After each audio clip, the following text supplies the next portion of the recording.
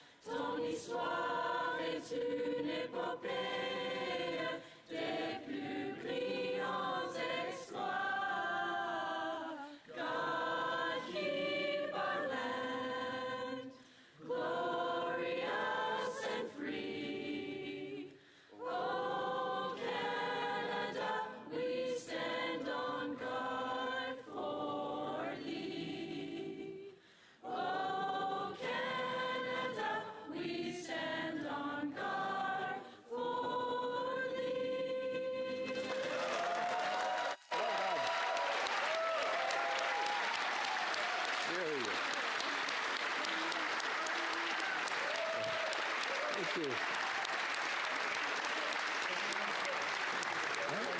Everyone's. Let the doors be open. You did a great job. We have a point of order. The honourable member, or the honourable parliamentary secretary to the government house leader. Yes, thank you, Mr. Speaker. There have been discussions amongst the parties, and if you seek it, I believe you will find the unanimous consent for the following motion. That notwithstanding any standing order, special order, or usual practice of the House, the recorded divisions on the motion to concur in the 14th report of the Standing Committee on Health, the second reading of Bill C-284, an act to establish a national strategy for eye care, the second reading of Bill S-202, an act to amend the Parliament of Canada Act, Parliamentary Visual Artist Laureate, and the third reading of Bill C-281, an act to amend the Department of Foreign Affairs, Trade and Development Act, the Justice for Victims of Corrupt Foreign Officials Act, Sergei Magnitsky Law, the Broadcasting Act, and the Prohibiting Cluster Munitions Act be held before the other recorded divisions deferred today. All those opposed to the honourable member moving the motion will please say nay. Agreed. The House has agreed to the terms of the motion. All those opposed to the motion will please say nay. Carried. Statements by members. Déclaration de député. The honourable member for Brampton Centre. Mr. Speaker, next week on June 16th and 17th, Mississauga Halal Food Festival will be held at the Mississauga Celebration Square. More than 20,000 members of the Muslim community come together from Brampton and the Greater Toronto area to attend this traditional event every year. This beautiful festival is a celebration of halal food and Muslim-owned small businesses, which bring together a wide range of cuisines, entertainment, and cultures representing the diversity of the nearly 2 million Canadian Muslims. This year, the Mississauga Halal Food Festival celebrates its 10th anniversary. Bravo. I applaud all the organizers, volunteers, small businesses, and sponsors that make this event success every year. Check it out if you're in the GTA next weekend. Thank you, Mr. Speaker. Bravo. Honourable member for Bruce Grey, Owen Sound. Mr. Speaker, I'm honored to rise today to recognize some well-deserving students from Bruce Grey Owen Sound who earned the right to participate in the Canada-wide Science Fair in Edmonton just a few weeks ago. Nearly 400 student finalists from across the country took part in this national science fair where they vied for over $2 million in scholarships and prizes. The 6 students from Blue Water District School Board did not disappoint. Proudly representing my riding were Lily Kennedy and Karis Curry of St. Mary's and Owen Sound with their project on harmonizing coffee senses. As well, Blake and Madeline Howes of John Diefenbaker Senior School in Hanover with their project titled The Science of Smiles, which earned them a Silver Excellence Award Medal, a University of Alberta scholarship worth $1,500, and a Western University scholarship worth an additional $2,000. Mr. Speaker, as someone with a science degree, I'm optimistic about what our youth have in store for the future of scientific discovery in Canada. Again, my congratulations to all those who participated in the Canada-wide Science Fair. Bravo. The honourable member for Fredericton. Mr. Speaker, my intention today is to celebrate love in honor of Pride season, to share my appreciation for the 2S LGBTQI+ community and allies for their fight for human rights, for charter rights, and for who we are as a nation. Unfortunately, rights for queer and gender diverse people are under attack in communities around Canada, including in my home province of New Brunswick. Misinformed and homophobic comments are pervasive, and we are seeing a disturbing and dangerous rise in harassment, discrimination. Interrupt a moment. Nous avons. Est-ce que la traduction? Is the interpretation not working? All right. It's working now. I'm going to have to ask the honourable member to start over. We had a bit of a translation problem. So the honourable member for Fredericton. Mr. Speaker, my intention today is to celebrate love in honor of Pride season, to share my appreciation for the 2S LGBTQI+ community and allies for their fight for human rights, for charter rights, and for who we are as a nation. Unfortunately, rights for queer and gender diverse people are under attack in communities across Canada, including in my home province of New Brunswick. Misinformed and homophobic comments are pervasive. We are seeing a disturbing and dangerous rise in harassment, discrimination, and oppression, which have profound, life-threatening consequences. Nonsensical boycotts and demonstrations of hate threaten the very ability of gender diverse peoples to exist freely and without fear in public. There are real risks of setbacks, and for queer kids internalizing what they are hearing and seeing, who might believe that they cannot live as their true selves, love and be loved for who they are. It is harmful and it is wrong. Mr. Speaker, the hate is loud, but there are more of us who know that love will overcome. I ask that all members of this House stand up for Canada and stand up for Pride. Thank you. L'honorable. The honourable member for Berthier-Maskinongé. Mr. Speaker, before becoming the Member of Parliament for Berthier-Maskinongé, I taught high school for 25 wonderful years, during which I strived to teach economics, geography, and history, but above all, citizenship, Mr. Speaker. I tried to make my students aware of democracy and the fundamental role that they must play in it. And every year I organized a visit to the National Assembly of Quebec, Quebec's true parliament. So you can understand the emotion that I feel today as I welcome the first group of students from my old school, Les Rablières de Saint-Félix de Valois.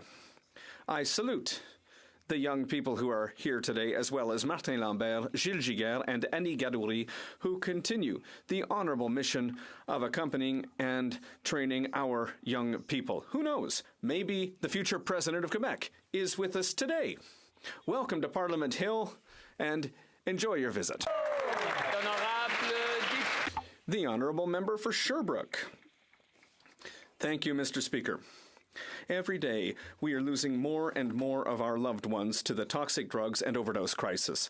This week, the Minister of Mental Health and Addictions is in Washington to attend a trilateral public health summit, the North American Dialogue on Drugs, to discuss continued collaboration with the United States and Mexico to address the toxic drug and overdose crisis. They'll also discuss trilateral and international cooperation and the growing public health and safety challenges which are posed by synthetic drugs. To save more lives and to reduce the risks of substance use, we are sharing all of our tools, systems, and experience. Our government also announced new regulatory changes aimed at disrupting the illegal import and distribution of chemicals which are used to manufacture illegal fentanyl. We remain committed to advancing the 4 internationally recognized pillars of drug policy: prevention, harm reduction, treatment, and law enforcement, so that we can find a solution to this ongoing tragedy and save lives. The honourable member for Bay of Quinte. Mr. Speaker, a Liberal walks into a bar and says, "Drinks are on me. Who's paying?" Well, who's paying, Mr. Speaker, are Canadians. Canadians who are already paying double for mortgage and rent payments. Canadians who own businesses and farms who are struggling to keep their heads above water. Canadians who today are seeing another quarter-point interest rate hike because of this Liberal government's misspending. A 4.5% increase in only a year and a half. According to the IMF, Canada now runs the highest risk of missing mortgage payments among advanced economies. Remember, Mr. Speaker, when this Prime Minister said this government would take on debt so Canadians wouldn't have to? The solution seems to be simple, but this government just doesn't get it. Stop the inflationary spending, balance the budget, and lower taxes. It's closing time. The tab with the Spend EP is past due, and Canadians need a new Prime Minister, a Prime Minister with common sense who will look after the common sense of the common people. Thank you, Mr. Speaker. The honourable member for Ottawa South. Mr. Speaker, it's an honour to rise today to mark the 60th anniversary of St. Geneviève Parish in my riding of Ottawa South. The parish's history dates back to May 28, 1963, when Father Gaston Croteau was appointed founding priest. At that time, the parish met for Sunday Mass in the Mazenod Seminary Chapel on Smythe Road. By the end of July 1963, the parish had acquired land on which to build the church that we all know and love at the corner of Arch and Canterbury Streets. On this very joyous occasion, Mr. Speaker, I'd like to thank the leaders, clergy, and volunteers, past and present, for all of their efforts and dedication as we gather to celebrate 60 years of faith, community, and fellowship in the parish of St. Geneviève. Thank you, Mr. Speaker. The Honourable Member for Orléans. Mr. Speaker, pride in Canada, countries like Uganda passed one of the toughest draconian laws in the world, making them the 12th country to enact the death penalty against LGBTQI persons. Today, Canada is honored to welcome Nobel Peace Prize nominee Dr. Frank Nushiga, Executive Director of SMUG, one of the leading human rights defenders in Uganda. He is with 5 parliamentarians who have bravely opposed this law. He is also joined with Dr. Kimali Powell, CEO of Rainbow Railroad, an international organization providing solutions for LGBTQI refugees. Mr. Speaker, to us, LGBTQI plus rights are human rights. Regardless of whom you love or who you are, no one should live in fear. Love is love is love. Canada will continue to stand up with the community, stand up for their rights, here at home and abroad. Happy Pride Month. Bravo. The honourable member for Cumberland Colchester. Mr. Speaker, this Liberal government's out-of-control spending leaves Canadians with the grim reality that money is tighter in their households every month. People in Cumberland Colchester have contacted me almost daily to express hopelessness and dismay as they watch prices and interest rates climb. Today's interest rate hike and its effect on mortgages will be disastrous. The hard work by Nova Scotians for the betterment of the country has been rewarded with 8 years of ridiculous inflationary spending, culminating sadly in the terrible budget that we see before the House now. The Liberals have now approved $60 billion in new inflationary spending, more weight on the backs of Canadian families and businesses. These are people with hopes and dreams that cannot be achieved because of the Liberal out-of-control spending. The madness needs to stop now. The Liberals must give us a plan to end these inflationary deficits in spending, to bring down inflation and interest rates so Canadians can thrive in this country again. Thank you, Mr. Speaker. The honourable member for Brampton South. Mr. Speaker, today I rise to speak on a matter that impacts women's participation in politics. In a few moments, we will begin question period. And Mr. Speaker, it is likely that you will need to remind members repeatedly not to shout across the aisle while another member is speaking. The culture of heckling and disruption within this chamber continues to undermine the meaningful participation of women in politics. It is time for us to acknowledge this concern and take necessary measures to build more gender-sensitive parliaments. Yesterday, I met with the first group of Equal Voice Campaign School program, helping women build skills they need to run for office. Equal Voice calls upon the House to end gender-based heckling and personal attacks in this chamber. So today, let's set an example and build an environment that encourages everyone to participate in politics without fear or intimidation. Thank you, Mr. Speaker. The honourable member for Kelowna Lake Country. 46% of Canadians say they are in worse shape financially than they were last June, according to a new Angus Reid poll. And 3 in 10 people are struggling to get by. Meanwhile, 54% of renters and 45% of mortgage holders say they are finding their monthly payments for housing either tough or very difficult to manage. This morning, the Bank of Canada raised interest rates again in an attempt to slow Liberal made-in-Canada inflation. Yet this Liberal budget will continue to cause high inflation, keeping interest rates high, squeezing families with several tax increases, has no plan to balance in the years to come, and adds more than $60 billion in new spending, which will cost $4,200 per family. Canadians cannot afford the Liberals' inflationary deficits as food, housing, and personal debt have all hit record highs. The Prime Minister must give Canadians a plan to end inflationary deficits, to bring down inflation and interest rates. And if he won't, a Conservative government will. Member for Hastings, Lennox and Addington. Mr. Speaker, for months, the Conservative opposition has called on this government to demonstrate even a modicum of financial management capacity and address the rampant government spending. Our calls continue to fall on the willfully deaf ears of this government. Steeped in a culture of complacency, they continue to dodge accountability, even as news comes out about interest rates going up again today. Higher deficits means higher inflation, which means higher interest rates, which means Canadians cannot afford to pay their bills. Today, we are continuing to block the Liberal budget until the government ends inflationary deficits and spending to bring down inflation and interest rates. Mr. Speaker, today, we are putting the Tory in dilatory. That's right. The honourable member for Mississauga, Erin Mills. Mr. Speaker, today I stand to recognize and celebrate the remarkable journey of HCL Tech in Canada. Over the past 14 years, HCL Tech has made significant contributions to Canada's technology sector and has become one of the leading global technology firms operating in our country. HCL Tech's mission to bring together the best of technology and people has helped them prove themselves as a socially responsible company committed to driving innovation and creating employment opportunities for Canadians. I'm proud of our Liberal government that wholeheartedly supports and values the contributions of companies like HCL Tech, which is why we have created the Canadian Innovation Corporation to drive economic growth and investments in Canada. HCL Tech's presence reinforces Canada's position as a global hub for innovation and excellence.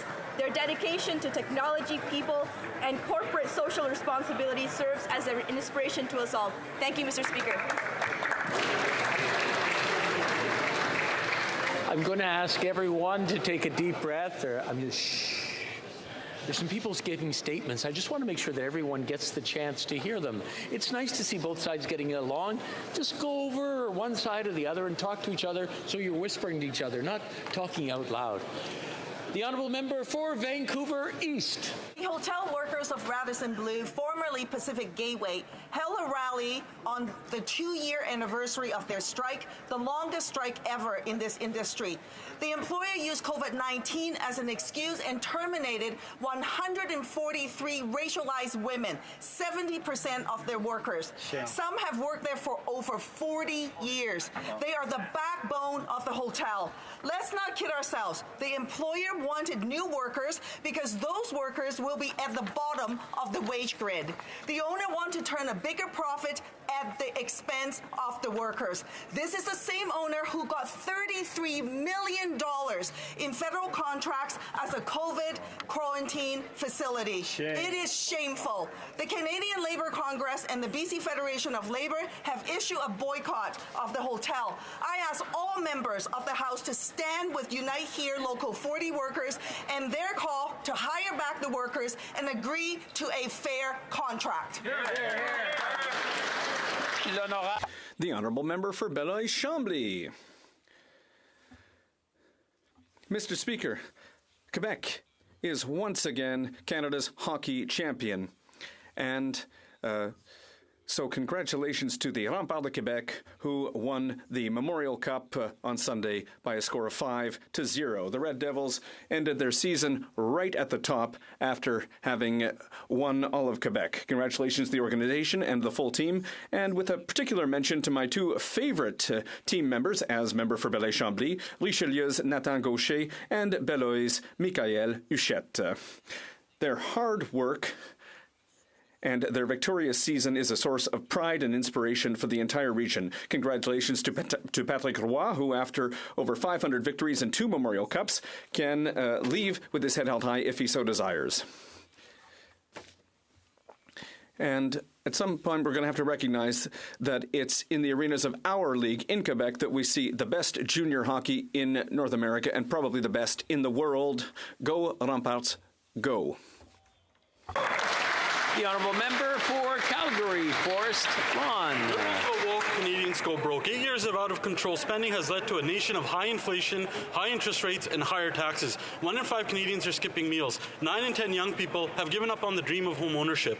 Liberals threw $60 billion of fuel on the inflationary fire they started with their recently failed budget. Former Liberal Finance Minister John Manley said Liberal spending is like keeping your foot on the gas while the Bank of Canada keeps its foot on the brake. Today, we see the direct result of this never-ending fiscal policy failure as the Bank of Canada raised its interest rate again for the 9th time in just over a year. That's 19 times higher to a level not seen in over 20 years. This is devastating for homeowners and renters, already struggling with double mortgages and rent payments. Liberals are out of touch and Canadians are out of money and homes. Conservatives will bring home lower prices, powerful paychecks, and homes Canadians can afford. Only Conservatives will restore affordability with common sense for the common people. Now let's bring it home. Hey!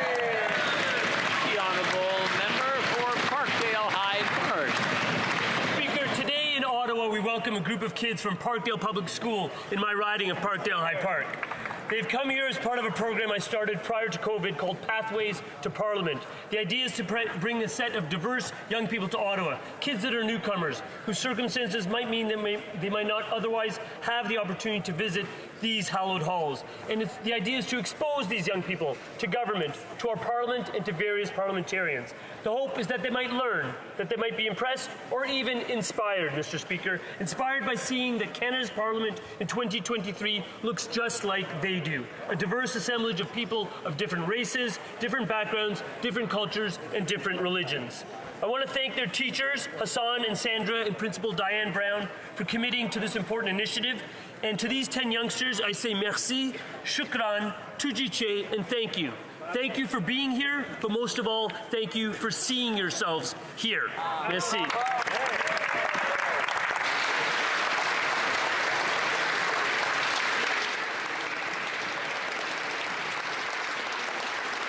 Oral questions. Question orale. The Honourable Leader of the Opposition.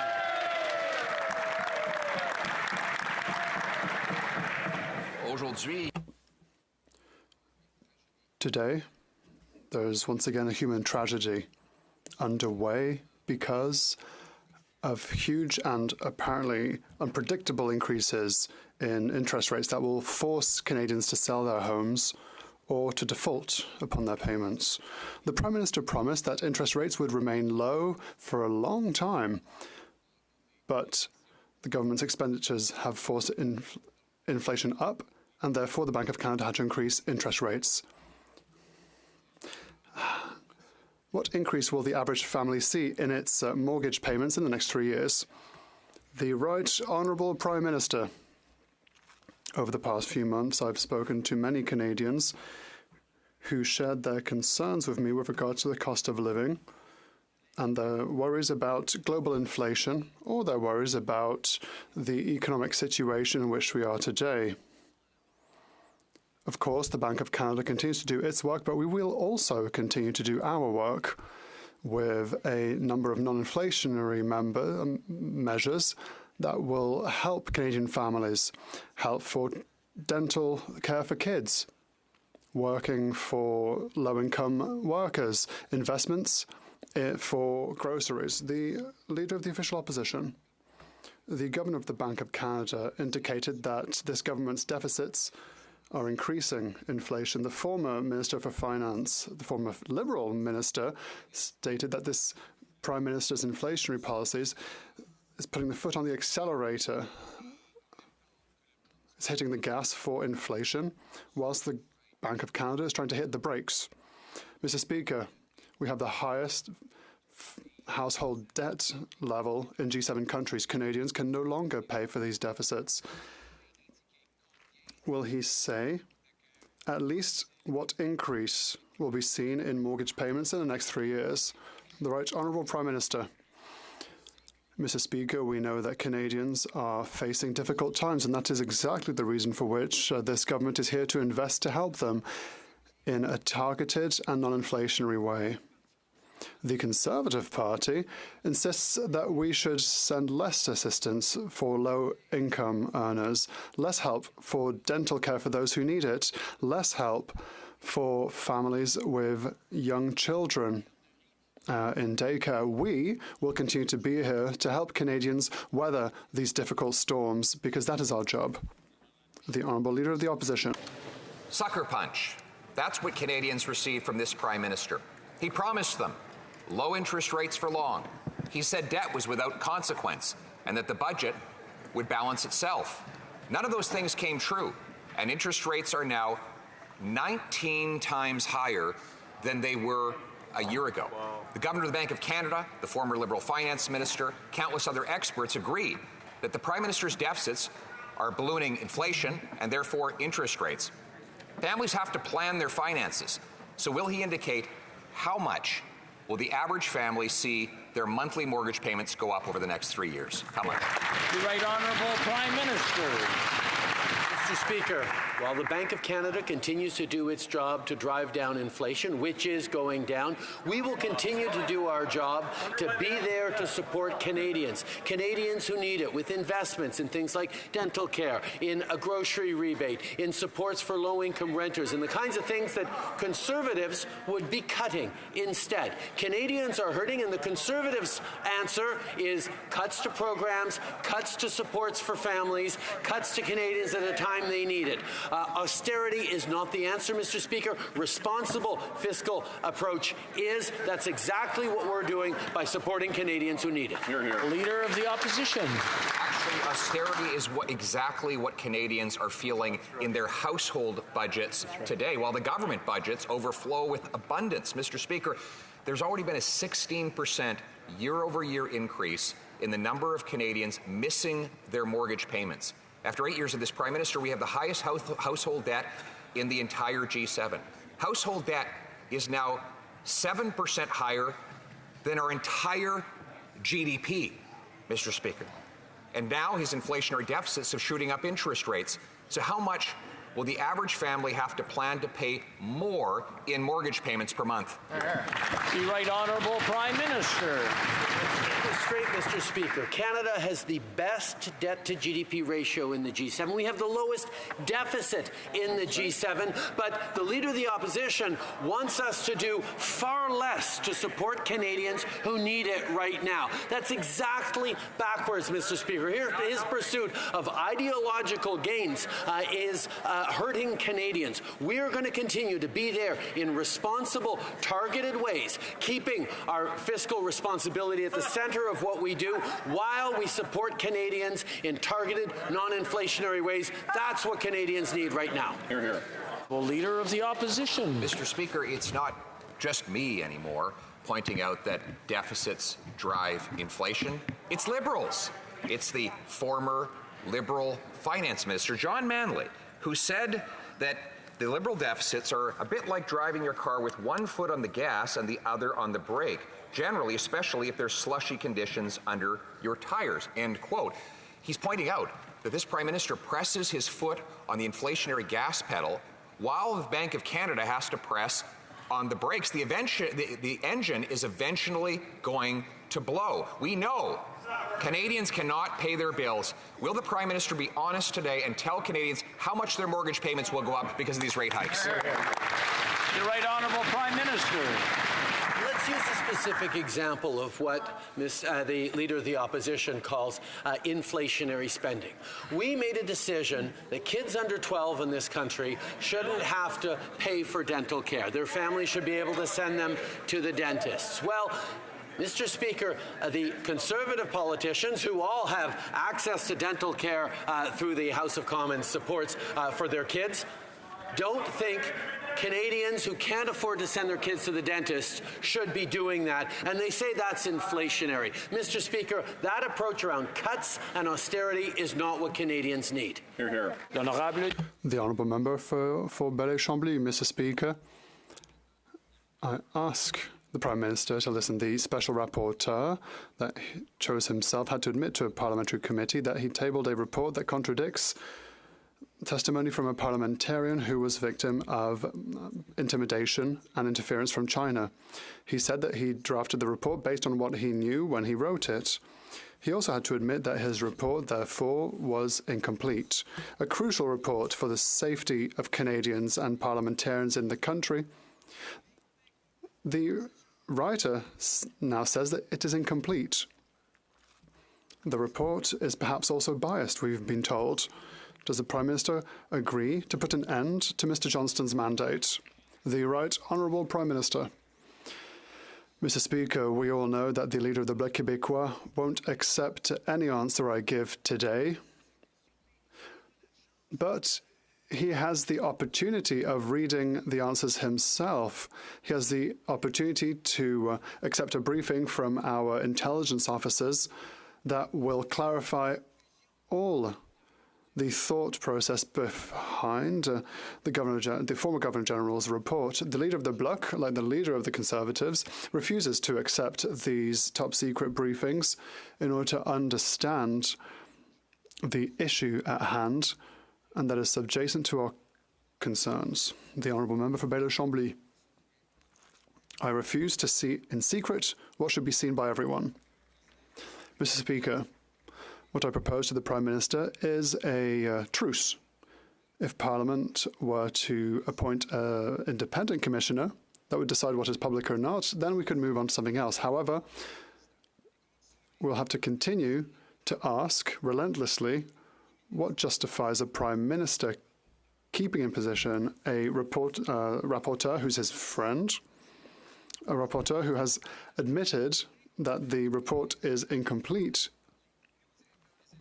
He didn't speak to the chief electoral officer, and he didn't speak to the Chinese diaspora. The Right Honourable Prime Minister. The Leader of the Bloc Québécois has just said that he refuses to see in secret what should be published. Now, I understand that he's devoted to his position in the opposition and he doesn't expect to govern anything in his life, but as a leader, as a parliamentarian, he should understand that his responsibility is to serve Canadians. And it gives him the opportunity, if not the responsibility, to go to the very depths of what he can do. When it comes to national security, there are reasons for which certain things are secret and reasons why we have to be discreet. He has the opportunity to get this information himself. The Honourable Member for Burnaby South. Quite ironically, today is Clean Air Day, and Canada is burning. The air quality caused by forest fires is a danger for people with respiratory problems, for children and for pregnant women. We know that with global warming, we are going to see ever more forest fires. What will it take for the Prime Minister to finally realise that we have to act right now in order to save our environment? The Right Honourable Prime Minister. Mr. Speaker, I completely agree that today is a day of irony because we are Clean Air Day. It is Clean Air Day here in Canada. We see how these forest fires can affect us. Historic forest fires affect us they will not be the worst to come. We know that it will get worse in the years to come. Here we are still having debate with the Conservative Party, notably, whether yes or not we should act in order to fight against climate change, instead of how we can actually fight against climate change. The government will continue to fight against climate change and will continue to protect Canadians. It's clear that this government has not taken the climate crisis seriously. Their actions show that very clearly. Today is supposed to be Clean Air Day, and at the same time, our country is burning. You can even smell the smoke in this chamber. Our country is literally on fire, and this Liberal government thinks that business as usual is fine. And we've got a Conservative government that's a Conservative Party that's in full denial mode. When will this Prime Minister realize we have to take this crisis seriously? We've got to protect our environment. We've got to protect the air for our kids, for our future. The Right Honourable Prime Minister. Mr. Speaker, not only are we the government that has done more to fight climate change than any previous government in history, independent expert evaluators judged our environmental plan in the last election as being significantly stronger even than the NDP's environmental plan. Unfortunately, we're caught in a debate where Conservatives are still arguing whether or not we should be fighting climate change instead of contributing to a debate around how to best fight climate change. We've put forward a price on pollution that is changing corporate behaviors and driving down emissions. Conservatives stand against it, but they don't have anything to offer. The Honourable Member for Brantford Brant. Mr. Speaker, yesterday David Johnston, the loyal rapporteur of this Prime Minister, his ski buddy, his cottage neighbour, his dinner companion, and member of the Trudeau Foundation, was incapable of seeing any conflict of interest. Now, I can understand why our ethically challenged Prime Minister would be oblivious to this, but for a lawyer, law professor, and dean of a law school, this is nothing but willful blindness. David Johnston has lost the trust of Parliament and Canadians. It's time to end the sham. When will this Prime Minister show Mr. Johnston the door and call for a public inquiry? The Right Honourable Prime Minister. Mr. Speaker, let me quote. I think we're dealing in the former Governor General with a very credible individual, and I think that distant history bears little relevance to the fact that he has a very distinguished career. If we're suggesting just because at some point in history he was appointed by a former Conservative Prime Minister that he should be disqualified from participating in public life, I think that's a bit extreme. This is a very qualified individual, and frankly, I haven't heard anybody question his integrity, and I have no reason to do so. That, Mr. Speaker, was the Leader of the Opposition, the member for Carleton. The Honourable Member for Wellington Halton Hills. Mr. Speaker, the Special Rapporteur's mandate is all about Beijing's interference in our electoral process. In Canada, we have only one federal electoral process. We have only one democratic institution, and that is the election of members to this House of Commons. And 3 times in the past 3 months, this House has voted for an independent public inquiry. Yet the Special Rapporteur and the Prime Minister alone have rejected an inquiry. How can confidence and trust be restored in our democracy if the Prime Minister and government continue to defy the democratic will of this House? The Right Honourable Prime Minister. Speaker, I agree entirely with the member opposite that this is a very serious situation which we are facing.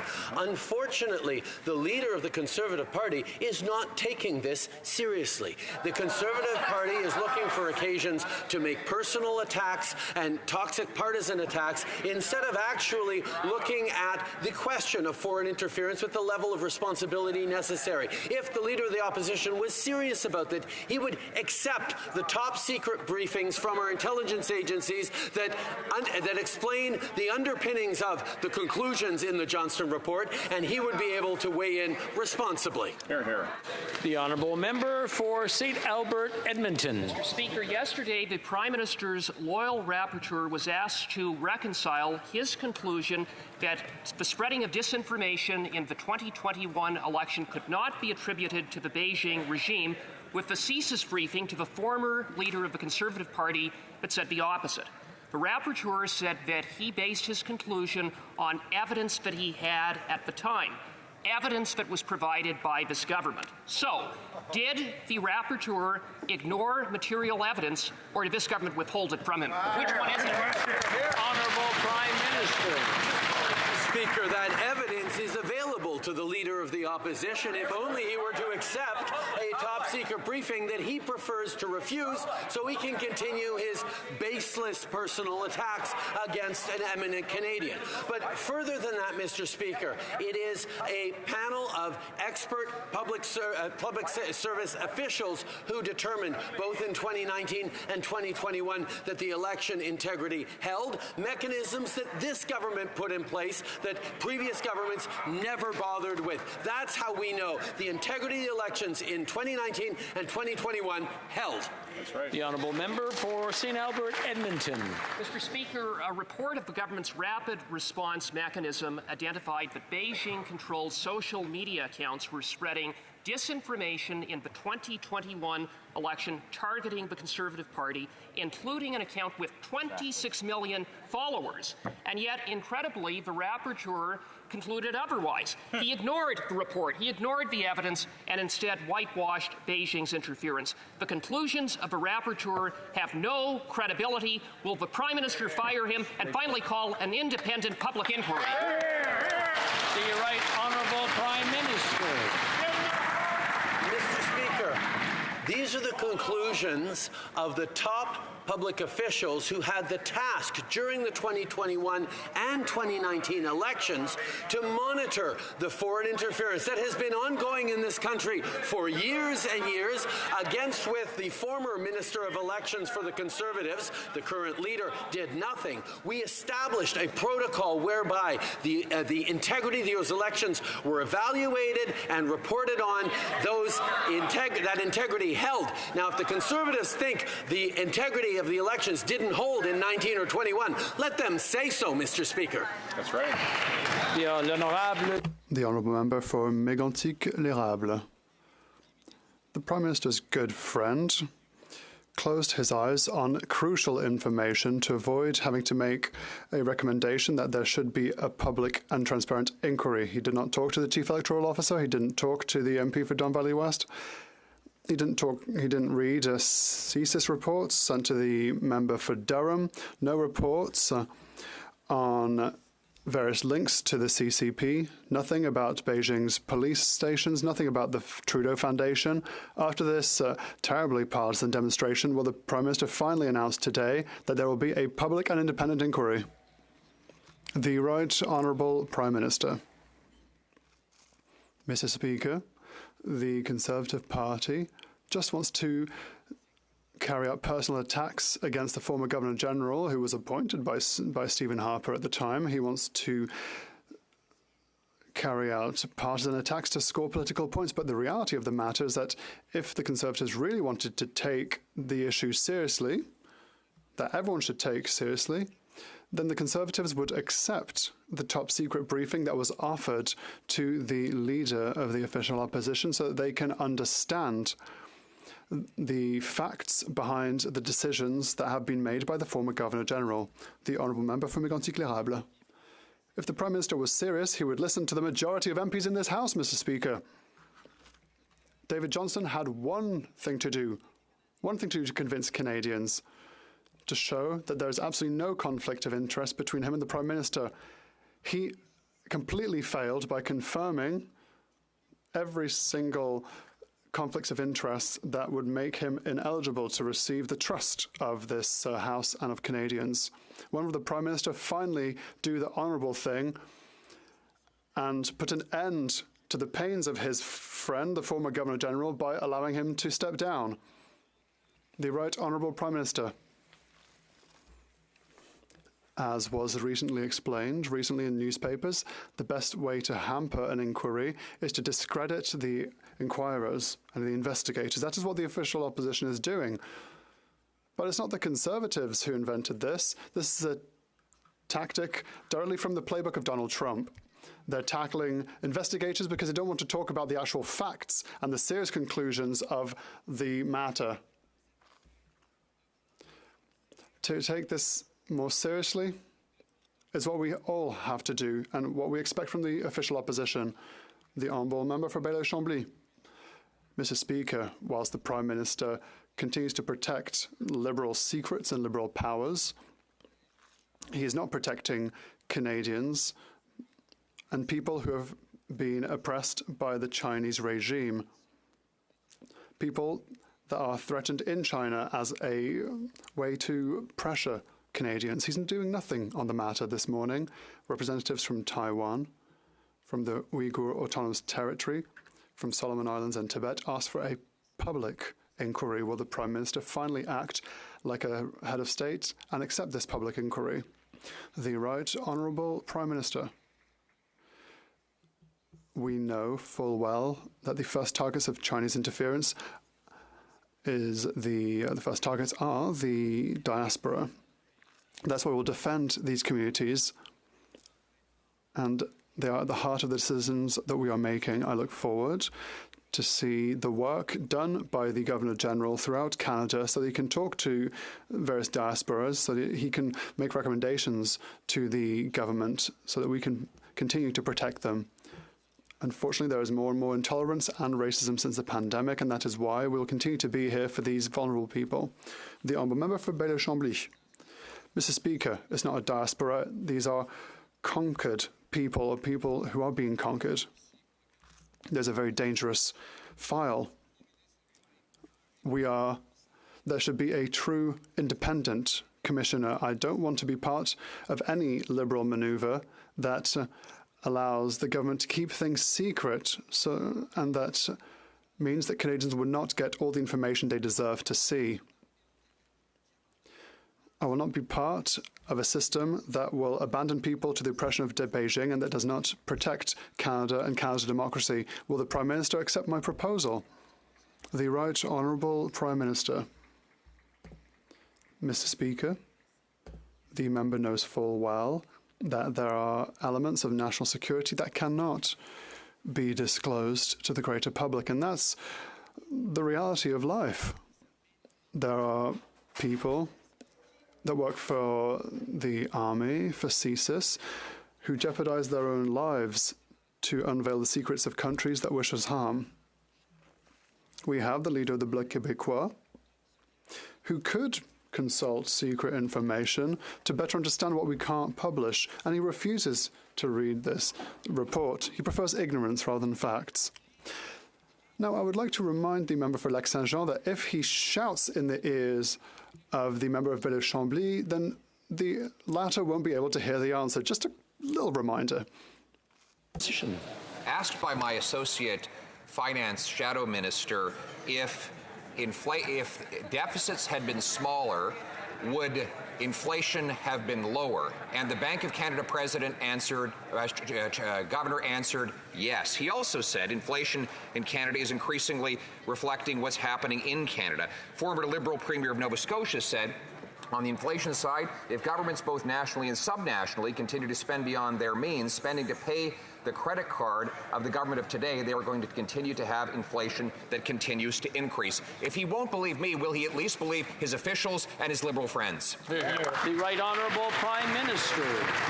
Mr. Speaker, I believe this is the first time we've heard the Leader of the Opposition even indirectly criticize provincial governments that are racking up significant spending that is inflationary. On the federal side, we have been very cautious about targeting the measures so that they are not contributing to inflation, even as we continue to support Canadians, to support families, to support seniors, to support workers, with measures that, on top of that, the Leader of the Opposition is excited about filibustering and blocking tonight. Mr. Speaker, we're going to be there to help low-income workers despite their political games.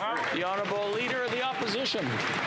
Mr. Speaker, it's not just the Governor of the Bank of Canada who says deficits contribute to inflation. It's not just the former Liberal Deputy Prime Minister and Finance Minister John Manley who says that deficits contribute to inflation. It's his own actual Finance Minister and Deputy Prime Minister. She said that deficits pour fuel on the inflationary fire. And that's exactly what she did with this budget. $60 billion in additional inflation. That's $4,200 per family, which now has led to higher interest rates. will he announce a plan and a deadline to balance the budget to bring down inflation and interest rates? The Right Honourable Prime Minister. Mr. Speaker, the Bank of Canada is acting to bring down inflation,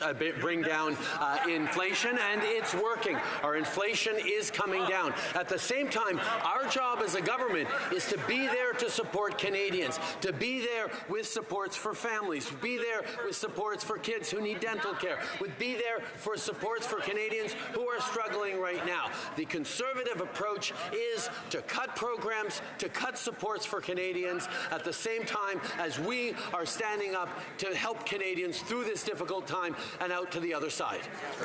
The Leader of the Opposition. Mr. Speaker, it's clear that the Prime Minister's staff handed him a stale briefing note because inflation is actually rising. It was up in the most recent reported month.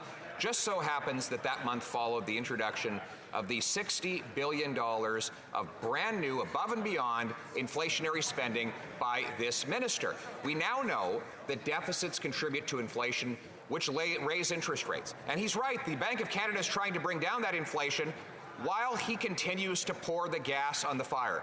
Will he stop that irresponsible practice and deliver a balanced budget to bring down inflation and interest rates?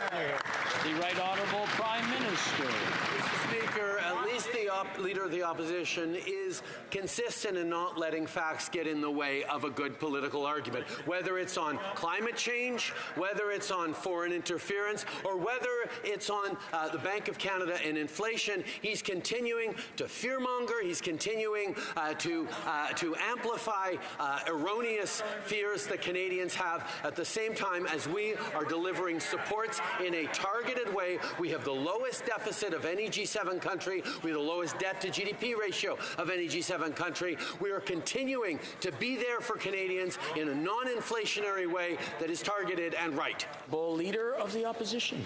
Erroneous fears? Wow. Mr. Speaker, tonight, families will sit down with their kids at their dining room table to say, sorry, we have to sell the house. Yeah. Because mortgage payments are going to go up by as much as $1,500 per month. That's not me. That's according to the Bank of Canada, which predicts a 40% increase in mortgage payments. People can't pay $15,000 more in mortgage payments. They have only $200 left in the bank at the end of the month. Will the Prime Minister acknowledge that these are real fears by real people and stand on their side? The Right Honourable Prime Minister. Mr. Speaker, where the Leader of the Opposition falls down is his solution for those families is to do less for them, to take away their child care, to take away their dental care, to take away the programs that are helping them, like the Canada Workers Benefit. We are bringing forward payments for the Canada Workers Benefit so that low-income workers can get more help right now, and that leader is going to stand up for hours tonight and block that measure, Mr. Speaker. There is help for Canadians on the way, and those Conservatives are standing in the way with silly procedural games. The Honourable Member for Burnaby South. Today marks the 9th rate increase since March 2020. It's starting to get noisy again. I'm going to ask everyone to take a deep breath and just quiet down. I'm going to ask the Honourable Member for Burnaby South to start from the top. Today marks the 9th interest rate increase since March 2022. For families on a stretched budget, this means a lot more pain. But more and more economists have coming to the consensus, something that neither Conservatives nor the Liberals are willing to talk about, that the greed of CEOs exploiting this inflationary crisis to jack up profits is the major cause of inflation. So will this Prime Minister finally take greedflation seriously and stop greedy CEOs from gouging Canadians? Right Honourable Prime Minister. Mr. Speaker, the global inflation crisis that faces Canadians and people around the world has global roots, whether it's the war in Ukraine that Putin is responsible for, whether it's coming out of the pandemic. We can say that Canada's economic recovery has been much faster than it was during the much shallower recession in 2008 under the previous government, that employment is up higher than it's ever been. At the same time, too many Canadians are hurting, and that's why we've been stepping up with targeted supports that aren't increasing inflation but are responding to the reality of Canadians who are struggling. The honourable member for Burnaby South. My question was about greedflation, and again, the Liberals and the Conservatives, neither of them have the courage to talk about it. En ces temps difficiles, les économies. During this difficult time, economists are warning that interest rate hikes could lead Canada to a recession. With yet another increase, people will have even more trouble making ends meet every month. Meanwhile, multinationals and grocery giants like Metro are raking in the profits. Will the Prime Minister finally tax excessive profits that are being made by his billionaire friends? The Right Honourable Prime Minister.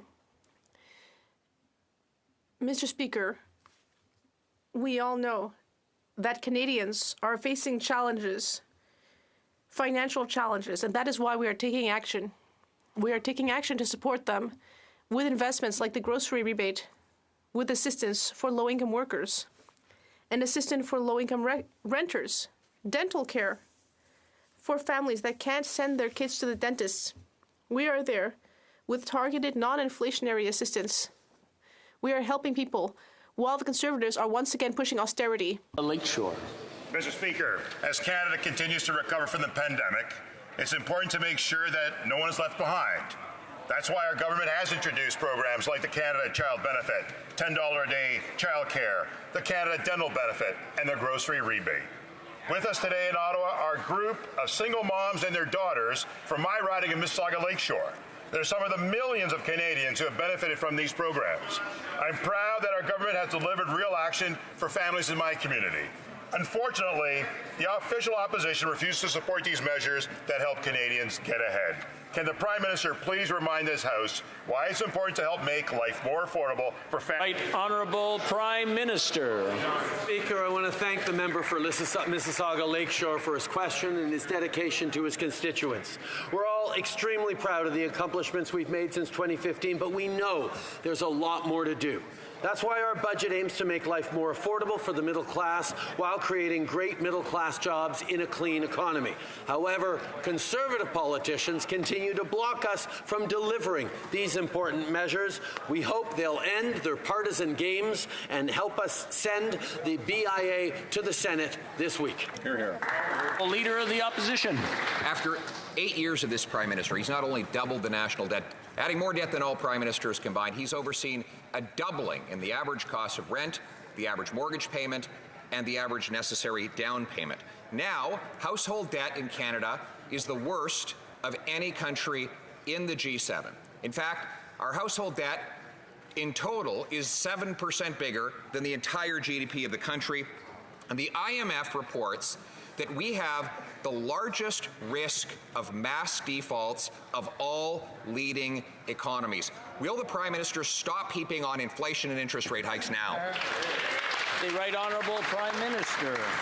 Speaker, the Canadian government has the lowest deficit in the G7, the best debt-to-GDP ratio in the G7, and yet Canadians are struggling. And we propose to send them more direct help, including with an ability to get tax refunds on their tools for tradespeople, help with the Canada Workers Benefit, other measures to help homebuyers. And Conservatives say no. We should be cutting programs. We should be sending less help to Canadians during this time. It's completely illogical and irresponsible, and yet they're standing up and blocking our budget. That's right. The Leader of the Opposition. He's not sending any help. Everything he spends, he has to take. It reminds us of when he said he was going to take on government debt so that Canadians wouldn't have to. Well, now they're stuck with twice the national government debt and the biggest household debt of any country in the G7. At the time, the Prime Minister flooded the economy with cheap cash, which increased housing prices and therefore mortgage debt.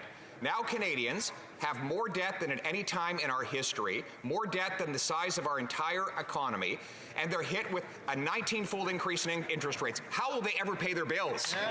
The Right Honourable Prime Minister. Mr. Speaker, for every now and then for the Conservative leader to remind us all that he wouldn't have been there to help Canadians through the depths of the pandemic. He wouldn't have been there to support families or small businesses or get our economy rolling again. He was part of the Stephen Harper government that let the 2008 pandemic linger for 9 years before we recovered jobs, and yet this deeper recession had 2 years to bounce back to full employment. We are going to continue to be there for Canadians to support them while he's proposing cuts and less support for Canadians when they need it most. The Honourable Leader of the Opposition. We were the last to go in and the first to come out of the Great Global Recession. We left the country with a balanced budget, and housing costs were half of what they are today, and not to mention that food price inflation never went above 4%. That is a far superior record to what this Prime Minister has delivered. He's doubled housing prices, doubled the cost of a mortgage, doubled rent costs, sent 1.5 million people running to the food bank, and now he proposes another $60 billion of inflationary deficits or $4,200 in extra cost to Canadians. Will he do what he promised to do just 6 months ago and give a date for a balanced budget? The Right Honourable Prime Minister. Speaker, 2.7 million Canadians lifted out of poverty since 2015 because of supports and investments this government made, at the same time as we've seen millions of jobs created and the lowest unemployment in generations. The fact is, Mr. Speaker, we're going to continue to be there in targeted, non-inflationary ways to help Canadians while the Conservatives continue to stand in the way of more help to Canadian families who need it right now. We have an approach that is growing the economy, creating great jobs, and supporting Canadians at the same time. Honourable Leader of the Opposition. There he goes again, totally out of touch. Says Canadians have never had it so good. Those 9 in 10 young people who have given up on ever owning a home, they've never had it so good, says the Prime Minister. The 1.5 million who are going to food banks or skipping meals, they've never had it so good. Those that are going to the Mississauga Food Bank seeking help with medical assistance and dying not because they're sick but because they're hungry have never had it so good. What they are experiencing is the unavoidable mathematics of an inflationary government, which has spilled $500 billion of inflation on their backs. When will they balance the budget to bring down those costs? Before I just want to remind the honourable members, just because they change sides and go to another part of the room doesn't mean I can't hear them. The Right Honourable Prime Minister. Mr. Speaker, the fact of the matter is we all in this House, representing constituents across the country, know that Canadians are hurting.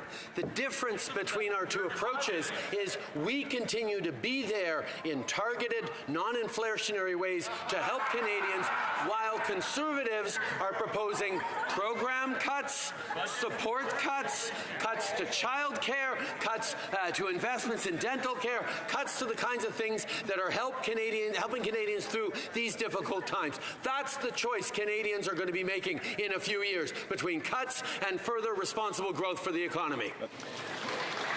L'honorable député de Trois-Rivières. The Honourable Member for Trois-Rivières.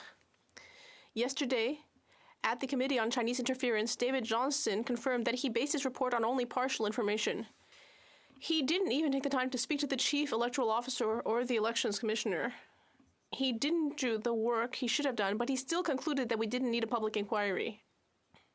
Mr. Speaker, Mr. Johnston showed himself that his report was lacking in rigor, that his conclusions should be questioned. He himself discredited his own report. He disqualified himself from participating in future hearings. Will the Prime Minister finally dismiss him? The Right Honourable Prime Minister. Mr. Speaker, I have already answered this question. The Bloc Québécois is continuing its personal partisan attacks. we will take a moment to recognize all the firefighters and other first responders who are fighting the fires in Quebec and elsewhere.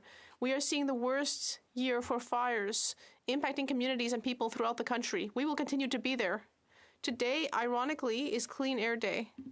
We will continue to be there to fight climate change and to protect Canadians in every necessary way. The Honourable Member for Laurentides-Labelle. Mr. Speaker, it's very hard to get the truth about the matter of foreign interference. The Prime Minister is refusing to tell the truth. He is trying to drag opposition leaders into his secrets. And, most shocking of all, David Johnston admitted that he also didn't have access to the whole truth before concluding that we don't need a public inquiry. Mr. Speaker, the Prime Minister has two options. He either dismisses Mr. Johnston and seriously considers a public inquiry, or he confirms that the entire process is an attempt to hide the truth. Which will he choose? The Right Honourable Prime Minister. Mr. Speaker, I have already answered this question. I spoke to Premier Legault this weekend and mayors of various communities and Indigenous communities in Quebec affected by the forest fires. And I would like to reassure them that the Canadian Armed Forces will continue to be there for Quebecers who fear for their lives, for their homes, their communities. We will be there and continue to work closely with the provincial government on Canadians' priorities and Quebecers' priorities, people who are watching their country burn. We will continue to fight climate change and talk about what really matters. The Honourable Leader of the Opposition. After 8 years of this Prime Minister, the debt level for our families is the highest in the G7. The International Monetary Fund has indicated that Canada is facing the highest risk among developed countries when it comes to mortgage defaults. The Prime Minister is causing interest rates to go up due to his inflationary policies. He is forcing the Bank of Canada to increase rates. What will he do to turn around these inflationary policies and reduce interest rates before Canadians lose their homes? The Right Honourable Prime Minister. Mr. Speaker, the Government of Canada is in a responsible fiscal situation, but Canadians are suffering. Meanwhile, what the Conservative Party is proposing is austerity and cuts to programs that serve and help Canadians who are suffering in order to preserve the federal government's fiscal capacity, but preserve it for when Canadians need help now.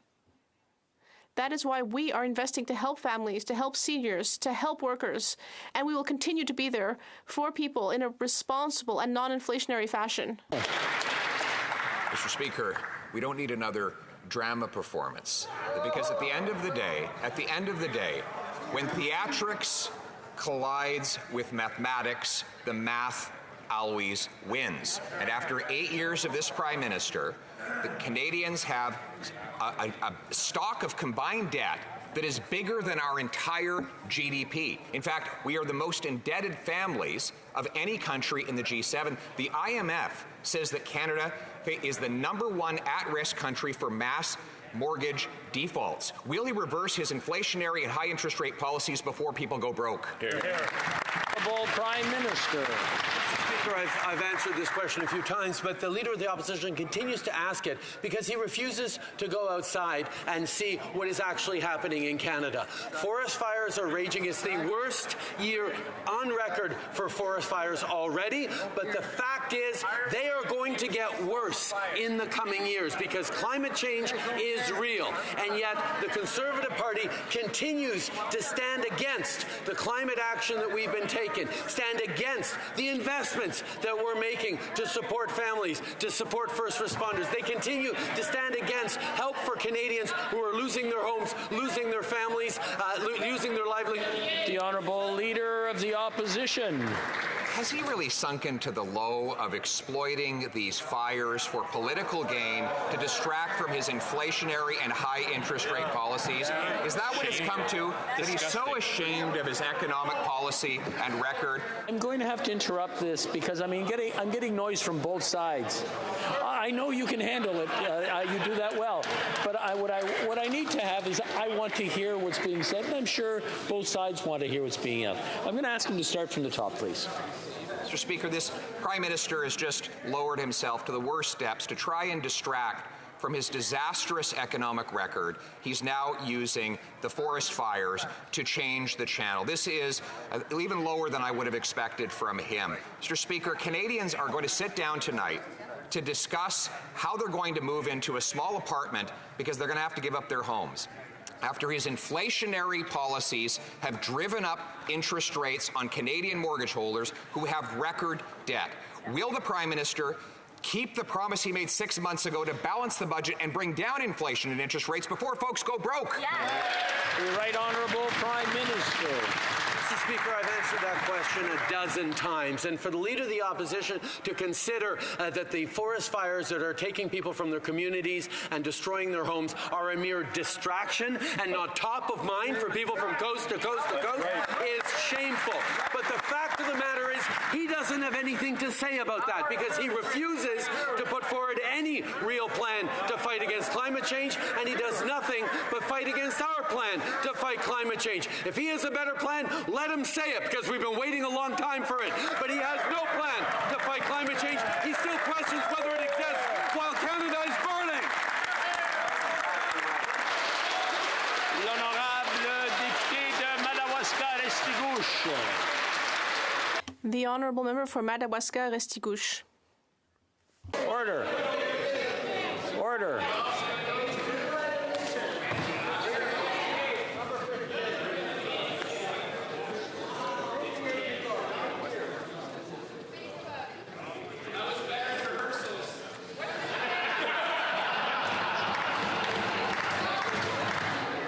Okay, can we continue? Order.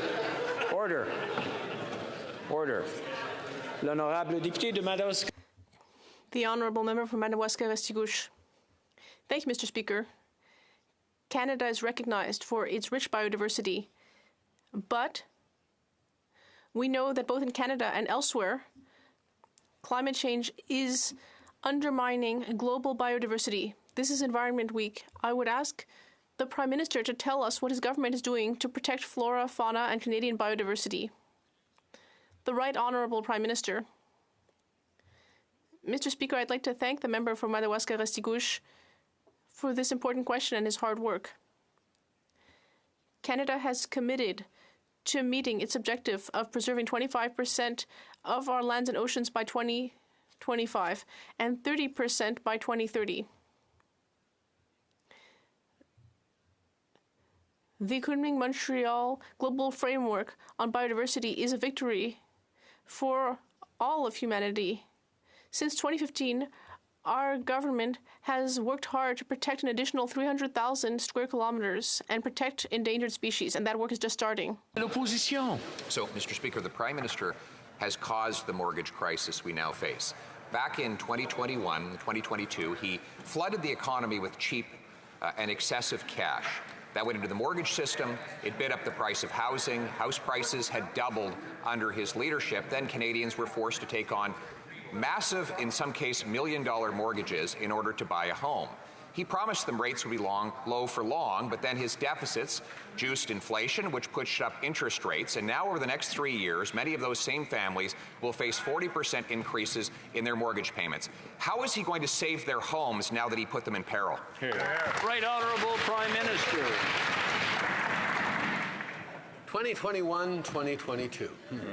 What was happening around them? What was happening in 2020, 2021? The investments we made to help Canadians get through the pandemic, the investments we made to support small businesses, to support our frontline health workers, to ensure that we got through this extraordinarily difficult time in one of the best situations with some of the fewest deaths of all of our peer countries. And the Conservative Conservative Party continues to say they would have done far different. They would have allowed people to be more vulnerable. They wouldn't have been there to support Canadians. Honourable Leader of the Opposition. 2021, 2022, I'll tell you what was happening. I'll tell you what he was doing. He was trying to stuff $500 million into the We Charity to help a group that had paid off his family. We know that he gave money to Frank Bayless's company. We know that 40% of all the deficits he added had nothing to do with COVID, according to the PBO. We know he added $100 billion of debt before COVID ever happened, and now he's adding hundreds of billions more now that COVID is done. So he's got to stop using the COVID excuse and start answering the question. People don't know how they're going to pay their mortgages. That's why I've had to ask 20 times about that question. Will he finally answer it? How will they pay their mortgages?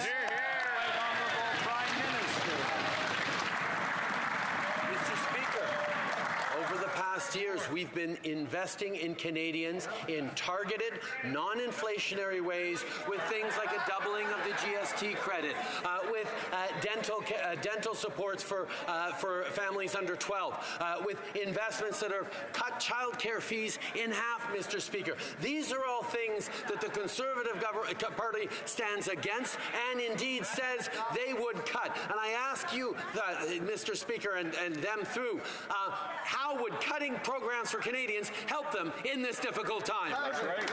Leader of the Opposition. Let me break it down. I've been trying with 20 questions to get him to understand. Here's the domino effect.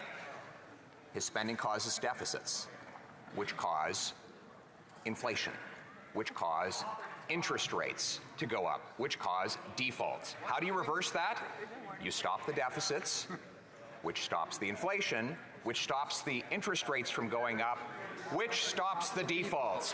What part of that doesn't he understand? The Right Honourable Prime Minister.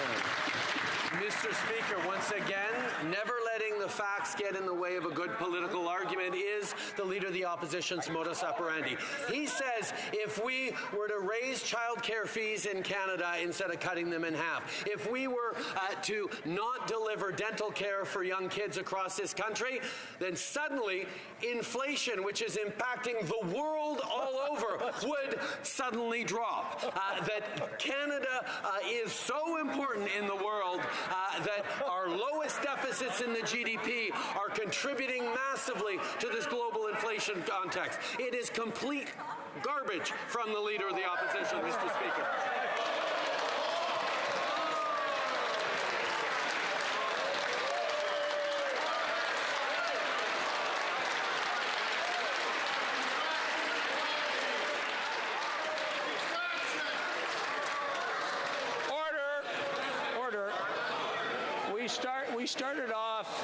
We started off fairly well, but it's deteriorating here. I just want to, I want to remind, order.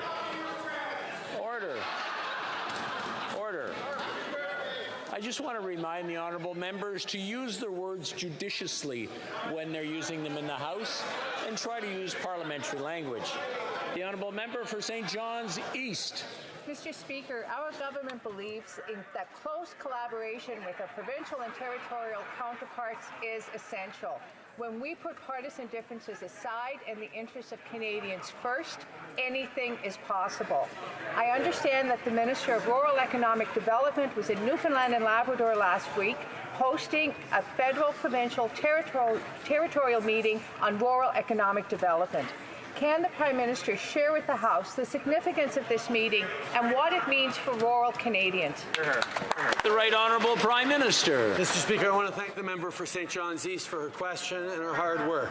Last week in Newfoundland, we hosted the first ever FPT meeting dedicated to building strong and thriving rural communities.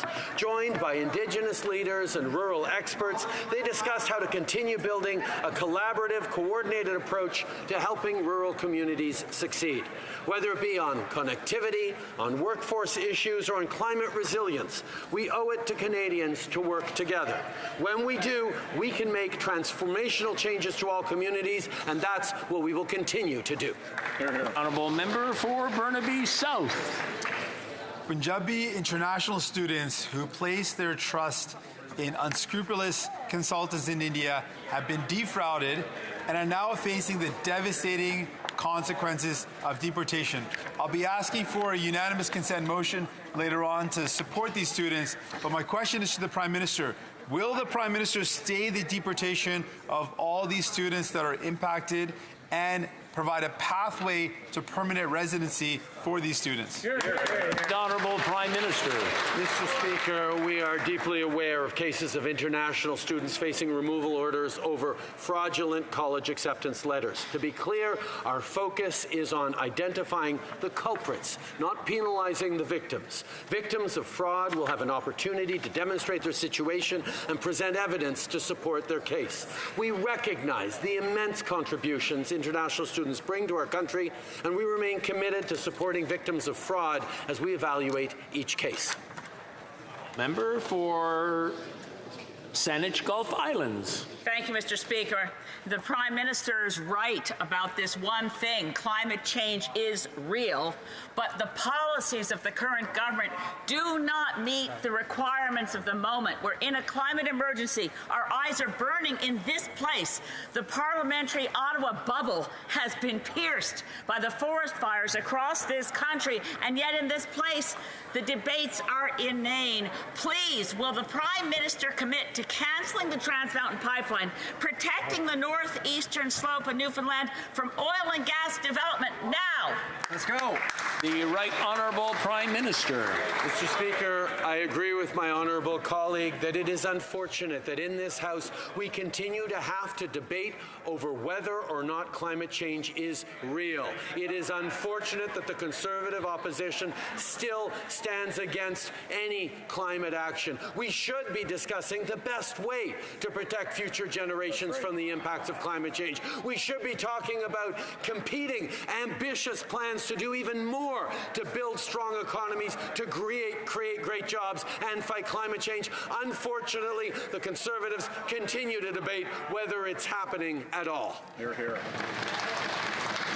I'm afraid that's all the time we have for question period today. I wish to draw the attention of the members to the presence in the gallery of the Honourable Ann Kang, Minister of Municipal Affairs for the Province of British Columbia.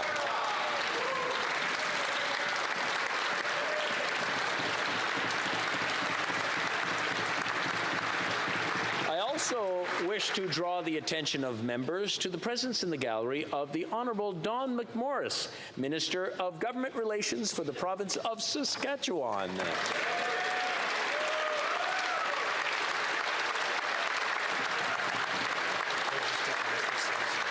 Mr. Singh? I believe the Honourable Member for Inna-2, alors je vais prendre... I will start at the end, the Honourable Member for... Why am I drawing a blank? Burnaby South. Thank you, Mr. Speaker. Mr. Speaker, if you seek it, I believe you'll find unanimous consent for the following motion. That given that a group of Punjabi international students have been defrauded and now facing devastating consequences of potential deportation, the House call on the government to immediately stay the deportation of all affected students, waive inadmissibility on the basis of misrepresentation, and provide a pathway to permanent residency to the defrauded Punjabi international students currently facing deportation. Hear, hear. All those opposed to the Honourable Member moving the motion will please say nay. Nay, I am sorry we don't have agreement on this one. L'honorable député. The Honourable Member for La Prairie, point of order. On Wednesday, the Prime Minister is here to answer questions, and we appreciate the fact that he's here. He answers to all questions, but he doesn't actually answer the questions. There's a certain limit when it comes to skirting questions. We asked 2 questions about interference, and he talked about forest fires. I would like that there be a bit more of a serious tone to question period so that it be a question of answer period as well. That's more of a comment than a point of order.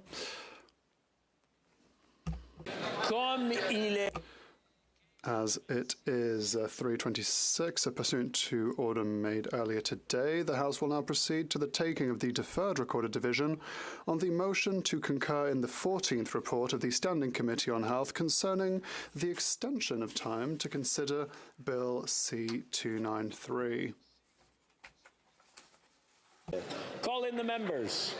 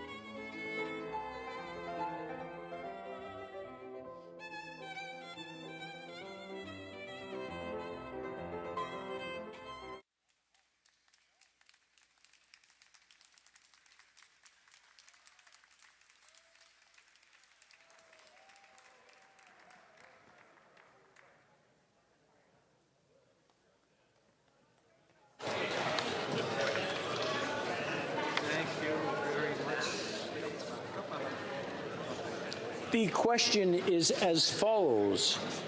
Que le 14e rapport du Comité permanent de la santé, prolongation du délai... That the 14th report of the Standing Committee on Health, extension of time pursuant to Standing Order 97.1, to consider Bill C-293, an act respecting pandemic prevention and preparedness, presented on Wednesday, May 31st, 2023, be concurred in. 10-minute period for members voting electronically has started, and the House will now proceed to the vote for members participating in person. Que tous ceux qui appuient la... All those in favor of the motion will please rise. Mr. Holland. Mr. Holland. Mr. Sajjan. Monsieur Rodriguez. Monsieur Champagne. Miss Anand. Ms. Anand. Miss Jazik. Miss Scroll. Mr. McGinty. Mr. Scarpellegia. Mr. Casey. Madame Saint-Onge. Miss Cara. Miss Murray. Monsieur McKinnon-Gatineau. Madame Le Boutillier. Miss Vandenbeld. Madame Brière. Mr. Biddle. Mr. Fillmore. Mr. Lamoureux. Miss Sahota. Monsieur Fergus. Mr. Ananda Sangari. Madame Koutrakis. Ms. De Brusen. Mr. Housefather. Madame Lalonde. Ms. Dillon. Monsieur El Khoury. Mr. Fonseca. Mr. Hardy. Mr. Johari. Mr. Vancouverden. Mr. Fisher. Mr. Kuzmarchuk. Miss O'Connell. Mr. Kellaway. Mr. May Cambridge. Mr. Cedar Brampton East. Mr. Badaway. Mr. Baptiste. Mr. Fragiscados. Madame Martinez Farada. Mr. Mr. McDonald Avalon. Mr. McKinnon Coquitlam Port Coquitlam. Mr. McLeod. Mr. Morrissey. Madame Shanahan. Ms. Zerowitz. Miss Yip. Mr. Aldag. Mrs. Atwin. Mr. Baker. Mr. Pulowski. Mr. Turnbull. Mr. Van Bynen. Madame Mendez. Mr. Duguid. Mr. Baines. Ms. Bradford. Mr. Shahal. Madame Diab.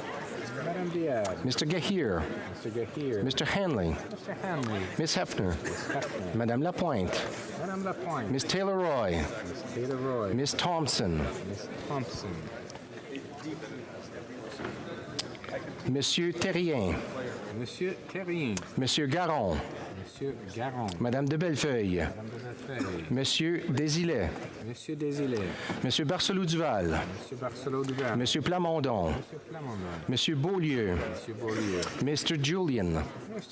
Mr. Massey. Miss McPherson. Mr. Garrison.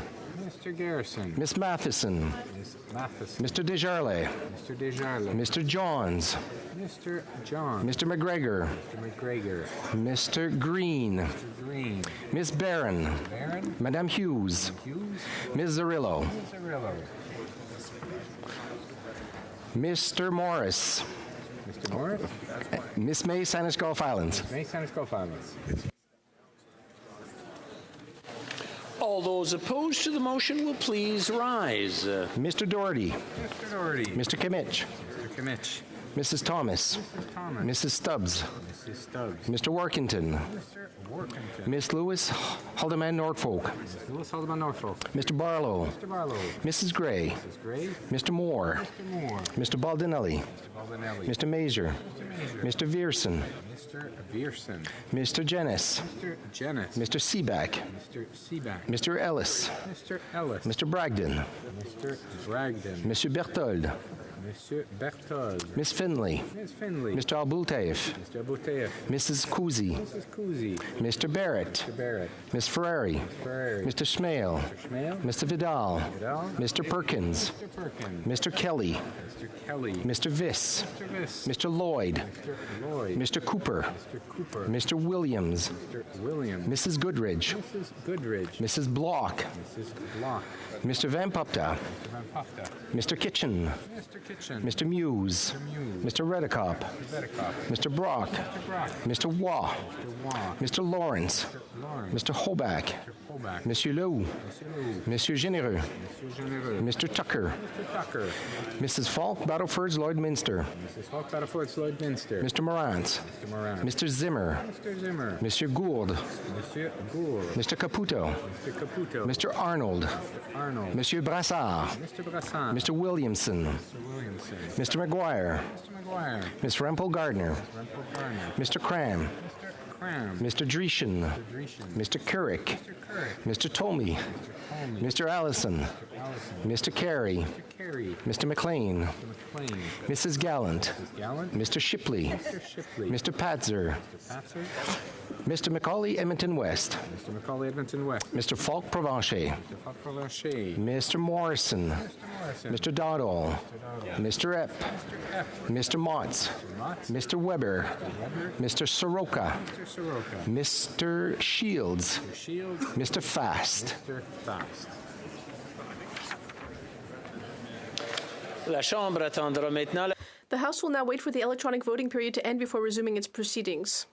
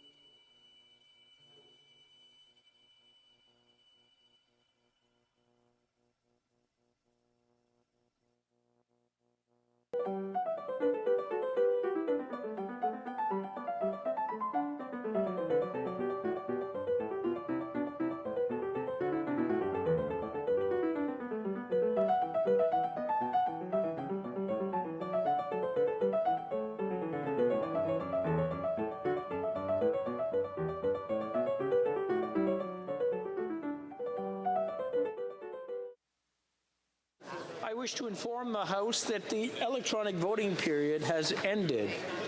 Si des députés n'ont pas... If members were not able to vote due to technical difficulties, they may now use the raise hand function and the chair will recognize them.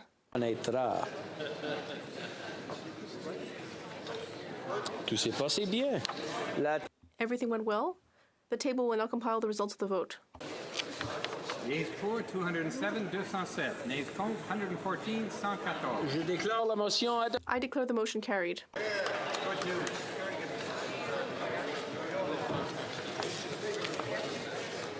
Pursuant to order made earlier today, the House will now proceed to the taking of the deferred recorded division on the motion at second reading stage of Bill C-284 under private members' business. La question est la... The question is as follows. Rose, seconded by Mr. Miao, moved that Bill C-284, an act to establish a national strategy for eye care, be now read a second time and referred to the Standing Committee on Health. La période de 10 minutes pour les... The 10-minute period for members voting electronically has started, and the House will now proceed to the vote. We will start with the sponsor of the item. We'll start with the sponsor of the item. Ms. Skrull.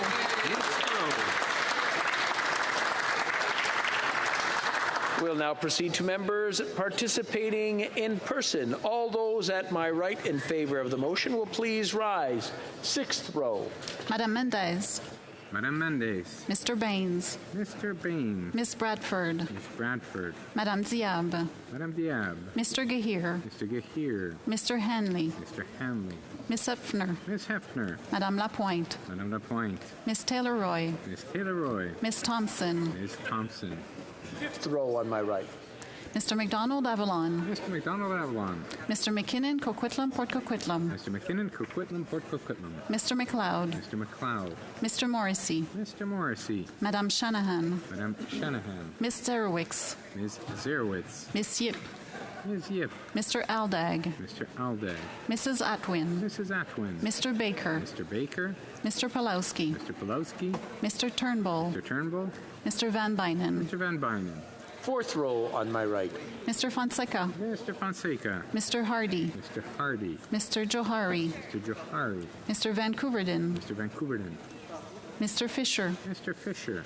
Mr. Kuzmerchek. Mr. Kuzmerchuk. Miss O'Connell. Miss O'Connell. Mr. Kellaway. Mr. Kellaway. Miss May. Cambridge. Mr. May. Cambridge. Mr. May. Cambridge. Mr. Sidhu Brampton East. Mr. Cedar Brampton East. Mr. Badaway. Mr. Badaway. Mr. Batiste. Mr. Batiste. Mr. Fragascados. Mr. Fragascados. Madame Martinez Ferrada. Madame Martinez Ferrada. Miss May, Saanich Gulf Islands. Miss May, Saanich Gulf Islands. Mr. Morris. Mr. Morris. Third row on my right. Miss Vandenbeld. Miss Vandenbeld. Madame Brière. Madame Brière. Mr. Biddle. Mr. Biddle. Mr. Fillmore. Mr. Fillmore. Mr. Lamour. Mr. Lamour. Miss Sahota. Miss Sahota. Mr. Varani. Mr. Varani. Mr. Fergus. Mr. Fergus. Mr. Ananda Sangare. Mr. Ananda Sangare. Madame Koutrakis. Madame Koutrakis. Mr. Bruson. Mr. Bruson. Mr. Housefather. Mr. Housefather. Madame Lalonde. Madame Lalonde. Miss Dillon. Miss Dillon. Monsieur El Khoury. Monsieur El Khoury. Second row on my right. Mr. McGinty. Mr. McGinty. Mr. Scarpalegia. Mr. Scarpalegia. Mr. Casey. Mr. Casey. Madame Saint-Onge. Madame Saint-Onge. Miss Cara. Miss Cara. Miss Murray. Miss Murray. Mr. McKinnon Gatineau. Mr. McKinnon Gatineau. Miss Haidu. Miss Haidu. Madame Le Boutillier. Madame Le Boutillier. First row on my right. Mr. Sajan. Mr. Sajan. Monsieur Rodriguez. Monsieur Rodriguez. Mr. Holland. Mr. Holland. Monsieur Champagne. Monsieur Champagne. Miss Anand. Miss Anand. Miss Jazek. Miss Jazek. All those on my left in favor of the motion will please rise. Sixth row on my left. Monsieur d'Entremont. Monsieur d'Entremont. Mr. Morrison. Mr. Morrison. Mr. Epp. Mr. Epp.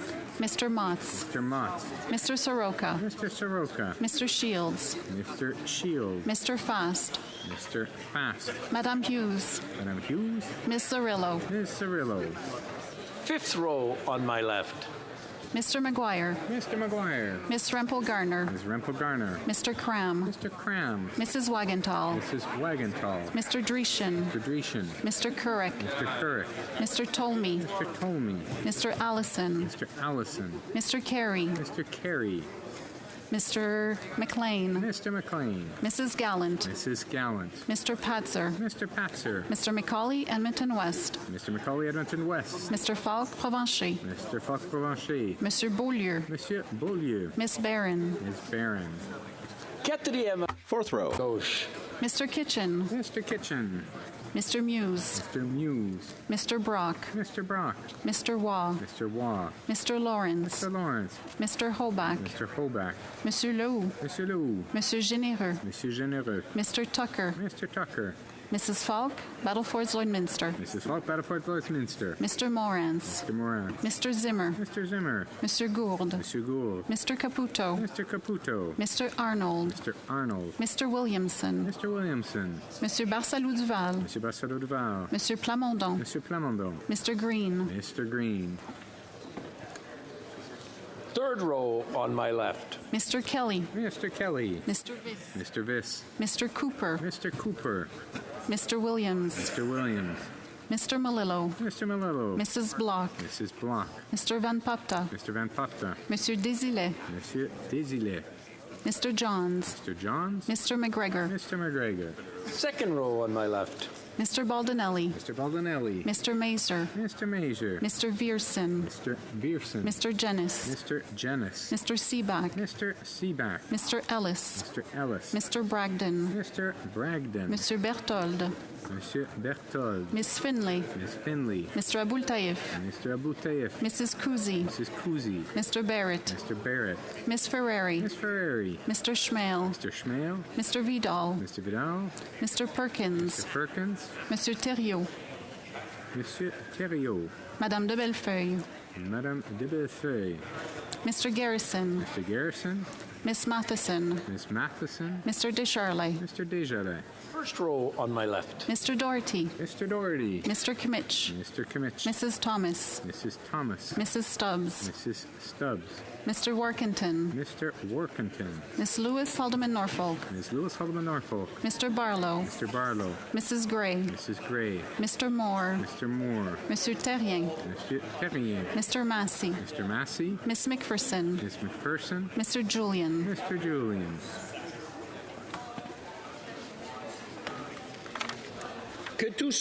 All those at my right opposed to the motion will please rise. Sixth row. Cinquième. Fifth row. Quatrième. Fourth row. Troisième. Third row.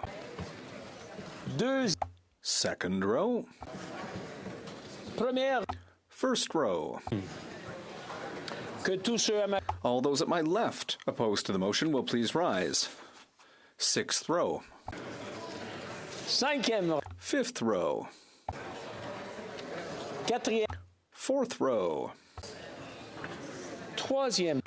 Third row. Deuxième rang. Second row. First row. The House will now wait for the electronic voting period to end before resuming its proceedings.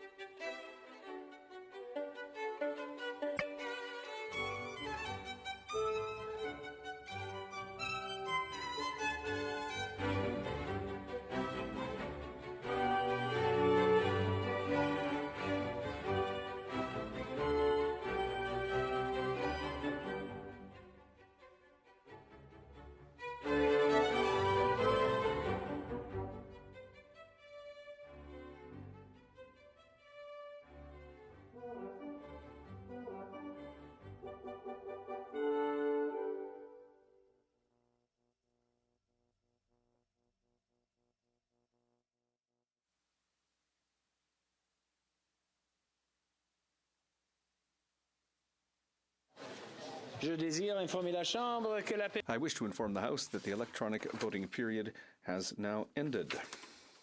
If a member was not able to vote due to technical difficulties, they may now use the raise hand function, and the chair will recognize them. Okay. Le bureau va maintenant compiler... The table will now compile the results of the vote. Yeas pour 324, 324. Nays contre, 0, aucun. I declare the motion carried. Accordingly, the bill stands referred to the Standing Committee on Health.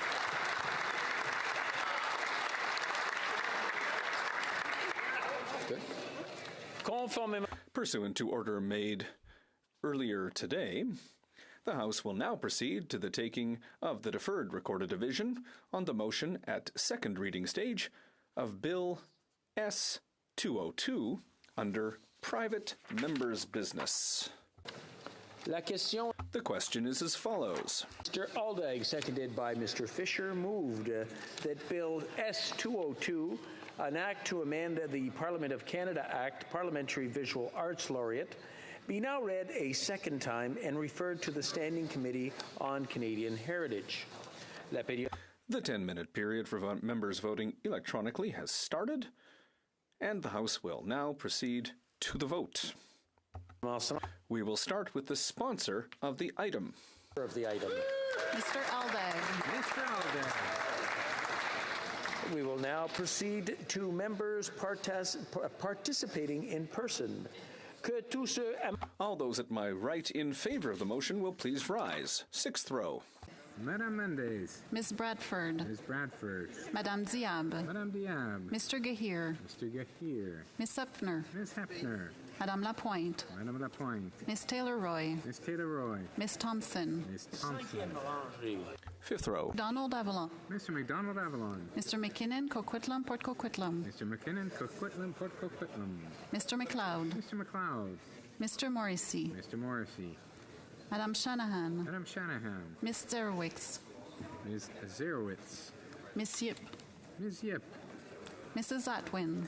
Mrs. Atwin. Mr. Baker. Mr. Baker.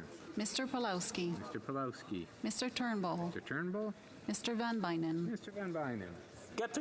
Fourth row. Mr. Fonseca. Mr. Fonseca. Mr. Hardy. Mr. Hardy. Mr. Johari. Mr. Johari. Mr. Vancouverden. Mr. Vancouverden. Mr. Fisher. Mr. Fisher. Mr. Kuzmerchek. Mr. Kuzmerchuk. Miss O'Connell. Ms. O'Connell. Mr. Kellaway. Mr. Kellaway. Mr. May Cambridge. Mr. May Cambridge. Mr.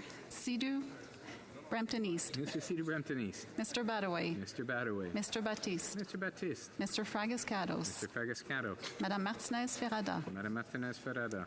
Miss May, Sanish Gulf Islands. Miss May, Sanish Gulf Islands. Mr. Morris. Mr. Morris. Third row. Ms. Vandenbeld.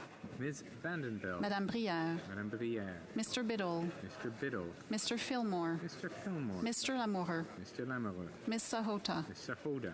Mr. Varani. Mr. Varani. Mr. Fergus. Mr. Fergus.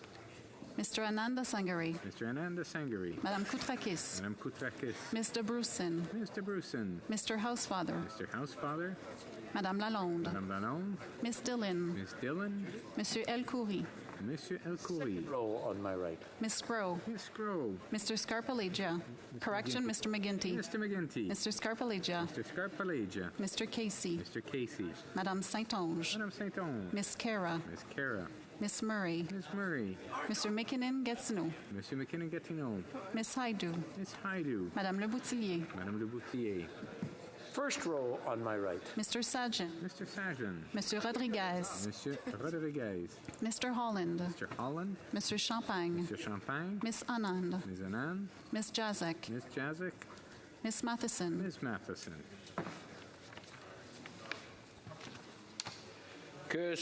All those at my left in favor of the motion will please rise. Sixth row. Fifth row. Cinquième rangée. Oops. Madame On va retourner à la sixième rangée. We'll return to the sixth row. Madame Hughes. Miss Zarillo. Ms. Zarillo. Cinquième rangée. Fifth row. Monsieur Beaulieu. Miss Barron. Ms. Barron. Quatrième. Fourth row. Monsieur Barcelo Duval. Monsieur Plamondon. Monsieur Plamondon. Mr. Green. Mr. Green. Troisième. Third row. Monsieur Desilets. Monsieur Desilets. Mr. McGregor. Mr. McGregor. Deuxième rangée. Second row.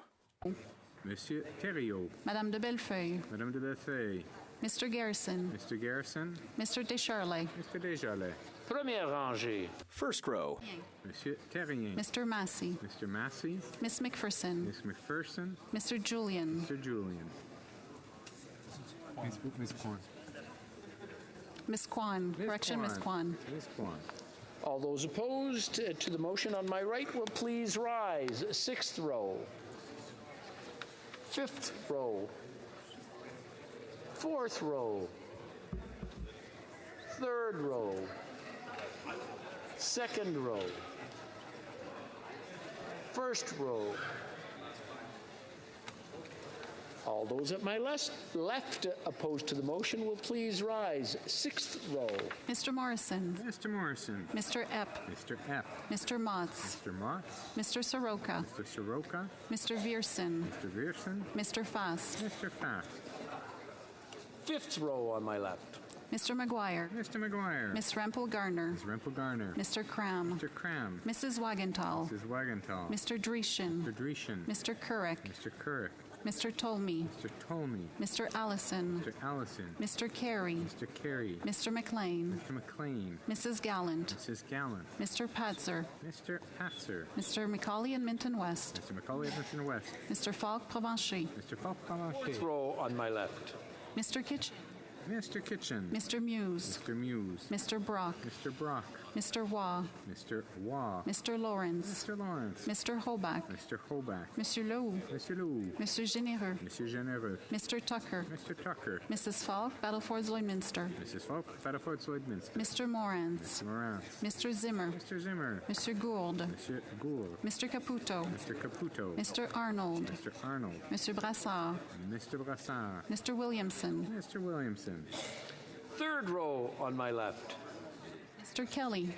Mr. Kelly. Mr. Viss. Mr. Viss. Mr. Cooper. Mr. Cooper. Mr. Williams. Mr. Williams. Mr. Malillo. Mr. Malillo. Mrs. Block. Mrs. Block. Mr. Van Papta. Mr. Van Papta. Second row on my left. Mr. Baldinelli. Mr. Baldinelli. Mr. Jennis. Mr. Jennis. Mr. Seaback. Mr. Seaback. Mr. Ellis. Mr. Ellis. Mr. Bragdon. Mr. Bragdon. Mr. Berthold. Monsieur Berthold. Miss Finley. Miss Finley. Mr. Abultaif. Mr. Abultaif. Mrs. Kuzi. Mrs. Kuzi. Mr. Barrett. Mr. Barrett. Miss Ferrari. Miss Ferrari. Mr. Schmale. Mr. Schmale. Mr. Vidal. Mr. Vidal. Mr. Perkins. Mr. Perkins. First row on my left. Mr. Doherty. Mr. Doherty. Mr. Kimmich. Mr. Kimmich. Mrs. Thomas. Mrs. Thomas. Mrs. Stubbs. Mrs. Stubbs. Mr. Workington. Mr. Workington. Miss Lewis Haldeman Norfolk. Ms. Lewis Haldeman Norfolk. Mr. Barlow. Mr. Barlow. Mrs. Gray. Mrs. Gray. Mr. Moore. Mr. Moore.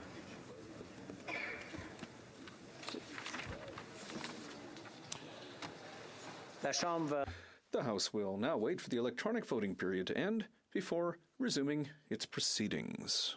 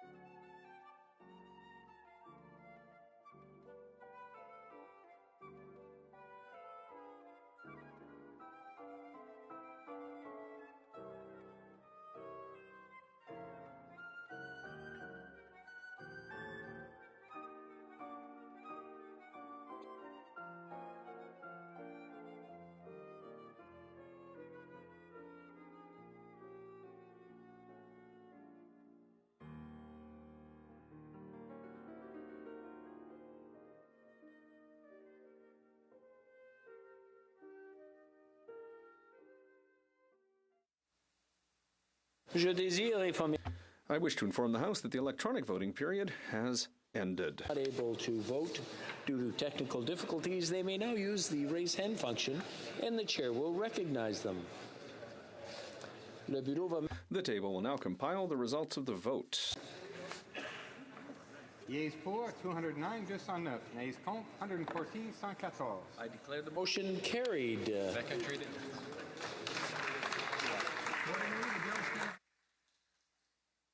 Canadian heritage. Conformément à l'ordre. Pursuant to order made earlier today, the House will now proceed to the taking of the deferred recorded division. Conformément à l'ordre. Pursuant to order made earlier today, the House will now proceed to the taking of the deferred recorded division on the motion at third reading stage of Bill C-281 under private members' business. The question is as follows. Mr. Lawrence, seconded by Ms. Kuzi, moved that Bill C-281, an act to amend the Department of Foreign Affairs Trade and Development Act, the Justice for Victims of Corrupt Foreign Officials Act, Sergei Magnitsky Law, the Broadcasting Act, and the Prohibiting Cluster Munitions Act be now read a third time and do pass. La période de... The 10-minute period for members voting electronically has started, and the House will now proceed to the vote. We'll start with the sponsor of the item. Mr. Lawrence.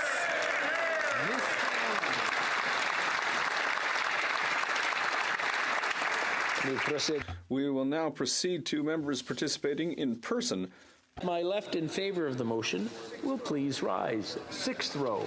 Mr. D'Entremont. Monsieur D'Entremont. Mr. Morrison. Mr. Morrison. Mr. Epp. Mr. Epp.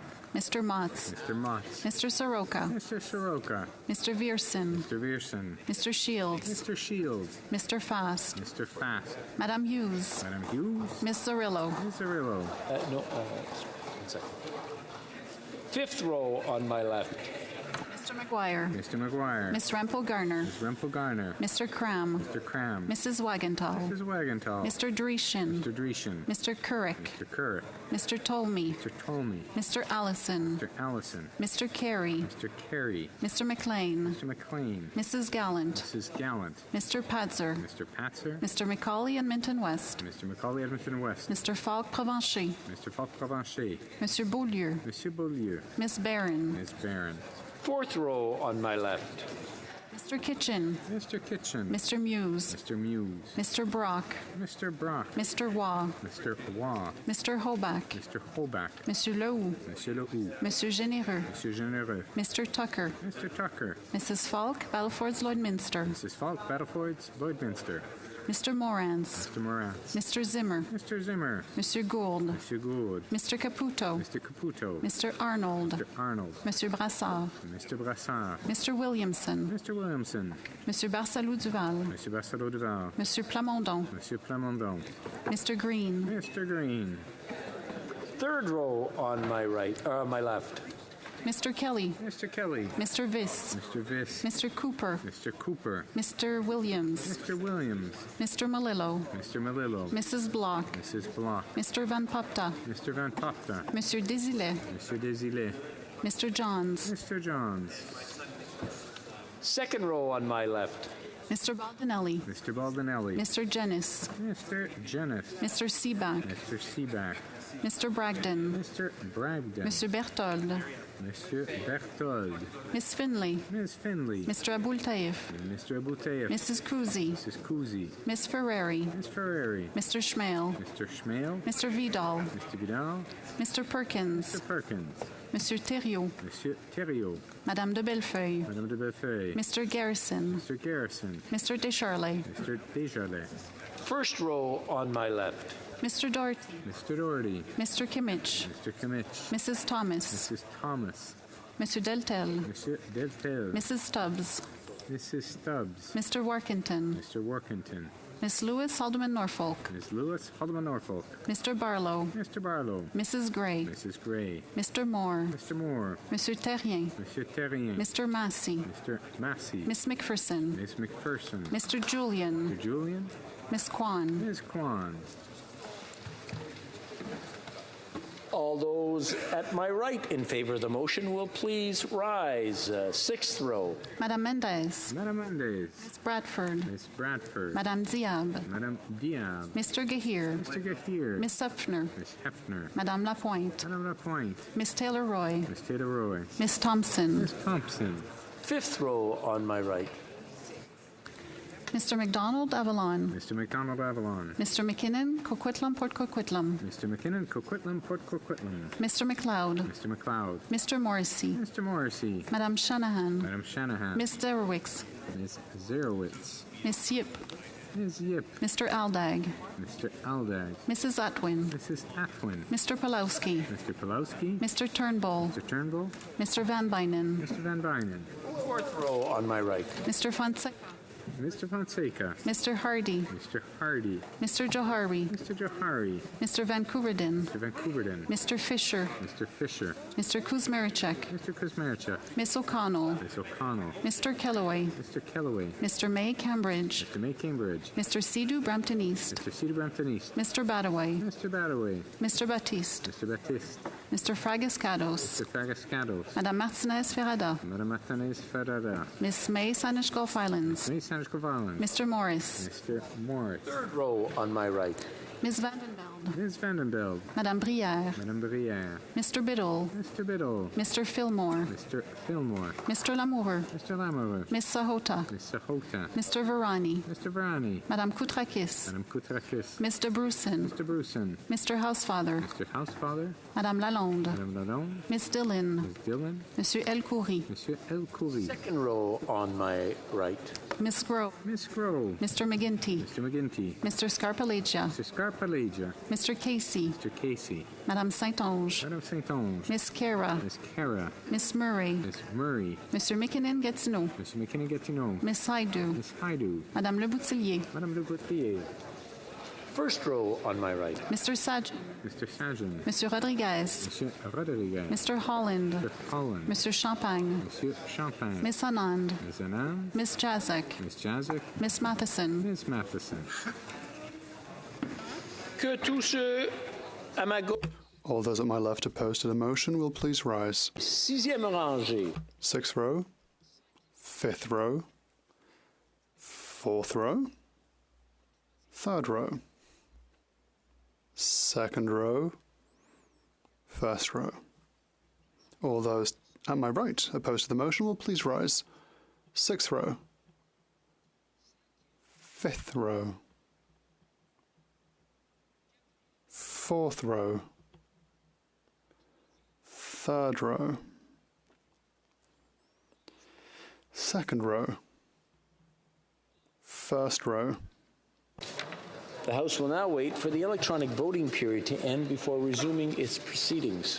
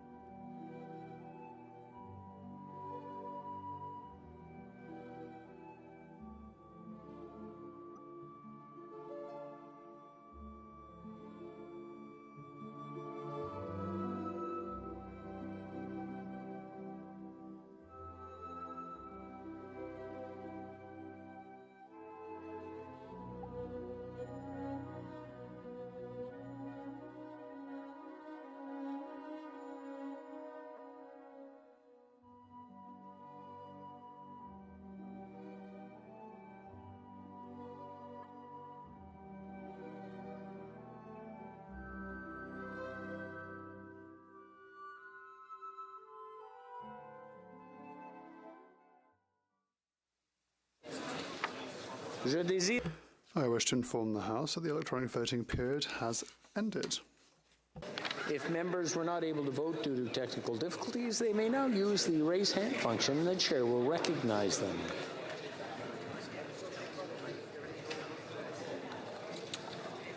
Seeing none, le bureau va maintenant compiler les résultats. The table will now compile the results of the vote. Yeas pour 322, 322. Nays contre, 0, aucun. I declare the motion carried.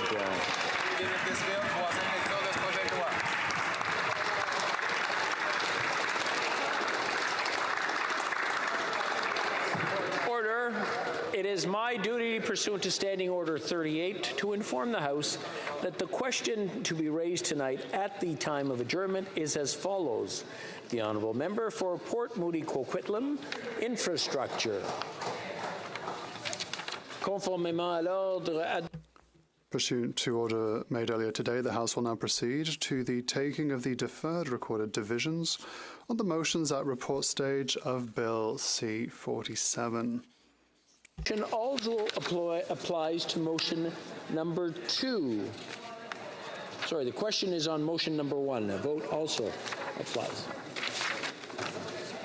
Mr. Hallan, seconded by Mr. Duncan, Stormont Dundas, South Glengarry, move that Bill C-47 be amended by deleting the short title. La période de 10 minutes.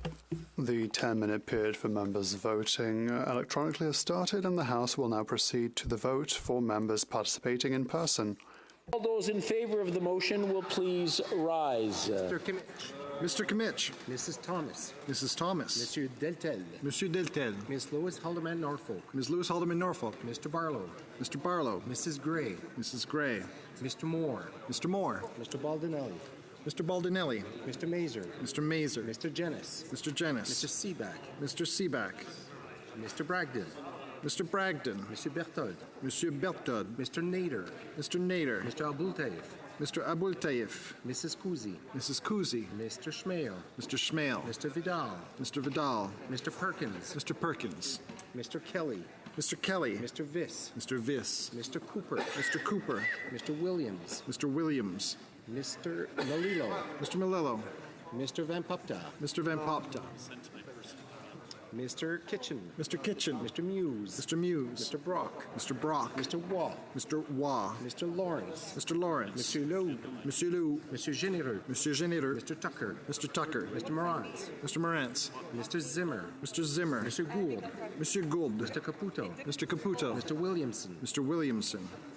Mr. McGuire. Mr. McGuire. Ms. Rampel Gardner. Ms. Rampel Garner. Mr. Cram. Mr. Cram. Mrs. Wagenthal. Mrs. Wagenthal. Mr. Couric. Mr. Couric. Mr. Tolmie. Mr. Tolmie. Mr. Allison. Mr. Allison. Mr. Carey. Mr. Carey. Mrs. Gallant. Mrs. Gallant. Mr. Reed. Mr. Reed. Mr. Patzer. Mr. Patzer. Mr. Macaulay Edmonton West. Mr. Macaulay Edmonton West. Mr. Falk Provencher. Mr. Falk Provencher. Monsieur d'Entremont. Monsieur d'Entremont. Mr. Morrison. Mr. Morrison. Mr. Soroka. Mr. Soroka. Mr. Vierson. Mr. Vierson. Mr. Shields.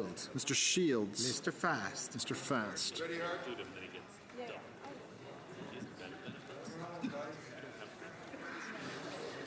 Que tous ceux qui s'opposent à la motion. All those opposed to the motion will please rise. Mr. Sajan. Mr. Sajan. Monsieur Rodriguez. Monsieur Rodriguez. Monsieur Champagne. Monsieur Champagne. Miss Anand. Ms. Anand. Miss Jazik. Ms. Jazik. Miss Chager. Ms. Chager. Miss Scroll. Ms. Scroll. Mr. McGinty. Mr. McGinty. Mr. Scarpeligia. Mr. Scarpeligia. Mr. Casey. Mr. Casey. Madame Saint-Onge. Madame Saint-Onge. Miss Cara. Miss Cara. Miss Murray. Ms. Murray. Monsieur McKinnon gets no. Monsieur McKinnon gets no. Miss Haidu. Miss Haidu. Madame Le Boutillier. Madame Le Boutillier. Miss Vandenbelt. Ms. Vandenbelt. Madame Brière. Madame Brière. Mr. Biddle. Mr. Biddle. Mr. Fillmore. Mr. Fillmore. Mr. Lamourer. Mr. Lamourer. Miss Sahota. Miss Sahota. Mr. Varani. Mr. Varani. Monsieur Fergus. Monsieur Fergus. Mr. Anand de Sangre. Mr. Anand de Sangre. Madame Koutrakis. Madame Koutrakis. Mr. Bruson. Mr. Bruson. Mr. Housefather. Mr. Housefather. Madame Lalonde. Madame Lalonde. Miss Dillon. Miss Dillon. Monsieur Elkoury. Monsieur Elkoury. Mr. Fonseca. Mr. Fonseca. Mr. Hardy. Mr. Hardy. Mr. Johari. Mr. Johari. Mr. Vancouverden. Mr. Vancouverden. Mr. Fisher. Mr. Fisher. Mr. Kuzmarchuk. Mr. Kuzmarchuk. Miss O'Connell. Ms. O'Connell. Mr. Kellaway. Mr. Kellaway. Mr. May Cambridge. Mr. May Cambridge. Mr. Sidhu Brampton East. Mr. Sidhu Brampton East. Mr. Badaway. Mr. Badaway. Mr. Baptiste. Mr. Baptiste. Mr. Fragiscaros. Mr. Fragiscaros. Madame Martinez Farada. Madame Martinez Ferrada. Mr. McDonald Avalon. Mr. McDonald Avalon. Mr. McKinnon Coquitlam Port Coquitlam. Mr. McKinnon Coquitlam Port Coquitlam. Mr. McLeod. Mr. McLeod. Mr. Morrissey. Mr. Morrissey. Madame Shanahan. Madame Shanahan. Miss Yip. Ms. Yip.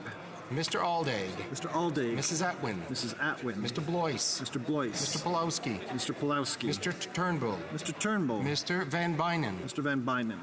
Miss Bradford. Ms. Bradford. Madame Diab. Madame Diab. Mr. Gahir. Mr. Gahir. Miss Hefner. Ms. Hefner. Madame Lapointe. Madame Lapointe. Miss Taylor Roy. Ms. Taylor Roy. Miss Thompson. Ms. Thompson. Monsieur Terrien. Monsieur Terrien. Monsieur Thériault. Monsieur Thériault.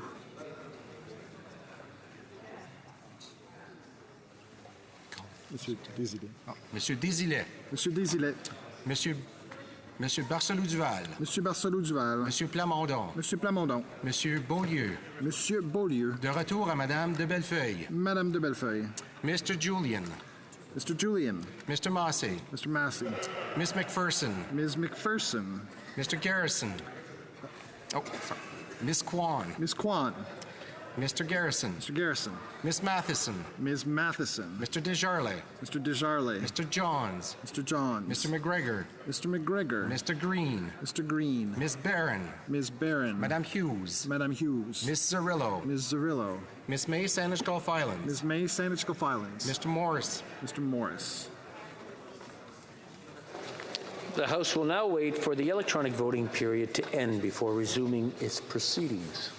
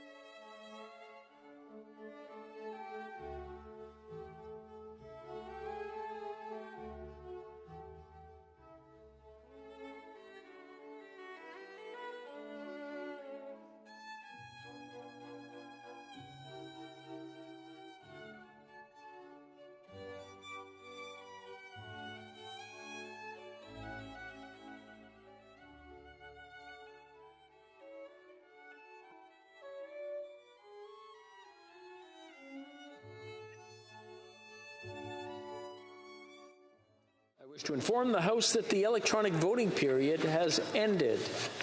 If members were not able to vote due to technical difficulties, they may now use the raise hand function, and the chair will recognize them.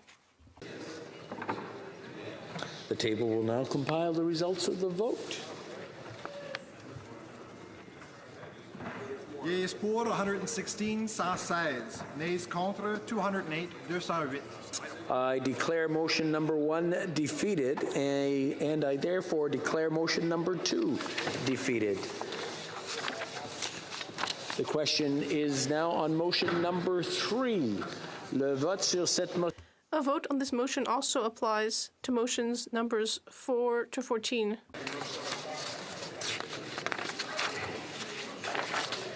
Mr. Halland, seconded by Mr. Duncan, Stormont Dundas, South Glengarry, moved that Bill C-47 be amended by deleting Clause 4. The 10-minute period for members voting electronically has started, and the House will now proceed to the vote for members participating in person. Que tous ceux qui appuient la motion veuillent. All those in favor of the motion will please rise. Bazam. Mr. Kimmich. Mr. Kimmich. Mrs. Thomas. Mrs. Thomas. Monsieur Deltel. Monsieur Deltel. Ms. Lewis Holloman Norfolk. Ms. Lewis Holloman Norfolk. Mr. Barlow. Mr. Barlow. Mrs. Gray. Mrs. Gray. Mr. Moore. Mr. Moore. Mr. Baldinelli. Mr. Baldinelli. Mr. Mazur. Mr. Mazur. Mr. Seaback. Mr. Seaback. Mr. Bragdon. Mr. Bragdon. Monsieur Berthold. Monsieur Berthold. Mr. Nader. Mr. Nader. Mr. Abultayev. Mr. Abultayev. Mrs. Kuzi. Mrs. Kuzi. Mr. Schmale. Mr. Schmale. Mr. Vidal. Mr. Vidal. Mr. Perkins. Mr. Perkins. Mr. Kelly. Mr. Kelly. Mr. Viss. Mr. Viss. Mr. Cooper. Mr. Cooper. Mr. Williams. Mr. Williams. Mr. Van Popta. Mr. Van Popta. Mr. Kitchen. Mr. Kitchen. Mr. Muse. Mr. Muse. Mr. Brock. Mr. Brock. Mr. Waugh. Mr. Waugh. Mr. Lawrence. Mr. Lawrence. Monsieur Lou. Monsieur Lou. Monsieur Généreux. Monsieur Généreux. Mr. Tucker. Mr. Tucker. Mr. Morantz. Mr. Morantz. Mr. Zimmer. Mr. Zimmer. Monsieur Gould. Monsieur Gould. Mr. Caputo. Mr. Caputo. Mr. Williamson. Mr. Williamson. Mr. McGuire. Mr. McGuire. Miss Rempel Gardner. Ms. Rempel Gardner. Mr. Cram. Mr. Cram. Mrs. Wagentall. Mrs. Wagentall. Mr. Carrick. Mr. Kirk. Mr. Tolmie. Mr. Tolmie. Mr. Carey. Mr. Carey. Mrs. Gallant. Mrs. Gallant. Mr. Patzer. Mr. Patzer. Mr. Macaulay Edmonton West. Mr. Macaulay Edmonton West. Mr. Falk Provencher. Mr. Falk Provencher. Monsieur d'Entremont. Monsieur d'Entremont. Mr. Morrison. Mr. Morrison. Mr. Soroka. Mr. Soroka. Mr. Vierson. Mr. Vierson. Mr. Shields. Mr. Shields. Mr. Fast. Mr. Fast. Que tous ceux qui s'opposent à la motion. All those opposed to the motion will please rise. Mr. Sajan. Mr. Sajan. Monsieur Rodriguez. Monsieur Rodriguez. Monsieur Champagne. Monsieur Champagne. Miss Anand. Ms. Anand. Miss Jazik. Ms. Jazik. Miss Chager. Ms. Chager. Miss Scroll. Ms. Scrow. Mr. McGinty. Mr. McGinty. Mr. Scarpalegia. Mr. Scarpalegia. Mr. Casey. Mr. Casey. Madame Saint-Onge. Madame Saint-Onge. Miss Cara. Ms. Cara. Miss Murray. Ms. Murray. Monsieur McKinnon-Gatineau. Monsieur McKinnon-Gatineau. Miss Haidu. Ms. Haidu. Madame Le Boutillier. Madame Le Boutillier. Miss Vandenbelt. Ms. Vandenbelt. Madame Brière. Madame Brière. Mr. Biddle. Mr. Biddle. Mr. Fillmore. Mr. Fillmore. Mr. Lamour. Mr. Lamour. Miss Sahota. Ms. Sahota. Mr. Verani. Mr. Verani. Mr. Fergus. Mr. Fergus. Mr. Ananda Sangre. Mr. Ananda Sangre. Madame Koutrakis. Madame Koutrakis. Miss De Brusen. Ms. De Brusen. Mr. Housefather. Mr. Housefather. Madame Lalonde. Madame Lalonde. Miss Dillon. Ms. Dillon. Monsieur El-Khoury. Monsieur El-Khoury. Mr. Fonseca. Mr. Fonseca. Mr. Hardy. Mr. Hardy. Mr. Johari. Mr. Johari. Mr. Vancouverden. Mr. Vancouverden. Mr. Fisher. Mr. Fisher. Mr. Kuzmarchuk. Mr. Kuzmarchuk. Miss O'Connell. Ms. O'Connell. Mr. Kellaway. Mr. Kellaway. Mr. May Cambridge. Mr. May Cambridge. Mr. Cedar Brampton East. Mr. Cedar Brampton East. Mr. Badaway. Mr. Badaway. Mr. Batiste. Mr. Batiste. Mr. Fragiscato. Mr. Fragiscatos. Madame Martinez Ferrada. Madame Martinez Ferrada. Mr. McDonald Avalon. Mr. McDonald Avalon. Mr. McKinnon Coquitlam Port Coquitlam. Mr. McKinnon Coquitlam Port Coquitlam.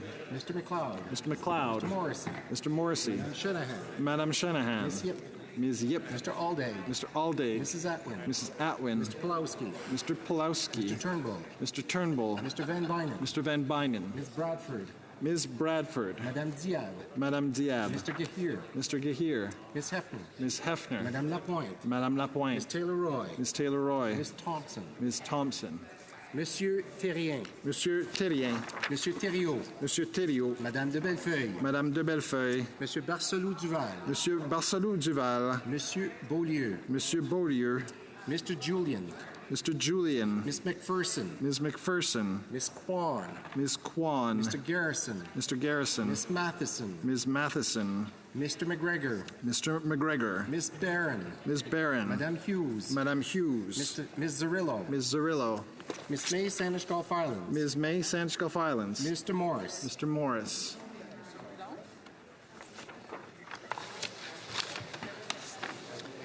The House will now wait for the electronic voting period to end before resuming its proceedings.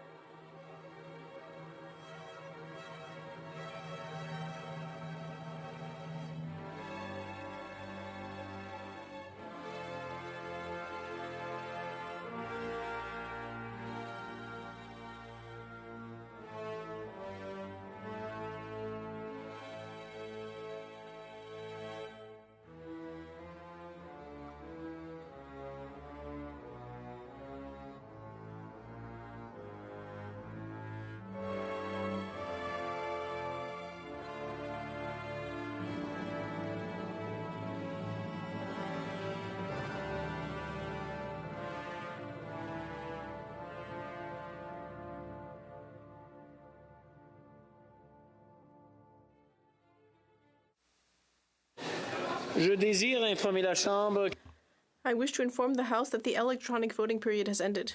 able to vote due to technical difficulties. They may now use the raise hand function, and the chair will recognize them.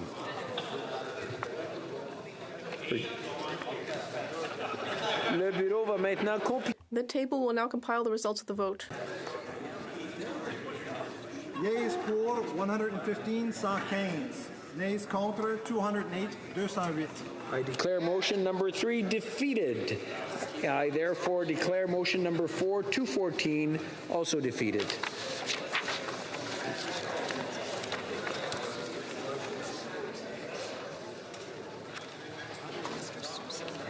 I'm sorry. Oh, Mr. Sousa, I just noticed you're on. Yes. That's correct. I would like to vote.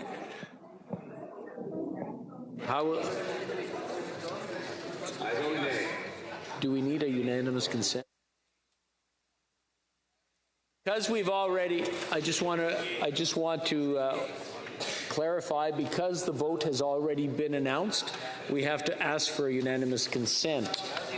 Do we have unanimous consent in the chamber? Yes? Yes, okay. We do have unanimous consent. Mr. Sousa, how will you vote? I vote nay, against. Mr. Sousa, nay, contre. Very good.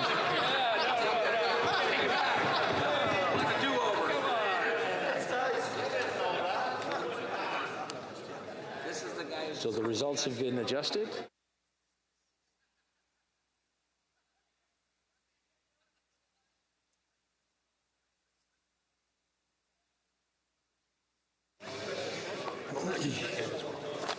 Just in case. The question is on motion number 15. A vote on this motion will also apply to motions number 16 to 111. Mr. Hallan, seconded by Mr. Duncan, Stormont Dundas, South Glengarry, moves that Bill C-47 be amended by deleting Clause 17. The 10-minute period for members voting electronically has started, and the House will now proceed to the vote for members participating in person. All those in favor of the motion will please rise. Mr. Bazan. Mr. Bazan. Mr. Kimmich. Mr. Kimmich. Mrs. Thomas. Mrs. Thomas. Mr. Deltel. Mr. Deltel. Mr. Bragdon. Mr. Bragdon. Miss Lewis Haldeman Norfolk. Ms. Lewis Haldeman Norfolk. Mrs. Gray. Mrs. Gray. Mr. Moore. Mr. Moore. Mr. Baldinelli. Mr. Baldinelli. Mr. Mazer. Mr. Mazer. Mr. Seaback. Mr. Seaback. Mr. Berthold. Monsieur Berthold. Mr. Nader. Mr. Nader. Mr. Abultaif. Mr. Abultaif. Mrs. Kuzi. Mrs. Kuzi. Mr. Schmale. Mr. Schmale. Mr. Vidal. Mr. Vidal. Mr. Perkins. Mr. Perkins. Mr. Kelly. Mr. Kelly. Mr. Viss. Mr. Viss. Mr. Cooper. Mr. Cooper. Mrs. Block. Mrs. Block. Mr. Van Popta. Mr. Van Popta. Mr. Muse. Mr. Muse. Mr. Brock. Mr. Brock. Mr. Waugh. Mr. Waugh. Mr. Lawrence. Mr. Lawrence. Monsieur Leroux. Monsieur Leroux. Monsieur Généreux. Monsieur Généreux. Mr. Tucker. Mr. Tucker. Mr. Morantz. Mr. Morantz. Mr. Zimmer. Mr. Zimmer. Mr. Gould. Monsieur Gould. Mr. Caputo. Mr. Caputo. Mr. Williamson. Mr. Williamson. Mr. McGuire. Mr. McGuire. Ms. Rempel Gardner. Ms. Rempel Gardner. Mr. Cram. Mr. Cram. Mrs. Wagenthal. Mrs. Wagenthal. Mr. Couric. Mr. Couric. Mrs. Stubbs. Mrs. Stubbs. Mr. Steinley. Mr. Steinley. Mr. Tolmie. Mr. Tolmie. Mr. Carey. Mr. Carey. Mrs. Gallant. Mrs. Gallant. Mr. Patzer. Mr. Patzer. Mr. Macaulay, Edmonton West. Mr. Macaulay, Edmonton West. Mr. Falk Provencher. Mr. Falk Provencher. Mr. Morrison. Mr. Morrison. Mr. Soroka. Mr. Soroka. Mr. Vierson. Mr. Vierson. Mr. Shields. Mr. Shields. Mr. Fast. Mr. Fast. All those opposed to the motion will please rise. Mr. Sajjan. Mr. Sajjan. Monsieur Rodriguez. Monsieur Rodriguez. Mr. Champagne. Monsieur Champagne. Miss Anand. Ms. Anand. Ms. Jazek. Ms. Jazek. Ms. Chagger. Ms. Chagger. Ms. Groh. Ms. Scrow. Mr. McGinty, Mr. McGinty, Madame Saint-Onge, Madame Saint-Onge, Miss Kara, Ms. Kara, Miss Murray, Ms. Murray, Mr. McKinnon-Gatineau, Monsieur McKinnon-Gatineau, Miss Haidu, Ms. Haidu, Madame Le Boutillier, Madame Le Boutillier, Miss Vandenbeld, Ms. Vandenbeld, Madame Brière, Madame Brière, Mr. Biddle, Mr. Biddle, Mr. Fillmore, Mr. Fillmore, Mr. Lamour, Mr. Lamour, Miss Sahota, Ms. Sahota, Mr. Varani, Mr. Varani, Mr. Fergus, Mr. Fergus, Mr. Ananda Sangare, Mr. Ananda Sangri, Madame Koutrakis, Madame Koutrakis, Miss De Brusen, Ms. De Brusen, Mr. Housefather, Mr. Housefather, Miss Dillon, Ms. Dillon, Monsieur El Khoury, Monsieur El Khoury, Mr. Fonseca, Mr. Fonseca, Mr. Hardy, Mr. Hardy, Mr. Johari, Mr. Johari, Mr. Vancouverdin, Mr. Vancouverdin, Mr. Fisher, Mr. Fisher, Mr. Kuzmerichek, Mr. Kuzmerichek, Miss O'Connell, Ms. O'Connell, Mr. Kellaway, Mr. Kellaway, Mr. May Cambridge, Mr. May Cambridge, Mr. Sidhu Brampton East, Mr. Sidhu Brampton, Mr. Badaway, Mr. Badaway, Mr. Baptiste, Mr. Batiste, Mr. Fragiscados, Mr. Fragiscados, Madame Martinez Ferrada, Madame Martinez Ferrada, Mr. Lightbound, Monsieur Lightbound,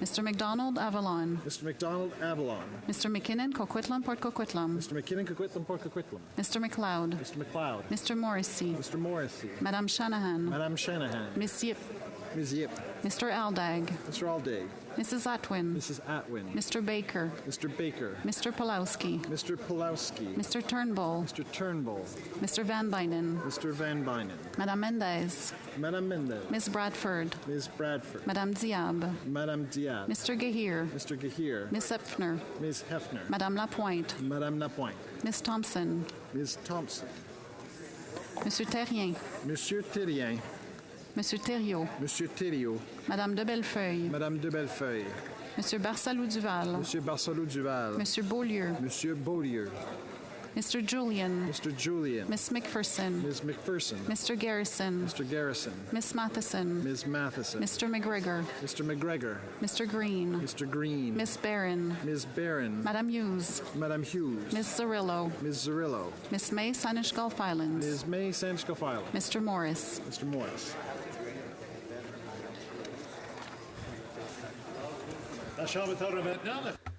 The House will now wait for the electronic voting period to end before resuming its proceedings.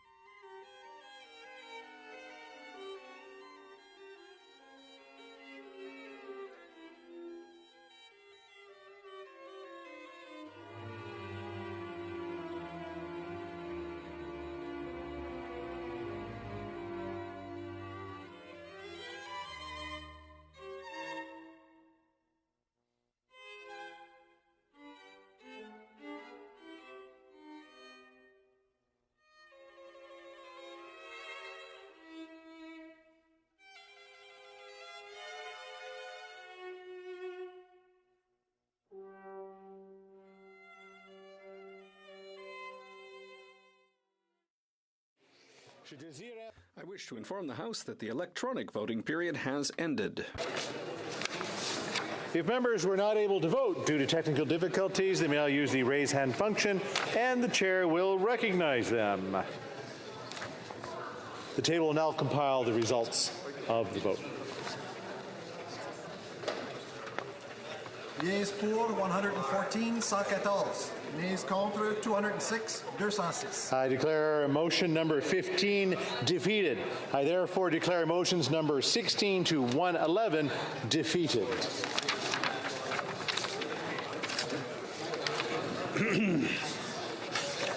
The question is on motion number 112. A vote on this motion also applies to motions number 113 to 121. Mr. Halland, seconded by Mr. Duncan, Stormont Dundas South Glengarry, moves that Bill C-47 be amended by deleting Clause 114. The 10-minute period for members voting electronically has started, and the House will now proceed to the vote for members participating in person. All those in favor of the motion will please rise. Mr. Bazan. Mr. Bazan. Mr. Kimmich. Mr. Kimmich. Mrs. Thomas. Mrs. Thomas. Mr. Deltel. Mr. Deltel. Mr. Bragdon. Mr. Bragdon. Miss Lewis Haldeman Norfolk. Ms. Lewis Haldeman Norfolk. Mrs. Gray. Mrs. Gray. Mr. Moore. Mr. Moore.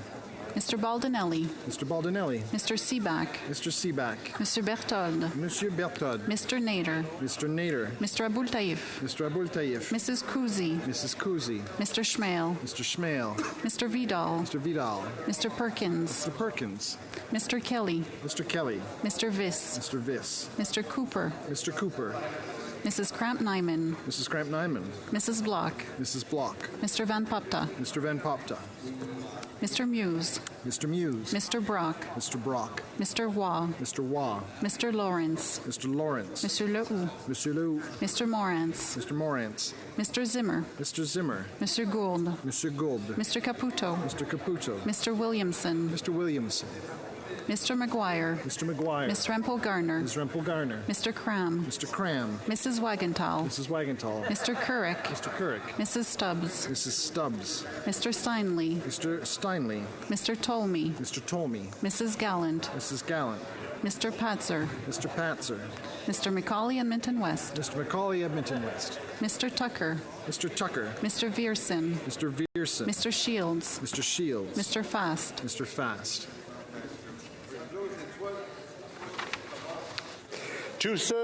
All those opposed to the motion will please rise. Monsieur Rodriguez. Monsieur Rodriguez. Monsieur Champagne. Monsieur Champagne. Miss Anand. Mrs. Anand. Miss Jazek. Miss Jazek. Miss Chager. Miss Chager. Miss Groh. Miss Scrow. Mr. McGinty. Mr. McGinty. Madame Saint-Onge. Madame Saint-Onge. Miss Cara. Miss Cara. Miss Murray. Miss Murray. Mr. McKinnon Gatineau. Mr. McKinnon Gatineau. Miss Haidu. Miss Haidu. Madame Le Boutillier. Madame Le Boutillier. Miss Vandenbeld. Miss Vandenbeld. Madame Brière. Madame Brière. Mr. Biddle. Mr. Biddle. Mr. Fillmore. Mr. Fillmore. Mr. Gerritsen. Mr. Gerritsen. Mr. Lamour. Mr. Lamour. Miss Sahota. Miss Sahota. Mr. Varani. Mr. Varani. Monsieur Fergus. Mr. Fergus. Mr. Ananda Sangare. Mr. Ananda Sangare. Madame Koutrakis. Madame Koutrakis. Mr. Debrusin. Ms. Debrusin. Mr. Housefather. Mr. Housefather. Miss Dillon. Ms. Dillon. Monsieur El Khoury. Monsieur El Khoury.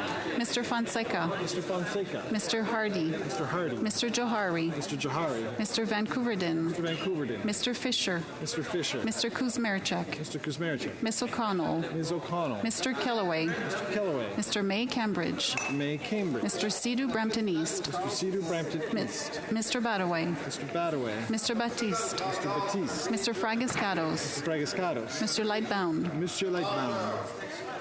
Mr. McDonald, Avalon. Mr. McDonald, Avalon. Mr. McKinnon, Coquitlam, Port Coquitlam. Mr. McKinnon, Coquitlam, Port Coquitlam. Mr. McLeod. Mr. McLeod. Mr. Morrissey. Mr. Morrissey. Madame Shanahan. Madame Shanahan. Miss Yip. Ms. Yip. Mr. Aldag. Mr. Aldag. Mrs. Atwin. Mrs. Atwin. Mr. Baker. Mr. Baker. Mr. Pulowski. Mr. Pulowski. Mr. Turnbull. Mr. Turnbull. Mr. Van Bynen. Mr. Van Bynen. Madame Mendez. Madame Mendez. Miss Bradford. Ms. Bradford. Madame Diab. Madame Diab. Mr. Gahir. Mr. Gahir. Miss Hefner. Ms. Hefner. Madame Lapointe. Madame Lapointe. Miss Thompson. Ms. Thompson. Monsieur Terrien. Monsieur Terrien. Monsieur Garon. Monsieur Garon. Monsieur Thériault. Monsieur Thériault. Madame de Bellefeuille. Madame de Bellefeuille. Monsieur Barcelou-Duval. Monsieur Barcelou-Duval. Monsieur Beaulieu. Monsieur Beaulieu. Mr. Julian. Mr. Julian. Miss McPherson. Miss McPherson.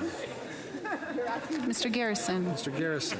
Miss Matheson. Miss Matheson. Mr. Johns. Mr. Johns. Mr. McGregor. Mr. McGregor. Mr. Green. Mr. Green. Miss Barron. Ms. Barron. Madame Hughes. Madame Hughes. Miss Zarillo. Ms. Zarillo.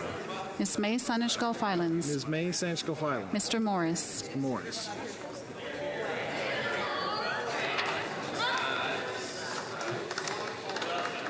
The House will now wait for the electronic voting period to end before resuming its proceedings.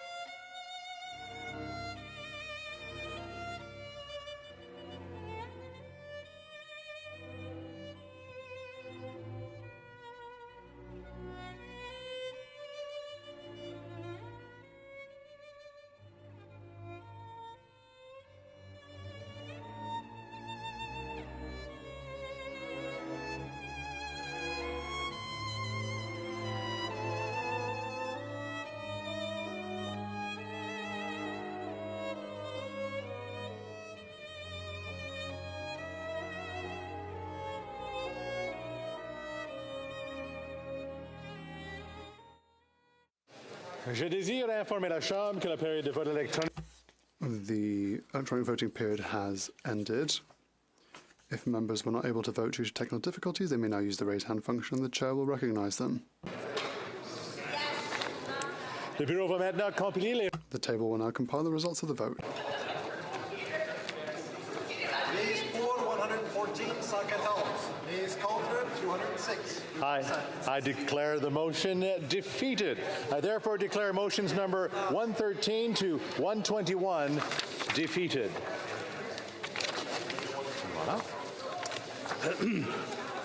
The question is on motion number 122. A vote on this motion also applies to motions numbers 123 to 125. Mr. Hallan, seconded by Mr. Duncan, Stormont Dundas South Glengarry, moved that Bill C-47 be amended by deleting clause 124. The 10-minute period for members voting electronically has started, and the House will now proceed to the vote for members participating in person. All those in favor of the vote motion will please rise. Mr. Kimmich. Mrs. Thomas. Monsieur Deltel. Mr. Bragdon. Miss Lewis Haldeman Norfolk. Mrs. Gray. Mr. Moore. Mr. Baldinelli. Monsieur Berthold. Mr. Nader. Mr. Abultaif. Mrs. Kuzi. Mr. Schmale. Mr. Vidal. Mr. Perkins.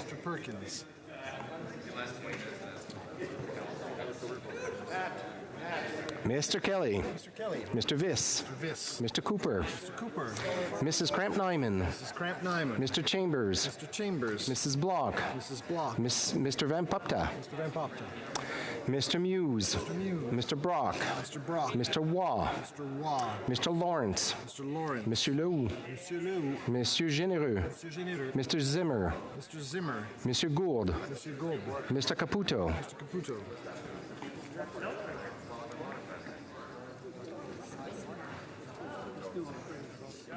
Mr. Williamson.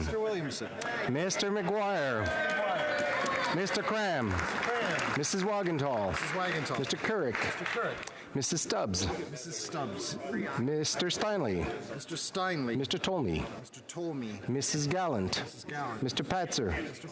Mr. Macaulay, Edmonton West. Mr. Seaback. Mr. Tucker. Mr. Shields. Mr. Fast. Que tous ceux qui s'opposent. All those opposed to the motion will please rise. Monsieur Rodriguez. Monsieur Rodriguez. Monsieur Champagne. Monsieur Champagne. Miss Annan. Ms. Annan. Ms. Jazik. Ms. Jazik. Miss Chager. Ms. Chager. Miss Scroll. Ms. Scroll.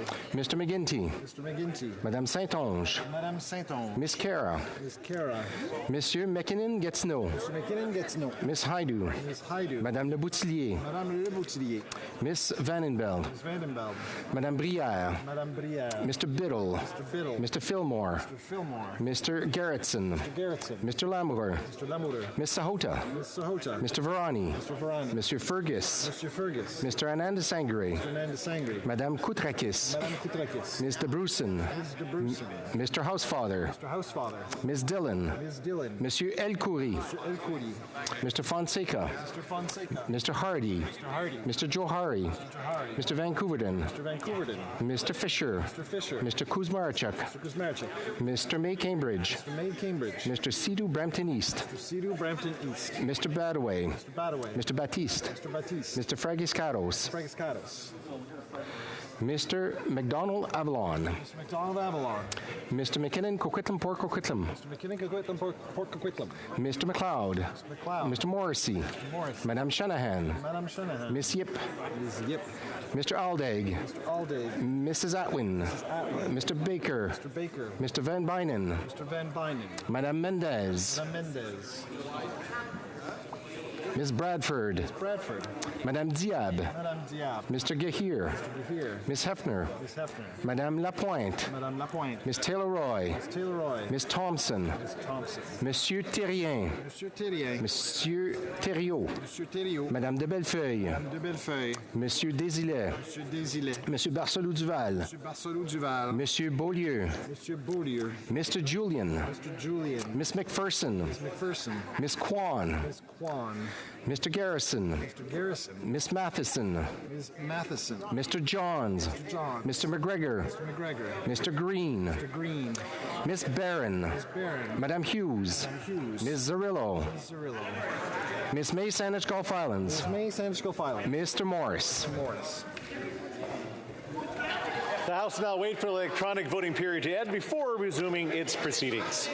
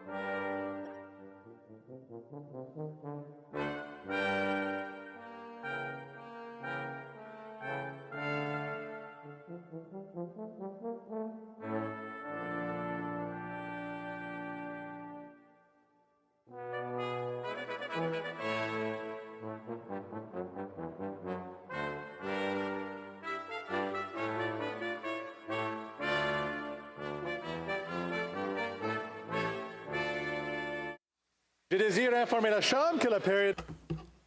I'd like to inform the House that the electronic voting period has ended. Vote due to technical difficulties. They now use the raise hand function, and the chair will recognize them. The table will now compile the results of the vote. Yeas pour 115, 115. Nays contre 207, 207. I declare the motion number 122 defeated. I therefore declare motions number 123 to 125 defeated. The question is on motion number 126. Le vote sur cette motion s'applique. A vote on this motion also applies to motions number 127 to 232. Monsieur Halland. Mr. Halland, seconded by Mr. Duncan, Stormont Dundas Gary, moved that Bill C-47 be amended by deleting Clause 128. The 10-minute period for members voting electronically is started, and the House will now proceed to the vote for members participating in person. All those in favor of the motion will please rise. Mr. Kimmich. Mr. Kimmich. Mrs. Thomas. Mrs. Thomas. Monsieur Deltel. Monsieur Deltel. Mr. Bragdon. Mr. Bragdon. Miss Lewis Holloman Norfolk. Miss Lewis Holloman Norfolk. Mrs. Gray. Mrs. Gray. Mr. Moore. Mr. Moore. Monsieur Berthold. Monsieur Berthold. Mr. Nader. Mr. Nader. Mr. Abultaif. Mr. Abultaif. Mrs. Kuzi. Mrs. Kuzi. Mr. Schmale. Mr. Schmale. Mr. Vidal. Mr. Vidal. Mr. Perkins. Mr. Perkins. Mr. Kelly. Mr. Kelly. Mr. Viss. Mr. Viss. Mr. Cooper. Mr. Cooper. Miss Cramp-Nyman. Miss Cramp-Nyman. Mr. Chambers. Mr. Chambers. Mrs. Block. Mrs. Block. Mr. Van Pupta. Mr. Van Pupta. Mr. Muse. Mr. Muse. Mr. Brock. Mr. Brock. Mr. Waugh. Mr. Waugh. Monsieur Lou. Monsieur Lou. Monsieur Généreux. Monsieur Généreux. Mr. Zimmer. Mr. Zimmer. Monsieur Gould. Monsieur Gould. Mr. Caputo. Mr. Caputo. Mr. Williamson. Mr. Williamson. Mr. McGuire. Mr. McGuire. Mrs. Stubbs. Mrs. Stubbs. Mr. Carey. Mr. Carey. Mrs. Gallant. Mrs. Gallant. Mr. Patzer. Mr. Patzer.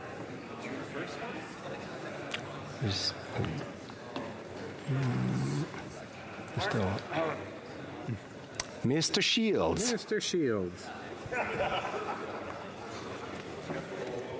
All those opposed to the motion will please rise. Monsieur Rodriguez. Monsieur Rodriguez. Monsieur Champagne. Monsieur Champagne. Miss Annan.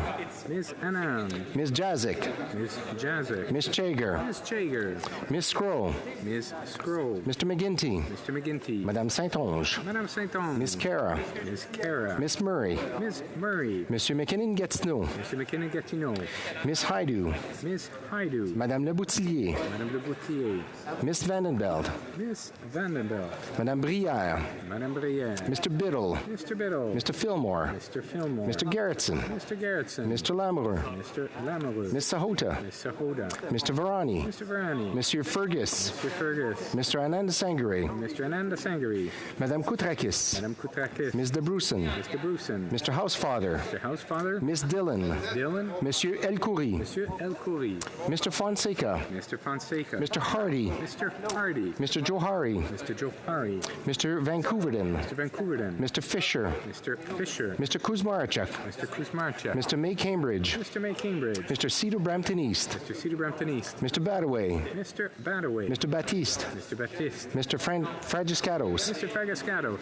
Mr. McDonald Avalon. Mr. McDonald Avalon. Mr. McKinnon Coquitlam Port Coquitlam. Mr. McKinnon Coquitlam Port Coquitlam. Mr. McLeod. Mr. McLeod. Mr. Morrissey. Mr. Morrissey. Madame Shanahan. Madame Shanahan. Miss Yip. Ms. Yip. Mr. Aldag. Mr. Aldag. Mrs. Atwin. Mrs. Atwin. Mr. Baker. Mr. Baker. Mr. Van Bynen. Mr. Van Bynen. Madame Mendez. Madame Mendez. Mr. Baines. Mr. Baines. Miss Bradford. Ms. Bradford. Madame Diab. Madame Diab. Mr. Gahir. Mr. Gahir. Miss Hefner. Miss Hefner. Madame Lapointe. Madame Lapointe. Miss Taylor-Roy. Miss Taylor-Roy. Miss Thompson. Miss Thompson. Monsieur Terrien.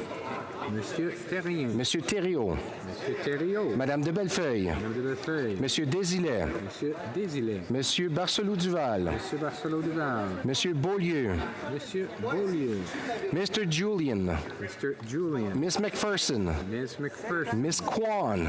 Miss Kwan. Mr. Garrison. Mr. Garrison. Miss Matheson. Miss Matheson. Mr. Desjarlais. Mr. Desjarlais. Mr. Johns. Mr. Johns. Mr. McGregor. Mr. McGregor. Mr. Green. Mr. Green. Miss Barron. Barron. Madame Hughes. Hughes. Miss Zarillo. Miss Zarillo. Mr. Morris. Mr. Morris.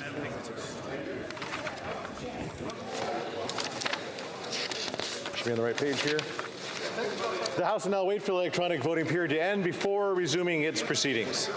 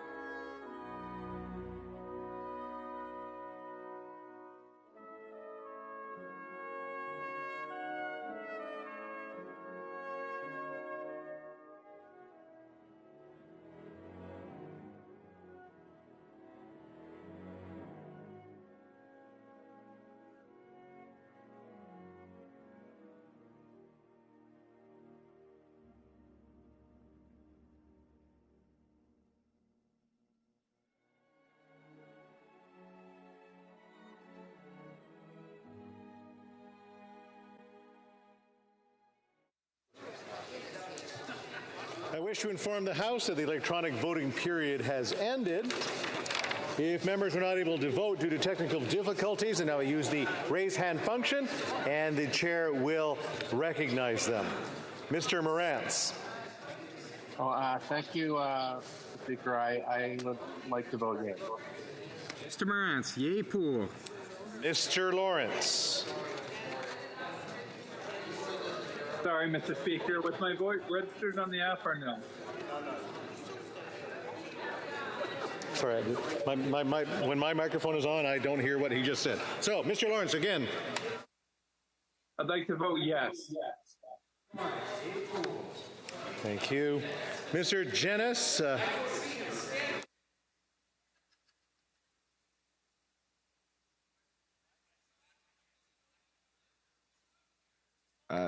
Hello, apologize for that, Mr. Chair. I had an error the first time around voting, so I want to just confirm that my vote was cast and recognized. Yep, your vote was recognized. Mr. Seaback.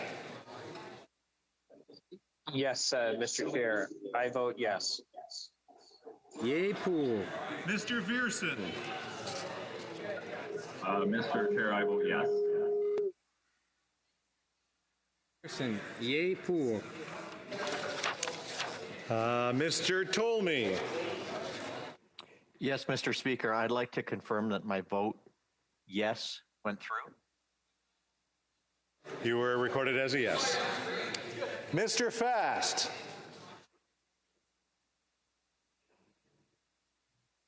Yes, Speaker. I'd like to record my vote as a yay. Yay pour. Thank you. We do have a few in the chamber as well. The honourable member, the honourable member for Regina Louvain. Mr. Speaker, I tried to vote on my app, and it just wanted me to confirm that I voted yay. Yeah, it recorded as a yay. The honourable member for Battleford. We'll try that again. I should always have this. Battle River Crowfoot. Thank you very much, Mr. Speaker. Yes, Battle River Crowfoot. And I just want to ensure that my vote is recorded as a yay.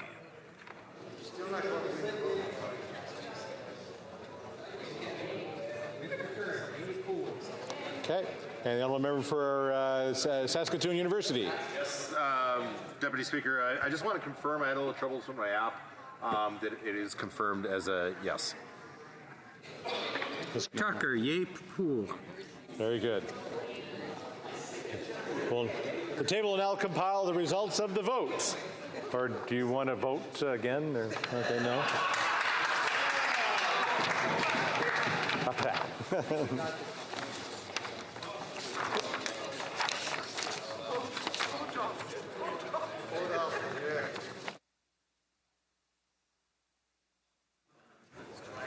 Yeas pour 111, 111. Nays contre 208, 208.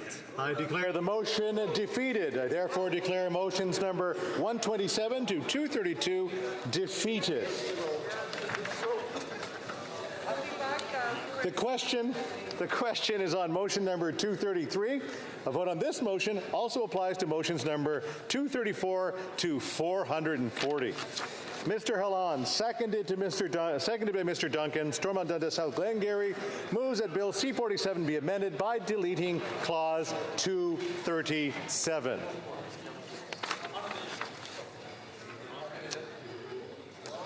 On division, no. The Honourable Parliamentary Secretary? Recorded vote. The 10-minute period for members voting electronically is started, and the House will now proceed to the vote for members participating in person. All those in favor of the motion will please rise. Mr. Kimmich. Mr. Kimmich. Mrs. Thomas. Mrs. Thomas. Mr. Deltel. Monsieur Deltel. Mr. Bragdon. Mr. Bragdon. Ms. Lewis Haldeman Norfolk. Ms. Lewis Haldeman Norfolk. Mrs. Gray. Mrs. Gray. Mr. Moore. Mr. Moore. Mr. Baldinelli. Mr. Baldinelli. Mr. Berthold. Monsieur Berthold. Mr. Nader. Mr. Nader. Mr. Abultaif. Mr. Abultaif. Mrs. Kuzi. Mrs. Kuzi. Mr. Schmale. Mr. Schmale. Mr. Kelly. Mr. Kelly. Mr. Viss. Mr. Viss. Mr. Cooper. Mr. Cooper. Mrs. Cramp-Nyman. Mrs. Cramp-Nyman. Mr. Chambers. Mr. Chambers. Mr. Van Papta. Mr. Van Papta. Mr. Waugh. Mr. Waugh. Monsieur Lehoux. Monsieur Lehoux. Monsieur Généreux. Monsieur Généreux. Monsieur Gourde. Monsieur Gourde. Mr. Cram. Mr. Cram. Mrs. Stubbs. Mrs. Stubbs. Mr. Carey. Mr. Carey. Mrs. Gallant. Mrs. Gallant. Mr. Patzer. Mr. Patzer. Mr. McCauley, Edmonton West. Mr. McCauley, Edmonton West. Mr. Shields. Mr. Shields.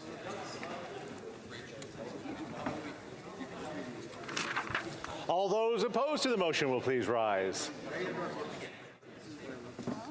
Monsieur Champagne. Monsieur Champagne. Miss Anand. Ms. Anand. Miss Jacek. Ms. Jazik. Miss Chagger. Ms. Chager. Miss Groh. Ms. Grove. Mr. McGinty. Mr. McGinty. Madame Saint-Onge. Madame Saint-Onge. Miss Cara. Miss Cara. Miss Murray. Miss Murray. Monsieur McKinnon-Gatineau. Monsieur McKinnon-Gatineau. Miss Haidu. Miss Haidu. Madame Le Boutillier. Madame Le Boutillier. Miss Vandenbeld. Ms. Vandenbeld. Madame Brière. Madame Brière. Mr. Biddle. Mr. Biddle. Mr. Fillmore. Mr. Fillmore. Mr. Gerritsen. Mr. Gerritsen. Mr. Lamoureux. Mr. Lamoureux. Miss Sahota. Miss Sahota. Mr. Varani. Mr. Varani. Monsieur Fergus. Monsieur Fergus. Madame Koutrakis. Madame Koutrakis. Mr. Bruson. Mr. Bruson. Mr. Housefather. Mr. Housefather. Miss Dillon. Miss Dillon. Monsieur Elkoury. Monsieur Elkoury. Mr. Fonseca. Mr. Fonseca. Mr. Hardy. Mr. Hardy. Mr. Vancouverden. Mr. Vancouverden. Mr. Kuzmerchek. Mr. Kuzmerchuk. Miss O'Connell. Miss O'Connell. Mr. May Cambridge. Mr. May Cambridge. Mr. Sidhu Brampton East. Mr. Cedar Brampton East. Mr. Badaway. Mr. Badaway. Mr. Fragascados. Mr. Fragascados. Mr. McDonald Avalon. Mr. McDonald Avalon. Mr. McKinnon Coquitlam Port Coquitlam. Mr. McKinnon Coquitlam Port Coquitlam. Mr. McLeod. Mr. McLeod. Mr. Morrissey. Mr. Morrissey. Madame Shanahan. Madame Shanahan. Miss Yip. Miss Yip. Mr. Aldag. Mr. Aldag. Mrs. Atwin. Mrs. Atwin. Mr. Baker. Mr. Baker. Mr. Van Bynen. Mr. Van Bynen. Mr. Baines. Mr. Baines. Mr. Gahir. Mr. Gahir. Miss Hefner. Miss Hefner. Madame Lapointe. Madame Lapointe. Miss Taylor-Roy. Miss Taylor-Roy. Miss Thompson. Miss Thompson. Monsieur Terrien. Monsieur Terrien. Monsieur Thériault. Monsieur Thériault. Madame de Bellefeuille. Madame de Bellefeuille. Monsieur Désilet. Monsieur Désilet. Monsieur Barsalou-Duval. Monsieur Barsalou-Duval. Monsieur Beaulieu. Monsieur Beaulieu. Mr. Julian. Mr. Julian. Miss McPherson. Miss McPherson. Miss Kwan. Miss Kwan. Mr. Garrison. Mr. Garrison. Miss Matheson. Miss Matheson. Mr. McGregor. Mr. McGregor. Mr. Green. Mr. Green. Miss Barron. Miss Barron. Madame Hughes. Madame Hughes. Miss Zarillo. Miss Zarillo. Miss May Sanish Gulf Islands. Miss May Sanish Gulf Islands. Mr. Morris. Mr. Morris. The House will now wait for the electronic voting period to end before resuming its proceedings.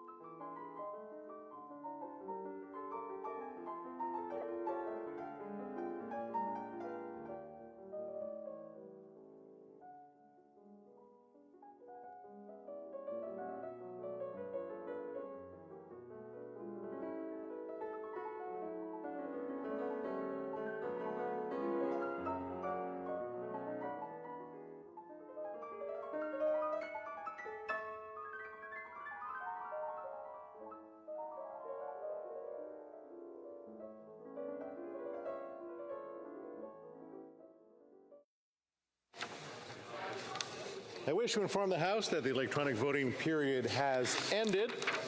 If members were not able to vote due to technical difficulties, they may use the raise hand function and the chair will recognize them. Mr. Steinley. Mr. Speaker, I'm having a problem with my... It's your own responsibility. Let me just make sure my microphone. Let me remind folks that might be voting this way to make sure that the audios are turned off so it does not feed back and loop and hurt the ears of our translators. Okay? Yeah. I'm very sorry. There you go, Mr. Steinley. My app is not working, and I'd like to vote yay. Mr. Stanley, yay pour. Mr. Couric.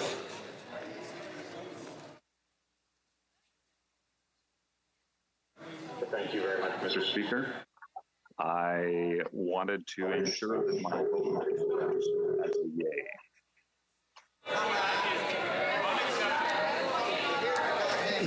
All right, I'm going to give it a second warning. I don't mind people voting on the app. The sanctity of your vote is important, and we need to make sure that if we're using the vote, we're using it, the electronic vote, for the reason it's used for. But I want to make sure that the audio for this place is maintained so that the translators can do their job.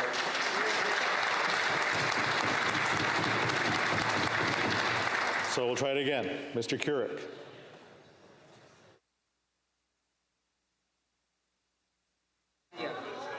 Mr. Couric? I think he's behind the door. Thank you, Mr. Speaker. I want to ensure that my vote is cast as a yay. Okay. My second reminder will be a yay or a nay will suffice. Mr. Seaback.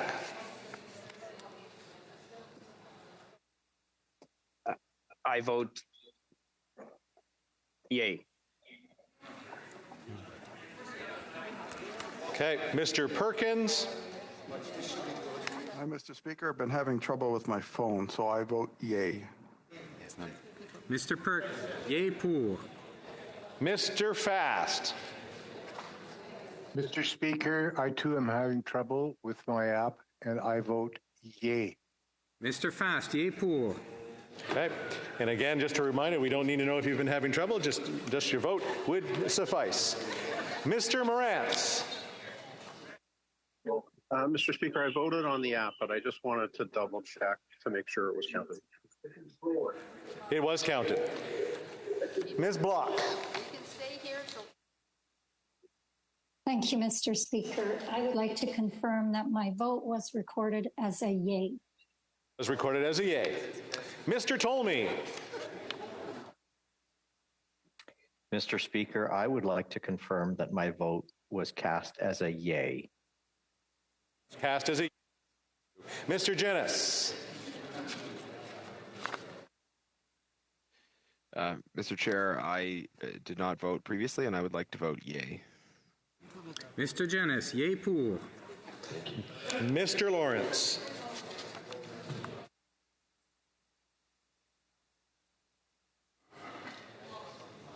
Can you hear me now? I can hear you just fine. What's your vote? Thumbs up, thumbs down. Vote yay. Pour. Mr. Allison. I will be voting yay. Okay, the camera. We didn't have camera confirmation there. Let's try it again. Mr. Allison. I will be voting yay. Mr. Allison, yay pour. Thank you. Mr. Williamson.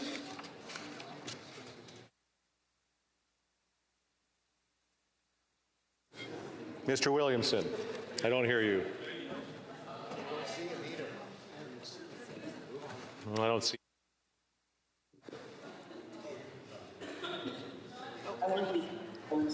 Okay, very good. Mr. Williamson, yay pour. Okay. Mr. Tucker.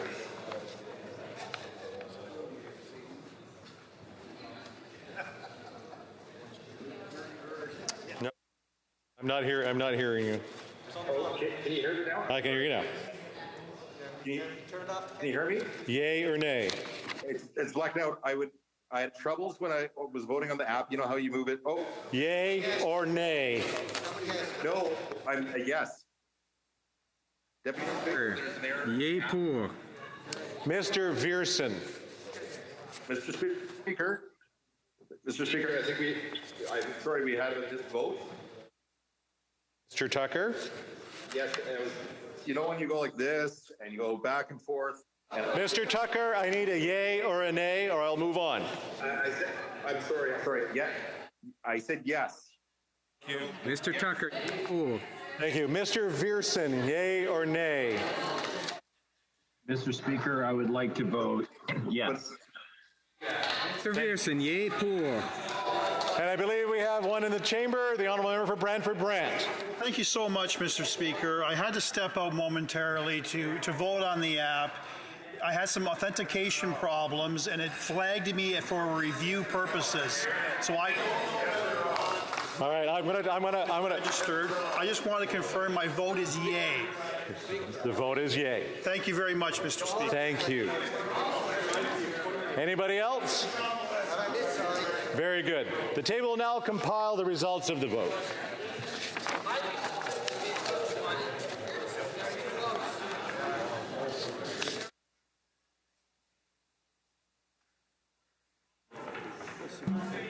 Yeas pour 113, 113. Nays contre 208, 208. I declare the motion number 233 defeated. I therefore declare motions number 234 to 440 defeated. I'm going to go to the point of order. The Honourable Whip, the Government Whip. Point of order, Mr. Speaker. I'm sure it has not been lost on the chair that this sudden technological difficulty outbreak has been limited to one of the parties in this House. I would just ask that we are voting on the budget. That we show a little bit of respect for this place. Manifestly, these people are outside in the lobby.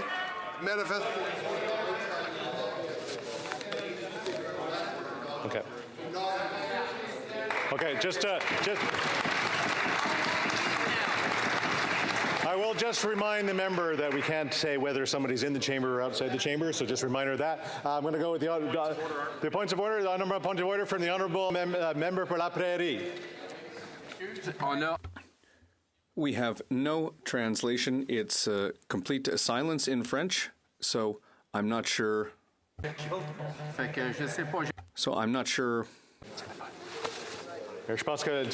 I think that your telephone was ringing at the same time.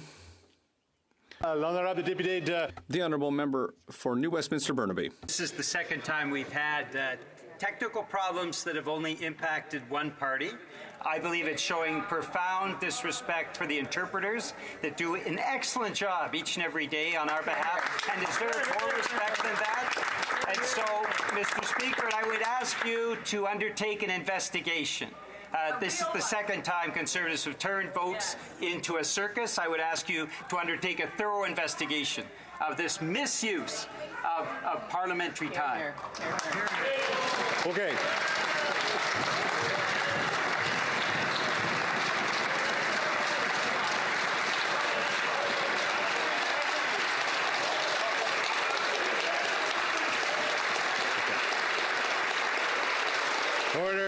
Order. All right, I'm going to make order. I'm going to make two comments on this one. One, I need to refer people to Chapter 13 of Rules of Order and Decorum. Decorum during taking of a vote, and we did see a lot of people getting up and move during the vote, and I don't want that to be happening because it creates a lot of confusion for the table officers. During the taking of a vote, no member is permitted to enter, leave, or walk across the chamber to make any noise or disturbance from the time the speaker begins to put the question until the results of the vote are announced. Members must be in their seats to vote and must remain seated until the results of the vote is announced. Okay, so that's number one that I want to do. So this, I want to quote what Speaker made on June 5th. So this was, I believe, Monday morning after the Friday incident. The chair has the utmost respect for the voting process. The success of the voting application depends on the good faith of members. All members are to treat their right to vote in this place with the sanctity and respect that it deserves, especially on a budget vote. So, let's see how we get through this next one. I will remind folks that if you are voting online and you have trouble with it and you join us by Zoom, I need to know a yay or a nay. I don't need to know anything else. Please stick to that. The question is on motion number 441. A vote on this motion also applies to motions numbers 442. They're all running out. I'll wait until people leave, if that's what they want. Like rats. No, we're not doing that either. Okay? So as much as I'm not happy with that, I'm not happy with that either. So, okay?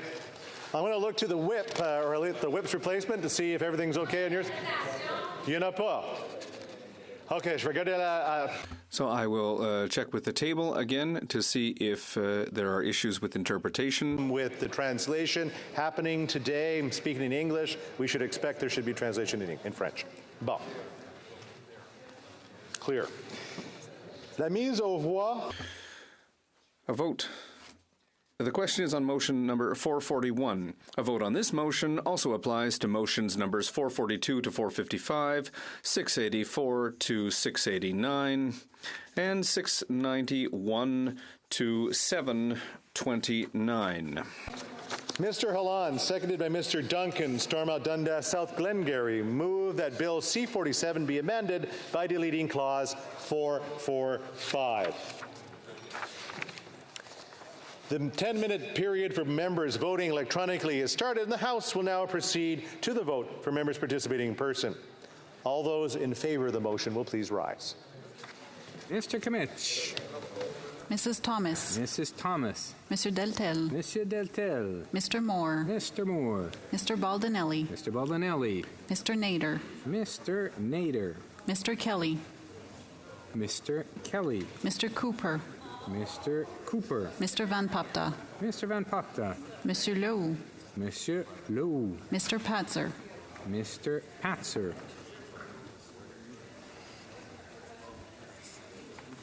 All those opposed to the motion will please rise. Mr. Sajan. Mr. Sajan. Mr. Champagne. Monsieur Champagne. Miss Anand. Ms. Anand. Miss Jazek. Ms. Jazek. Miss Chager. Ms. Chager. Miss Groh. Ms. Groh. Mr. McGinty. Mr. McGinty. Madame Saint-Onge. Madame Saint-Onge. Miss Murray. Miss Murray. Monsieur McKinnon-Gatineau. Monsieur McKinnon-Gatineau. Miss Haidu. Miss Haidu. Madame Le Boutillier. Madame Le Boutillier. Miss Vandenbeld. Miss Vandenbeld. Madame Brière. Madame Brière. Mr. Biddle. Mr. Biddle. Mr. Fillmore. Mr. Fillmore. Mr. Gerritsen. Mr. Gerritsen. Mr. Lamoureux. Mr. Lamoureux. Miss Sahota. Miss Sahota. Mr. Varani. Mr. Varani. Monsieur Fergus. Monsieur Fergus. Madame Koutrakis. Madame Koutrakis. Mr. Bruson. Mr. Bruson. Mr. Housefather. Mr. Housefather. Miss Dillon. Miss Dillon. Monsieur El Khoury. Monsieur El Khoury. Mr. Fonseca. Mr. Fonseca. Mr. Hardy. Mr. Hardy. Mr. Vancouverden. Mr. Vancouverden. Mr. Kuzmerichek. Mr. Kuzmerichuk. Mr. Kellaway. Mr. Kellaway. Mr. Badaway. Mr. Badaway. Mr. Fragiscados. Mr. Fragiscados. Mr. McDonald Avalon. Mr. McDonald Avalon. Mr. McKinnon Coquitlam Port Coquitlam. Mr. McKinnon Coquitlam Port Coquitlam. Mr. McLeod. Mr. McLeod. Mr. Morrissey. Mr. Morrissey. Madame Shanahan. Madame Shanahan. Miss Yip. Ms. Yip. Mr. Aldag. Mr. Aldag. Mrs. Atwin. Mrs. Atwin. Mr. Baker. Mr. Baker. Mr. Van Bynen. Mr. Van Bynen. Mr. Baines. Mr. Baines. Mr. Gahir. Mr. Gahir. Miss Hepner. Miss Hefner. Madame Lapointe. Madame Lapointe. Miss Taylor-Roy. Miss Taylor-Roy. Miss Thompson. Miss Thompson. Monsieur Terrien. Monsieur Terrien. Monsieur Thériault. Monsieur Thériault. Madame de Bellefeuille. Madame de Bellefeuille. Monsieur Desilets. Monsieur Desilets. Mr. Julian. Mr. Julian. Miss McPherson. Miss McPherson. Miss Kwan. Miss Kwan. Mr. Garrison. Mr. Garrison. Miss Matheson. Miss Matheson. Mr. Johns. Mr. John. Mr. McGregor. Mr. McGregor. Mr. Green. Mr. Green. Miss Barron. Miss Barron. Miss Zarillo. Miss Zarillo. Miss May Sanish Gulf Islands. Miss May Sanish Gulf Islands. Mr. Morris. Mr. Morris. The House will now wait for the electronic voting period to end before resuming its proceedings.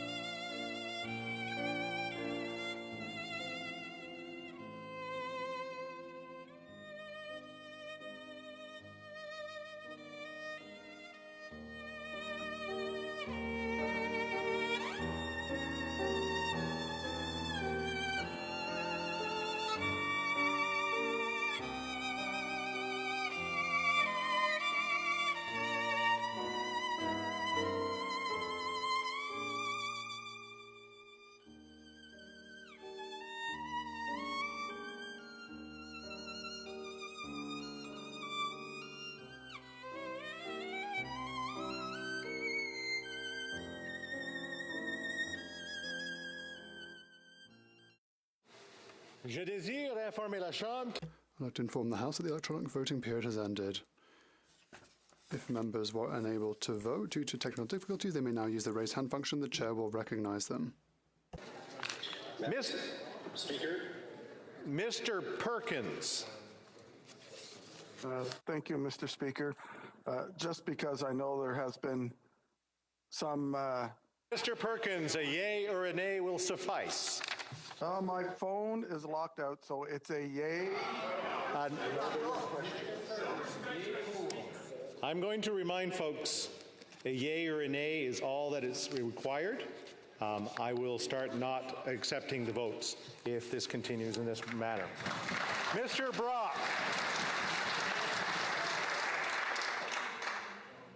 Mr. Brock. Yes, Mr. Speaker, thank you. I vote yay. Yay pour. Mr. Darty.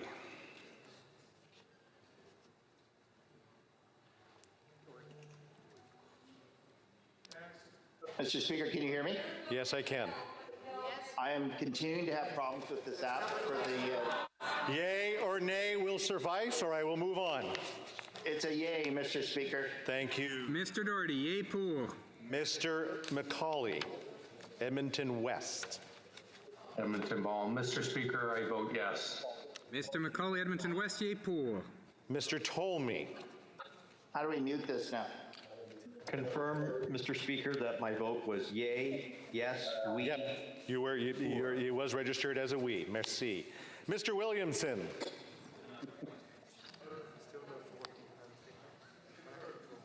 I vote yes, we.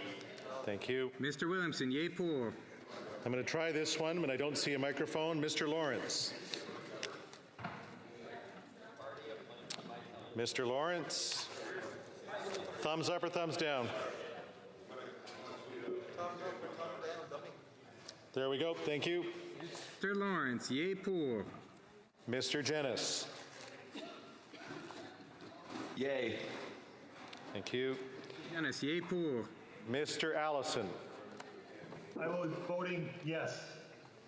Mr. Allison, yay pour. Madame Kuzi.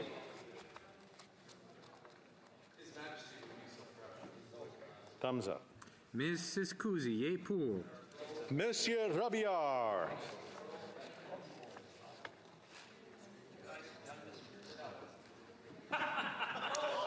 Monsieur Robillard. Je vote non. Je vote non. OK, je te vois pas, Monsieur Robillard. OK. Ton vote est déjà enregistré, donc merci, Monsieur Robillard. Oui. Mr. Schmale. Thank you, Chair. I vote yes. Mr. Tucker. Mr. Tucker. Okay, moving on. Miss Gray. Yes. Yes, and vote yes. No, Mr. Tucker's is done. Mr. Gray. Madam Gray. Thank you, Madam Speaker. I would like to vote yes. Thank you. Yay pour. Mr. Waugh. I would like to vote yes. Mr. Morantz.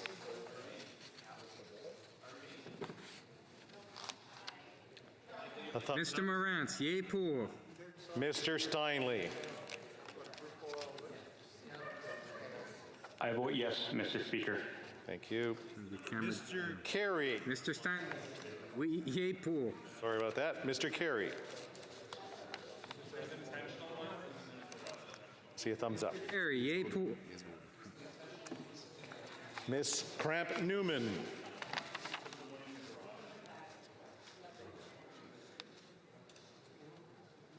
Ms. Cramp Newman?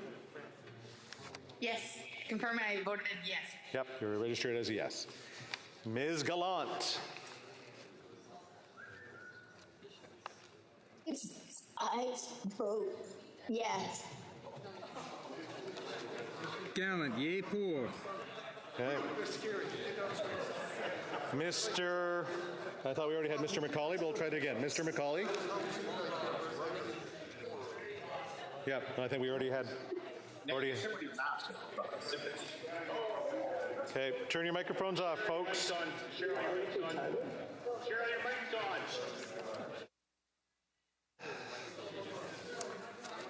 All right, there we go.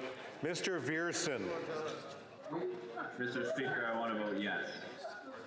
Mr. Viersen, yay pour. Madame Lewis. Mr. Speaker, I'd like to confirm my vote is yes. It was registered as a yes. Thank you. Mr. Zuberi.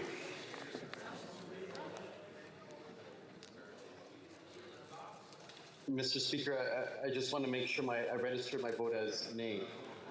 It was registered as a nay. Mr. Seaback. Vote yes. Okay. Mr. Keurig. Oh, sorry, Mr. Keurig.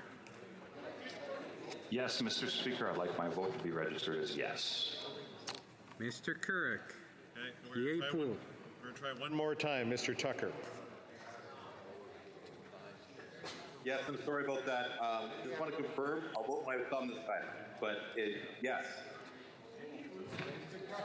Yay pour. Okay. The table will now compile the results of the vote.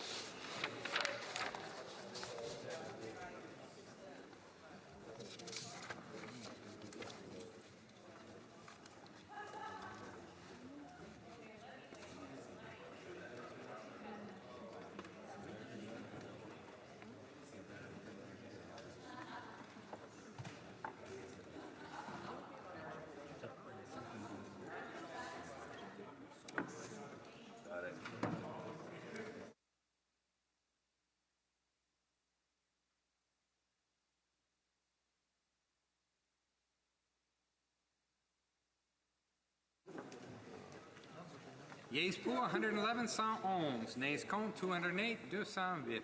I declare motion number 441 defeated. I therefore declare motions number 442 to 455, 684 to 689, and 691 to 729 defeated.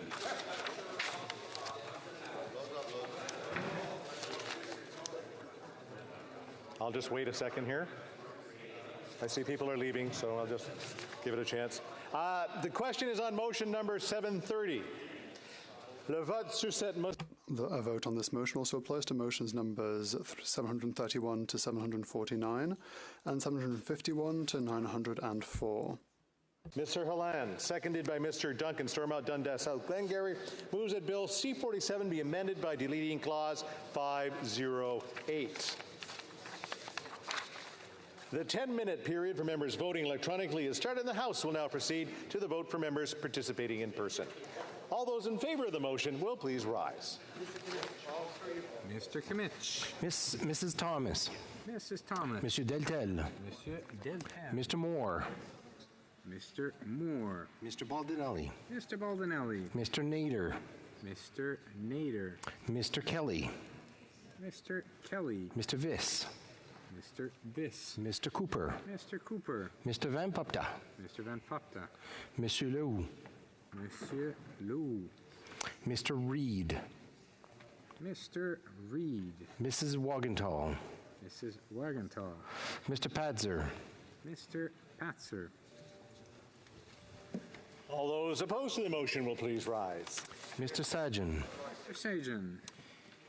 Miss Jazik. Ms. Jazik. Miss Chager. Ms. Chager. Miss Skrow. Ms. Skrow. Mr. McGinty. Mr. McGinty. Miss Kara. Ms. Kara. Miss Murray. Ms. Murray. Monsieur McKinnon-Gatineau. Monsieur McKinnon-Gatineau. Miss Haidu. Ms. Haidu. Miss Vandenbeld. Ms. Vandenbeld. Madame Brière.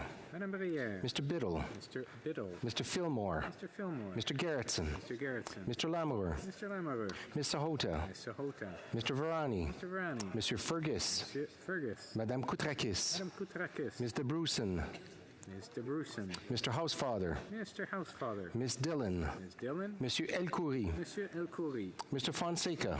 Mr. Fonseca. Mr. Hardy. Mr. Hardy. Mr. Johari. Mr. Johari. Mr. Vancouverden. Mr. Vancouverden. Mr. Kuzmarchuk. Mr. Kuzmarchuk. Mr. Callaway. Mr. Callaway. Mr. May Cambridge. Mr. May Cambridge. Mr. Badaway. Mr. Badaway. Mr. Fragiscatos. Mr. Fragascatos. Mr. McDonald Avalon. Mr. McDonald Avalon. Mr. McKinnon Coquitlam Port Coquitlam. Mr. McKinnon Coquitlam Port Coquitlam. Mr. McLeod. Mr. McLeod. Mr. Morrissey. Mr. Morrissey. Madame Shanahan. Madame Shanahan. Miss Yip. Ms. Yip. Mr. Aldag. Mr. Aldag. Mrs. Atwin. Mrs. Atwin. Mr. Baker. Mr. Baker. Mr. Van Bynen. Mr. Van Bynen. Mr. Gahir. Mr. Gahir. Miss Hefner. Ms. Hefner. Madame Lapointe. Madame Lapointe. Miss Taylor Roy. Ms. Taylor Roy. Miss Thompson. Ms. Thompson. Monsieur Terrien. Monsieur Terrien. Monsieur Thériault. Monsieur Thériault. Madame de Bellefeuille. Madame de Bellefeuille. Monsieur Desilets. Monsieur Desilets. Monsieur Beaulieu. Monsieur Beaulieu. Mr. Julian. Mr. Julian. Miss McPherson. Miss McPherson. Miss Kwan. Ms. Kwan. Mr. Garrison. Mr. Garrison. Miss Matheson. Ms. Matheson. Mr. Johns. Mr. Johns. Mr. McGregor. Mr. McGregor. Mr. Green. Mr. Green. Miss Barron. Ms. Barron. Mrs. May, Saanich Gulf Islands. Ms. May, Saanich Gulf Islands. Mr. Morris. Mr. Morris. The House will now wait for the electronic voting period to end before resuming its proceedings.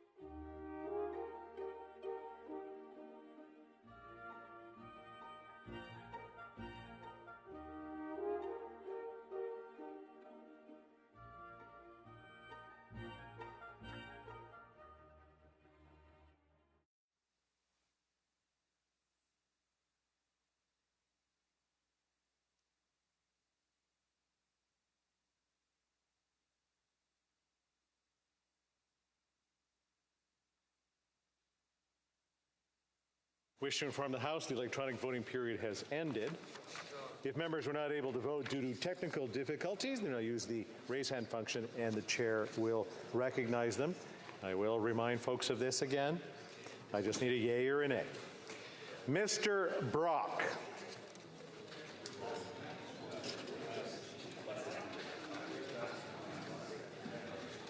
Mr. Brock. Thumbs up, thumbs down. There you go, thumbs up. Brock, yay pour. Mr. Doherty. Can you hear me? Go ahead, thumbs are up, thumbs down.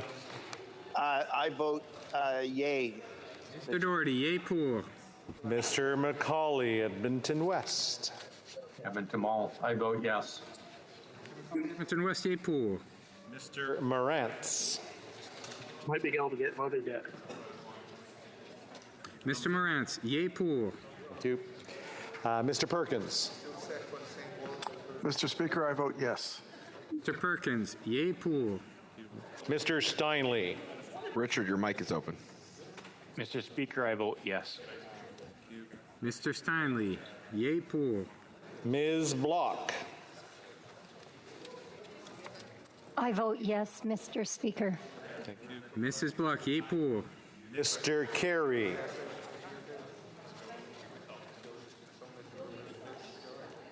Thumbs up. It was registered already previously, so we're all good. Mr. Tucker.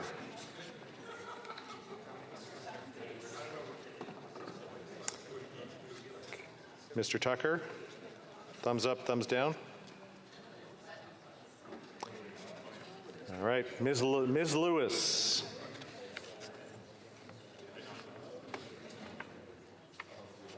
Sorry. I have to have my video on. There you go. I vote yes. Thumbs. We had her already. Mr. Waugh. Mr. Speaker, did you call Corey? Mr. Tucker, I've called you 3 times. No, he was calling. No, he was. Mr. Tucker, this is a thumbs up or thumbs down? Okay, that was a thumbs up. Thank you. Okay, Ms. Tucker, yay pour. You get a thumbs up.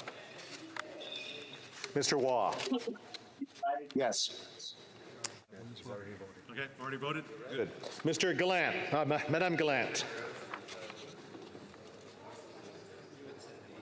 Thumbs up, thumbs down. I vote yes. Thank you. Mrs. Gallant, yay pour.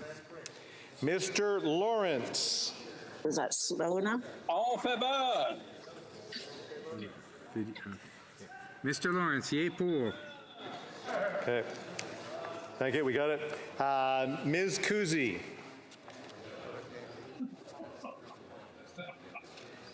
Ms. Kuzi. Sure. Okay, thumbs up. Cheryl, your mic is on. Mr. Couric. Yours. Yes, Mr. Speaker, I vote yes. You turn it off. Mr. Couric, yay pour.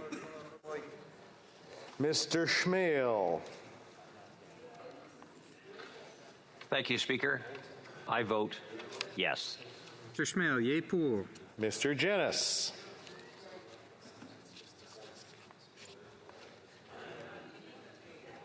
Mr. Jennis. Here we go. Thumbs up. Ms. Gray. Thank you, Mr. Speaker. I would like to vote yes. Yay. Mrs. Gray, yay pour. Mr. Bragdon.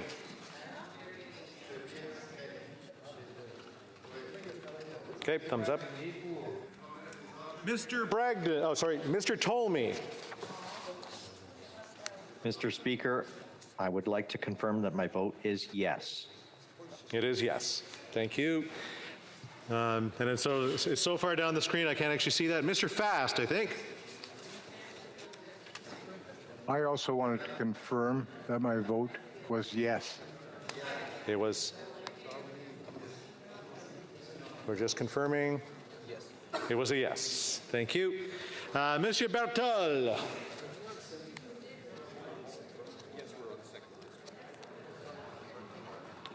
Monsieur Bertol. Miss, okay, thumbs up. Yay pour. Monsieur Williamson. Oui, je vote oui. Mr. Williamson, yay pour. Quelqu'un d'autre? The table will now compile the results of the vote.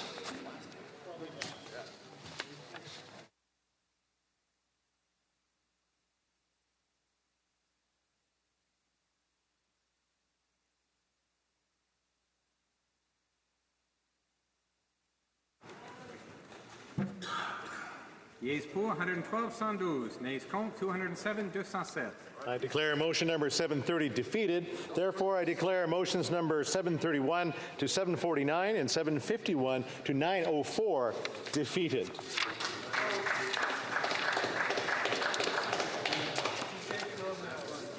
Ms. Jazik for Ms. Freeland, seconded by Ms. Murray, moves that Bill C-47, an act to implement certain provisions of the budget tabled in Parliament on March 28, 2023, as amended, be concurred in at report stage. If a member of a recognized party present in the House wishes the motion be carried or carried on division, or wishes to request a recorded division, I'd invite them and rise to indicate to the chair. The Honourable Government Whip. Request an orderly recorded division. Let's hope. Let's just always hope. The 10-minute period for members voting electronically has started, and the House will now proceed to the votes for members participating in person. All those in favor of the motion will please rise. Ms. Jazik. Ms. Jager. That was the chicken. Jager. Ms. Scroll. Ms. Scroll. Mr. McGinty. Mr. McGinty. Ms. Cara. Ms. Cara. Ms. Murray. Ms. Murray. Monsieur McKinnon Gatineau. Mr. McKinnon Gatineau. Ms. Vandenbelt. Ms. Vandenbelt. Madame Brière. Madame Brière. Mr. Biddle. Mr. Biddle. Mr. Fillmore. Mr. Fillmore. Mr. Garrettson. Mr. Garrettson. Mr. Lamoureux. Mr. Lamoureux. Ms. Sahota. Ms. Sahota. Mr. Varani. Mr. Varani. Monsieur Fergus. Mr. Fergus. Madame Koutrakis. Madame Koutrakis. Ms. De Brusen. Mr. Brusen. Mr. Housefather. Mr. Housefather. Miss Dillon. Ms. Dillon.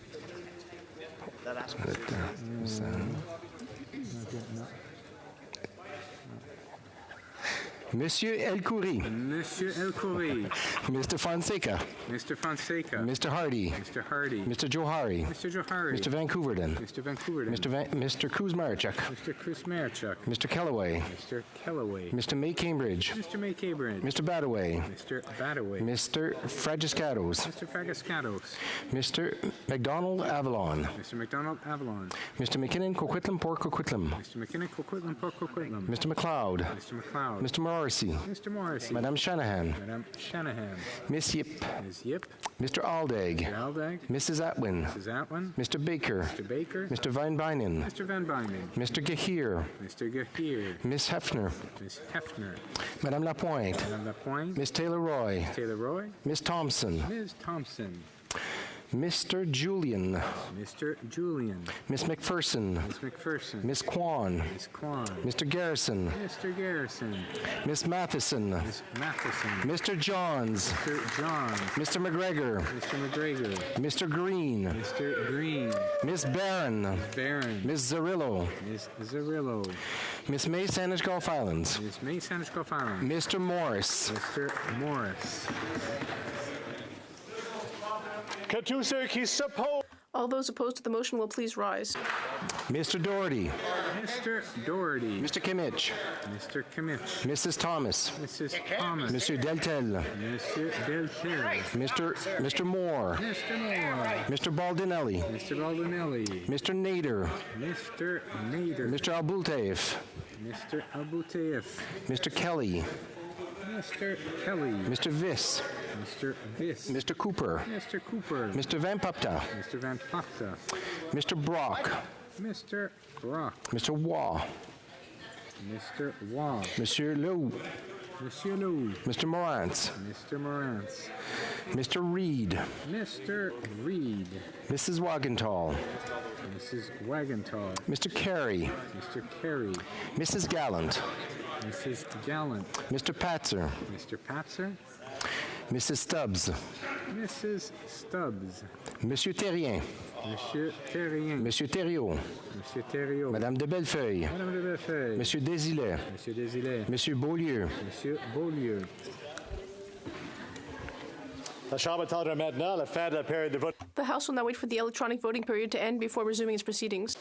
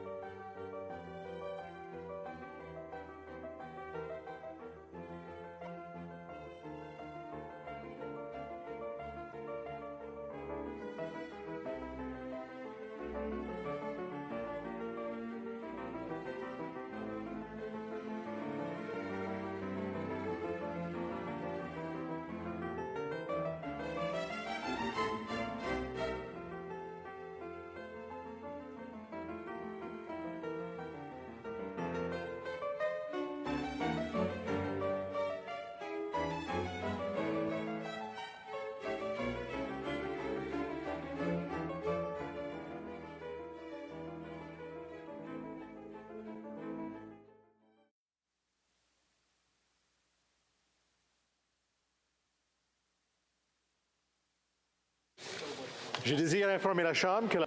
I wish to inform the House that the electronic voting period has ended. If members were unable to vote due to technical difficulties, they may activate the raise hand function and indicate it to the chair. What number here? Mr. Veerson. Mr. Speaker, I vote no. Mr. Veerson, nay. Mr. Perkins.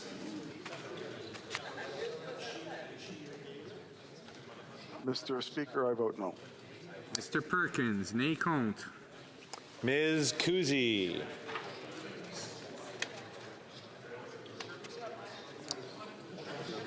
Contre. Ms. Block. Mr. Speaker, I vote nay. Mrs. Block, nay contre. Mr. Schmale. Thank you, Speaker. I vote no. Mr. Schmale, nay contre. Now, Mr. Tolmie has already voted as nay, so... All right, we'll move right on to Mr. Lawrence. I would like to register my vote as a nay. Mr. Lawrence, nay contre. Monsieur Bertol. Je vote non, Monsieur le Président. Monsieur Berthold, nay contre. Ms. Gray. Thank you, Mr. Speaker. I would like to vote no, nay. Mrs. Gray, nay contre. Ms. Cramp-Newman.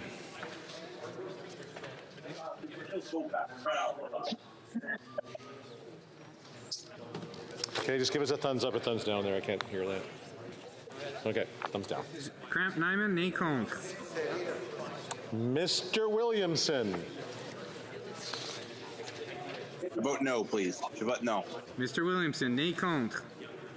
And that's that. Le bureau va maintenant compiler les résultats du... The table will now compile the results of the vote.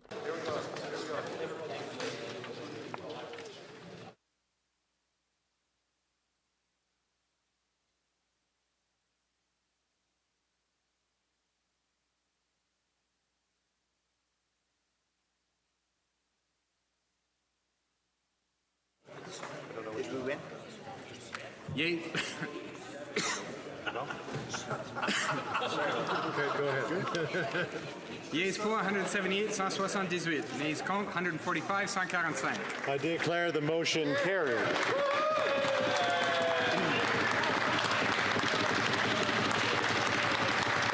When shall this bill be read a third time? After they broke? Which one do I choose? Later today. I see the point of order. The Honourable Government Whip. Thank you, Mr. Speaker. I wish to bring to your attention a possible incident of coercion of a member of Parliament. During the prior vote, the previous vote to this one, the member for Nipissing Renfrew Pembroke, Nipissing Pembroke, was captured into her microphone off on the screen, saying, asking had she voted slowly enough. We wish to know who was coaching, pulling the puppet strings on this member, what kind of coercion was being exerted upon her, and is this something that the Speaker should investigate? Good call. Good call. On the same point of order, the Honourable Member for Caribou Prince George. Mr. Speaker, you can't do directly that you can do indirectly, Mr. Speaker. And what I would offer is that our colleague is struggling with the smoke, had a mask on, and was struggling to actually speak. And that was merely what she was actually trying to clarify, that the Speaker had heard that she enunciated clearly with the technical issues that we've been having with this app. So I see also the member for Renfrew Nipissing Pembroke is standing. Speaker, anyone who knows me that knows no one coaches me to vote. The Honourable Member for New Westminster Burnaby. I want to reiterate, Mr. Speaker, the request for a full investigation into the circus that we saw this evening, with Conservatives only being unable to master the technical abilities of the app. So I would ask for confirmation that the Speaker will investigate fully. Thank you. We will go back and review to see who had challenges and who did not. The Honourable Parliamentary Secretary of the Government House Leader. Mr. Speaker, in your consideration of the point of order from the member from New Westminster Burnaby, I would like to add that I too believe that it is important that the Speaker look into this, that we investigate into why it is that Conservatives seem to be having a tough time with technology.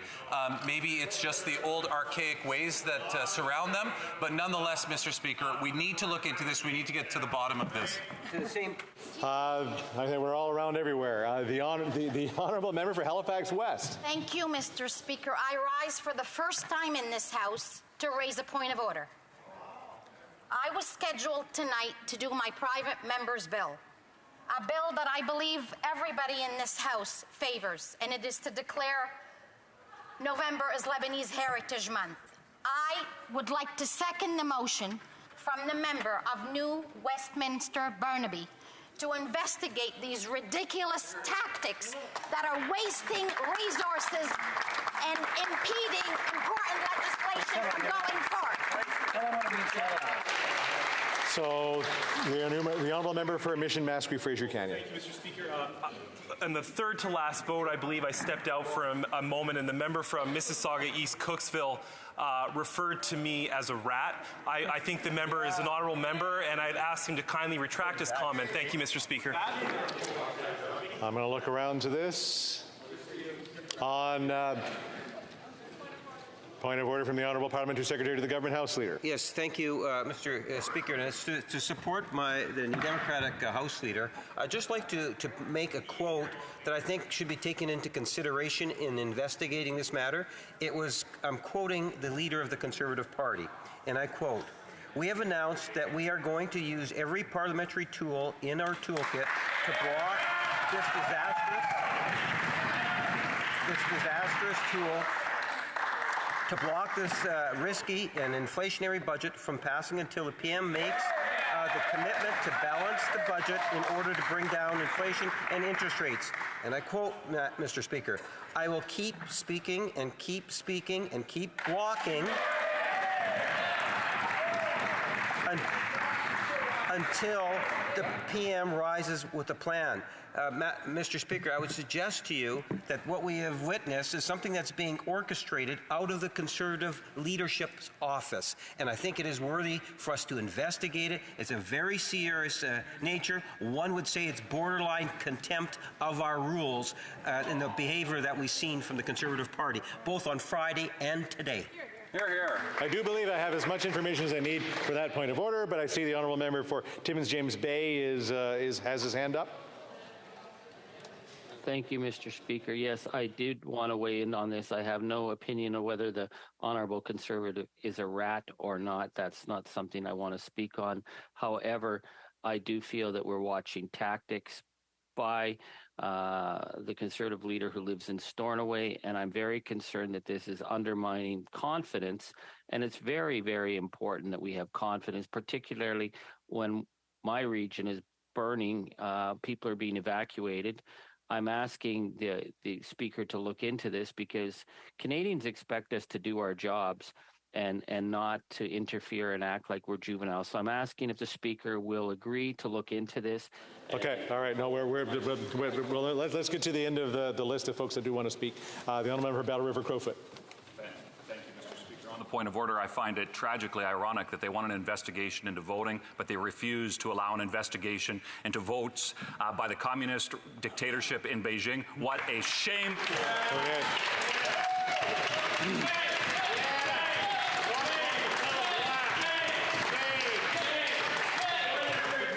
I will just remind folks that when we are talking to points of order, a little bit of standing order request might be good as well. The Honourable Member for Prince George, Peace River, Northern Rockies.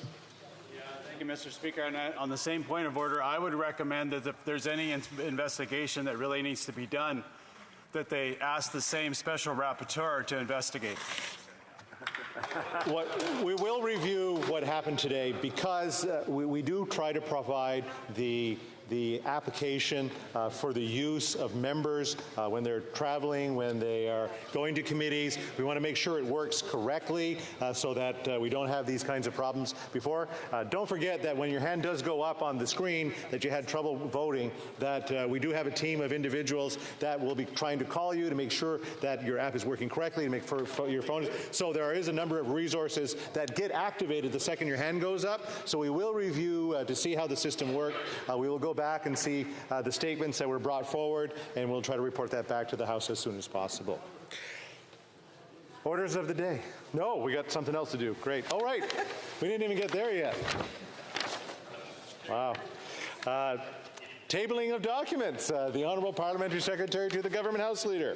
Yes, thank you, Mr. Speaker. Pursuant to Standing Order 36.8a, I have the honour to table in both official languages the government's responses to 2 petitions. These returns will be tabled in an electronic format. And then, Madam Speaker, secondly, if I may, pursuant to Standing Order 111.1 and Section 39(1) of the Public Servants Disclosure Protection Act, I have the honour to table in both official languages the biographical notes and a certificate of nomination for the appointment of Harriet Soloway as Public Sector Integrity Commissioner. Pursuant to Standing Order 111.1, I request that the certificate of nomination and biographical notes be referred to the Standing Committee on Government Operations. Thank you, Madam Speaker. Agreed? Agreed. I wish to inform the House that because of the delay pursuant to Standing Order 37, there will be no private member's business hour today. Par conséquent, l'ordre est reporté à une... It will be raised at a later session. Déclaration de ministre. Statements by ministers. De délégation Reports from interparliamentary delegations. Présentation. Presenting reports from committees. The Honourable Member for Waterloo. Madam Speaker, I know constituents in the riding of Waterloo and all constituents in Ontario will be happy to know that I had the honour to present in both official languages the 46th report of the Standing Committee on Procedure and House Affairs, entitled Report on the Report of the Federal Electoral Boundaries Commission for the Province of Ontario 2022. Madam Speaker, I would just also state that as Procedure and House Affairs Chair, committee members have been looking at how we make this place function. And I do want to say thanks to the NDP today for raising the concern for 2 interpreters. And I know that during votes, interpretation does not take place, but I do notice that their headsets are on because they never know when they might need to interpret.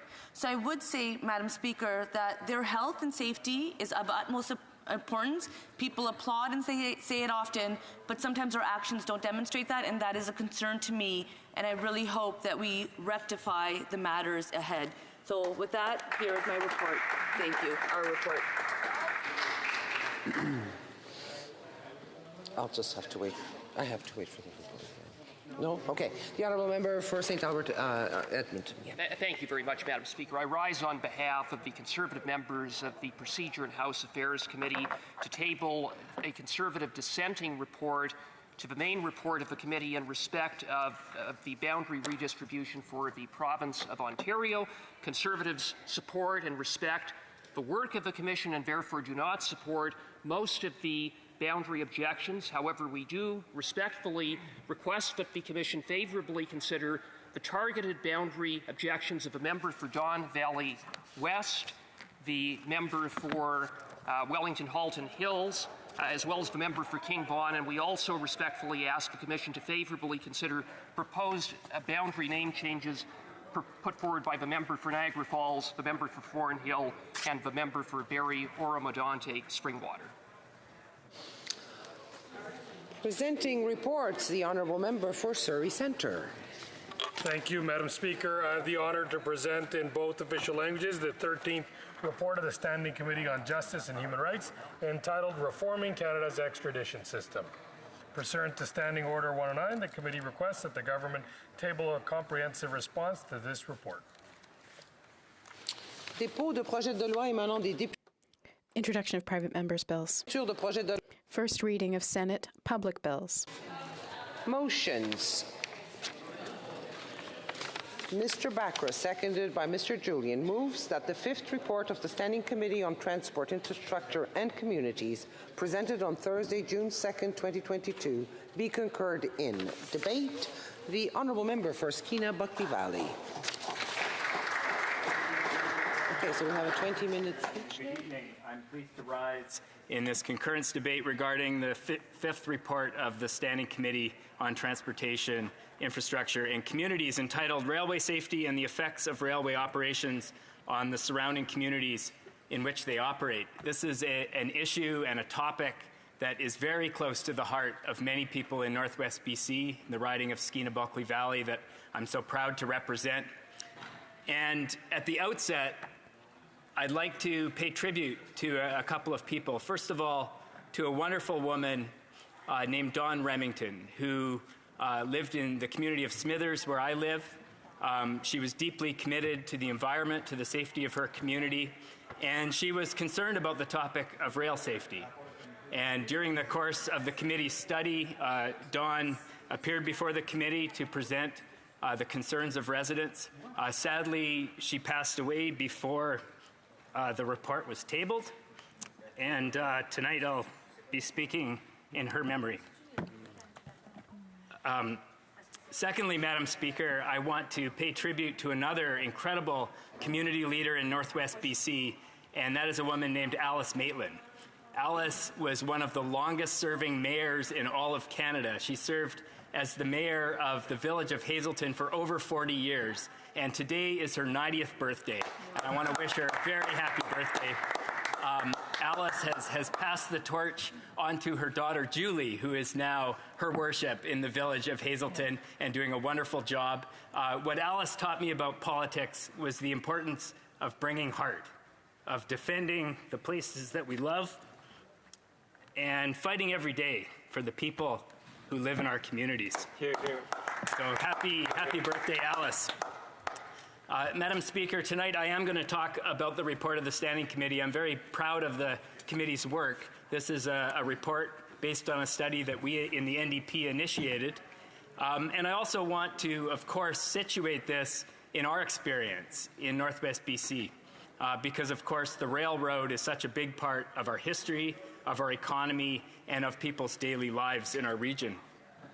I want to talk about workers. I want to talk about the people who work on the trains, the conductors and engineers and others who are so vital to our supply chain, who do dangerous work in all kinds of conditions, in Canadian weather, on steep mountain grades, up and down the line.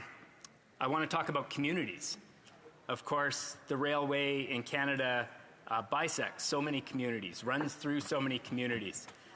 In the region I represent, the railroad was really the founding reason for many of the non-Indigenous communities, including Smithers, a community named after Sir Alfred Smithers, who was the superintendent of the Grand Trunk Pacific Railroad. So it's a big part of who we are.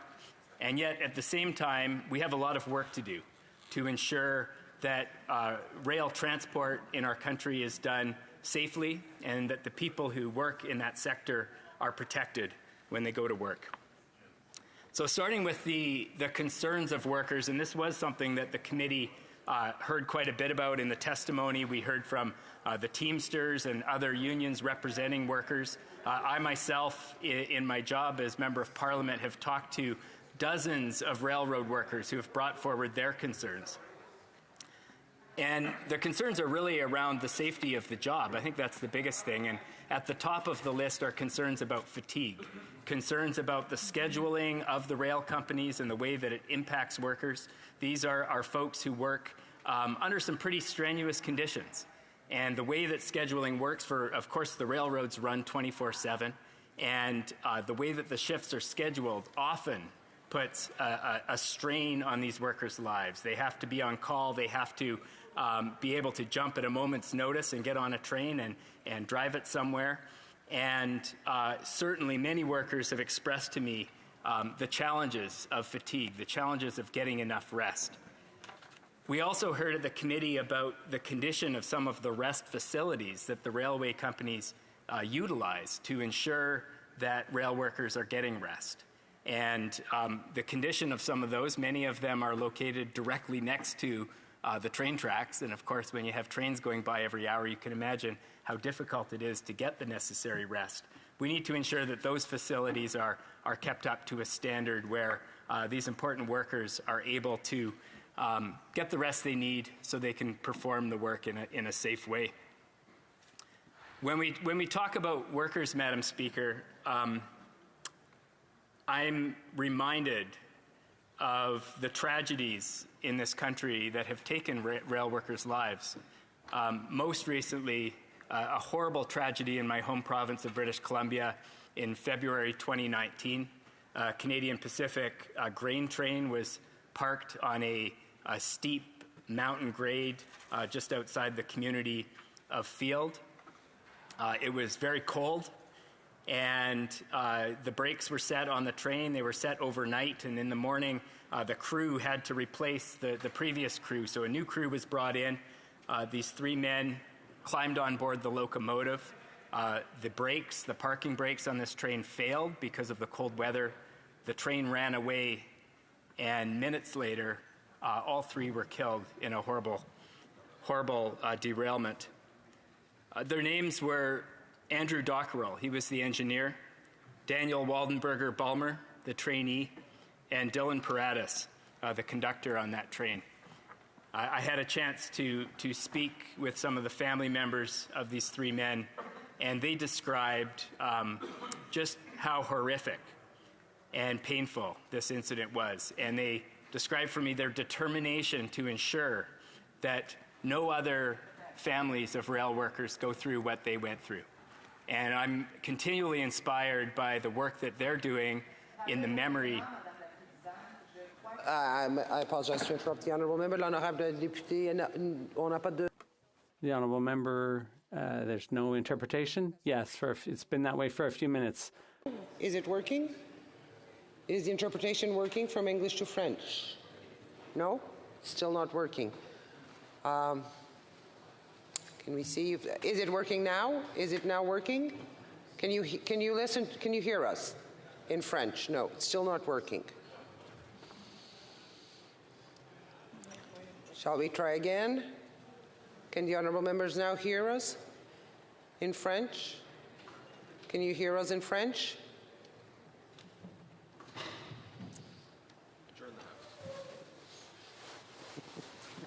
You wish.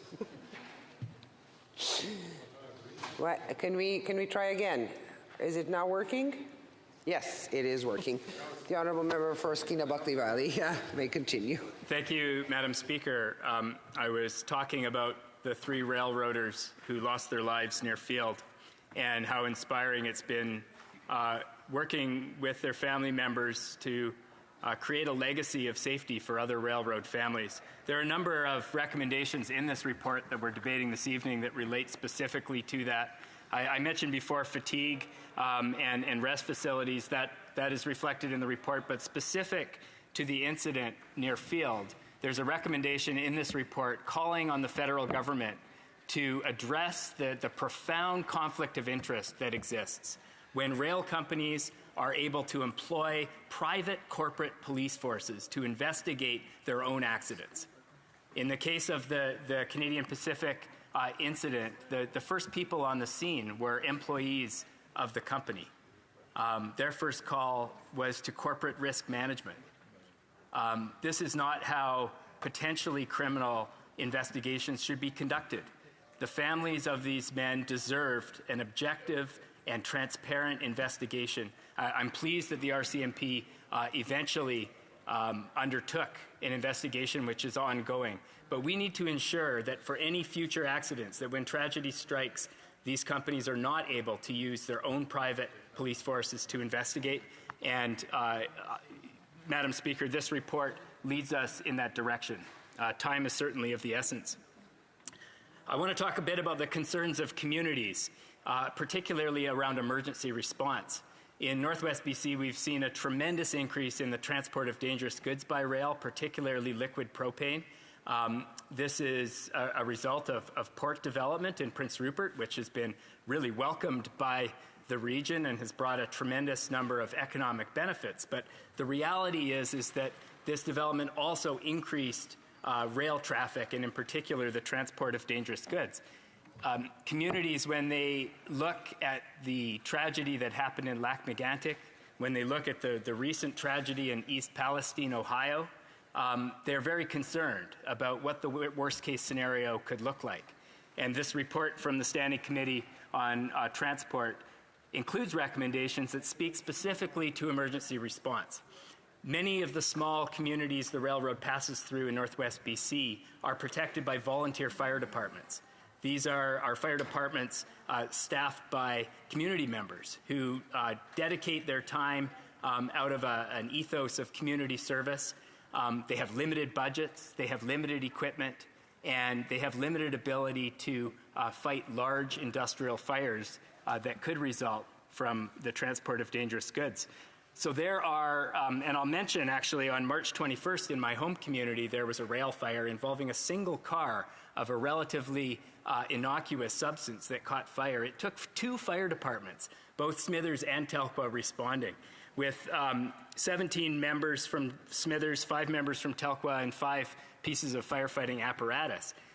They put over 20,000 liters of water on this car to put it out. It was quite an effort. And I was reflecting on the words of the Deputy Fire Chief, Alion DeVries from Smithers. He said, we were able to deal with this size of emergency, but a larger situation involving several rail cars would quickly outstrip our capacity as a fire department. Now, this, of course, comes back to the federal government's responsibility to protect communities. And my concern, and the concern of many people across Canada, is that in this era of self-regulation and the hands-off approach of the federal government, these companies are able to rely on a municipal fire response that isn't able to deal with these worst-case scenarios that we're talking about. So in this report from the committee, we have recommendations related to maximum response times. This is something, community members deserve to know when help is going to show up. Is it going to be 1 hour? Is it going to be 2 hours? Is it going to be 5 hours? And what resources is that help going to show up with? We understand in our region that there are specialized caches of equipment and personnel, but they're several hours away. And of course, we know in a fire involving dangerous goods, a lot can happen in a couple of hours. So it's absolutely vital that the federal government do a review and ensure that communities are properly protected for these larger types of events. And I want to recognize the work of the Regional District of Bulkley-Nechako, which right now is completing a gap analysis on rail safety to better understand in detail where those vulnerabilities exist, so that we can clearly communicate to the federal government our needs as communities and ensure that people are protected. Of course, there are numerous Indigenous communities along the railroad as well, Madam Speaker, and Indigenous people in Western Canada have a difficult history with the railroad in many cases. I think of the elders in Kitsagukla that I spoke with who described how the railroad came through their village, right through their graveyard, how their land was taken and how that was never compensated for, how there are still these outstanding concerns about the impact of the construction of the railroad over 100 years ago on their community. And today they share many of the concerns about emergency response and the transport of dangerous goods. And I want to give a special recognition to the Kitsillas First Nation, who also presented before the committee and provided testimony on their work to evaluate the risk from rail transport on their community. Finally, I want to talk a little bit about the environment, and the other big risk from rail transport relates to potential environmental impact. And I was just speaking about Kitsillas. Kitsillas these are people of the Skeena River, and the railroad in Northwest BC runs right along the Skeena. This is British Columbia's second largest wild salmon system. All 5 species of wild salmon swim up the Skeena. And so communities are very concerned about what would happen if there was a derailment that resulted in dangerous goods, especially persistent fuels like diesel spilling into the river, what the response would be. how effective it would be, and how long it would take. I want to talk a little bit about some of the safety systems that are currently in place and the concerns around them. I know I don't have a huge amount of time, but thinking about safety management systems, Madam Speaker, this is really the tool that the federal government leans on the heaviest in ensuring some semblance of safety in the rail sector. And I want to recognize the work of Bruce Campbell, who's done a lot of thinking about safety management systems and their place in the management regime related to rail. Bruce, of course, wrote a book about the Lac-Mégantic tragedy and has traveled to Northwest BC to help communities understand what the risks are. The Auditor General has expressed severe concerns about safety management in the rail sector, particularly the federal government's lack of effectiveness monitoring. They require rail companies to have these safety management systems, but as of the Auditor General's last report, hadn't been doing enough to evaluate the effectiveness of those systems. And so if we don't evaluate whether these systems create better safety, how do we know that they're being effective? I think that's the question we have to ask, Madam Speaker. And of course, safety management systems were never meant to replace conventional regulations, monitoring, and enforcement. And yet what we see today is really a regime of self-regulation by the rail companies. We see far too few inspections by a federal department, Transport Canada, that simply doesn't have the resources to do the job that is required.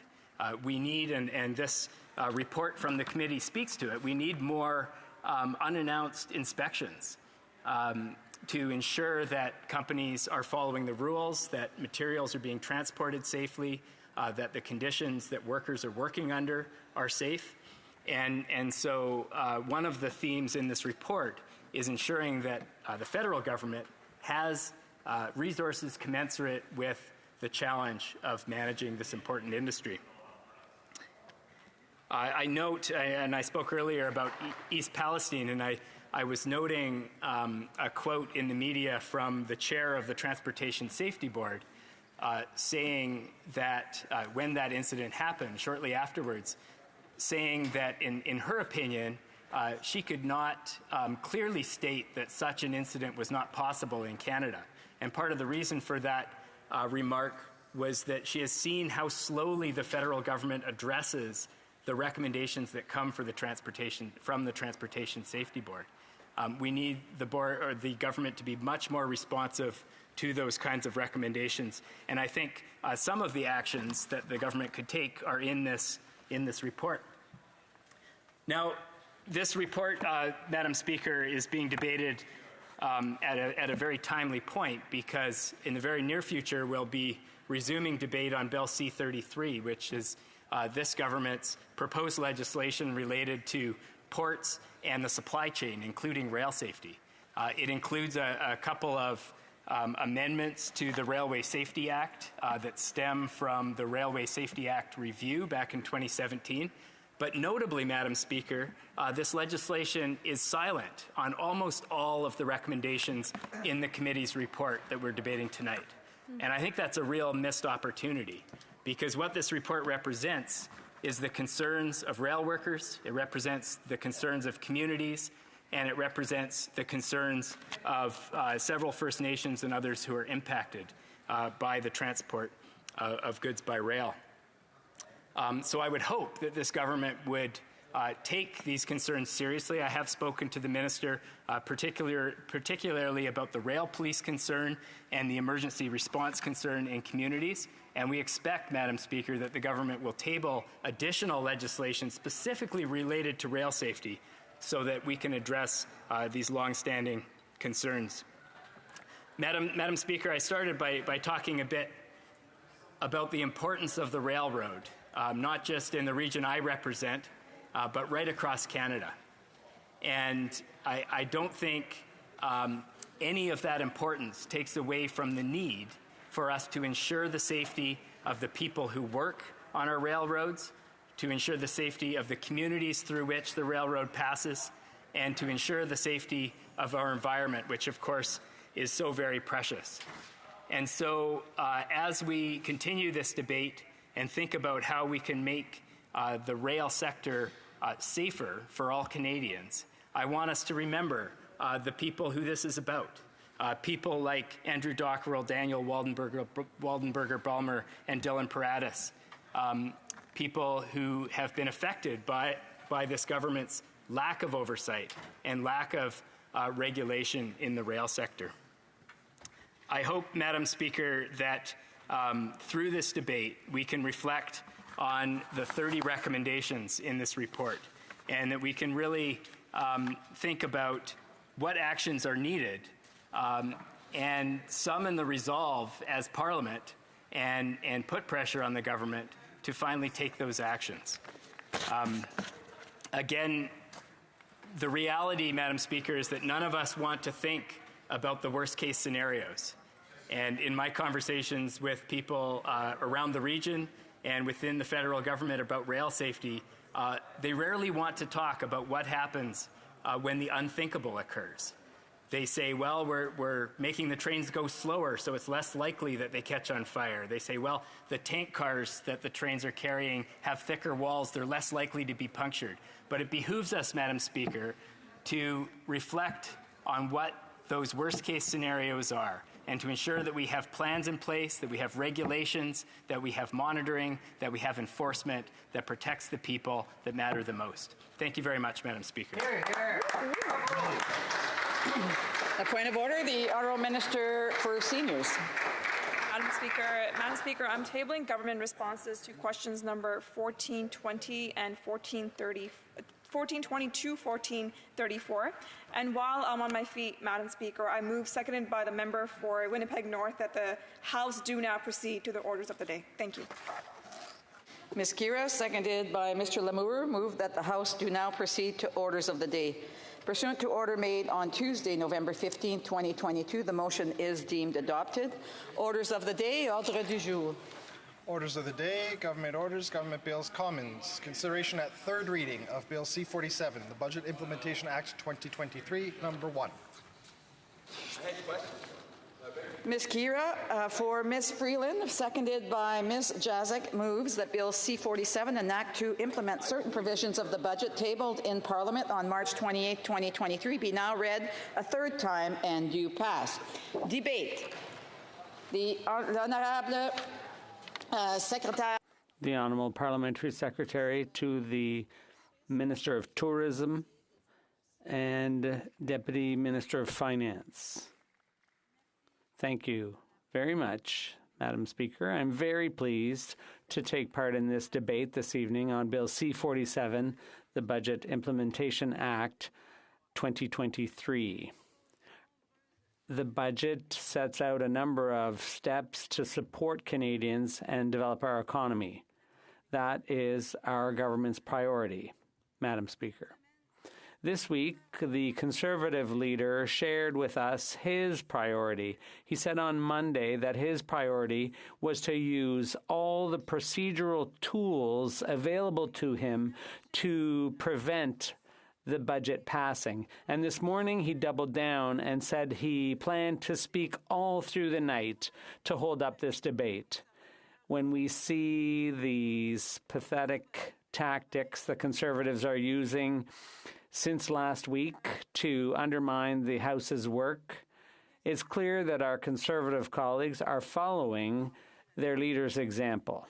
Of course, Madam Speaker, this is not a serious attempt to prevent the passage of the budget, as the Conservative leader claims, because if that were so, he would try to gather a majority of members here in the House around his attempt. The Conservatives are not attempting to convince anyone of anything. They're just trying to block things. In addition to being an insult to our democratic institution and the spirit of cooperation that we need to attempt to uphold, this approach is holding up critical legislation that is essential for Canadians. It is about creating more good-paying jobs. It's about growing our GDP. It's about Canada staying competitive in the global market. This is important to me. It's important to every single member of this government. When I'm asked in my riding what my priority is, when a journalist wants to know what our government's priority is, Madam Speaker, the answer is clear. It's the economy. The Conservative leader, however, has made no secret of what his priority is. He stated so very clearly, and I will quote him. His priority is to, quote, use all the procedural tools at our disposal to prevent the budget from being adopted, including 900 amendments, long speeches, and other procedural tools. This, Madam Speaker, I must emphasize, is not how Parliament is supposed to function. You see, these 904 amendments are fake amendments. 904 motions calling on the government to delete the 904 clauses of the Budget Implementation Act. It took hours, Madam Speaker, of the Speaker's time just to read those amendments out, and 4 hours to vote on them earlier today. This, Madam Speaker, after 40 hours of Conservative filibusters on the Budget Implementation Act. And, Madam Speaker, this is not even a serious attempt at preventing the passage of the budget. You see, if that were the case, the Conservative leader would be trying to rally a majority of MPs in this House. But that's not what they're doing. The Conservatives are not trying to convince other parties or other members. These are simply stunts, Madam Speaker, ones that only serve to undermine the work of Parliament and obstruct the democratic will of this House. Similar to those stunts, we can expect more of the same tonight, Madam Speaker. You see, the leader of the Conservative Party said earlier today that he will keep speaking and keep speaking and keep blocking. Now, while the Conservatives are clapping, they perhaps would like to explain to Canadians why they want to block important benefits and programs. Benefits for workers, Madam Speaker, low-income workers, benefits for families, consumers, for home buyers, Madam Speaker. The Conservatives are blocking assistance for Ukraine that is included in this bill before this House. The Conservatives are blocking an anti-flipping tax when we know that speculation in the housing market is causing pain for Canadians. The Conservatives are stalling the next steps in our dental care plan, Madam Speaker, when we know that seniors would like to access this important support. The Conservatives are preventing low-income workers in this country from getting the support that they need. Madam Speaker, the list goes on and on. And why? Why are the Conservatives doing this? Why has this minority of members in the House of Commons decided to delay important benefits and programs for Canadians that need it? It's simply because the Conservatives don't believe that climate change exists or that we should take climate action in this country, Madam Speaker. That is the only logical conclusion given the debates in this House. They don't believe the 99.9% of climate scientists when they tell us that we need to substantially cut emissions if we hope to safeguard our environment for our children, for our grandchildren. As we all know, major economies around the world are moving at an unprecedented pace to fight climate change and build the net zero industries that the world needs now. As a country, we must seize this opportunity. The International Energy Agency estimates that the global market for clean tech manufacturing alone will triple by 2030 to $650 billion per year. Madam Speaker, we cannot let that opportunity pass us by. Budget 2023 is our government's plan to seize that opportunity today and to lead the way in rapidly expanding global industries that will ensure that Canada can and will be a leader in that global economy. Il faut dire que dans In this race, the recent passage of the U.S. Inflation Reduction Act represents a major challenge to our ability to compete in the industries that will drive Canada's clean economy of tomorrow. Without swift action, the magnitude of the U.S. incentives will compromise Canada's ability to attract the investment needed to make our country a leader in the global clean economy. If Canada doesn't keep pace, we will fall behind. And if we are left behind, Madam Speaker, it will mean less investment in our communities, and fewer jobs for a whole generation of Canadians.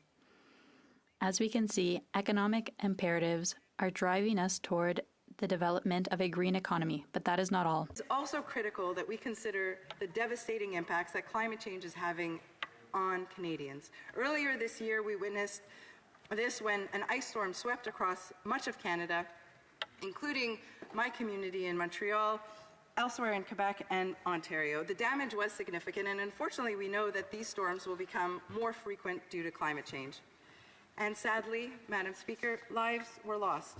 And now, as we all know, now wildfires are ravaging communities across the country, leaving a path of destruction behind them and literally making it difficult to breathe. Madam Speaker, today is actually Clean Air Day in Canada, a day meant to recognize how important good air quality is to our health, to our environment, and, yes, to our economy. And today in Ottawa, the air quality is rated as 10 plus. 10 plus, Madam Speaker, on a scale of 10. That means maxing out the scale entirely. This is the worst level on Environment Canada's Air Quality Health Index, and it indicates a very high risk to human health. If this doesn't serve to finally wake up the climate deniers in this House, I genuinely don't know what will. These natural disasters, Madam Speaker, serve as yet another reminder of the urgent need to take action against climate change, to get our economy, to make the green transition we all need, and to turn this into a real economic opportunity for Canadians as we create the economy of tomorrow. The time for action is now, Madam Speaker. Now, the transition to the clean economy will require massive investments, both public and private. For Canada to remain competitive, we must continue to build a framework that supports these types of investments in Canada, and that's what we're doing with this budget. En faisant des investissements by making significant investments to ensure that Canada doesn't fall behind in this time of profound global economic upheaval and opportunity, Budget 2023 ensures that our clean Canadian economy can bring prosperity, middle-class jobs, Madam Speaker, and more vibrant communities across the country. Madam Speaker, the measures set out in Bill C-47 give us the means to achieve our ambitions, the means to pave the way not only to net zero, but also to good jobs for decades to come. Madam Speaker, growing a clean economy, both here in Canada and around the world, will depend on our supply of clean electricity. The good news is that Canada already has one of the cleanest electricity grids in the world. In fact, roughly 83% of our electricity comes from non-emitting sources, such as hydroelectricity, wind, solar, nuclear. Dans le budget de 2023, le gouvernement fédéral In Budget 2023, the federal government is proposing major investments to accelerate the supply and transmission of clean electricity. We will expand Canada's electricity grid, connect it from coast to coast, and ensure that Canadians and Canadian businesses have access to cleaner, cheaper energy into the next century. Just by way of example, Madam Speaker, Budget 2023 proposes to introduce a 15% refundable tax credit for eligible investments in non-emitting electricity generation systems, such as wind, solar, abated natural gas-fired electricity generation, stationary electricity storage systems that do not use fossil fuels in their operations, such as batteries, pumped hydroelectric storage, compressed air storage, and equipment for the transmission of electricity between provinces and territories. Both new projects and the refurbishment of existing facilities will be eligible. This Made in Canada plan follows the federal tiered structure to incent the development of Canada's clean economy and provide additional support for projects that need it. With this plan, we are introducing the necessary tools to put Canada's electricity sector on the path to reduce its emissions to net zero from the 56 megatons CO2 equivalent in 2020 and to meet our commitment to achieve a net zero electricity grid by 2035. Madam Speaker, we know that as we look to seizing the opportunities presented to us in this growing clean economy of the future and building the opportunities of tomorrow, we must continue to support Canadians today. Since our election in 2015, our government's main focus has been on investing in the middle class, growing the economy, strengthening Canada's social safety net, making life more affordable, Madam Speaker. We've introduced the Canada Child Benefit, which has lifted hundreds of thousands of children out of poverty, including more than 15,000 in my riding alone. We have been giving millions of families a head start in giving their children the best start in life possible. We've increased the guaranteed income supplement for single seniors, increased old age security, enhanced the Canada Pension Plan with our provincial partners, because we know that those who've contributed, those who've given to this country for their entire working lives deserve to enjoy a secure and dignified retirement. We know that without the involvement of women in our workforce, we'll never succeed in building the economy that we want. And because of that, in 2021, we made a historic investment in a Canada-wide system of affordable early learning and childcare. That investment has already delivered a 50% average reduction in fees for regulated childcare in this country. It's brought fees down to just $10 a day, Madam Speaker, in 6 provinces and territories in this country, with the rest on track to meet this milestone in just a few years' time. Madam Speaker, the statistics speak for themselves. We've increased our employment by over 900,000 jobs since the pre-pandemic levels. Our unemployment rate sits at just 5%, lower than pre-pandemic levels. Our labor force participation rate is at 65.6%, Madam Speaker, well above the United States. And our labor force participation rate for women in their prime working years is at a record high at 85.2%. We've also, Madam Speaker, had the fastest year-over-year growth of any country in the G7. That's right, Madam Speaker, right here in Canada. We've made a lot of progress over these years in supporting Canadians, but we also know that millions still find it difficult to make ends meet. Budget 2023 was developed with this dual purpose in mind, Madam Speaker, supporting Canadians who need the help, who need the government to step in order to help them make ends meet today, but also laying the foundations in order to build the economy that Canadians need tomorrow. Good paying jobs, Madam Speaker. You can't have one without the other. You can't build an economy for the future without supporting the most vulnerable in our society today. And that's a challenge that our government is ready to meet. Predatory lenders often take advantage, Madam Speaker, of some of the most vulnerable people in our communities, including, of course, many low-income Canadians, newcomers, seniors, often by extending very high interest rate loans, Madam Speaker. And that's why also in our budget implementation bill, what we've proposed is that the federal government lower the criminal rate of interest under the criminal code, down from 47% to just 35%, and to launch consultations on whether that rate should be further reduced, Madam Speaker. Today's legislation also proposes to adjust the criminal code's payday lending exemption to impose a cap on the cost of borrowing charged by payday lenders. Another topic, Madam Speaker, supporting our young people. Supporting post-secondary education not only is one of the best ways to continue to make life more affordable, but it also prepares the next generation of Canadians with the skills that they need to succeed. The cost of getting a post-secondary education has risen in recent years for many Canadians. RESPs are an important part of saving for that education. In a typical year, Madam Speaker, about 500,000 students withdrew funds from their RESPs to support their education. However, the withdrawal limits have not increased in 25 years.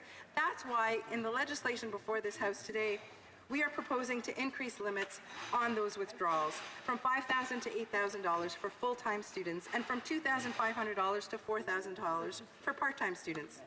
We're also proposing to allow divorces or separated parents to open a joint RESP for their children, ensuring that more young Canadians have the opportunity that they wish. Madame la Présidente. Madam Speaker, I also want to quickly touch on another aspect of the bill which is before us tonight. The amendments this bill makes to the Canada Elections Act confirm that it was always Parliament's intention that the Canada Elections Act should regulate federal political parties uniformly, exclusively, and comprehensively with respect to privacy. Parliament has already established an exclusive, comprehensive, and uniform set of rules for the collection, use, and disclosure of personal information by federal political parties, requiring political parties to establish and comply with privacy policies governed by the Canada Elections Act.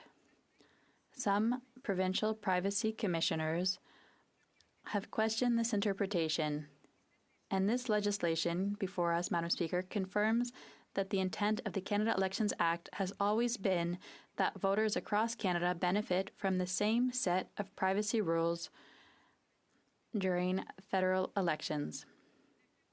Communication with voters is at the very heart of politics, Madam Speaker, and the collection, use, and disclosure of information are essential to that communication. This legislation will provide important certainty. Members of Parliament, federal political parties, candidates, campaigns, party officials, and volunteers will be subject to a single, comprehensive, and uniform set of federal rules on the collection, use, and disclosure of information. And no province will be able to separately regulate or restrict the ability of members of Parliament, federal political parties, candidates, campaigns, party officials, and volunteers to communicate with voters or to collect and use their information. Madam Speaker, I see that my time is coming to an end. I'd like to conclude by saying that thanks to the measures in Bill C-47 and other measures contained in Budget 2023, we have the opportunity to build a clean, prosperous, and sustainable economy right here in Canada. This will benefit not only ourselves, not only our children, but also our grandchildren in every corner of our magnificent country. The time has come to seize this opportunity and move forward, Madam Speaker. Thank you. The honourable for Edmonton-Wetaskiwin. Thank you, Madam Speaker. Madam Speaker, the Liberal approach to this debate has been completely unserious. We listened to the member, just like other members before, talk about the wildfire situation. This government's been in power for 8 years, and somehow this wildfire situation that we're facing is somehow everybody else's fault. They've been in power for 8 years, Madam Speaker. They talk about cuts. They fearmonger about potential cuts. Do you know when the worst cuts in Canadian history were to health, social services, and education? In 1996-97, the Liberal government of the day cut 20% from transfers for health, social services, and education. And then the next year, they cut another 12%. 32% over 2 years because of the absolutely disastrous economic policies of the last Trudeau government. The Trudeau government of the 70s and 80s, 14 deficits in 15 years. I wonder if the honourable member and her friends that have scrambled around to be in her background of her shot there will promise to stick around, open to being persuaded by the Leader of the Opposition's speech tonight.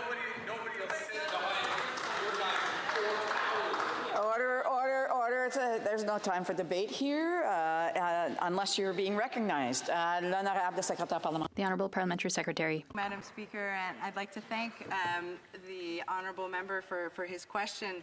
I believe, if I understood it correctly, he's talking about getting serious, and I couldn't agree more. It's time to get serious, Madam Speaker. The member pretends that he doesn't know who is to blame for these wildfires. I'll tell him, it's climate change. Climate change is to blame for these wildfires. What we have done is put forward a concrete plan.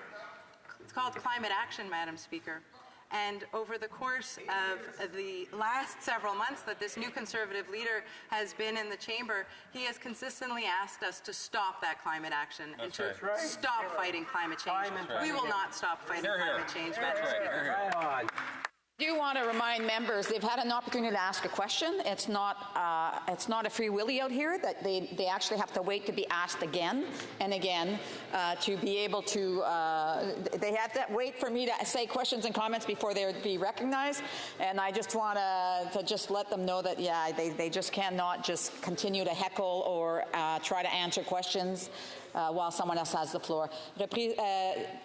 Questions and comments, the Honourable Member for Repentigny. Thank you, Madam Speaker. I listened attentively to my colleague's speech, And she talked about the clean economy. Great, that speaks to me. $80 billion, but there's the Canada Growth Fund, $15 billion that will be in that fund that will be managed by whom? By which organization? The Canada Pension Plan. Wait a second. The Canada Pension Plan takes care of its investments. It's not looking out for the environment. Furthermore, the significant shares in oil companies, well, they have shares in oil. So the Canada Growth Fund, they say it will be hydrogen from fossil fuels and carbon capture and storage, which is a huge scam, and the government is falling for it. The Honourable Parliamentary Secretary.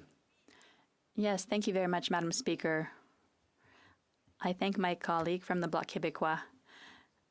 What we're proposing is that as a government, we will be giving a mandate to create this clean economy of tomorrow, and we will give that mandate with very clear instructions. We are in government, we have the power to do so, and we will do it not just in Quebec, but throughout Canada, and it will benefit all Quebecers. And comments, the honourable member for Timmins, James Bay. Thank you, Madam Speaker. The planet is on fire. I can smell the burning of the planet from my window here in Northern Ontario. It's been burning for days and days. We had an emergency debate the other night on fires, and not a single Conservative showed up. Obviously, they don't care. But my question is to this government, because over the last year, the Environment Minister proposed an increase of 109 million barrels of oil a day. This government has put over $30 billion into the TMX boondoggle to ship unrefined bitumen to other destinations. I'm asking the member if they're serious about climate change. When are they going to stop promoting the expansion of bitumen projects with the highest carbon intensities on the planet? As our planet burns, if we're going to be serious about a climate future, we have to stop the expansion of the oil lobby. So when are they going to stop working for the oil lobby and actually start working for Canadians? L'honorable secrétaire parlementaire. Thank you, Madam Speaker, and I thank my honourable colleague for his question. Indeed, here in this House, we can also smell the smoke and the wildfires. It comes right into this chamber, and I hear my colleague when he says that he can smell it where he is in Northern Ontario. Madam Speaker, I too found it deplorable that not a single Conservative participated in the emergency debate on wildfires. Communities right across this country are being evacuated. 7,000 Quebecers were recently evacuated in Chibougamau. Madam Speaker, this is a very serious issue, and I believe that as elected officials, as parliamentarians, every single one of us should be concerned, and every single one of us should have to speak to it. Mr. Secretary, Government House Leader. Thank you very much, Madam Speaker. You know, when the member from Timmins, James Bay, just asked this question moments ago. I have a point of order. The Honourable Member Battle River Crowfoot. Thank you very much, Madam Speaker. Now, I found it very troubling that the previous two speakers referenced Conservatives not participating in a debate where we did very, very clearly. Debate. The Honourable Member for. I would ask that that be withdrawn and apologized for because it's factually. This is a point of debate, and I've already ruled on it. The Honourable Parliamentary Secretary of the Government House Leader. Thank you very much, Madam Speaker. You know, what I found deplorable was when the member from Timmins, James Bay, was asking his question and literally talking about how he could smell forest fires where he was sitting in his community. Conservatives were just laughing. You know, somehow Conservatives think that climate change is a partisan issue, but even their buddies in the Bloc don't even agree with them on that. They take it seriously. I'm wondering if the Parliamentary Secretary can comment on whether or not it's time to put partisanship aside when it comes to climate change. We can have debates about whether or not a policy is right or a different policy is the way to go, but what we shouldn't be debating are the actual facts, the fact that climate change is real. Would the Parliamentary Secretary like to comment on that? Parliamentary Secretary. Well, thank you, Madam Speaker, and I do agree. I do agree that this is not a partisan issue, and I regret very much that it has become one in this House. Madam Speaker, there was a time when Brian Mulroney, a friend of mine, was a leader as Prime Minister of the then of Canada, a Conservative Prime Minister. He brought forward important, life-changing reforms in order to make our planet greener, in order to fight climate change, Madam Speaker. The Conservatives have changed since then. This new Conservative leader does not believe that climate change is something that we should act on. He does not believe that climate action is important. And we disagree, and we'll continue to fight climate change. Hear, hear. Questions and comments? The honourable for Charles Wood, St. James, Assiniboia, Headingley. Thank you, Madam Speaker. There's one aspect of the budget I wanted to get clarification on. In the fall economic statement, in the 27-28 calendar or business year, the fall economic statement projected a $4.5 billion surplus. Only 140 days later, on March 28th, the budget introduced a table for the same year which showed a $14 billion deficit, an $18.5 billion swing. I wonder if the member could give us some details as to why the change. The Honourable Parliamentary Secretary. Madam Speaker, I appreciate my colleague opposite. I know him to be a learned member of this House. The simple fact is that a majority of Conservative Party members voted against climate action in this House, Madam Speaker. And we know that the global environment has changed. There are challenges at the moment, but what the Conservatives are proposing are simply cuts. The Conservatives are proposing are austerity measures. And as I mentioned in my speech, Madam Speaker, The honourable member for Edmonton-Wetaskiwin. I believe the rules of the House would dictate that when a question is asked, that the honourable member answering the question should at least attempt to refer in some way to... This is a debate. The honourable Parliamentary Secretary, if she could please wrap it up so I can get one more question in. The honourable Parliamentary Secretary. Thank you, Madam Speaker. I find it ironic that the Conservatives are talking about answering questions. Several times we have asked the Conservatives what they are proposing by way of economic policy or what they are proposing by way of climate policy, and the answer has been silence.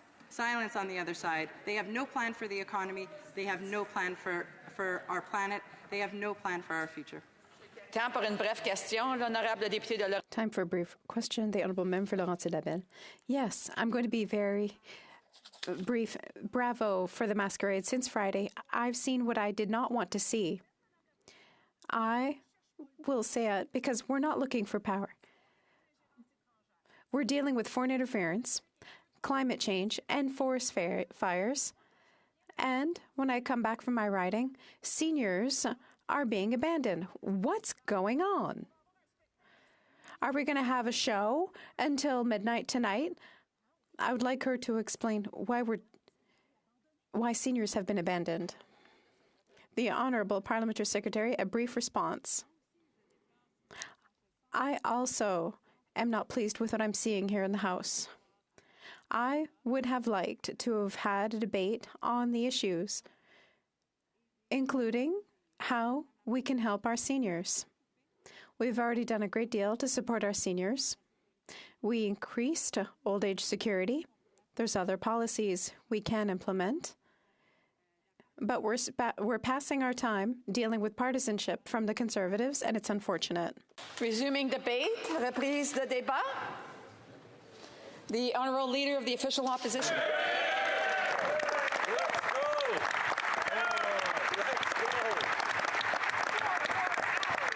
If you'll permit the patently obvious, Madam Speaker, I am rising today to speak. And to speak, and to speak for the people who have no voice. The people who have been silenced for too long. The quiet ones. The ones who toil away to pay their bills, but have no means to pay any longer.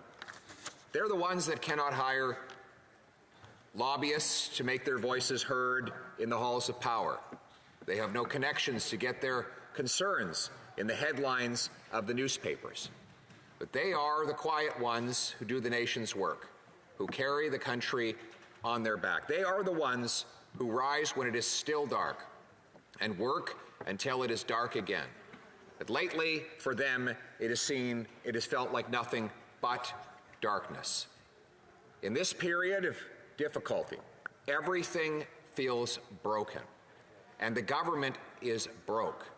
These are the people who skip meals because they cannot afford the price of food. These are the people who quietly go to food banks because they know it is the only way they will have a chance to feed their children.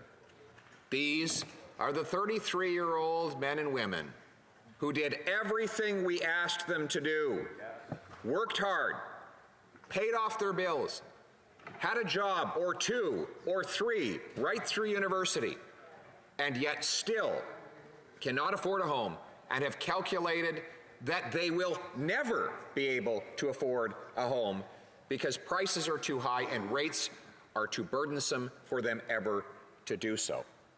So when the Prime Minister rose today to complain that I would be on my feet for hours and hours at a time to block his latest assault on the paychecks of these quiet, patriotic, working people, let me inform him that I was not deterred. I will speak for those people who cannot speak for themselves because they're too busy carrying the nation on their backs. Je me lève à la Chambre des communes aujourd'hui pour parler, oui, pour parler. Yes, I'm here to talk. To speak on behalf of those who can't speak for themselves. Why? Because the weight of the state on their shoulders is too difficult. I'm talking about single mothers who have trouble paying for groceries. I rise to talk about truckers working 7 days out of 7 who don't even see their kids anymore because that's what they have to do to pay their bills. I rise to speak on behalf of the 9 out of 10 young Canadians who say they will never be able to have a house. After 8 years with this Prime Minister, I rise in the House of Commons to talk about taxpayers who can no longer afford to pay a carbon tax, which the government wants to increase to 61 cents per litre. Madam Speaker, I speak on behalf of all those who can't pay anymore and who need to have a voice in the House of Commons and who need action to let them earn a respectable living, to have a house, to live in financial security, which is being threatened day after day by this inflationist and deficit-focused budget, and that's what we're trying to prevent, Madam Speaker. But in order to understand where we go from here, we have to understand how we arrived in the first place. To understand the future, you have to understand the past. To know tomorrow, you have to know yesterday. Now, this is not a unique concept. In fact, I learned it from the great Winston Churchill. He was probably the most prescient statesman of the 20th century. We know that he predicted the ravages of the evil Hitlerian regime in the early 1930s, before many of his own countrymen had realized the risk that was gathering. He predicted in a 1931 essay that he wrote in Maclean's magazine, 50 years hence, he would predict everything from the iPad, which he described as a device that one would hold in one's hand and talk to a friend on the other side of the world as though they were just sticking their head out the window to talk to a neighbor. He predicted that we would have wireless modems in houses. He used other words to describe them, but he described them with incredible precision. He described the fierce power of the atom. He even wrote back then, at the beginning of the 1930s, about how we would one day unlock the force of hydrogen as a fuel source, something that the government is celebrating as completely new as a concept here almost a century later. He said at Westminster College in Missouri that an iron curtain was descending across Europe, and at that moment described what would become known as the Cold War before anyone else was able to predict such a thing. Now, how was he able to see so far into the future? Well, Of course, because he had been so capable of seeing into the past. He had written 58 volumes of Nobel Prize winning literature. And I see there's been an improvement on the government side of the, by the way. Big improvement. If only the cameras could see the very impressive people sitting there. He'd predicted all of these matters into the future because he had so completely understood the past. He wrote 58 volumes of Nobel Prize winning literature, almost all of it historical in nature. And because he understood history, he could tell where the future was going. He understood that our imagination is really just fragments of memory put together, and that we can have no imagination of what is to come without those fragments from the past. And so that is how he was able to see forward. And today, I will use the methodology that he actually gave, a kind of an IKEA instruction manual on how to tell the future. It would be like a pocketbook for every fortune teller. And what he said is that there are two ways you can predict the future. One is to look at where you are, where you were, and you can project to where you will be. It is obvious this method is based on trajectory. The second way is that there is something called the cycle of history. That things that have gone around and around again will come around and around in the future. Now, Madam Chair, I'm going to use both of these methods to foretell where we are headed, and unfortunately, to deliver some dark warnings about the perils that accumulate in front of our eyes if we do not change course and do so very quickly. So let us start with where we were, where we are, and where we're headed. And Madam Speaker, I start by pointing out that only 8 years ago, the average cost for a house in Canada was $450,000. The average mortgage payment, a mere $1,300 or $1,400. The average rent, $900. But unfortunately, because the government has unleashed a torrent of government spending, they have doubled the national debt, increased the size and cost of government, delivered us a 40-year high in inflation, all of which has doubled housing prices, doubled rent, doubled monthly mortgage payments, and doubled the necessary down payment needed to buy a home. How did we get here? Madam Speaker, I know that the members across the way would like to continue to talk me down, to silence my voice, because they do not want, Madam Speaker. Order, order, order. I seem to have one of the official opposition members heckling him as well. So I would just ask members to please not interrupt. I just want to, I want to remind members that while someone has the floor, it is not very respectful for others to be speaking. If they wish to have conversations, they should take it out and allow the honourable member to have the floor to be able to do a speech, because I know they'll have questions and comments to ask. The honourable have a... Respectful to leave no one in the room on the government side when. So again, there is people in the room, there is individuals in the room, and I would just, it's not a point of order at this point, unless the, and I don't think that the honourable member can even call for quorum. So I would just ask, and there is quorum, so I would just say the honourable member, leader of the official opposition. Again, it's still happening.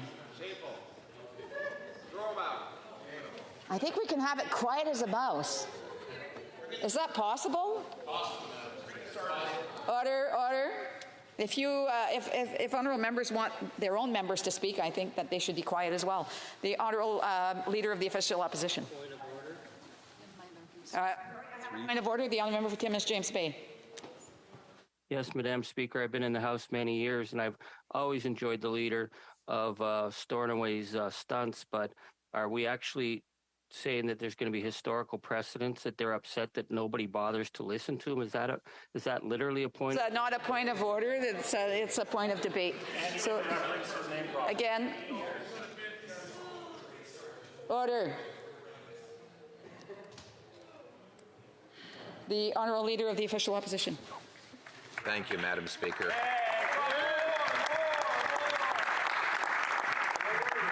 It was good to hear from the Honourable Member for Timmins.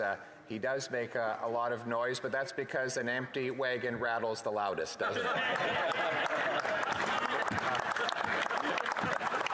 That's okay. The people of Timmins keep telling me, I've been there 4 times in a year, they say they see more of me in the last year than they've seen of him in the last decade. And they're happy about that.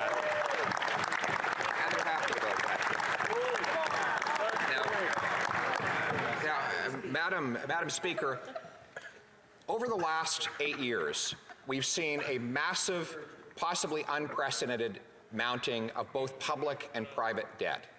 We have to understand where we were, where we are, in order to understand where we are going.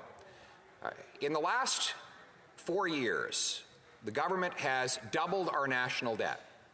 That's more than $500 billion of new debt. The Prime Minister has added more debt than all previous Prime Ministers combined. Now, he will be quick to point to many different excuses that have caused this run-up in our national debt.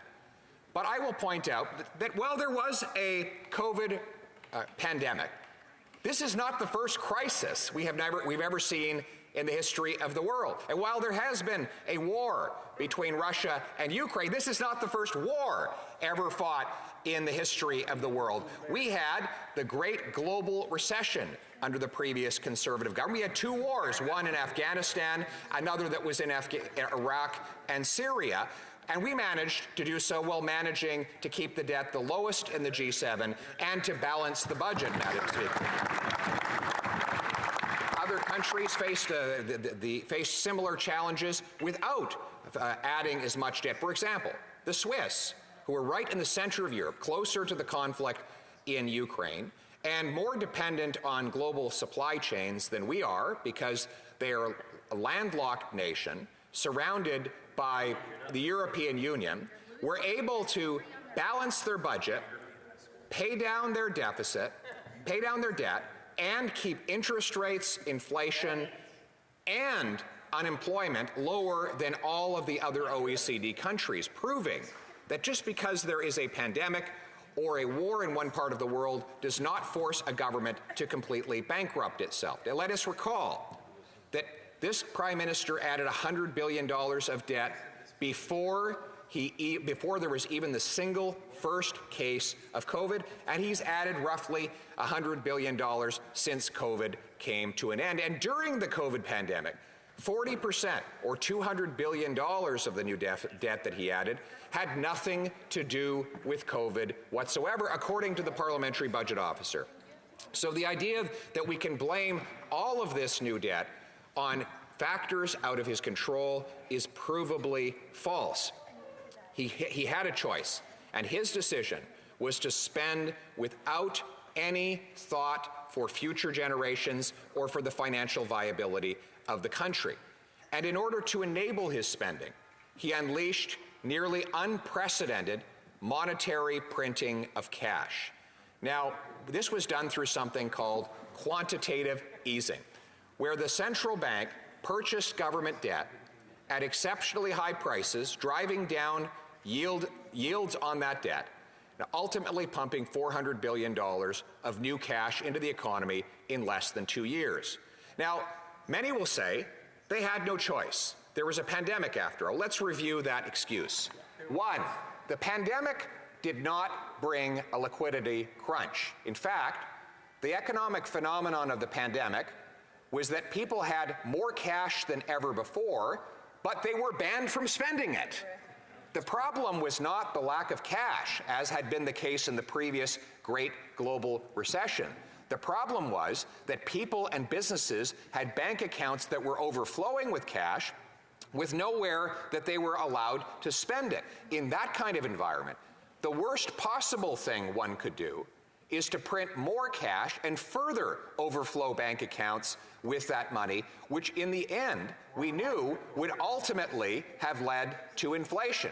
And during that run-up of the size of our monetary base, of that money printing, the Minister of Finance, always looking for the trendiest new slogan that would win her applause in Davos or in Brussels or at some other international symposium, said that all this cash that was filling up bank accounts was like a, quote, preloaded stimulus, something that could be unleashed to revive a dead economy. Of course, the economy was only dead because governments had shut it down, not because there was a lack of cash with which to facilitate commerce.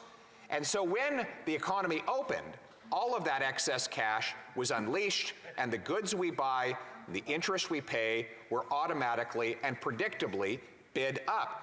Now, we do not fault the government for having created programs to pay people's bills while governments locked them down and prevented them from paying their own. Where we did object is to the government giving out $2,000 a month payments to prisoners, to dead people, to teenagers who didn't have that kind of money before the crisis had occurred, and in many cases had no jobs at all. We objected to them continuing to pay out these benefits well after there were more than 1 million vacant jobs. In other words, we were paying people not to work while there were 1 million vacant jobs they could have been filling, simultaneously driving up unemployment and job vacancies, an unusual coincidence of achievement, or in reality, negative achievement in the use of this policy. Now, Mr. Speaker, Madam Speaker, the reality is that we warned them at the time that if they did not restrain themselves, that this would lead to a crisis. It would start with inflation and be followed up by an interest rate increase. Now, this was not based on some invention. I would love. Point of order. Sorry. The members on the other side are speaking even louder than he is. I'd ask that they show us just.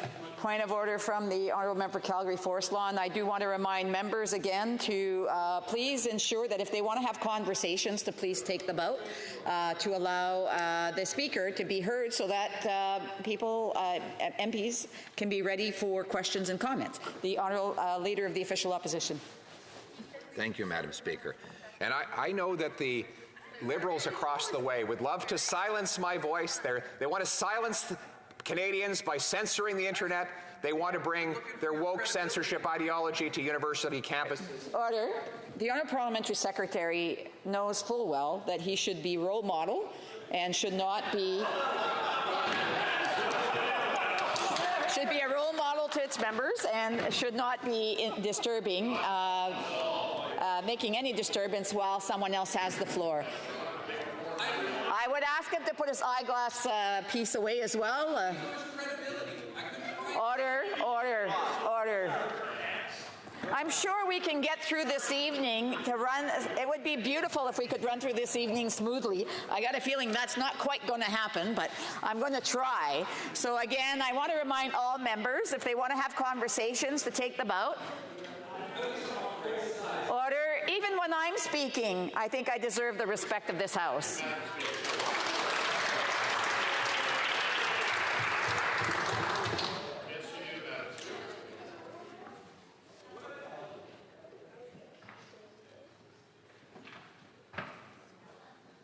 The Honourable Leader of the Official Opposition.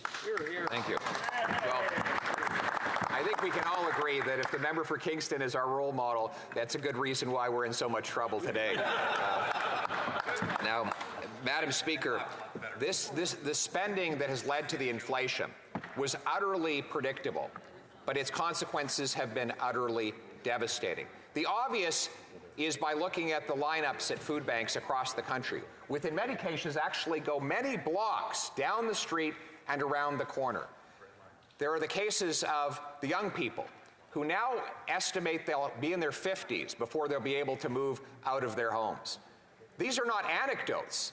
Just the other day, one prominent financial institution estimated that if you are earning $250,000 as a family, it will take you 25 years in Toronto to save up for a down payment. It used to be that 25 years was the term it took to pay down a mortgage. Now it takes that long just to get a mortgage, Madam Speaker, to illustrate the immense contortion that our economy has suffered. This is not without notice around the world. The IMF now says that Canada has the economy that is most at risk of default crisis out of all the countries in the advanced and developed world. Right now, household debt is 107% of GDP. That is to say that the combined debt of Canadian families is 7% bigger than the entire GDP of our country. And we have the worst household debt of any G7 country. This debt was not an accident. When governments create cash, they're sloppy about it. They don't simply print the money and hand it over to the Prime Minister to spend, although I think he might prefer that kind of efficiency. Rather, what they do is they have the central bank purchase government bonds on what is called the secondary market. In other words, the government sells the bond to the financial institutions, the central bank buys it back. This creates an artificial private sector demand for government debt, which means it makes it very easy for government to borrow money. After all, if I say to you, Madam Speaker, that I'll sell you a bond today for $1 and I'll buy it back to you tomorrow for $1.10, it's pretty easy to imagine that you would accept that transaction so that you could arbitrage the $10 profit on the back and forth. And that allows government to spend cash very easily. It also increases the money supply. What it does is it balloons government and the financial industry. It's why when the Federal Reserve is engaged in this practice of so-called quantitative easing, it has been wildly popular in both Washington and on Wall Street, among Democrats who like big government and among Republicans who like big banks, because both of them actually profit when government creates cash to inflate financial assets and to inflate the spending capacity of itself. And therefore, what ends up happening is that those who benefit off of government expenditures profit, those who benefit off the financial sector profit. Made aware that there's someone who is taking pictures from the lobby into the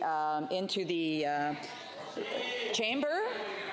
So I'm going to ask one of the clerks to just go over there and ask anybody who's been taking pictures from the lobby into the chamber here to delete those pictures. And so I want to remind members that they're not to be taking pictures whether they're in the House or in the lobby into the House. If they want to take some pictures, they can take pictures from the TV. So I just wanted to indicate that, and I'm hoping that someone will take care of that. L'honorable député de Mégantic-L'Érable. The honourable member for Mégantic-L'Érable on a point of order. Yes, I just heard a government member say they'd taken a picture here, so I would ask that they delete that picture because we all witnessed that. I would ask that the member delete that picture. Okay, I will ask if members have taken any photos, please ensure that they delete them. They know they should not be taking photos here in the chamber. And if they have trouble refraining from taking pictures, I would ask them to keep their phones out of the chamber. Take pictures in the House. If they have, they are to delete them. Anybody in the lobby that has taken picture inside the chamber from the doors, they are asked to also delete those pictures. The Honourable Leader of the Official Opposition, and I do want to remind members again to please not to be talking to each other across. If they want to talk to them, they can go and ask them to leave and go out into the lobby. The Honourable Leader of the Official Opposition.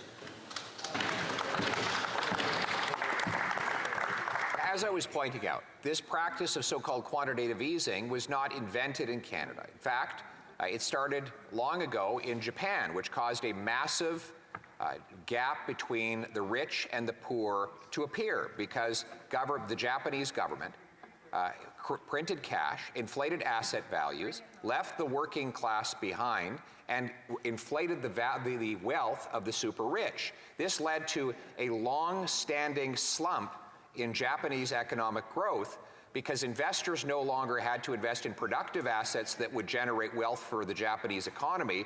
Rather, they could just sit on their property or their stocks or their bonds and allow the Japanese central bank to inflate their values. The Americans then replicated this idea of quantitative easing in the US financial crisis. And the result was a disaster, a decade of very slow economic growth. Furthermore, a major expansion in the gap between rich and poor. Because while the working class in America was losing its jobs to automation and outsourcing, they weren't enjoying any of the lower prices that those competitive forces should have provided because the central bank was neutralizing cost savings by inflating the cost of living in printing cash. We saw a massive explosion in the wealth of Wall Street and Silicon Valley, while the working poor in industrial states like Pennsylvania, Ohio, and elsewhere found themselves more and more disenfranchised. Their wages were going down, and yet their prices were going up. And they looked around at incompetent CEOs and other financial sector insiders, the same ones who had caused the U.S. financial crisis, not going to jail where they belonged, but rather getting richer and richer and richer. And therefore, they came to believe that the system had ultimately been rigged against them. Now, I bring this to the present because the government claims that because all central banks were engaging in quantitative easing, we had to do it as well. The American Federal Reserve, our big friendly neighbor to the south, does something. The argument goes that we have to do it too. Only that is provably false. In the 2008-2009 financial crisis, the American government printed cash to buy government debt. They did something called quantitative easing. In Canada, we did not do that. Our government signaled to the central bank that it would not be authorized to participate in fiscal policy by printing cash to buy government bonds. Yes, we ran small, temporary deficits to get through that financial crisis, but we did it by borrowing real money, not by printing cash. And that's why we were able to rebound faster than the Americans, to have lower unemployment, to be the last into the recession, the first out, and never to have inflation above 4%. We were back to our inflation target in a year. That proves that we did not need to do what the Americans did, just as our mothers taught us. Just because your friends are jumping off a bridge does not mean you have to do the same. And we know that the Swiss did not print cash during the COVID crisis. Rather, they used real money, and when they ran deficits, they borrowed real money. They quickly returned to balanced budget, and the result was the lowest unemployment, the lowest interest rates, and the lowest inflation, despite the fact that their European neighbors all had massive inflation crises because their central bank in that continent had behaved differently. All of these experiences are laboratories to demonstrate the folly of this government's actions.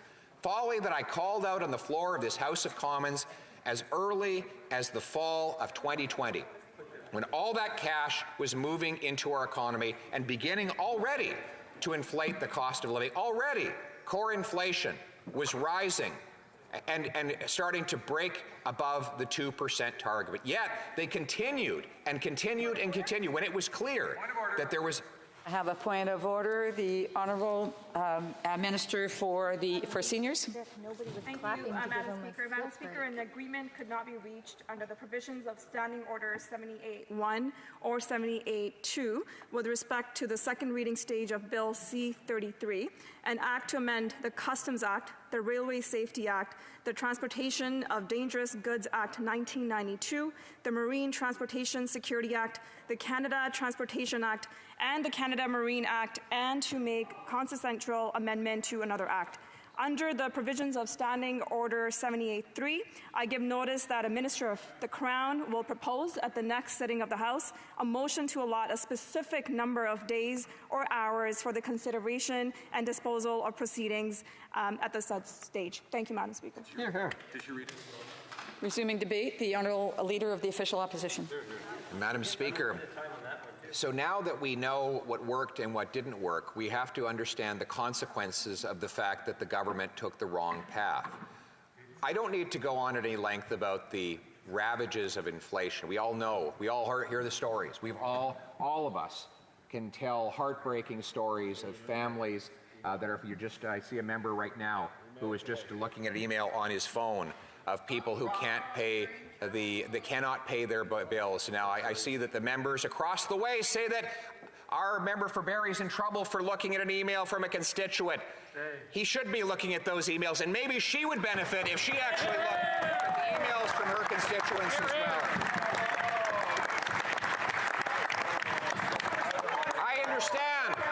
I understand that if she were to do so, that it would be a great burden on her personal guilt.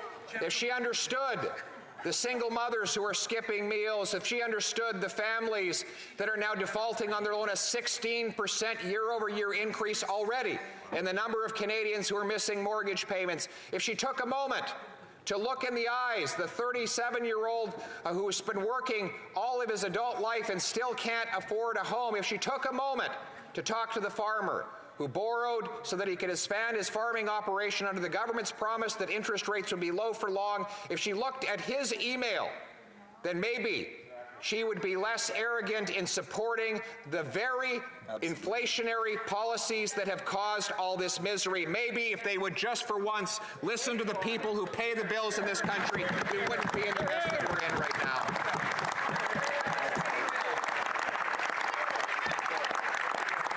And this was also predictable. The great Nobel Prize-winning economist Milton Friedman said, and I quote, "Inflation is taxation without legislation. Inflation is always and everywhere a monetary phenomenon in the sense that it is and can be produced only by a more rapid increase in the quantity of money than in output. Central bankers always try to avoid the last big mistake. So every time there's the threat of a contraction in the economy, they'll overstimulate the economy by printing too much money. The result will be a rising roller coaster of inflation, with each high and low being higher than the preceding one. Rapid increases in the quantity of money produce inflation," said the greatest expert on monetary economics in the history of the world, so recognized by the Nobel Laureate Committee, the great Milton Friedman. Or there's Thomas Sowell, one of the greatest economists ever. He said, "It is a way to take people's wealth from them without having to openly raise taxes. Inflation is the most universal tax of all." The first lesson of economics is scarcity, he said. There is never enough of anything to satisfy all those who want it. The first lesson of politics is to disregard the first lesson of economics, said Thomas Sowell. And the great Hayek said, "With government in control of monetary policy, the chief threat in the field has become inflation. Governments everywhere and at all times have been the chief cause of the depreciation of the currency. Though there have been occasional prolonged falls in the value of metallic money, the major inflations of the past have been the result of governments either diminishing the coin or issuing excessive quantities of paper money. A great many of the activities which governments have universally undertaken in this field and which fall within the limits described are those which facilitate the acquisition of reliable knowledge about the facts of general significance. The most important function of this kind is the provision of a reliable and efficient monetary system, something this government has failed to provide." And furthermore, the great Frédéric Bastiat, a French philosopher, serves only to facilitate the transmission of these useful things from one to another. When legislators, having ruined men by war and taxes, persevere in their idea, they say to themselves, if the people suffer, it is because there is not enough money. We must make more. Madam Speaker, this tactic the Prime Minister deployed was nothing creative or new. It has been the tactic of all the emperors, the kings, the presidents, the prime ministers, the incompetent, the self-indulgent leaders who run out of other people's money and so create more cash. I think of the story of Henry VIII, who spent lavishly on himself and without restraint, who spoiled his court, and of course ran out of money. But it was a difficulty in creating cash in his time, and that is that the British pound was actually a pound of silver. And when you run out of silver, you run out of the ability to make money. So he had this coin, a silver coin. What was he going to do? How could he create cash when it was created by silver? And he had no more silver left. He'd already spent all of the silver. You know what he did? He had his smelters melt it down and remint it with copper on the inside, a tiny little layer of silver on the outside. And then he could multiply the number of coins almost without limit. I know that you're anxious to hear the rest of the story. So I do want to remind members, I know that they may be very interested in the story, but I don't think that they should be chatting between each other at this point, or trying to answer some of the questions that the official leader of the opposition is asking during his speech, because it's not quite time. But I just want to remind members to please afford the Speaker the respect that he deserves. I'm sorry. I want to also remind members and not to refer to other members by their names, but I didn't recognize anybody, so I would just say that, aside from the person who has the floor, I would ask members to please be quiet. If they're having a hard time doing that because they're sitting together, I can do what teachers do and separate them. So, the Honourable Leader of the Official Opposition. I know that they're just excited to hear the rest of the story, Madam Speaker, and that's why they're having trouble containing themselves. So what was Henry VIII to do but to use copper on the inside of his coins and silver on the outside to multiply the coins without limit? There was only one problem, and that is that he put his big, ugly, fat mug on the front of the coin, facing outward. He wanted everyone to see him straight on. That meant his nose protruded, and his nose would rub on the inside pockets, and that silver would rub off, and then you would see the red nose. And every time an Englishman pulled out a coin and saw a silver coin with a big, ugly red nose in the middle of it, they knew they had been robbed of the real purchasing power of their money, and that old Copper Nose had stolen from them again. That was an illustration. By the way, the money supply in that period increased by 80%. Guess how much prices went up in the same time period? 80%. He wasn't the most creative, though. The House Leader knows. He's the most ambitious student in the lecture hall today. In fact, he knows he could give the lecture. He knows more about it than I do. The great House Leader of the Conservative Party is here today.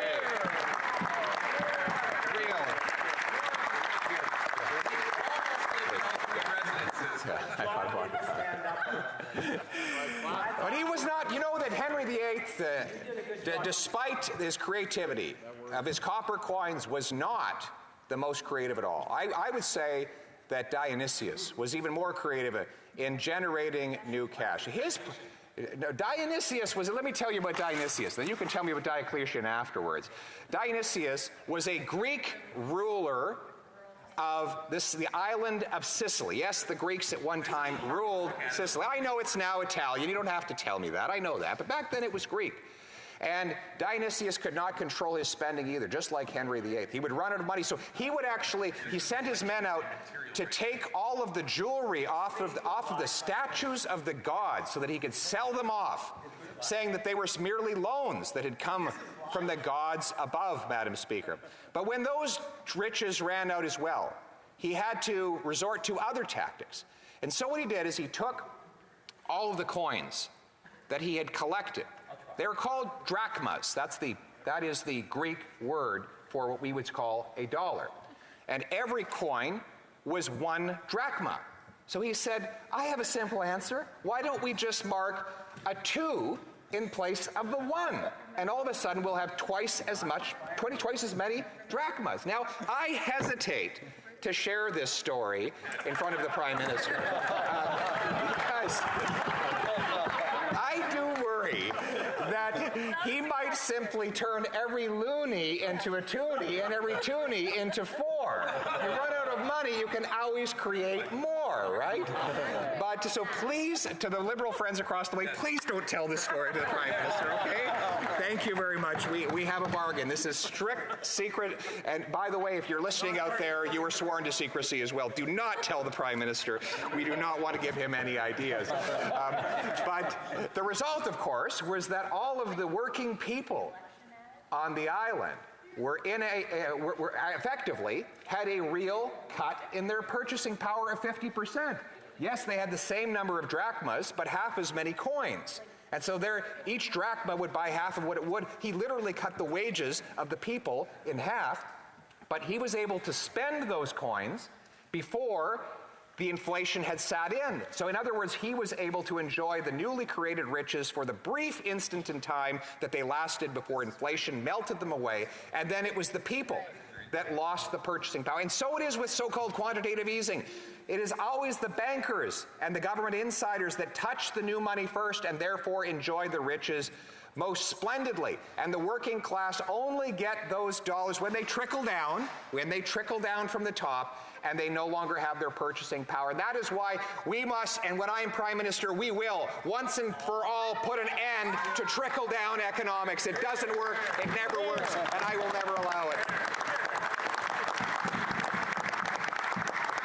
Now, we know that the creation of cash has caused the inflation that existed, in the massive poverty, the misery, the feeling of brokenness across the land, the tent cities. All of that has been the result of what this government has caused through the creation of cash. But I am here today to warn of a much graver and insidious risk that is still ahead of us.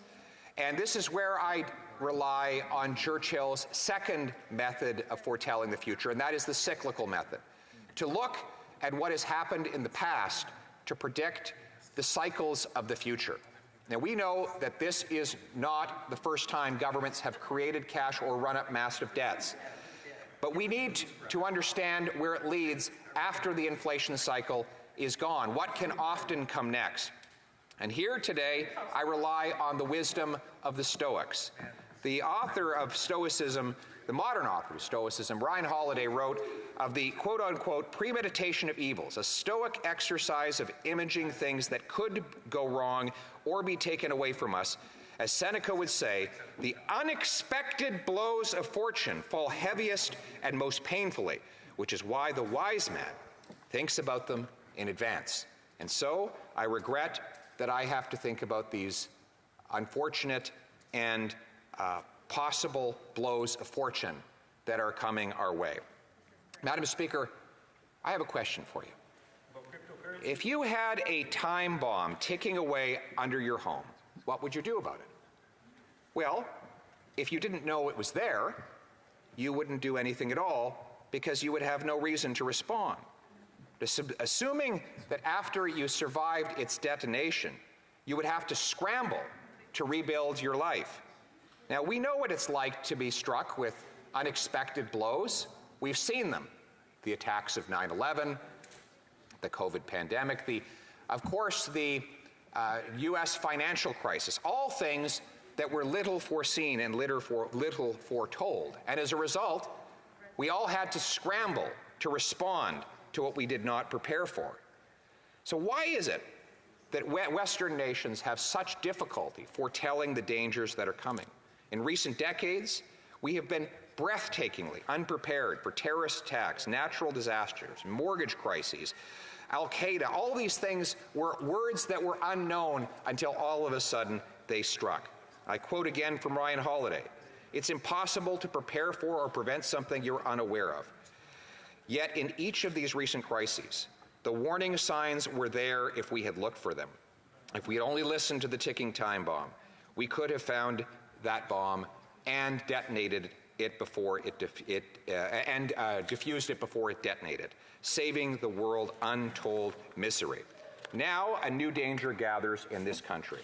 It is the growing probability of a debt crisis. Here is the simple math, Madam Speaker.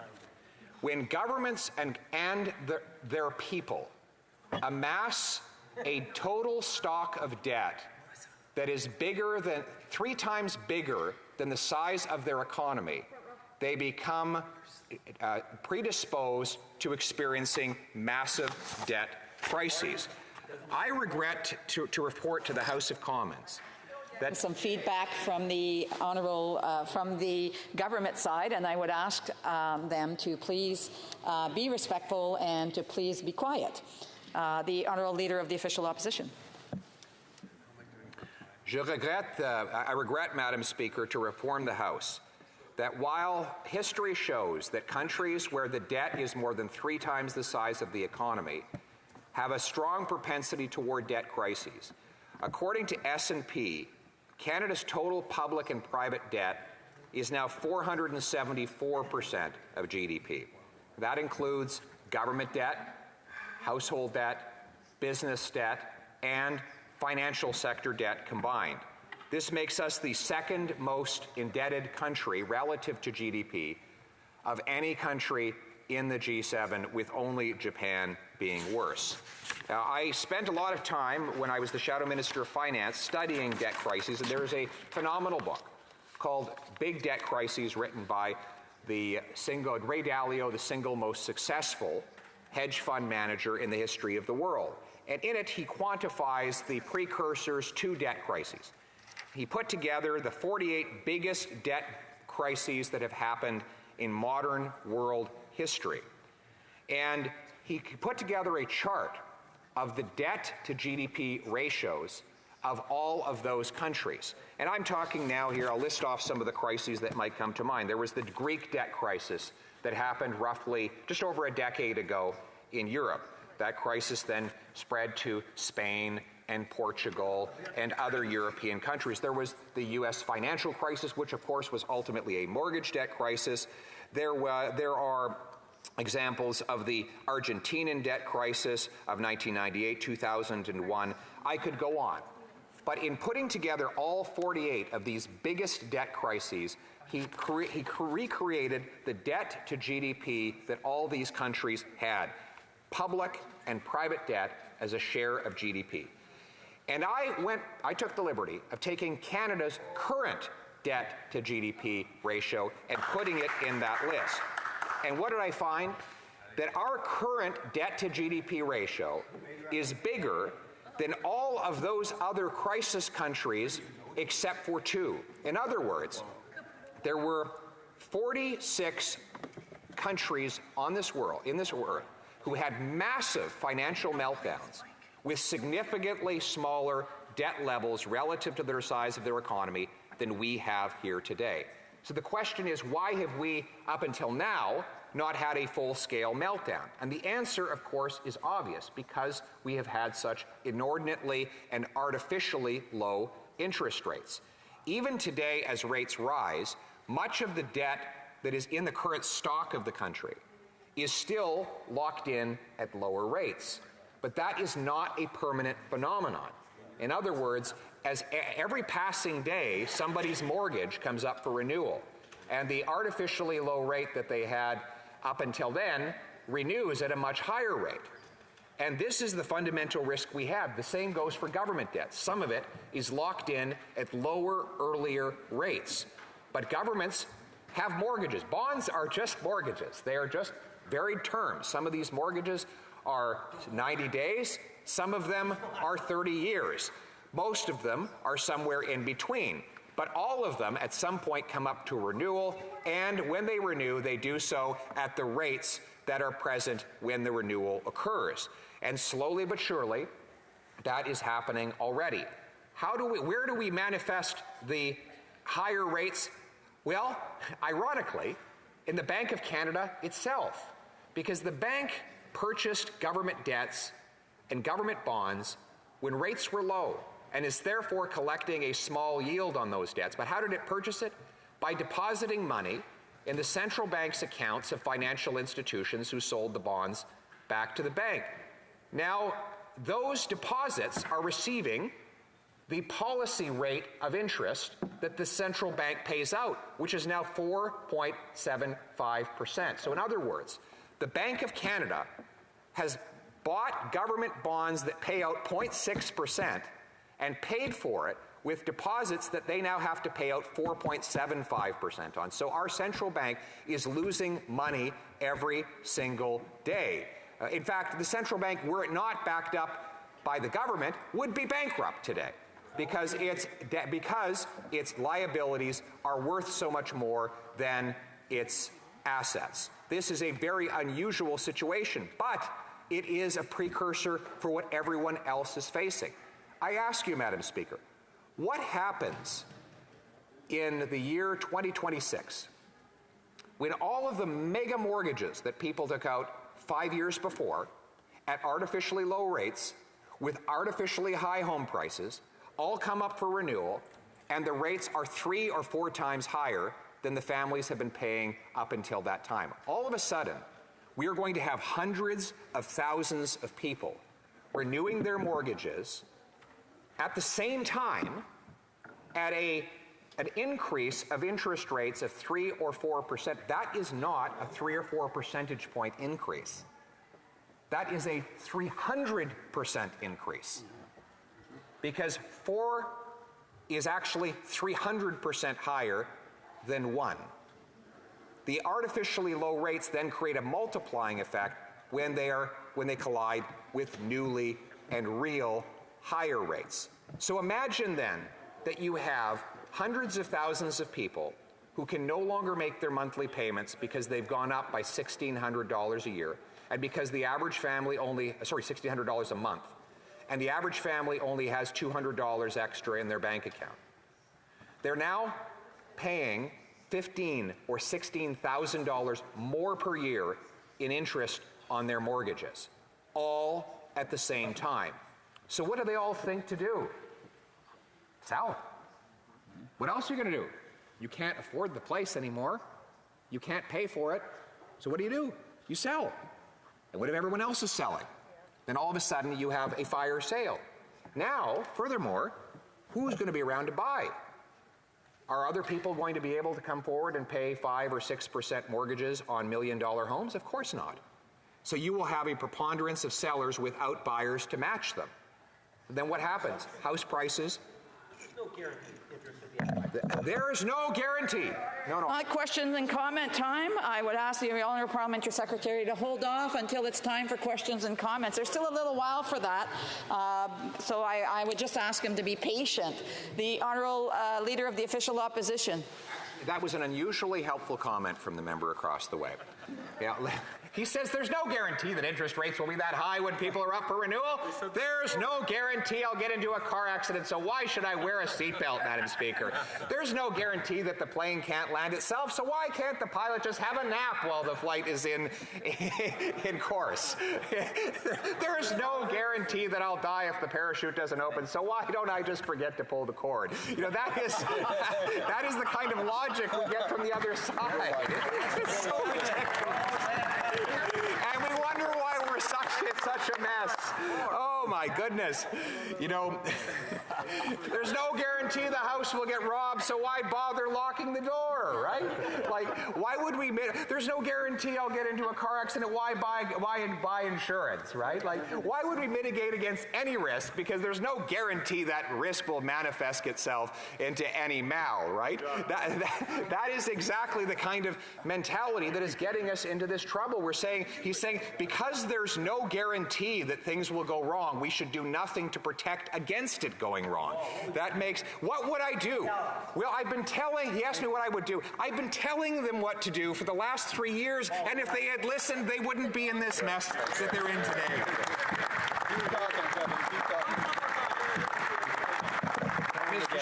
Madam Speaker, what can be done? Obviously, we have to find a way to bring rates down before those mortgages come up for renewal. And we know, as I said earlier, why do the rates go up in the first place? Government deficits led to higher inflation, which led to higher interest rates, which will lead to higher defaults. So, how do you reverse that?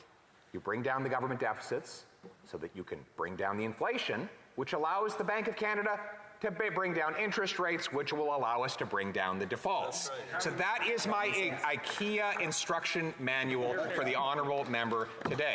You know. And so that is obviously what we need to do to avoid the crisis that is ahead of us. But make no mistake, this is a crisis, and it is one that is coming quicker and quicker. It is like a train that is coming down the track, and if we do nothing to prepare ourselves to get off the track now, we will face that very real threat. Now, the member across the way might say, oh, debt crisis, who cares? That's something accountants and economists will fray about. They'll wring their hands, and there'll be discussions on business channels about what that means. Why should anybody really care? Well, let me tell you, Madam Speaker, that a debt crisis is a massive humanitarian crisis. The human toll of debt crises are staggering.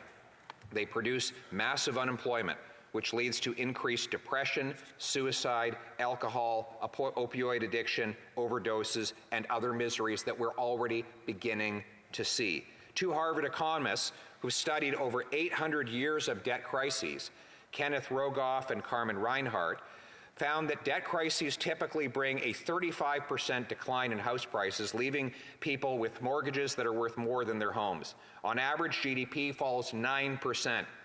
Roughly twice the GDP drop during the COVID recession of 2020. Unemployment rises on average 7%, which lasts on average 4 years. That means not just a loss of livelihoods, but a loss of lives. A University of Calgary study found that a 1 percentage point increase in unemployment increases the suicide rate by 2.1 percentage points. A paper by the British Journal of Psychiatry estimated that in Europe and North America, the Great Recession is associated with at least 10,000 additional economic suicides between 2008 and 2010. 10,000 people killed themselves. More people killed themselves during the Great Global Recession in the United States than would otherwise have done so absent that financial crisis. The same thing happened in Asia. Quote, it is estimated that the 1997 economic crisis in Japan, South Korea, and Hong Kong resulted in over 10,000 excess suicides, according to researchers in the British Medical Journal. The long-term job loss from a financial crisis would be at least as bad as what we experienced during the COVID lockdown, with the devastating personal consequences. Unemployed men and women have no job to go to in the mornings and nowhere to come and nowhere they can go to afford to go in the evening for recreation. As a result, they end up isolated and alone. Many turn to alcohol and drugs. Alcohol and drugs. We already see these pernicious mals exacting themselves on our people today. Quote unquote, and I quote, calls to one national suicide prevention line rose 200% over the period of COVID, according to CBC, prompting one of our members, the member for Prince George, to introduce a bill creating the 988 suicide prevention line. But make no mistake, the unemployment, the forced unemployment that happened during COVID led to more suicides, and if there is the kind of financial crisis that I'm trying to avoid, then there will be similar desperation, I am afraid, to report to the House. The number of overdose deaths in BC alone in 2021 was by far the highest on record and more than twice as high as it was in 2019. In Ontario and Alberta, opioid deaths spiked almost 50% during the lockdown periods. All of this can be associated with unemployment. Madam Speaker, researchers have found that when unemployment in a country rises 1 percentage point, the opioid death rate jumps 3.6%,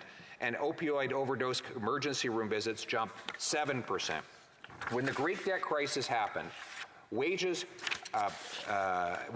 pensions, social programs, desperate people flooded into the psychiatric units across the country. The Council of Europe's Commission of Human Rights wrote that, and I quote, most patients admitted under this regime are unemployed persons, bankrupt businessmen, or parents who have no means of taking care of or feeding their children.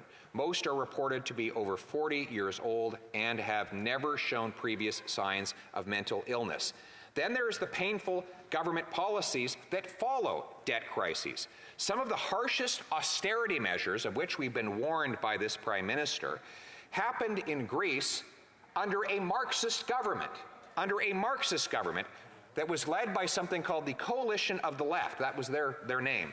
An alliance of communists, eco-socialists, and anti-capitalists. Now, why would parties of an ideology that believes in boundless government programs slash public spending so dramatically in Greece?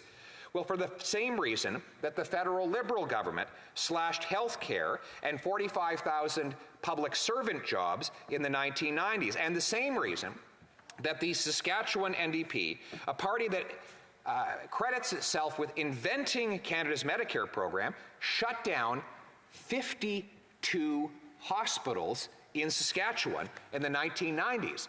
Why? They ran out of money. That is what real austerity is, when you run out of money.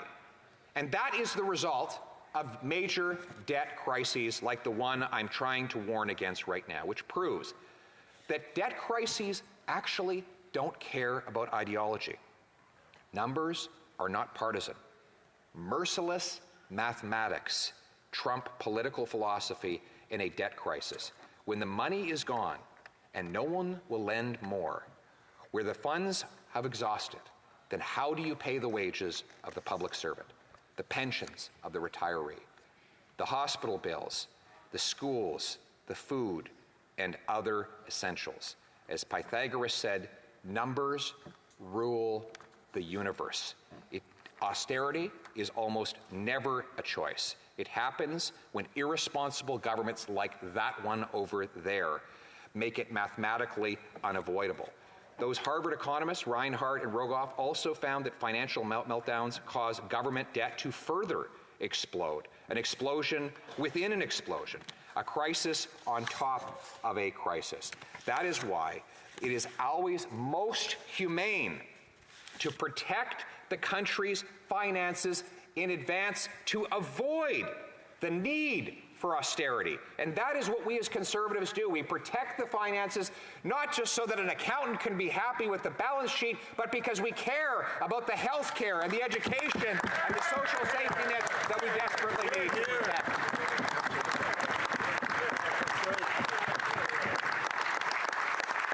That is why we want to protect our finances, and that is why we want to avoid the nasty and ruthless cuts that the Prime Minister has in store for this country if he succeeds in bankrupting the nation's finances. And we've seen this ruthless mathematics under his father, who gave us not just inflation, but stagflation. He was successful at delivering both record highs in inflation and unemployment at exactly the same time. And look at the years of 1980 and 1983. During those years of the Trudeau debt crisis, unemployment and inflation both hit 12% at the same time. That means that we had a misery index of 24. Inflation plus unemployment gives you your misery index. This drove interest rates up to an almost unimaginable 19% a year. I remember those days, Madam Speaker. In fact, some of my earliest memories, I was born in pretty close actually. A member says I would have been in diapers. I was born in 1979. I just turned 44. And so my earliest memories started to appear around 1982, 83. And I remember the horrible strain and stress my parents faced. Now, there was actually the National Energy Program whereby the Trudeau government demolished the Alberta economy where I was growing up. We were largely protected from that because my folks were teachers, so they didn't lose their jobs, unlike many of the unfortunate but greatly patriotic and courageous Albertans and Saskatchewanians who were hit directly. However, my folks had a few little rental properties that my mother had scrounged and staved to make possible, and we were all hit with the higher interest rates that could not be paid with the rent the tenants were paying. And then we couldn't pay our mortgage, so we had to move to a smaller house. And that period was very stressful. There was massive dislocation. It's no wonder that the misery index reached its highest level, because misery is the best way to describe it. Now, Madam Speaker, some people can't take the misery. And during that time period, the suicide rate reached a record high. In 1983, I would have been 4 years old, the suicide rate hit 14.8% per 100,000 people, an 8% increase from 1980. 7 of the 8 worst years for suicide rates in Canada happened when Pierre Elliott Trudeau was Prime Minister. And that is because people's lives were coming apart.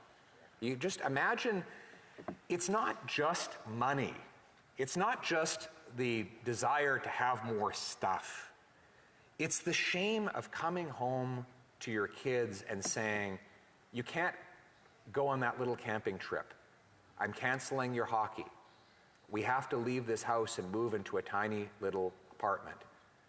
That's the real human anxiety, the guilt, the pain, the frustration that literally breaks families apart, causes divorce and suicide. People lose hope and everything falls apart. So when I talk about the possibility of a very real debt crisis, when all of these mortgages that were locked in at low rates 3 years ago, 2 years ago, even 1 year ago, I'm not talking about an accounting phenomenon. I'm talking about a human phenomenon, one that we have a duty to avoid. We have a duty now to foretell the dangers that are coming, to protect our country against the ravages that it would mean for our population. And we know how to do that. We know that there are simple, common sense decisions that we can make in order to avoid such an eventuality from producing here in our country, as we have seen all around the world, and that we could replicate if we do not change course now. We know what the necessary steps are today. It is about spending less and creating more. Now, the member across the way will instantly assume that if something costs less, it must be of less value. And this is a fundamental breakdown in his understanding. The Prime Minister is the worst for this. He thinks that if something costs more, it must be worth more, right? As though the $500 million he wanted to give the We Charity was worth more than, for example, just having a passport that actually delivered to the people on time, right? Just because something costs more doesn't mean it's better. For example, government has a housing program. They've spent $89 billion on it. In fact, the number one bragging point they have is that their housing plan is really expensive, right? It's like you could almost imagine a restaurant running advertisements. Come dine with us. We have terrible ambiance, the service is garbage, the food is rotten, it might even make you sick. But guess what? It costs $1,000 a plate, and therefore it must be the best because it is the most expensive. Now, let's take this back into the government realm. So when I was employment minister, we had a program, which I believe is still in place today, to help people, visually impaired Canadians, read books by sending them CDs with the books on them. And they could then put them in their computers and they could hit play and listen to them. And one of my constituents she was actually capable of listening to books at 4 times the speed because she had trained herself. To the rest of us, it would sound like gibberish, but she had trained herself to speed read using audio players. It was a wonderful program. But the Canadian National Institute for the Blind came to us and said, there's one problem. We don't use CDs anymore. So you don't have to pay Canada Post to ship these CDs to our house. We've come up with a technology that will allow the Canadian government to simply pay the cost of having radio personalities go into an audio room and record the book, and then we can send them as audio files, particles of light through cyberspace, and people can read the book without having to have a cassette. Now, it turned out this reduced the cost of the program by about 80%. And furthermore, we signed a deal with the other countries who have the same English-speaking and French-speaking books as we have. We said, we'll waive copyright on all of our recordings, and all the authors will agree to waive copyright if you do the same. That way, you can give all of the books you have to us, and we can give all the books we have to you, and therefore everyone will have more books. And because there's no longer a physical copy of any of these books, we're going to I think we increased the number of books by something like 500,000. all of a sudden. Now, the cost of the program went down by 80%. Using liberal logic, they would say, this is a savage cut. How could you do such a thing? Even though it meant more convenience, more books, and faster turnaround and customer service for the people, right? Just because it cost less doesn't mean it wasn't worth more. This is common sense, right? This is common sense. You know, think about it this way. We've had these arguments with the Prime Minister. He says that my time as housing minister was no good because I didn't spend $89 billion on housing. Yeah, but housing cost half as much. When I was housing minister, the average mortgage payment was $1,400. The average rent $900 for a single bedroom. The average needed down payment for a house was $22,000. Now it's double, double, and double. But the Prime Minister would say that his is a success because even though 9 in 10 young people believe they'll never be able to afford a home, he has the most expensive program for housing in Canadian history. Therefore, it must be the best. There you go. He thinks that the price is equal to the value. There is a difference between value and cost, a distinction that this government never makes. And that's why they have spent so much to achieve so little. How can we organically impose discipline on government to ensure that it gets more for less? Well, one way is to impose the simple law of nature called scarcity. Every creature in the universe, every bird in the trees, every fish in the sea must live with the law of scarcity, maximize use of scarce resources. This or that, not this and that, or find a bargain on this and that, right? You know, the single mother who wants to build a new porch, she might pass up on the vacation. Or she might go to the local lumber yard and see if she can get a bargain on the lumber to build the porch for a lower price and maybe get a bargain on kids' camp so that she can do both. That's the common sense budgeting that families do every single day. Now, politicians are the only creature in the universe that don't have to live by the universal law of scarcity because using inflation, taxes, and debt, they externalize the scarcity on everyone else. They push austerity out of government and into the living rooms of the people, into the small businesses, onto the farm gate, where someone else has to deal with more scarcity because government is pushing its costs onto everyone else. Now, what if we internalize that scarcity? What if we require that government make the same trade-offs, the same common sense bargains that single mom, small business person, or farmer make every single day? What if we passed a common sense law called the dollar for dollar law that requires a politician to find $1 of savings for each new dollar of spending? Sure, you have a bright idea. Yeah, you can do common sense. Common sense. Common sense. Common sense. I promise, by the way, to be conservative in my remarks if you promise to be liberal in your applause. That would make it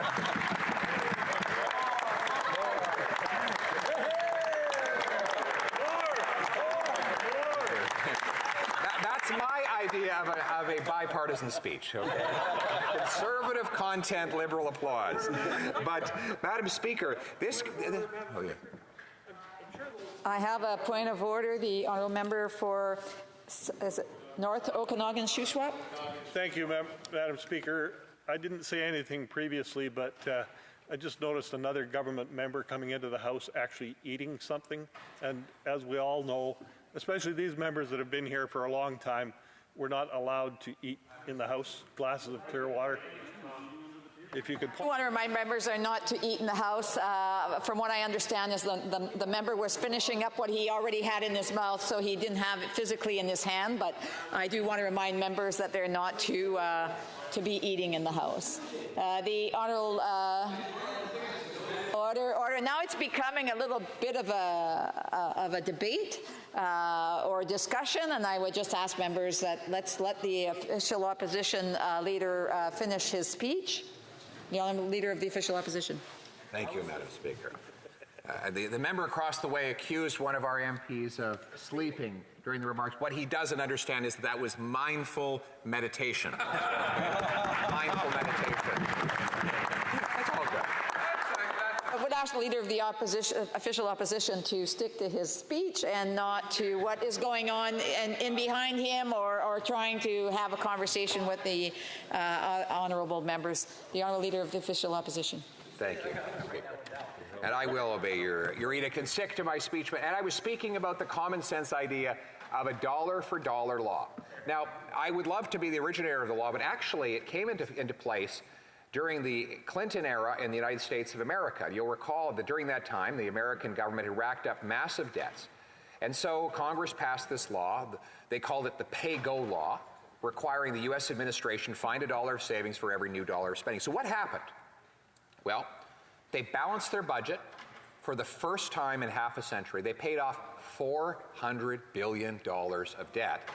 And now we know that we're always told that when you balance budgets and pay off debt, the Liberals say, well, that will just shrink the economy. Actually, the economy underwent one of the most spectacular expansions in American history, with unemployment dropping to its lowest level in the post-war period. Inflation stayed low, and the American government was able to restore its solvency and its financial foundation.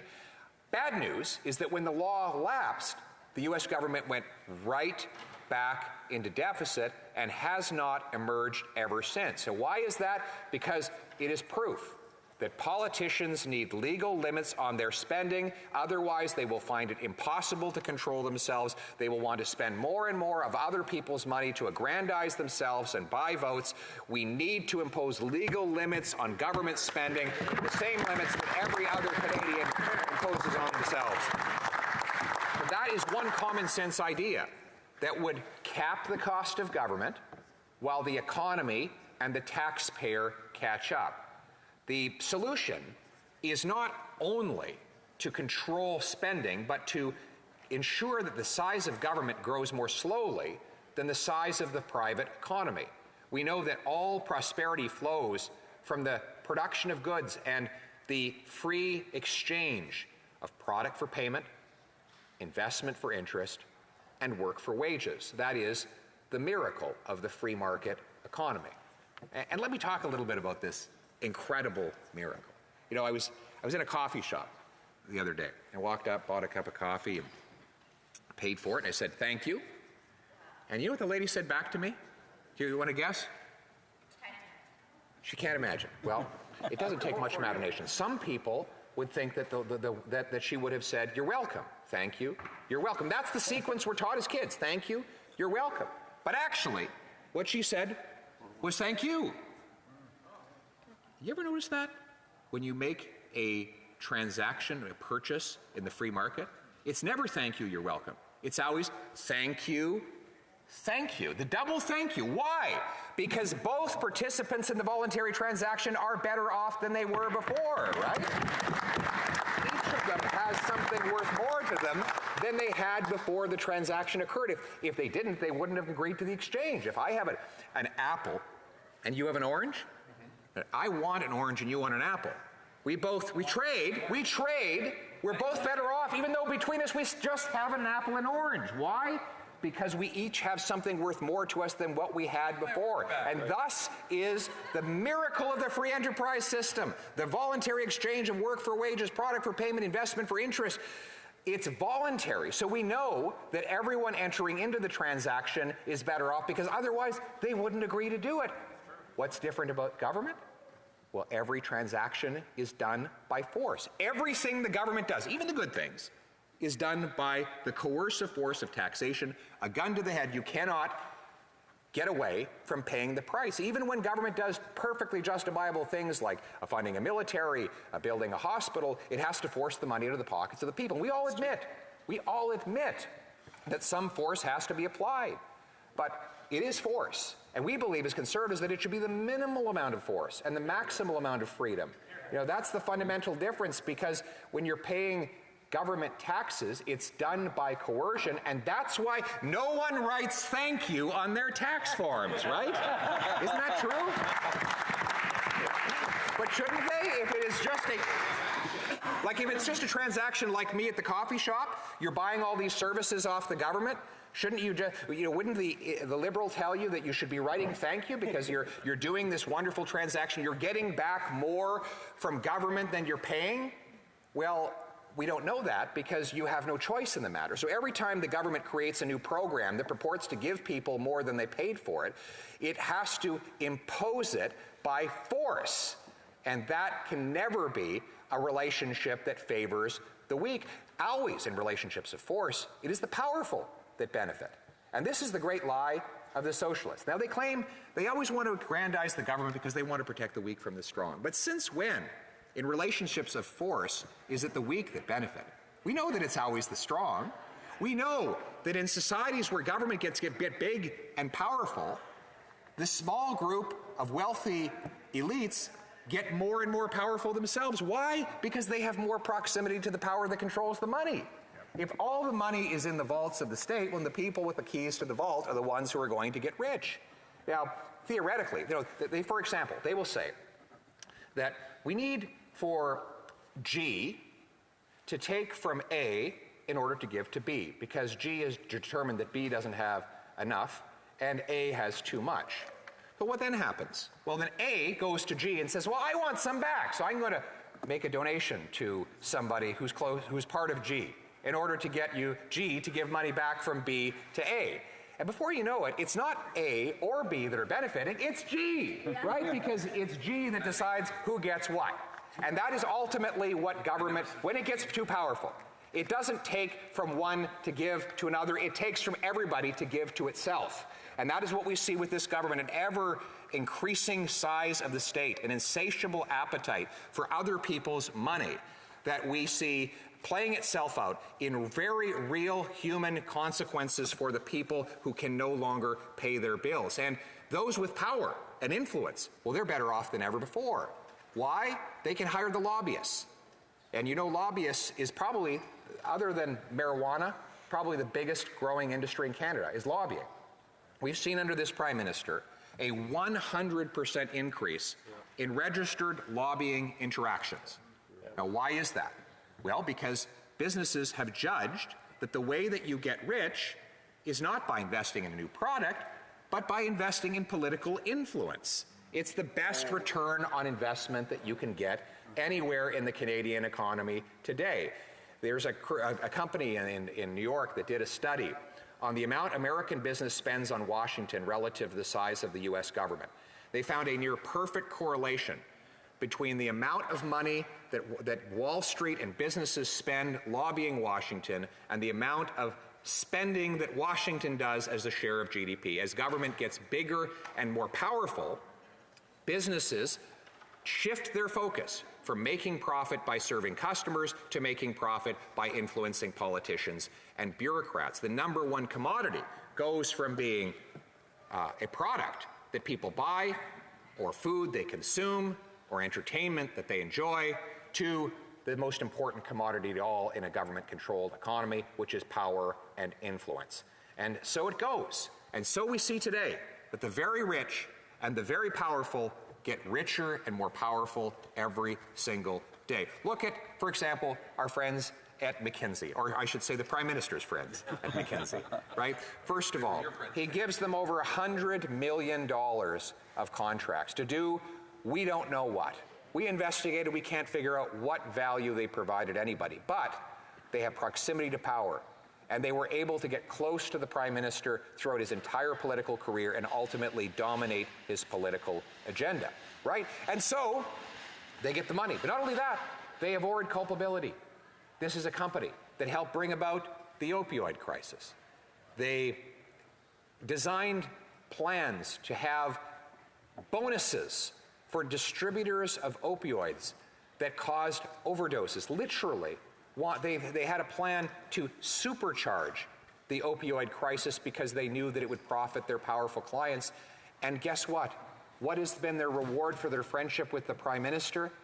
The federal government has thus far not sought or received a single penny in settlements from McKinsey, despite the fact that Canadian taxpayers are paying a fortune for the opioid crisis that that company helped to cause. In the United States of America, the U.S. government has actually obtained awards from McKinsey and other companies for having caused that crisis, but because of the immense political influence of that company, this government in Canada has not been able to do that. $600 million have 49 jurisdictions have taken from McKinsey because of the opioid crisis that they caused. But here in Canada, this Prime Minister has not been able to get a single solitary cent, or perhaps more accurately, he has not wanted to get a single solitary cent back from this corrupt enterprise which helped cause the immense misery and loss of life.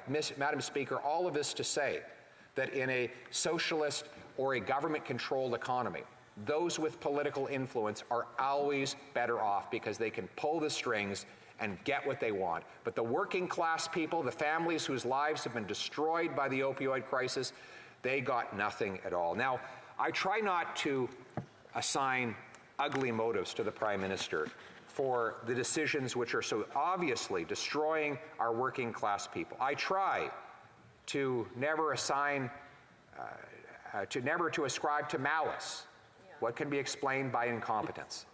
But sometimes, when you look at the ideology to which he adheres, by his own words, you have to wonder if some of the damage he is doing is actually by design. This is a guy who actually said he admires the basic Chinese communist dictatorship. Those are his words. I mean, you know, if one of us had accused him of that, it would seem totally and utterly ridiculous, but he accused himself of it. He said it. He was asked not if he admires the Chinese communist dictatorship, but what is the government in the entire world he admires the most? And he volunteered that it was the basic Chinese communist dictatorship. Ever since that time, we've seen the reciprocal admiration that Beijing has for his regime, having intervened in 2 successive elections to help him win, having donated $140,000 to the Trudeau Foundation. We see that the Prime Minister has said he admires Fidel Castro. So when we witness the policies that he unleashes on the Canadian people, you wonder, is it really just incompetence? Or is it because he subscribes to an out-of-touch ideology that is radically different from the common sense norms that everyday Canadians believe in? You know, as he destroys our money with these reckless deficits, you know, he does so knowingly. Now, I used to think he just didn't know any better, that he was perhaps naive, that having been raised with a trust fund bequeathed to him by his multimillionaire petroleum grandfather, that perhaps he just didn't know how money worked, because he had had it all given to him. He didn't come up through a working class family where scarcity is a daily a guest in the house. He lived in a place where there was no scarcity, where things were provided to him at will, so perhaps he just doesn't know any better. But 6 months ago, his own finance minister admitted that deficits cause inflation, an admission that I found quite encouraging if she had stuck to it. But then the Prime Minister tapped her on the shoulder and said, they may cause inflation, but that's just fine. We're going to go on with $60 billion more in deficits. Is this a design? Is this part of his ideological objective? You know, to quote the great John Maynard Keynes, Lenin is said to have declared that the best way to destroy the capitalist system was to debauch the currency. By a continuing process of inflation, governments can confiscate, secretly and unobserved, an important part of the wealth of their citizens. By this method, they not only confiscate, but they confiscate arbitrarily, and while the process impoverishes many, it actually enriches some, end quote. Is that actually the Prime Minister's purpose here? Is it to enrich a small group of people who can protect themselves by holding on to assets that are inflation-proof and protected, while ripping away the purchasing power of Canada's working class? Is it all an accident? Is it a function of his total incompetence? Is it just because he is a naive trust fund baby? Or is it because he deliberately believes in an ideology that concentrates wealth and power in fewer and fewer hands? I want to know, what does my caucus think, Madam Speaker? Do they believe, A, by showing their hands, that it is incompetence that has led to this inflation? Or do you believe that it is the Prime Minister's malice? Hands up for incompetence. There's a third option. The third option is both. Both. Okay, both incompetence and malice. Madam Speaker, I've always said that I was a Democratic leader, and we hold votes right here in the middle of my speeches in the House of Commons to get these answers. We have a point of order. The honourable member for Thornhill on a point of order. The members opposite in the government don't know what it's like to sit in the front row, but their voices really carry from there, and I can't hear the member. I have just asked precisely for order, and I would repeat the request that we maintain decorum and let the honourable leader of the opposition pursue on his speech. The honourable leader of the opposition. Order.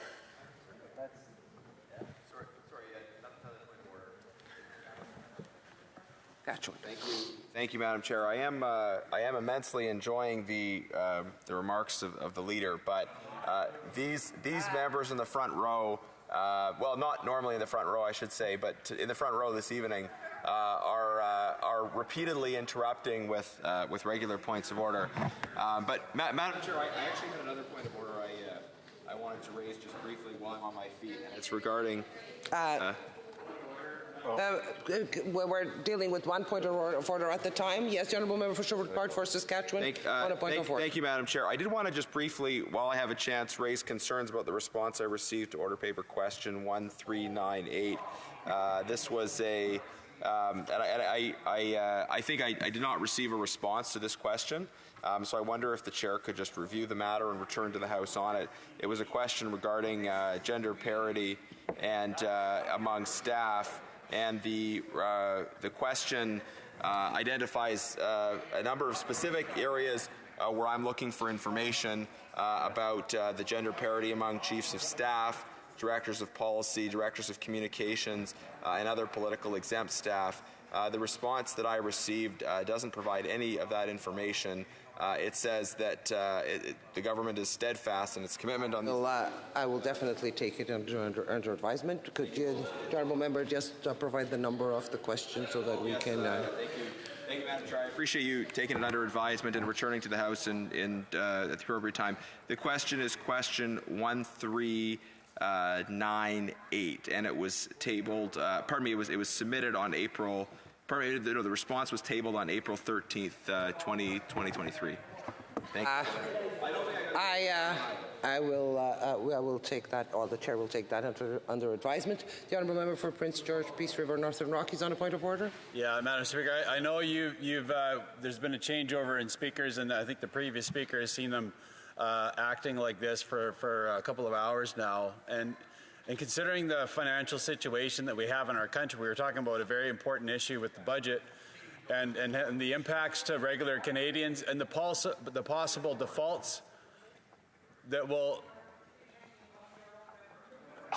Sorry, Madam, the possible defaults that could happen to thousands of Canadians. That's what our leader is trying to say. And the group across the way, that's the government representatives, are being extremely disrespectful. And I just would ask for the benefit of all Canadians watching tonight that are concerned, that are losing their homes. It's well taken, and I have repeatedly asked the honourable members to please keep order and give the honourable leader of the opposition the chance to complete his speech. The honourable member for Peace River. Thank you, Madam Chair.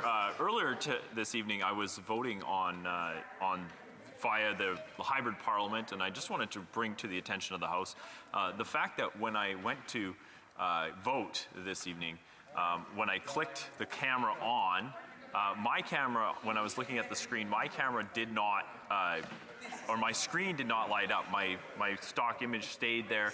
And actually, that has been brought to the attention of the speaker who was taking the vote at the time, that there were technical difficulties, and there is. The people want their money back.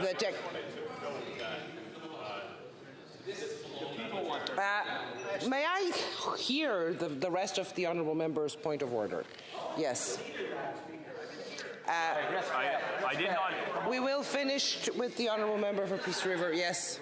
So it was just interesting that when I turned my camera on, I had the grid of members of Parliament up there. And when I turned my camera on, another member of Parliament's picture disappeared and my picture appeared there, and my stock image was still there. When I've just informed the honourable member that I cannot resolve that issue. The IT services can, and it has been brought to the attention of the Speaker, and it will be looked at. The honourable Leader of the Opposition.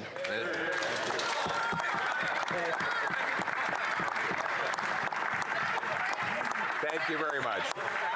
Madam Speaker, we can only in times like these quote Ecclesiastes, what has been will be again. What has been done will be done again.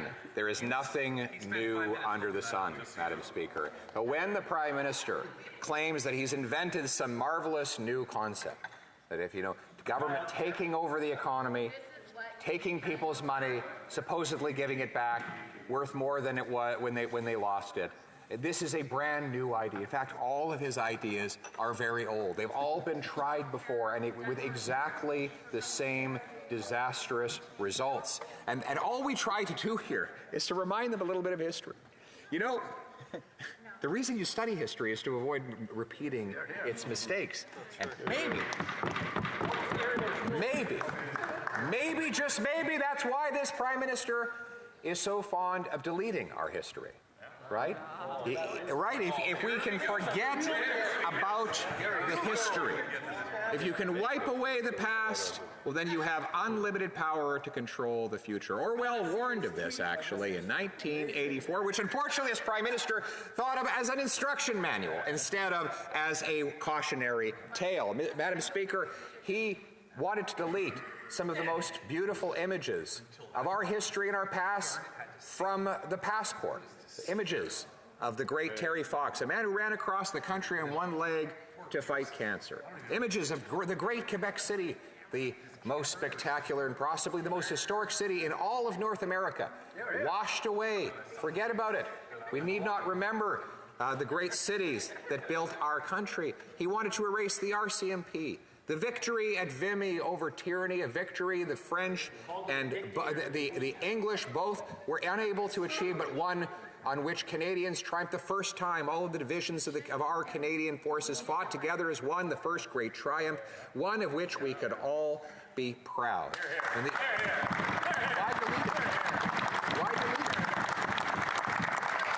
Why delete all of those beautiful images of history? Well, I'm going to posit a few explanations. Let me posit a few explanations as to why the Prime Minister is so determined to delete our history. Just as this member tries to silence me with his overbearing voice right now. And it is this, that if the government can delete our heroes, it can make the people feel weak and helpless, and therefore reliant on a powerful state. Make the people think that they can't achieve great triumphs on their own, that only great things can be done by the government. I note, and by the great leader. I note that the Prime Minister deleted all of these great images so that he could put a childhood picture of himself swimming at Harrington Lake in Quebec, doing a little splash into a pond, as though that little trivial moment in his life was more important than all of the great historical triumphs of our nation. And that is the triumph of egoism. That is what the statist really cares about, the idea of concentrating everything in the state, because l'État, c'est moi. L'État, c'est moi. The state is me. I am the state, said King Louis, and that is the thinking of this Prime Minister. He wants to control everything because it is the aggrandizement of the state, is the aggrandizement of the head of the government. That is exactly what he tries to achieve. By making the people small, he can make himself big. That is why he's always hectoring and lecturing the people, telling Canadians that they're not allowed to use basic common language. One time, I remember a young lady innocently used the term mankind, and he admonished her that it was people-kind, right? Trying to make her feel small for using common and well-understood language that he believed was offensive and unacceptable, constantly talking down our history and our past, treating Canadians as though they have nothing but shame that has brought us thus far, treating our country as though it has nothing for which to be proud. He understands that by making the country ashamed of its past and its history and its people, that he can aggrandize the state. You know, he has recently become very angry that I pointed out that everything feels broken. I'm speaking of the airports that the federal government manages, the passport system that it runs, the inflation that it has caused, the housing market that it has inflated, the red tape that prevents people from achieving anything in business or even in human mobility. I point out all of those things that are broken. Now, he says that I'm not allowed to say everything is broken. But the truth is, he believes the country is broken. It's just, we both agree that things are broken. We disagree on who and what broke them. I think the government broke these things. He thinks the people and our history broke things. That's what he thinks. He thinks we have a broken people and a broken past. I believe we have a broken government, a government that we can fix by electing a new and common sense government that stands up for the common.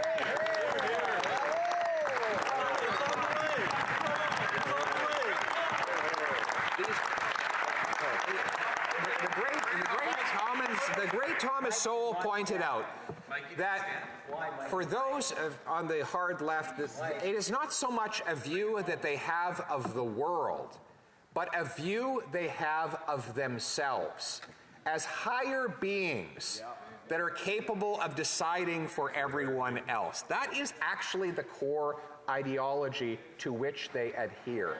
Because when you really look at the inconsistency in application of their woke ideology, you see that there's nothing underneath it other than the concentration of power. So, for example, the Prime Minister likes to preach about woke identity politics. But that did not stop him from firing the first Indigenous Attorney General. He had no problem doing that. And why did he fire her, by the way? Because she interfered, because she would refuse to interfere to protect a wealthy multinational corporation from prosecution after it had stolen from Africa's poorest people. So here we have this woke Prime Minister protecting a multinational corporation that stole from the poorest people in Africa, and doing so by firing the first female Indigenous Attorney General. Didn't she violate all of the precepts of wokeism all in that one act? Well, of course he did. But why? Because wokeism was never about any of those things. It was only about giving him more control. Wokeism is only about control. It is about dividing people based on their group identity rather than celebrating them for their individual humanity. We believe in judging people based on their personal character, not based on their group identity. And you know what? Liberals used to believe that too. That used to be the basic precept of a liberal ideology. Just let's look past people's race, their sexuality, their gender, and just judge them as individual human beings. That's what liberalism was. That was the meaning of the word. Now, it means exactly the opposite. It means that there is nothing more important than a person's group or otherwise identity. They should only be judged, according to modern-day woke thinkers, by the group to which liberals and wokeists identify them. We believe in the traditional view of individual freedom and responsibility, where we see each individual as a precious and unique creation that can live out their life based on their merits and be judged for those merits rather than being wrapped up in divisive ideologies that base their judgments on race, ethnicity, and other irrelevant characteristics. Now, Madam Speaker, I point out the reason for dividing people by group is that it allows the woke estate to control people. It's always easier to control groups than it is to control individuals. And we know that the Prime Minister's objective is to control them. It also creates the justification for all the censorship. The government can say that there's new language that is no longer allowed. For example, mankind versus peoplekind. Now, what has he done? Created the justification for censorship. Because if people are allowed to freely express themselves, they might violate some of the new woke rules that have been invented. The rules that are invented every day, the new words that must be stated and can't be stated, can only exist if you have a powerful state to impose those rules. So the rules are for the rulers. And that is what the Prime Minister attempts to do through this ideology, this corrosive ideology of wokeism that does nothing but to divide. We as Conservatives do not believe in divide and conquer. We believe in uniting for freedom. Here, here. Uniting for freedom. Here, here. Unite for freedom. Let's unite for freedom again in this country of ours. Why don't we judge people based on their individual character? Treat them as people rather than as groups. Why don't we let individuals make their own decisions? Why don't we look past irrelevant characteristics like sexual orientation, gender, race? These characteristics should not define any human, because at the end of the day, we're all of the same people. We're all one common people, aren't we? You know, I go out across this country, and one of my favorite things to do is to visit with people of different cultures and different backgrounds. And every time I do, you know what I discover? How much we have in common. And with the other side would love to focus and obsess about the differences of the various traditions in our land. I believe that we should celebrate what we share in common. The common people, right? Now, for example, I'm very proud that I have the occasion to spend so much time with the Sikh community in this country, who've welcomed me with open arms into their gurdwaras, and to learn of their legends and their stories. And I found that they're the same stories that I grew up with, just different names, just different characters, but all leading to the same human outcome. Now, I give, for example, I've learned from my shadow minister of finance the story of the Khalsa. The story of the Khalsa is that the 10th guru of Sikhism, Guru Gobind Singh Ji, came and abolished the caste system. It said that there should no longer be different castes in society, but that all should be equal. Everyone should eat from the same bowl, he said. And he got rid of all of the caste-based names. So everyone became known as Singh. Now, they had different first names, but they had the same last name, which is Singh, and Singh means lion. No longer would there be little people, everyone would be a lion. That, to me, is an incredibly inspiring story.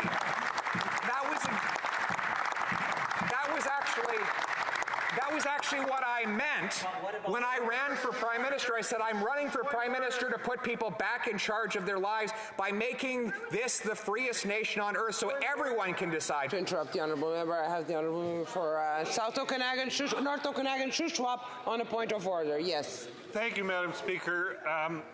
I've been here for, this is the 8th year now. I think the members across the way that I'm witnessing has been here that same period of time. It was brought to his attention earlier that we're not to eat in the chamber. Not hear the Honourable Member. Can I have some silence in the House so I can hear the Honourable Member? Yes, the Honourable Member. Thank you, Madam Speaker. The absolute disrespect being shown on the government side of the House. We've already discussed this once today. And the member said he was only finishing what was in his mouth at the time, even though I'd seen him shoveling stuff into his mouth on his way into the chamber. Yes. Thank you, Madam Speaker. The same member is now sitting there putting food into his mouth in the chamber. It's not what he walked into the chamber with in his mouth at the time. He's actually sitting in the chamber eating food. You instructed him yourself not to do this earlier. He's been here many years, should know that. Thank you. With the Honourable Member, I haven't noticed it, but I will look more closely, and if I do see it, I will call the member on it. The Honourable Leader of the Opposition. Thank you very much, Madam Speaker. We I understand the member's enjoying a little bit of popcorn. He's enjoying the show. I agreed to put on a show for the members of the government here today, and I hope that they've learned a little bit here today, because the message that I'm bringing to them is one that they should already have known if they had spent more time talking to truckers and waitresses and welders and other great Canadians, and I do include truckers among the greatest of Canadians. If they had listened to those people, then we would not be in the mess we're in. You know, it's funny. When I would go out to my riding, let me start back. When I would say on Parliament Hill, as the Liberals were printing all this money, we're going to have inflation. They'd say, the Liberals would say, oh, that's so simplistic, that'll never happen. Then I would go out to my riding, and I would say it to farmers and truck drivers and welders, and they'd say, yeah, of course. And who was right in the end? The farmers and the truckers. The everyday, hardworking people with common sense actually had the right answer. In fact, I think we would all be better off if fewer of these so-called self-appointed experts who consistently get it wrong were in charge of the country, and more of the common sense of the common people were brought forward. And that is really the purpose of my candidacy for Prime Minister, to bring forward the voice of those common people. A voice that these Liberals would like to drown out, as they try to right now. They try to shout me down and talk me down, but they can't silence me, Madam Speaker, because the voice of the people is growing louder and louder. It is growing into a chant. The common sense of the common people will prevail against this tiny group of elites that continually tries to silence them as it pushes us further and further into the trouble we face today. Now, Madam Speaker, we need to discuss how we're going to fix the mess that I will inherit when I become Prime Minister. Canadians deserve to know that there is a way to transform the hurt that this Prime Minister has caused into the hope that Canadians need. And so it is today that I bring forward that hope. We're going to bring home lower prices by capping government spending, cutting government waste to eliminate inflationary deficits. Now, this is a point on which the government agreed with me only 6 months ago, when the finance minister said that she would deliver a 2027 budget balance, something that surprised but impressed me. Only 6 months later, half a year, she has plunged us deeper into debt with a $60 billion of additional inflationary spending that is $4,200 per person. Right. But by cutting waste like the ArriveCan app, the $35 billion infrastructure bank, the contracts to the McKinseys and the other consulting insiders, by rooting out waste and corruption, by finding ways to compress internal and back office budgets, we will get back to a balanced budget, and in so doing, we will lower inflation and lower interest rates. That will allow those hundreds of thousands, if not millions of families who will be renewing their mortgages to do so at a moderate rate in order to avoid the mass bankruptcies that I warned against earlier on today. This kind of common sense fiscal management is not foreign to Canadians. In fact, it was common across this country for a quarter century. From the mid-1990s until 2015, there was a consensus that government should balance the budget unless there was a recession or some major temporary crisis. This was a consensus, believe it or not, across all political parties, NDP provincial governments, Conservative and Liberals here in Ottawa, a consensus that was shattered by this Prime Minister whose radical leftist agenda took us into the permanent deficits, the permanent borrowing, the money printing that created the chaos that we have today. But what did that quarter-century consensus give us? It gave us a massive increase in our quality of life as Canadians. Housing became more affordable. Paychecks became more powerful. Taxes were much lower. The cost of the government went from 52% of GDP in 1993 to approximately 37% of GDP. That meant that Canadians had more money to make their own decisions, to raise their families, to start their businesses, to build the future. We developed the lowest debt in the entire G7 as a share of our GDP, something that we protected and something that allowed us to be a shock absorber against the crises of the 2008 recession and the COVID pandemic. All of that was enabled because governments accepted a common sense approach to balancing their budgets, to reducing debt as a share of the economy year after year. A Conservative government led by me as Prime Minister will re-establish that common sense consensus and make balanced budgets the norm and deficits the exception again. That will allow for our debt to decline, for our interest rates to be low, for our purchasing power to be maintained, or perhaps in some cases even grow. Now, I see the members across the way say there's no way that purchasing power could ever grow, but why not? We have an increase in technology every single year. We have incredible technology that is able to generate more output with every hour worked. That's what technology does. We're actually able to produce more food on less land than ever before. We're able to produce more milk with fewer cows. We're able to produce more beer cans with less tin. We're able to produce more output with each hour. So why doesn't this translate into lower prices? Shouldn't it? If the input is lower to produce the output, then why isn't the cost lower to the end user? The answer is that the government continues to print cash, which neutralizes the cost savings and prevents people from truly benefiting from the massive productive power of the free enterprise economy. But by reinstating disciplined spending, our central bank can focus exclusively on preserving and protecting the purchasing power of our money. The Swiss did this for 25 years. Their average inflation rate was 0.8%. Half of what it was here in Canada during the same time period. They have the lowest inflation today.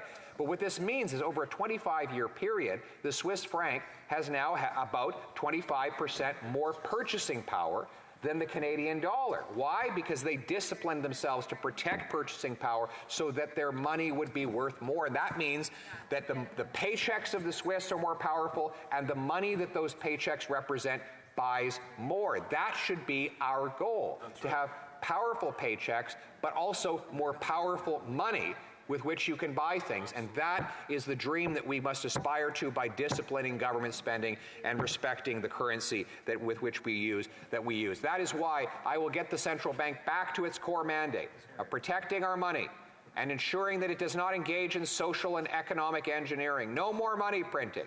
No more social causes, no more pushing governmental agendas that have nothing to do with the purchasing power of our money, and no central bank digital currency. I will never allow the government to force people to put their money into a government bank account. Rather, we already have digital money. It's called a bank account. We already have digital money. It's called a credit card. People can already send e-transfers. We don't need the government to nationalize electronic financial transactions, because we know that would only mean one thing. It would mean government bank accounts, which would mean government surveillance and government control. And after the abuses that we saw with this government cracking down on the bank accounts of the people who disagree with it, I will make sure that this country never allows the government to take control of people's personal bank accounts. Central bank digital currency.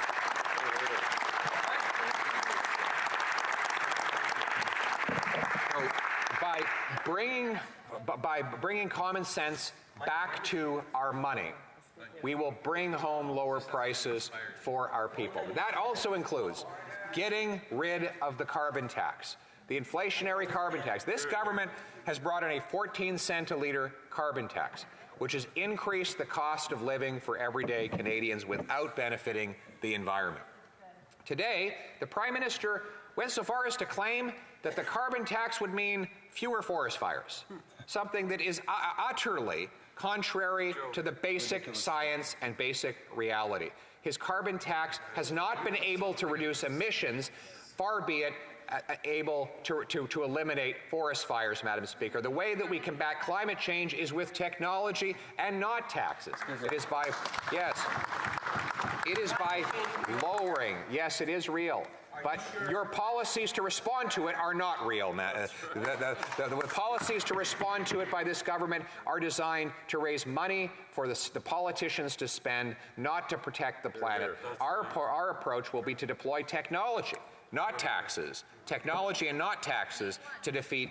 She wants me to name across the way. That's okay. This could be a conversation. Well, not really, because if we want to respect the standing orders, this is not a conversation. So I would ask the honourable members from the government side to please let the honourable leader of the opposition pursue in his speech. The member asked for an example of a technology that could defeat climate change. Well, there's one that the government killed, and that is the tidal power that the private sector was trying to build in Nova Scotia. That's right. A tidal power system that would allow the forces of the ocean to turn propellers and generate electricity, which could be beamed to the shores and put into the electrical grid without a single ton of emissions going into the atmosphere. What could stop such a common sense idea from happening? Why? The federal government could stop it. By imposing 6 years of delays through Fisheries and Oceans Canada, without even proving that a single solitary fish or frog would lose its life, they managed to kill this common sense idea and prevent Nova Scotians from powering their electrical grid with the forces of the seas, Madam Speaker.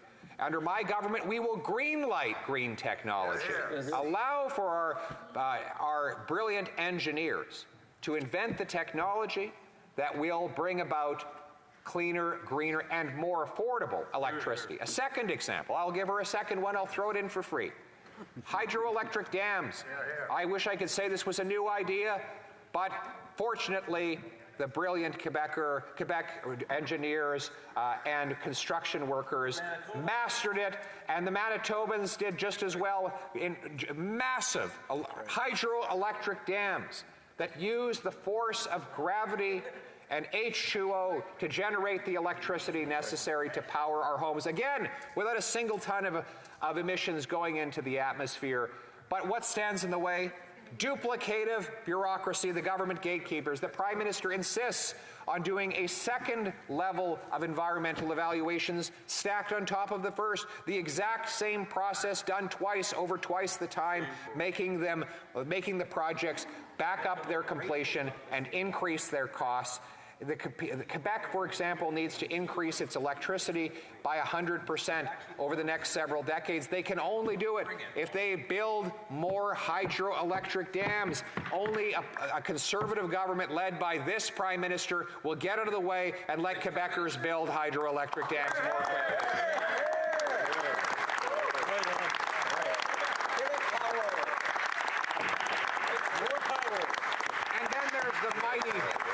And then there's the mighty power of the atom, nuclear power. Here in Ontario, if you look around this room, 1 in every 2 light bulbs that illuminate this room so that you can hear this wonderful speech is powered by nuclear energy. The nuclear power is safe, reliable, and emissions-free, and yet it takes up to 15 years to get a nuclear plant approved. Now, listen, we all agree that nuclear power should be supplied safely, that all of the necessary steps to protect surrounding communities should be followed. That said, what are we going to learn about safety or environmental protection in years 14 and 15 that we could not have learned in years 1, 2, 3, and 4? So why can we not do the exact same strict environmental and public safety protections, but do them faster so that we can bring nuclear energy? Small modular nuclear reactors. Where, they ask? Where goes the chorus from the other side? The answer is Alberta, Saskatchewan, New Brunswick, Ontario. They've all signed a memoranda to create these small modular reactors. That's where, Madam Speaker. This is what I know that this is not in the standing orders for them to ask and me to answer, but we need practice because soon I'll be answering lots of their questions.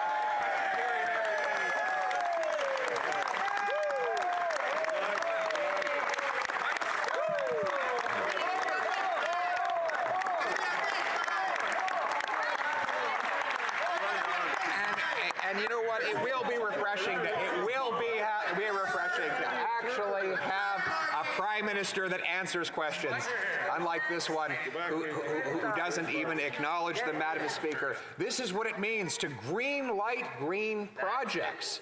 Right? This Prime Minister stands in the way of the very projects that would lower the cost of carbon-free energy while he simultaneously raises the cost of traditional oil and gas on which Canadians continue to rely.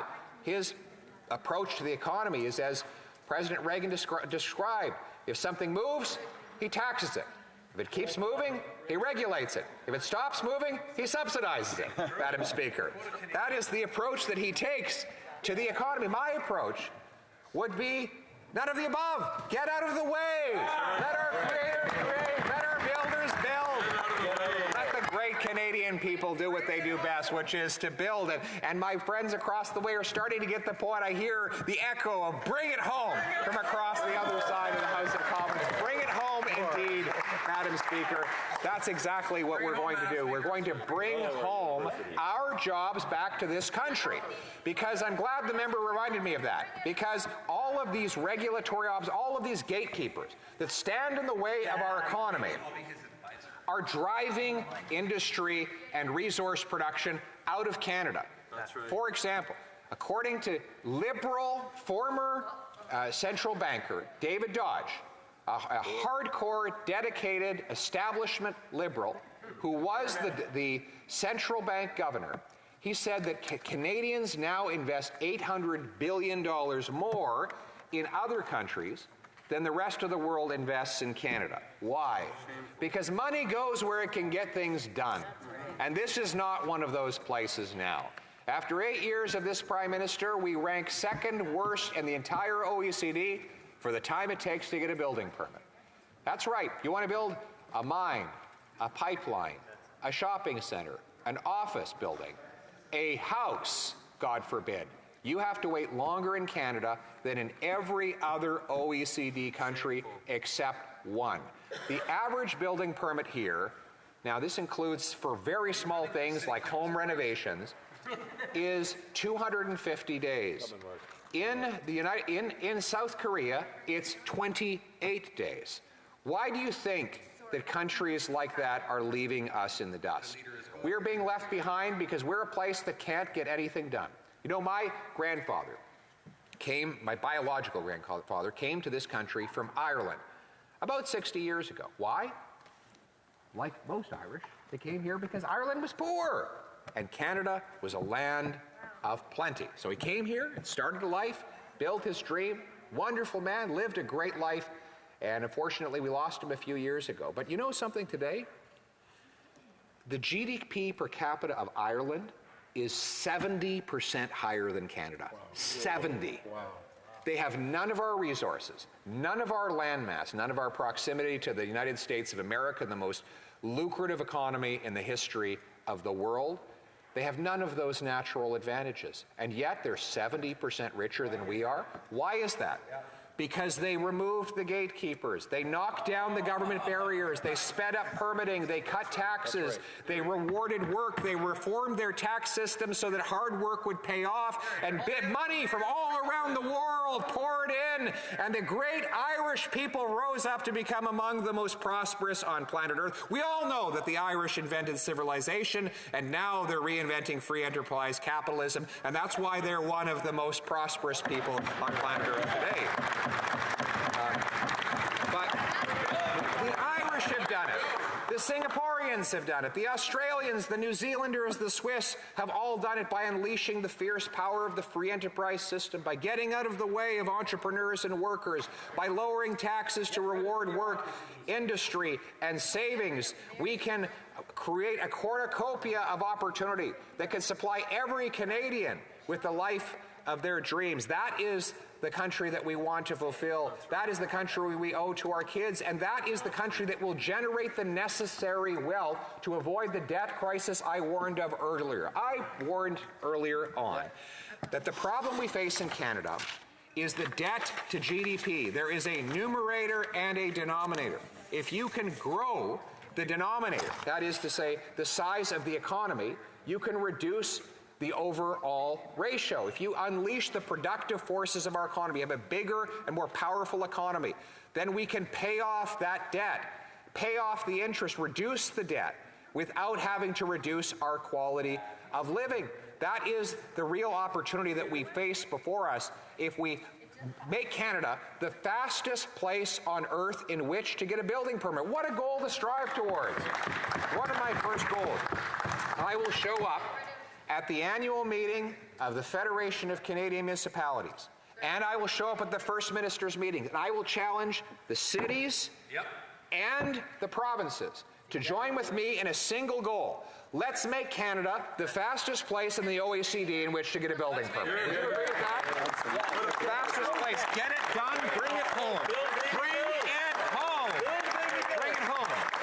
Bring it home. Right? That's how we'll bring all the money back. They're even nodding over there, Madam Speaker. I think we're actually seeing a kind of convergence of opinion. There's some excitement over there. I don't know if it's my words or the clear liquids they're drinking, but something has raised their spirits on that side of the House of Commons. Whatever they are drinking, I want some over here. So, and whatever I don't finish, I will bring it home. But, Madam Speaker, the reality is we can do this. We can unleash the productive forces of our economy. And what would this mean for housing? Well, what do we need to do to allow our young people to again afford a home? There is no natural reason that our young people cannot find a place to live. We have the second biggest land mass on earth. We have more space where there's no one than we have space where there's anyone. If we spread out Canadians equally across the country, every single Canadian would have 33 NFL-sized football fields to himself. It would be the perfect place in which to be a hermit. You'd never see another human being if you spread Canadians out across the country. That's how much land we have. It's a staggering amount of land. And I think there's a few hermits on the other side of the house. They're sitting all by themselves with no one around them. There's nothing wrong with that. Some of my best friends are hermits. There's nothing wrong with being a hermit, okay? There's nothing wrong with being a hermit. But the reality is we have so much land. How is it possible we can't house our people? We have among the biggest supply, the 5th biggest supply of land per capita of any country on earth, and yet no one can find a home? Why is this? It's crazy. The Americans have 10 times the people to house on a smaller land mass, and yet housing costs are roughly half there as they are here. We have the highest house. For example, Vancouver is the 3rd most overpriced housing market in the world when you compare median income to median house prices. Toronto is ranked 10th. Both are higher than Manhattan. They're higher than Singapore, which is an island. They have nowhere to move in Singapore because there's nothing but sea that surrounds them. And yet somehow Vancouver is more unaffordable than Singapore and Manhattan. Why is this happening? The answer is that we have the fewest houses per capita in the G7, even though we have the most land to build on. Why? Because it's the slowest place in which to get a permit. The permitting and other government costs are $650,000 for every home built in Vancouver, and slightly less than that in Toronto. The reality is that government at all levels is partly responsible for delaying these permits, but we know that cities that are controlled by woke, left, NDP Liberal mayors are the worst gatekeepers of all. Ironically, they are the most determined to keep poor people from owning homes. So, what are we going to do about it? Well, listen, the federal government gives tens of billions of dollars to the cities for infrastructure. I'm going to start to make this infrastructure money an accelerator of home construction. I'm going to say to the cities that the amount of dollars you get for infrastructure will be linked to the number of houses that actually get completed. That's right. And I will require all big cities increase housing construction by 15% per year, or they will lose some of their infrastructure money. Those that exceed the 15% target will actually get a building bonus. And I'll require that every federally funded transit station be surrounded by and even built over top on by high-density housing. Why does Hong Kong have the only profitable transit system in the world? They build the housing right on top of the transit. They sell the air rights. It makes sense. The young people get on the elevator, go down to the bottom, hop on the train. It's the only city in the world where you can leave late and arrive early. Why? Because the housing is right next to the transit. Why don't we require every single transit station funded by the federal government have high-density apartments all around it? I do not want to drive by another transit station built by our federal tax dollars, handed out by this government, that has no housing behind it. We don't need transit stations in the middle of nowhere. We need housing all around transit stations, and that's what I will require, Prime Minister. And then we're going to sell off these, we've got these big, ugly, empty federal buildings. How many do you think we have? Any guesses? How many? 20,000, someone said. 5,000, he said? 30,000? We're getting close. 30,000? 37,000. Many of them, as I said, to be redundant, many of them big, ugly, empty buildings. Why don't we sell them off and turn them into housing? Use the proceeds to pay down the deficit. This is common sense. We're going to take that money and we're going to pay down the deficit. We're going to turn the housing, turn the buildings into housing so that young people have a place to live. We're going to bring in faster immigration for the building trades. I'm going to allow the unions to sponsor immigration so that they can, people like unions like LIUNA can bring in laborers from other country to fill the 50,000 job vacancies that they desperately need to fill. That'll mean more builders in this country. And I'm going to give parity of esteem. I'm going to give the same respect and funding for the trades that we give to the universities. We should honor the people who build stuff, fix stuff, and move stuff. They need the same support as our professionals. This is the common sense of the common people, Madam Speaker. So that is how we are going to bring home powerful paychecks, bring homes that people can afford by getting government out of the way. But still, we're going to need people to have bigger and more powerful paychecks. So how are we going to do that? Well, let's look at our immigrants.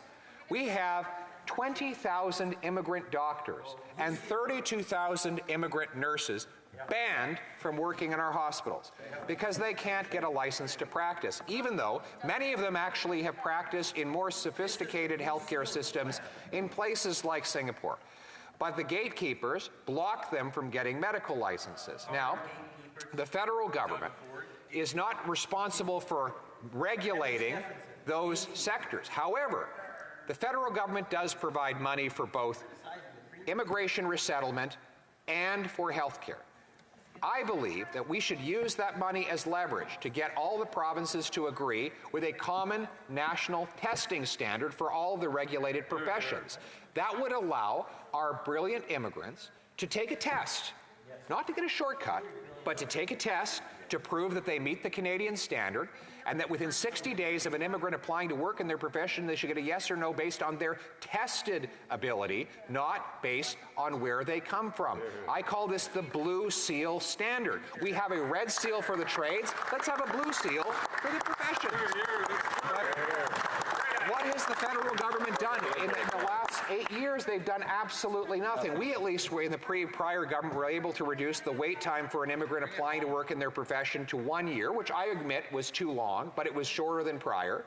But since that time, there's been no progress whatsoever, and the list grows longer and longer of engineers, architects, nurses, personal support workers, doctors who could be helping our economy and serving Canadian patients, but who are left on the sidelines in low-wage jobs because there's no simplified, streamlined process to accredit their abilities. And by the way, I will back up 30,000 small study loans so that working-class immigrants who need a few months off work to study up to the Canadian standard can do so. Then they can get licensed, get practicing, get a bigger paycheck, pay back the loan, and that same money can then be lent out to the next deserving immigrant who can then be propelled into a wonderful paycheck and opportunity serving Canadian candidates. This is just common sense. I'd love to say that this is some work of art that I'm presenting to the House of Commons, but really it's the common sense of the common people that I hear out on the street talking to those people every day.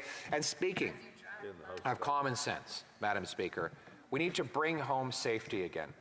There is no way that we can have a secure economy if we do not have safe streets. Crime has been raging out of control. Drugs, disorder, crime, and chaos have become common in our streets under this Prime Minister. He has brought in catch and release, which allows the most violent repeat offenders to be released again and again and again onto our streets. We've had to arrest, in Vancouver, they arrested the same 40 people 6,000 times, 150 arrests per offender per year. If those same 40 offenders were just behind bars, we would have had 6,000 fewer people hit over the head with a baseball bat, stabbed with a knife, thrown onto a train track.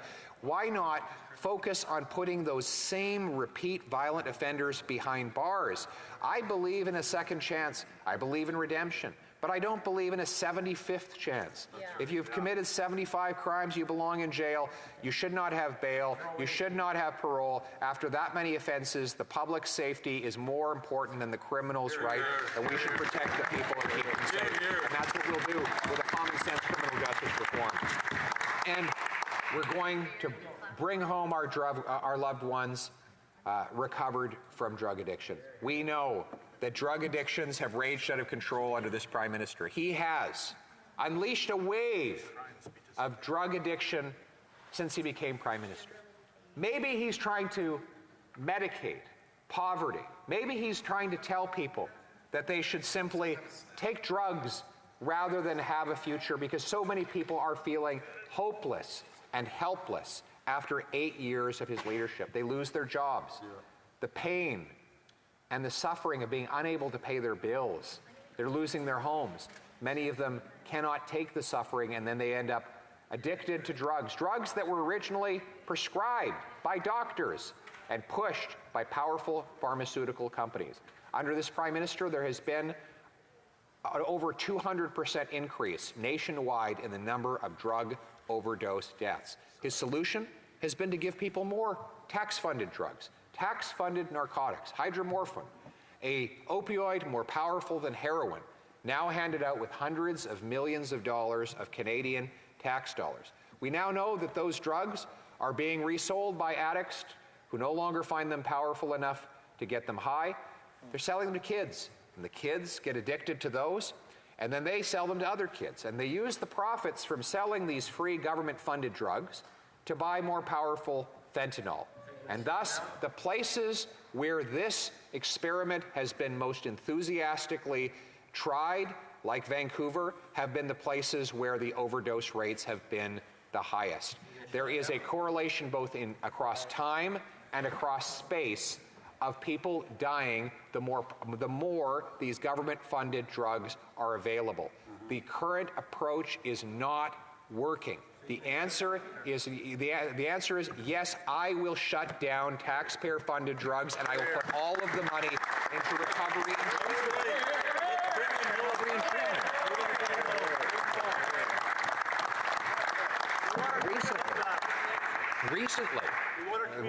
Recently, I was able to visit an incredible treatment facility in Winnipeg. The story has a tragic beginning, but a happy ending. The story starts with a young man, Bruce Oak, who died of an overdose in Calgary. His father, a legendary sportscaster, Scott Oak, he said he was going to make it his life's mission to make sure that no other parent would suffer the same tragic loss that his family had suffered. And so he raised the money to create a beautiful, gleaming place where people who had lost all hope and were addicted to drugs could go and have counseling, detox, job training, reconciliation with their family, sweat lodges, yoga, mandatory exercise. They help them to regain their health and cleanse their body of poisons.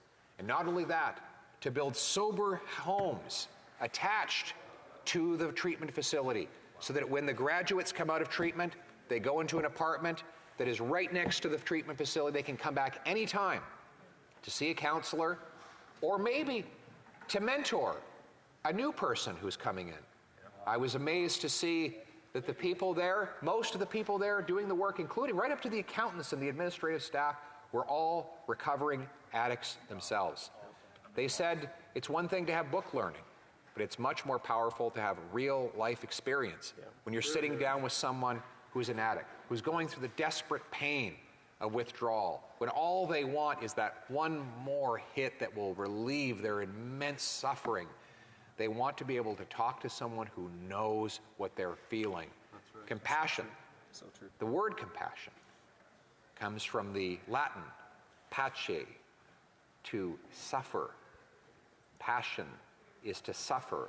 Compassion is to suffer with someone else. They sit together in those rooms in that wonderful facility and share in each other's suffering, knowing that when suffering is shared, it is relieved and it is replaced with hope.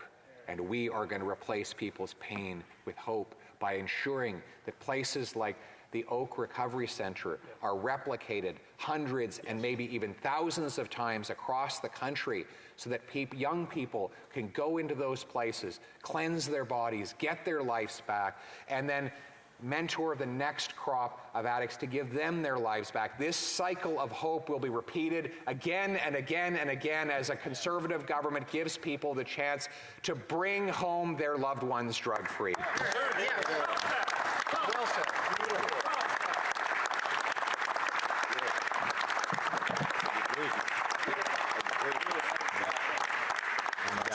the most beautiful thing at all, just reminded by the member for Brandon Souris,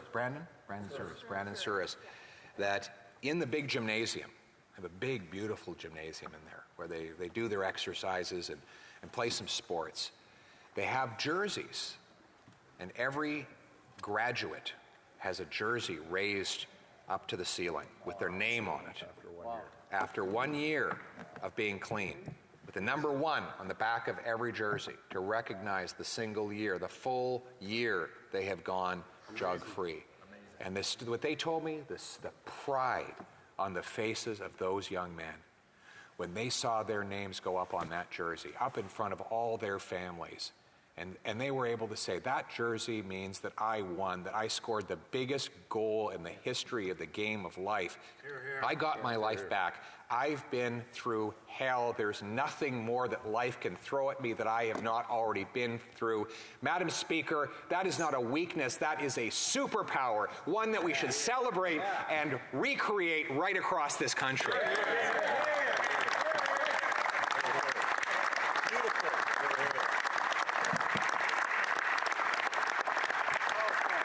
There is hope.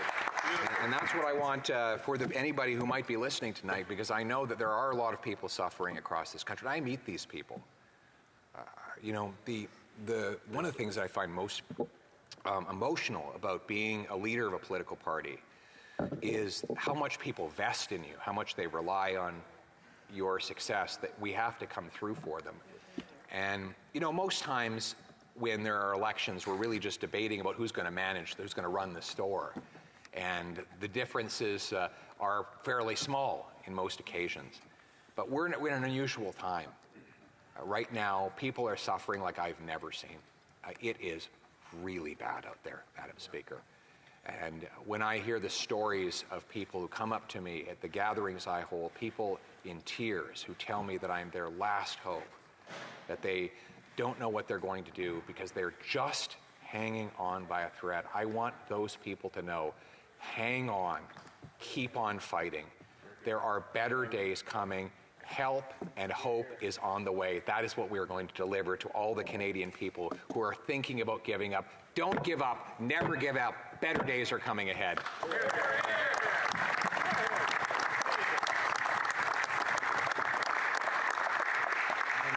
I want to take a moment now to talk about why this has been such an extraordinary country. I am deeply grateful to this country.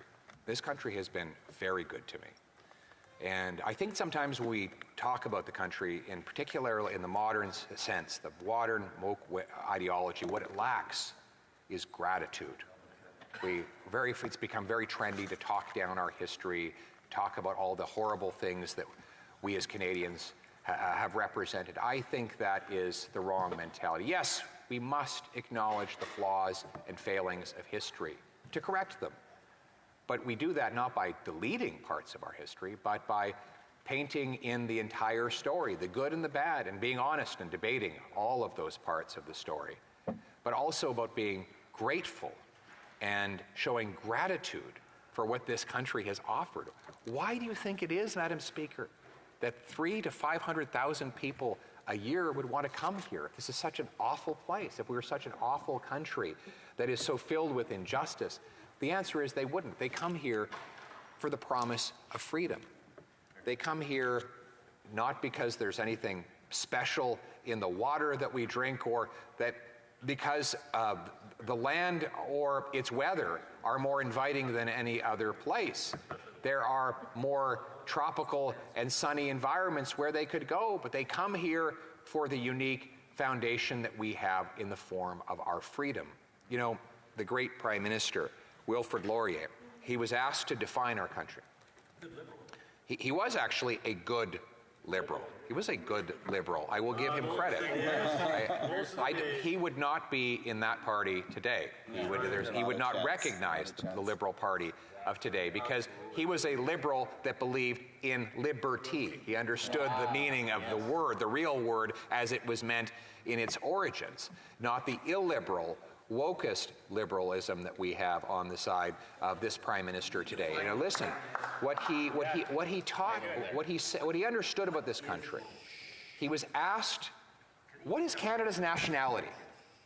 What is Canada's nationality? You know, in most countries, this would have been a very easy question to answer. If he had been in France, he would have said French. If he had been in England, he would have said English, Scotland, Scottish, etc., etc. Most places define their nationality by the ethno-cultural makeup of the country, but that was impossible even back then because we were already mixed up. We had Scots, Irish, Indigenous, French, English, Scottish, we had a Catholic, a Protestant, we had people from Asia, we had people already from Africa back then a century ago. So it was impossible to define our nation or our nationality on the basis of race, ethnicity, religion back then. So what he said was Canada is free and freedom is its nationality.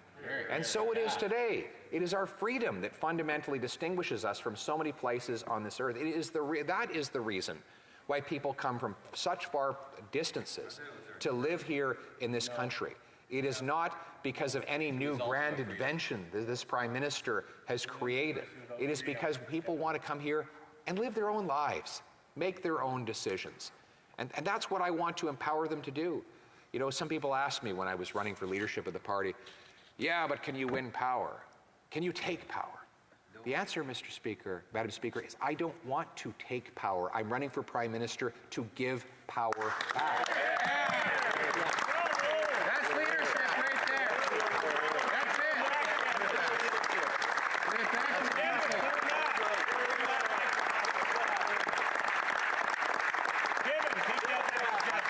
I don't believe that there is this special species of humans that are able to make decisions for everyone else. I believe that every human being is endowed with their own ability to make judgments about their own lives.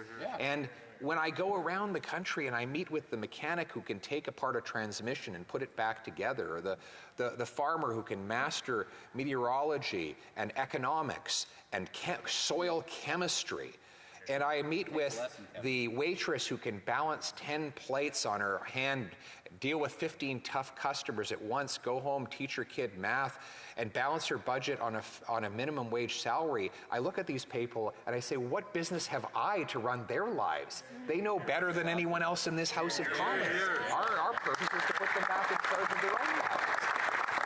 I don't want to run their lives for them. I want to give them the freedom to make their own decisions, and that's why immigrants come here.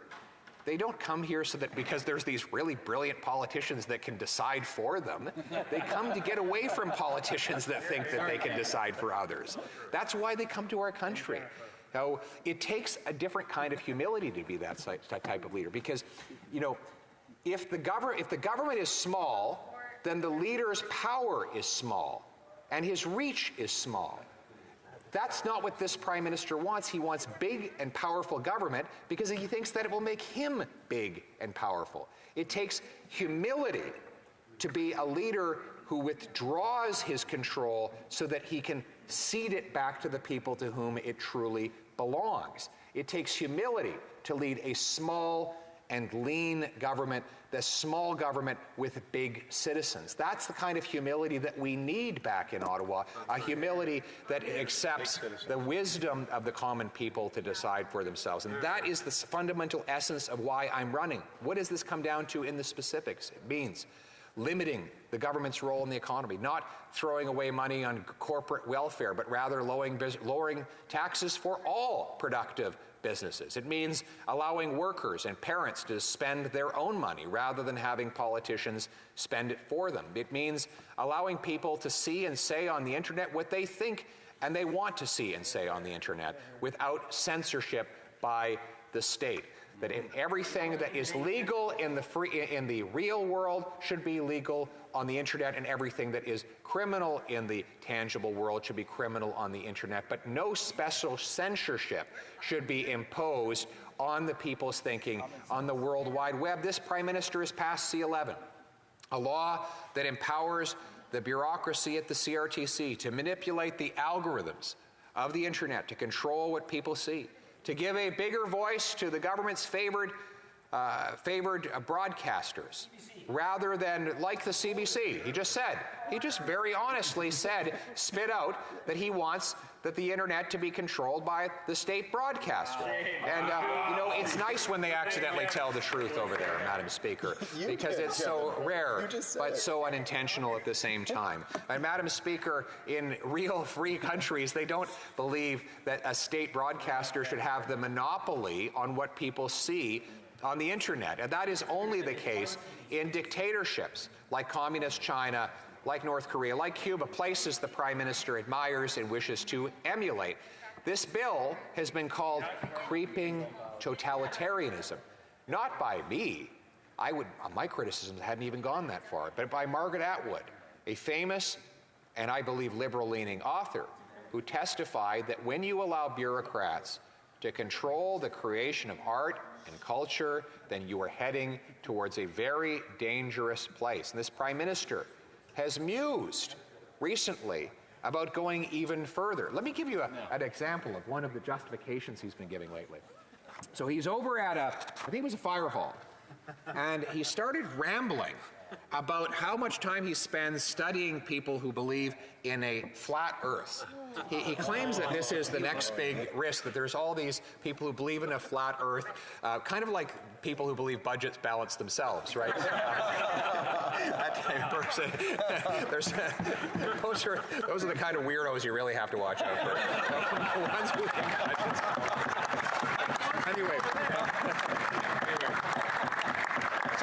Anyway, so he said, we have to be careful. There's all these people who believe in a flat earth. They're going to invade the world, and we're all going to forget, according to him, that the earth is actually a sphere.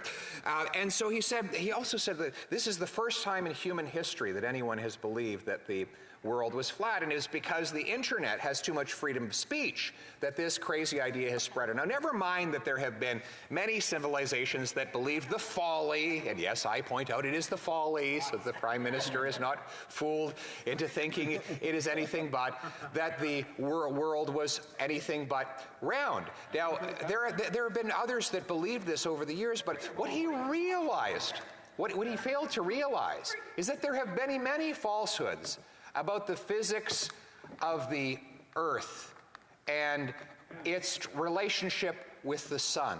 But all of those, for example, they used to believe that the earth was stationary and the sun went around the earth. But why did that falsehood perpetuate for so long? Because censorship prevented anyone from thinking otherwise. So in reality, the real purveyors of falsehood, of fake news, of information that is untrue, of conspiracy theories, actually happens when the state has too much control over the thinking and not too little. It is by challenging false ideas that we overcome those ideas. It is by smashing bad information with good information that the better information comes out on top. And it is precisely in the pursuit of truth that we must allow freedom of expression online and everywhere to prevail.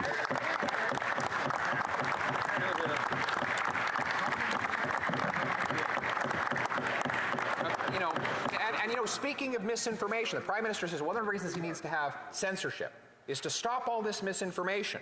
Well, I believe it's still on the Liberal Party's website that the budget will be balanced in 2019.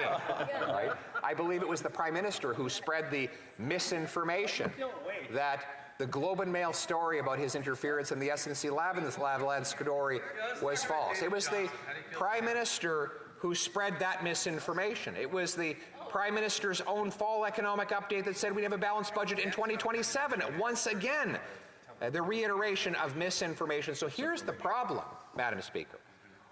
If the government's mission is to stop misinformation, what happens when it is the government itself that is spreading that misinformation?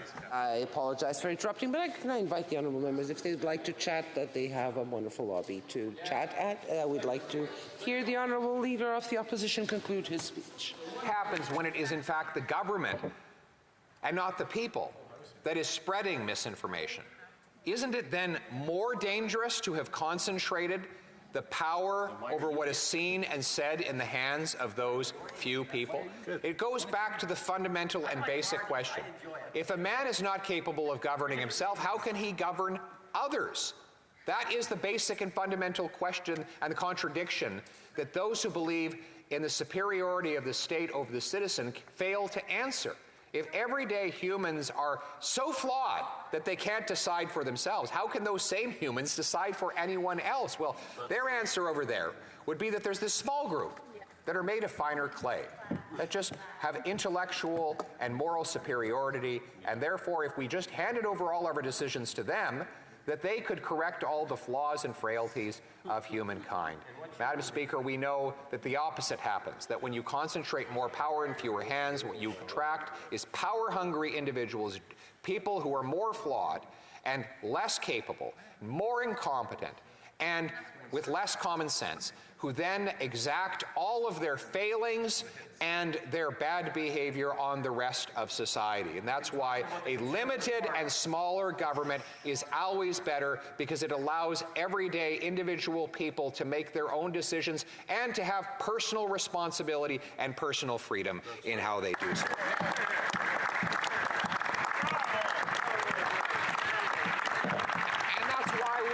That's why one of my first actions as Prime Minister will be to repeal C-11. I will repeal the censorship law. I will repeal the censorship law to let people express themselves online. Let freedom of debate reign so that everyday people can hash out their differences. It is, the member just mocks the word freedom. You know, it shows how far they've gone.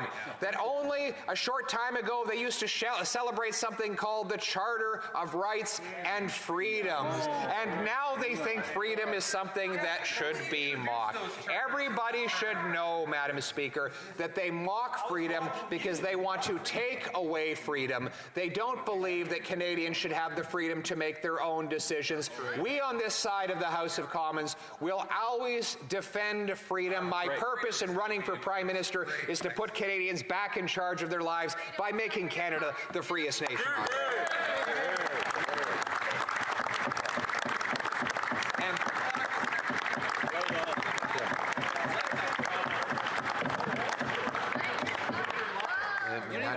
Madam Speaker, and they have the freedom to leave anytime they want. Some bring happiness wherever they go, others bring happiness whenever they go.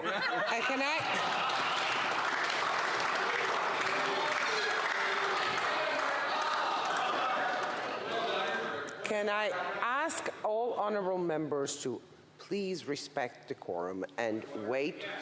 Yes, the honourable member for Prince George, Peace River, Northern Rockies. Yeah, thank you, Madam Speaker. I'm a former teacher and I've had 4 kids. And I would be absolutely embarrassed if my kids were acting like that, and they never would. And I think that's the point I want to make. My kids know better and how to act in this place than members of Parliament across the way should know. I would expect the respect of our leader, who's making a great speech tonight about a very important issue to all Canadians.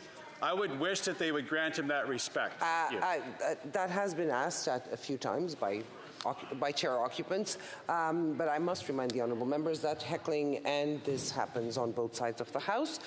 Not that it is an excuse. We do wish to have some decorum and allow the honourable leader of the opposition to be able to read his speech or make his speech in peace.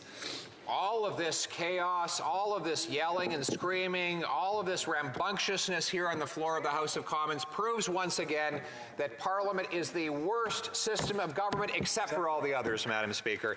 The great debates are meant to be uproarious, distracting. That was Winston Churchill, a great member of the British Empire, alongside whom we fought for freedom in the Second World War. And today, here in Canada, we continue to stand for freedom here in the New World.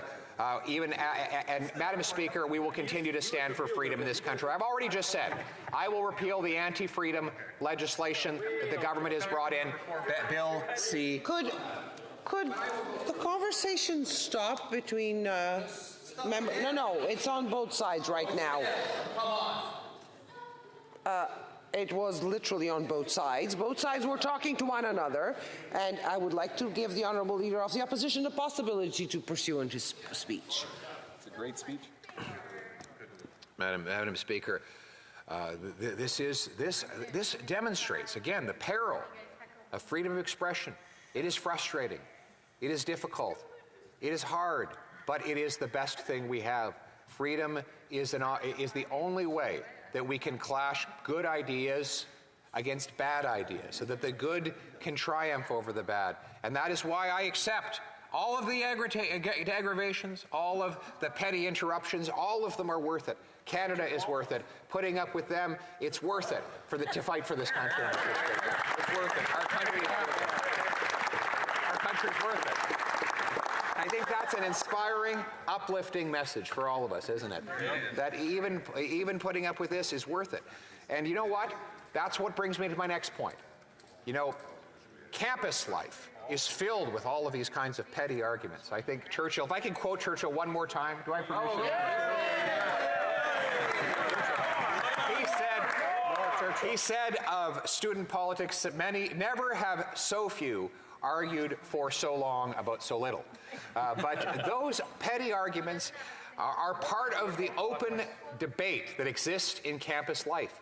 Unfortunately, we have seen of late a movement by the woke totalitarian left to shut down that debate, to prevent students and faculty from expressing opinions that are not authorized by the academic consensus. The academy is losing its very purpose, which is the pursuit of knowledge and truth through open inquiry. A true marketplace of ideas where people come together without fear and without violence to share and express, to, yes, sometimes have their feelings hurt, sometimes to be frustrated, sometimes to be angry with what they hear, but ultimately to allow inquiring minds to compete and for the best to come out on top. Now, one of the most revered and cited, academically cited professors in modern Canada, of course, is Dr. Jordan Peterson. He was one of the most cited before he gained notoriety around the world. He was one of the most academically cited, this is a statistical fact, cited professors because of his prolific writings that were respected by people across all of the social sciences and humanities. But he expressed views that were not acceptable to the new totalitarian one-size-fit-all groupthink. And as a result, he was driven out of the University of Toronto and silenced. Now, more recently, he has been told that he might lose his license to practice as a psychologist because in one case, he had a complaint against him because he retweeted me. In another case, he tweeted a criticism of the Prime Minister. And the association that licenses psychologists in Ontario said that this could provide great danger to his patients if they were to see a tweet by their psychologist criticizing the Prime Minister. This might cause a massive psychological breakdown. My goodness, how fragile a supporter of this Prime Minister might be. If they shatter like glass at the mere tweeting out of a criticism, maybe the Prime Minister himself would find it psychologically devastating to see criticisms of him coming from someone like Dr. Peterson. My answer to those censors is this. If you don't like Jordan Peterson, debate him. Don't shut him down. Debate him. Good luck with that. I debate all kinds of people with which I disagree. I disagree with this Prime Minister. I disagree with his whole cabinet. I don't want to silence them. I want to debate them. In fact, I believe they help me make my case every time they open their mouths. I want them to speak even more, Madam Speaker. Isn't that true? Yeah.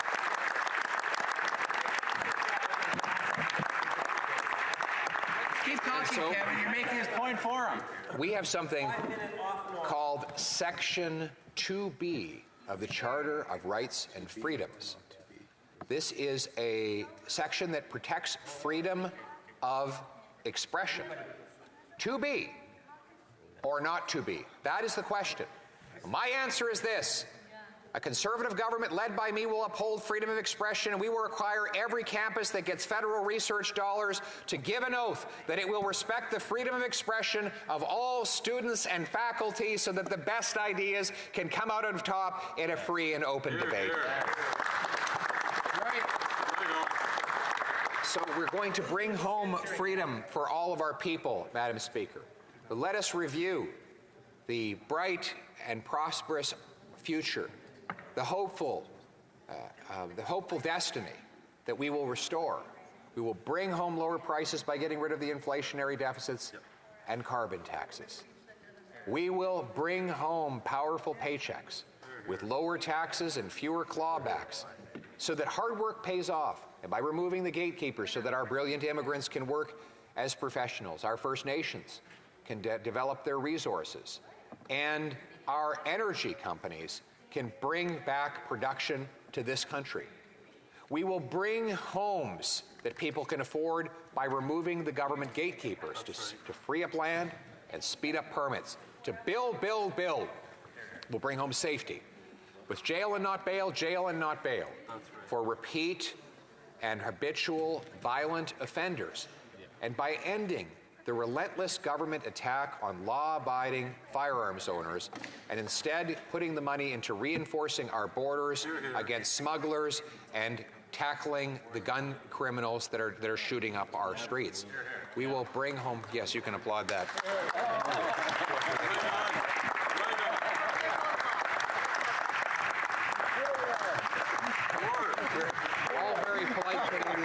Polite Canadians never want to interrupt, but I want you to feel comfortable to interrupt my remarks with your applause at any time.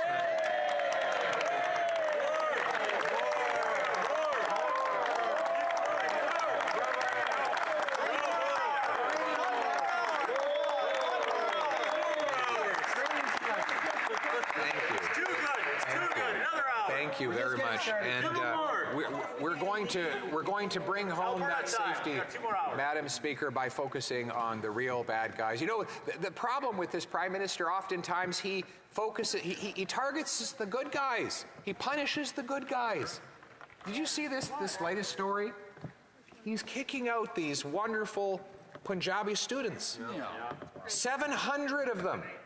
These brilliant young people who got defrauded by shady consultants.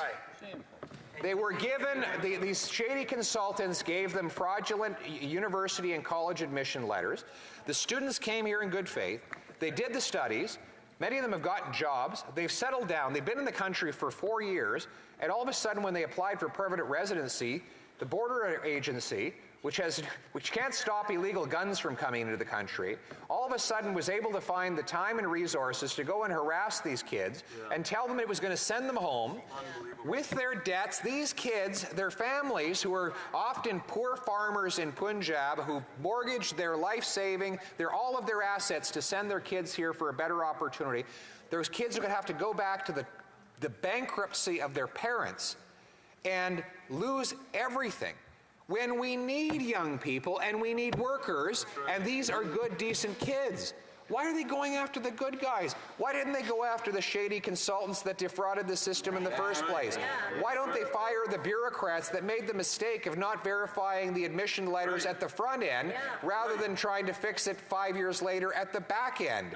Why don't they just simply look into each case and find out which of the kids were acting in good faith and let those good faith kids stay here, filling jobs, earning paychecks, contributing to the Canadian family? Why don't they have a little bit of common sense and compassion for a change?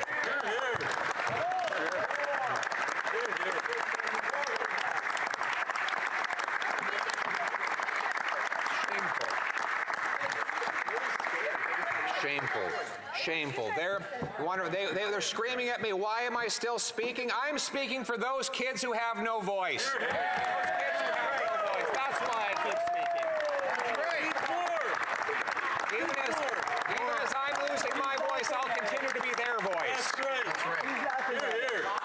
Yeah. I have repeatedly asked the honourable members, shall I start naming members? Do I need to start naming members? Please, I've asked the honourable members to keep order. The honourable member of the honourable leader of the opposition. We're going to go after the bad guys, not the good guys. Not the law-abiding hunter and farmer, not the honest student that got ripped off by a foreign shady consultant. We're going to go after the good and decent people. We're going to go after the multi-gazillionaires who stash their cash in faraway tax loopholes. We won't be going after small businesses that are trying to save up for their future. We're going to target the bad guys with punishment and reward good behavior by good, honest, decent people. Will be a government on the side of those who work hard, pay their taxes, and play by the rules. Wouldn't that be a change from what we have right now? And so, Madam Speaker, I think what you're seeing here are the contours of the hope that we're bringing for the Canadian people. Hope that is so desperately needed now more than ever, where the government is broke and everything feels broken, where the Prime Minister divides and distracts, where everything costs more, work doesn't pay, housing costs have doubled, crime, chaos, drugs and disorder become more and more common on our streets, and the Prime Minister tries to distract from it all, from dividing our people on the basis of race, gender, and other irrelevant distinctions. Madam Speaker, we have a hope for a better way to bring home lower prices, bring home powerful paychecks, bring homes people can afford, bring home safe streets, and bring home our freedom. This home, every home is built on a foundation. Every home is built on a foundation. In fact, the most important part of any home, as my finance critic, who was a home builder, would tell you, is the foundation. That's right. It's not the fancy decorations it's not the new shingles that you put out. It's not the color that you paint the front door. It's the foundation that supports the house and holds it up against the storms and the tempests of time. And our house, this house, was built on a solid foundation. If you look around this place, what do you see? Stones. It was built by stone. You look around, in some of the center block buildings, you can actually see limestone that have fossils in them. Fossils that were embedded in that stone millions of years earlier. You're literally looking back millions of years in time when you look at those stones and those incredible fossils that are etched and crystallized in them forever. Why do we build these places with stone? It is to represent the permanence of the principles on which the entire place rests. We are all just visitors in this place. We don't own these seats. We are lent these seats from the people to whom they belong. That's right. This is an 800-year tradition that we uphold in this place. 800 years from the time of the Magna Carta, the Great Charter, 1215. The commoners gathered in the fields of Runnymede and forced King John to reluctantly sign over onto this Great Charter Now, if you read the Charter, you might say, my goodness, this is filled with all kinds of antiquated concepts that no longer have any relevance today. But you'll also see some things that have preserved. The no arrest without charge, no trial without jury, no confiscation without compensation, no taxation without representation. All of those things originated in the Magna Carta. Many of them, our American cousins across the border tried belatedly to take credit for, but really all they were trying to do in the American Revolution was defend their rights as Englishmen and Englishwomen. It was actually more of a civil war than it was a war between nations. They were ancient principles that came from generations before that were slowly and painstakingly perfected. The most important principle of all in that document was liberty under the law. The recognition that nobody, including even the king, was above the law. Everybody was under the law, and only that way could liberty be upheld for all of the people. That inheritance is a precious one. And though it is 800 years long, it is only one generation deep. It is the duty of every living generation to take it from those that came before and pass it on intact to those who will come next. And that is our duty. We are that living generation. The great philosopher, the great conservative philosopher, Edmund Burke, said that liberty is a contract between the dead, the living, and the yet to be born. And it is the duty of every living generation to transmit, to pass down the ages. That's why we have to remember how small we are in this place. Our purpose is really to keep alive that tradition. That is the one thing we do as parliamentarians. It is the most valuable thing at all because everything springs forth from that. The ability of people to have the freedom of enterprise to provide for themselves, the freedom of association, to get married, form friendships, and other associations, the ability to work together to provide each other with health care and schooling. All of these things come from the foundation of freedom that is passed down through the ages. And if ever we allow that tradition to be broken, then it may never be regained. And that is why we treasure so much these institutions that are represented by the stones on these walls. Stones that I hope that my great-great-great-great-great-grandchildren will look up and see and remember that during this brief time, during our time, we protected the freedom that many generations after us would go on to enjoy. That is, yeah, thank you.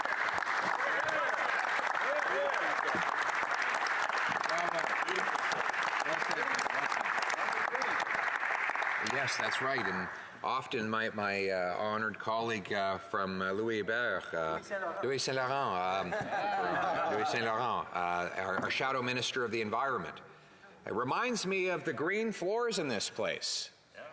You know, and we wonder, why is it green? Why is the other place red? Well, of course, this place is green because the first commoners met in the fields of Runnymede. In fact, the first House of Commons, the first parliaments, happened in the fields. And they represented those who worked and harvested the fields. They were the ones responsible for the bounty.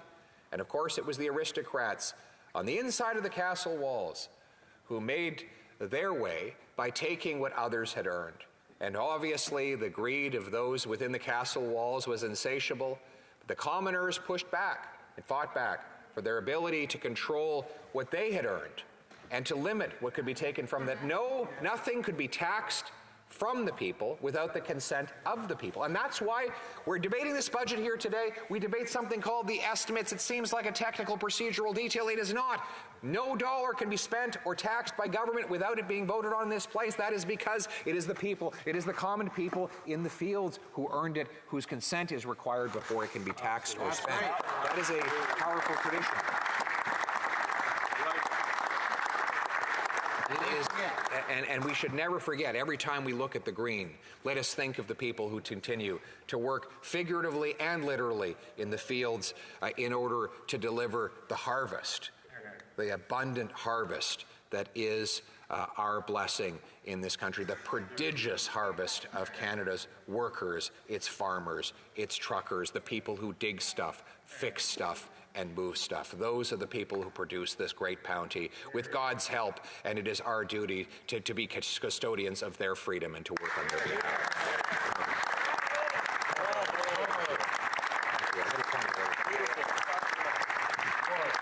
Thank you.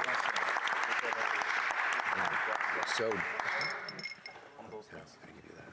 the honourable member for Sherwood Park for Saskatchewan on a point of order. Thank you, Madam Chair. Earlier we had a situation where members of Parliament were using props in this House. They weren't speaking, but they were very clearly holding up props, making comments about them. And it seemed to make a total mockery of the rules around props in that people had, it seems, brought in items that were supposed to represent certain things that were in relation to past comments that the Speaker had made. And there is a long-established convention in this place that members cannot and should not be able to use props. And I understand that there may be some interpretations around whether or not the person is speaking or not.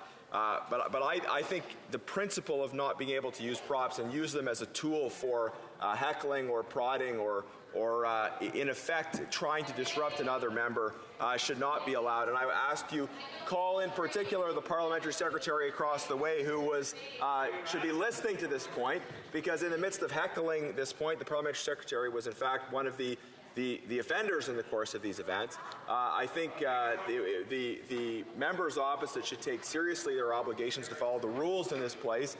And instead of heckling, the members should listen to the point being made and should show more respect for the rules when we have rules that are well established in the House. The members should be following them and adhering to them rather than engage in this kind of. I am well aware of the rules, and I did call the members at the time on that. As the member may notice, there's no props in the House at the moment, and there have been rules enforced for that reason. The Honourable Leader of the Opposition. Merci, Madame la Présidente. Il nous faut remplacer. Thank you. We need to replace the sadness Canadians feel with the hope they need. That's one of the reasons why I rise in the House of Commons. It's not just to identify the suffering that this Prime Minister has caused by doubling national debt, causing inflation, causing unprecedented inflation over the last 40 years, and by increasing mortgage debt and government debt. Yes, we have to recognize that this pain exists. It's the responsibility of the official opposition to present a narrative that will replace that sadness and that pain with hope for the future. That's exactly what we're going to do. We also have to recognize that hope is possible.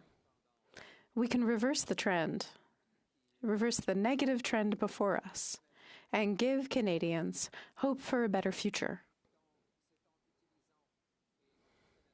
It's by using and recognizing the common sense of the common people. What's the plan to do it? What's the plan for a government that works for those who work?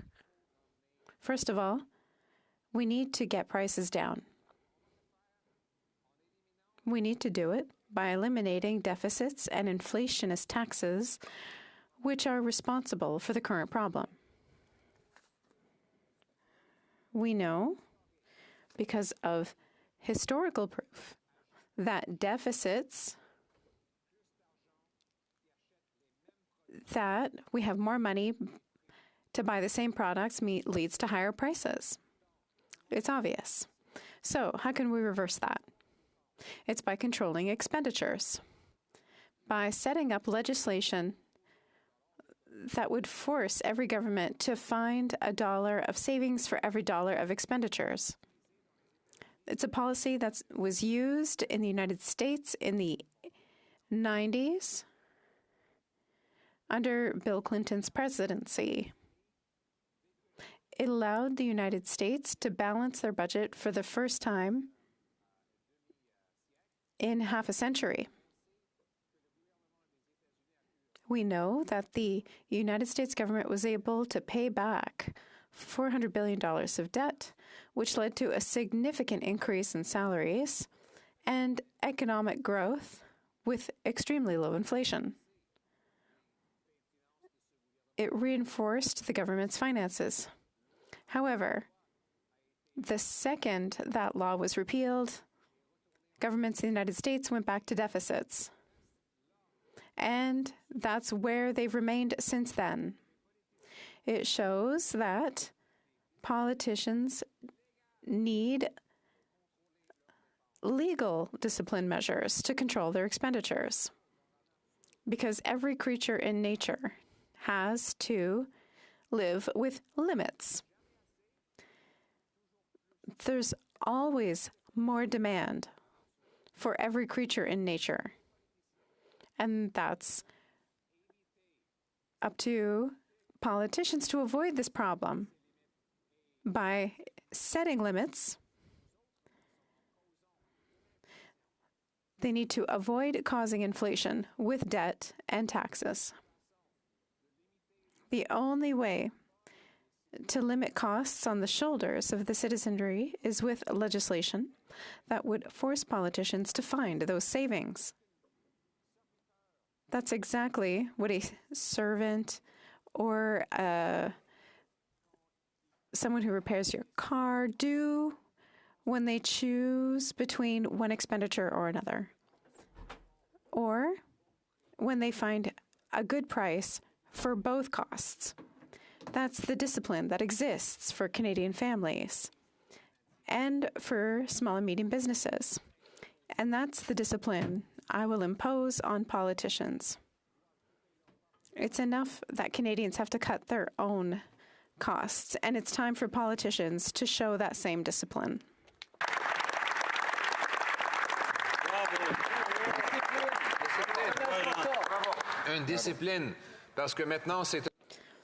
Discipline, because the government is going to impose austerity on families. Yes, the government has a great deal of money, but there's less left for workers and businesses and seniors who did the work. Now we want to have a small government to let citizens become bigger. It will reduce waste and force officials and politicians to look everywhere throughout their bureaucracy, because there are opportunities to save money. I gave an example earlier. When we had a federal government program where we sent diskettes, books on disc for people to listen to, and the Canadian Association of the Blind said it was too costly and not practical to continue to send CDs. Why not send them books digitally through the internet? We're in the 20th century. That let us cut down costs and increase the number of books available to people experiencing blindness. That was a victory for everyone. So it's possible to cut down on costs and improve services. And that's the common sense we need in managing the government's affairs. And that's why we need a law of dollar for dollar to force politicians to always look for ways to deliver the goods in a less costly way. And that's exactly what Canadians do, and that's what this government will do too. We're going to stop. We're going to stop giving contracts to consultants. We're going to close the infrastructure bank that costs $35 billion and hasn't actually delivered on a single project. What is the point of having a program that does nothing and delivers nothing to taxpayers? I'm going to shut that down and put more money in the pockets of everyday Canadians and help reduce inflation and interest rates. Paychecks need to be bigger Right now, work doesn't count anymore. A single mother with 3 kids, when she earns another dollar, she loses 80 cents on that dollar because of deductions and taxes and charges. So the charges and the taxes and deductions cause that single mom to lose 80 cents on the dollar. It's a penalty. People are penalized for working when we have this labor shortage. So seniors, single moms, workers are being penalized in this country. There should be fines for people who speed. There should be fines for people who commit crimes and break the law. But no, what's happening in this country today is people who workers are being penalized. And this is weakening our economy.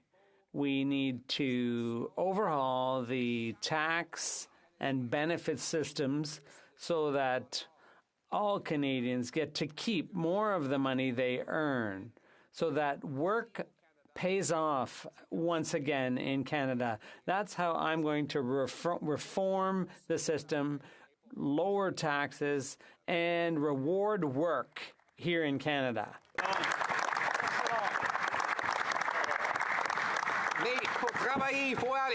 But in order to be able to work, you have to be able to get to work. You need to be able to commute. And that's why we need to put an end to the war on cars. The Bloc and the Liberals are anti-car. They've tried to kill a huge project in the Quebec City area, the third link, which would have made it possible for Quebecers to cross the St. Lawrence, but that's been scrapped. And that's part of their anti-car agenda. It makes no sense. People in the suburbs and in the regions, they need their cars to commute to work. And that's why a government led by me, guided by conservative common sense, will both promote public transit, but also highways and bridges so people can get to work.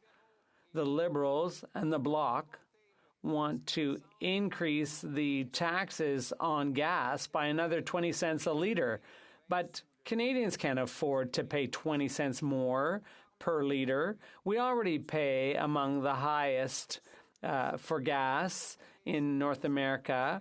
And in Quebec, the gas prices at the pump are higher. But we believe that the environment can be saved by making green energy cheaper, not by making traditional or conventional energies more expensive.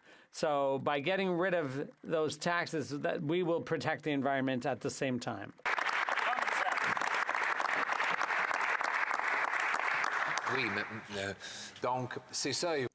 So there you have it. And as you can see, Madam Speaker, I say exactly the same things in English and in French because common sense has no language. It's common sense in whatever language I speak. So, Madam Speaker, we're going to bring home bigger paychecks. We're going to get rid of red tape and gatekeepers who inhibit energy projects. So, yes, I support nuclear energy. I'll say so in French, too. Nuclear energy is very popular in France, by the way. And I know the Minister of the Environment is an extremist. He's radical. He's against all sources of energy. He's even against nuclear. He's against nuclear. He wants to prevent Quebec from building hydroelectric dams. He says, I'll allow it, but it's going to take 6 or 7 years for a double environmental review, for an environmental assessment. I have confidence in the government of Quebec.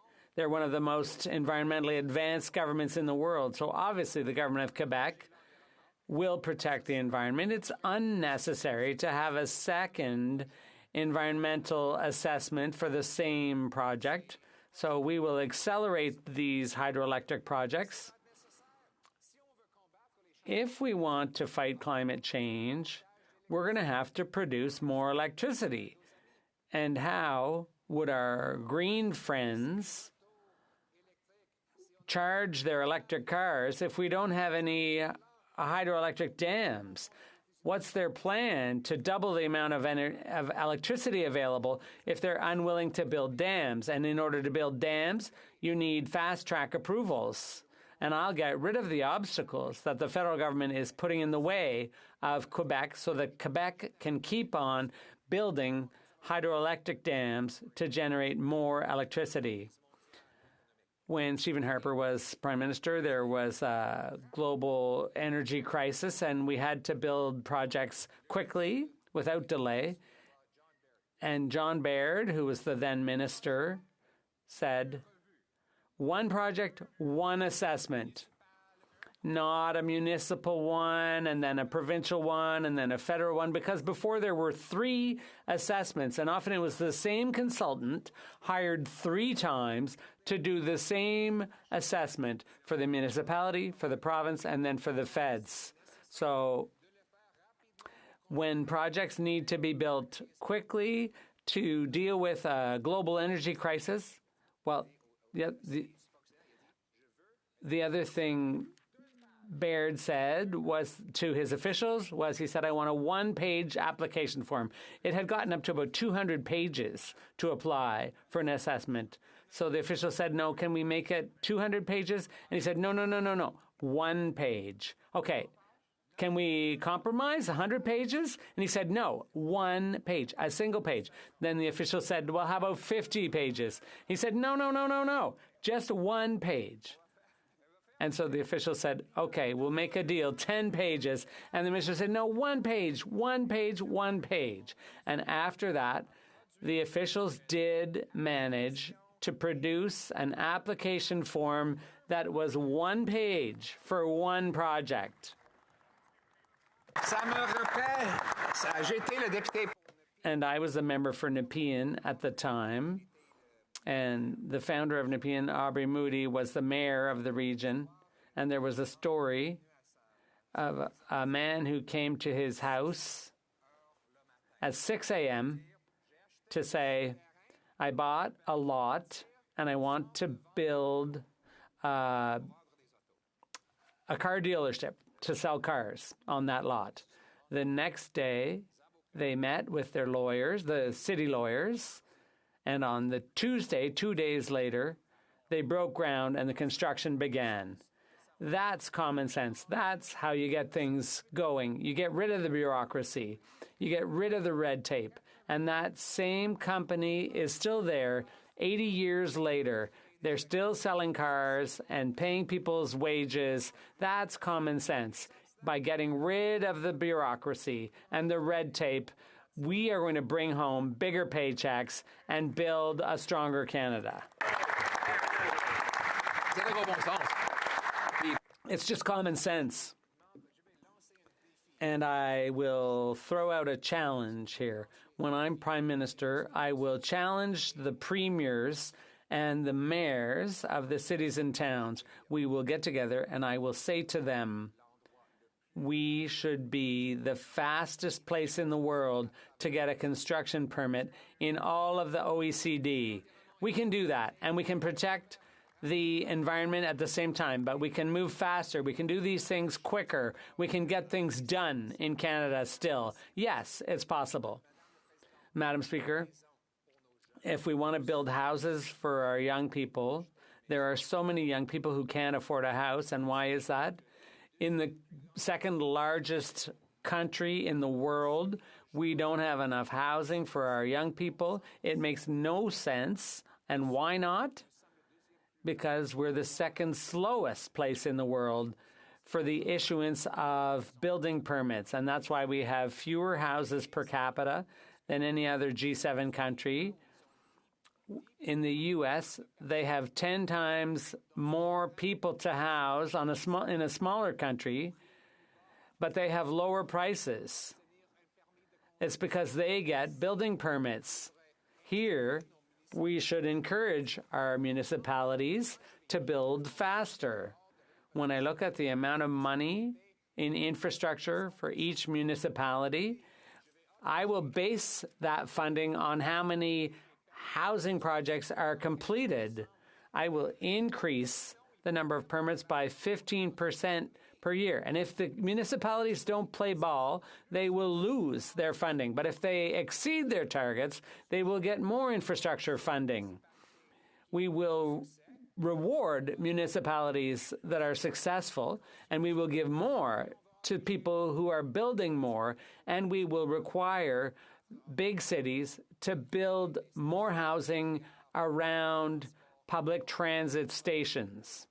And we're going to bring in more immigrants who can do things and get stuff done. And we're going to make trades a priority, not just professions, but also trades. And we're going to support colleges, not just universities, so that we can build the working class of the future. And if you don't believe me, Madam Speaker, that this is possible to build faster, look at the Squamish people and what they've done in downtown Vancouver. In Vancouver, it costs $600,000 per house just for the permits, for the building permits, not for the materials, not for the workers, not even for the land. It's just the cost that government charges, the cost of the permit and the paperwork. But luckily, the Squamish people, who part of their land is within the city limits of Vancouver, they don't have to follow the rules or the city's red tape because it's a reserve. It's an Indigenous reserve. It's a First Nation. They have full control. And so they were able to build 6,000 apartments on 10 acres of land. 6,000 apartments on 10 acres.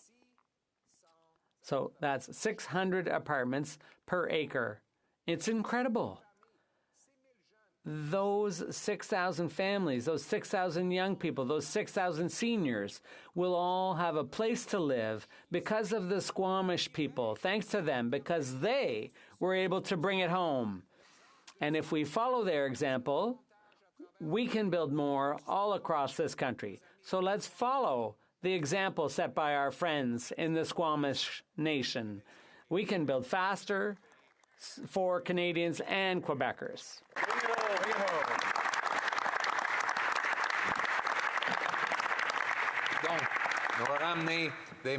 So we're going to bring home more affordable housing. We're going to bring home safety and security. The Liberals and the Bloc, those woke folk, they are so disconnected from real people in Quebec. They want to ban hunting weapons. The Bloc, when Bloc members saw the list of rifles that the Liberals wanted to ban, they said, oh, that's excellent. That's the list we've been waiting for a long time. We're very happy to ban all those hunting guns. But then the Bloc realized that, oh, we actually have some hunters in our ridings.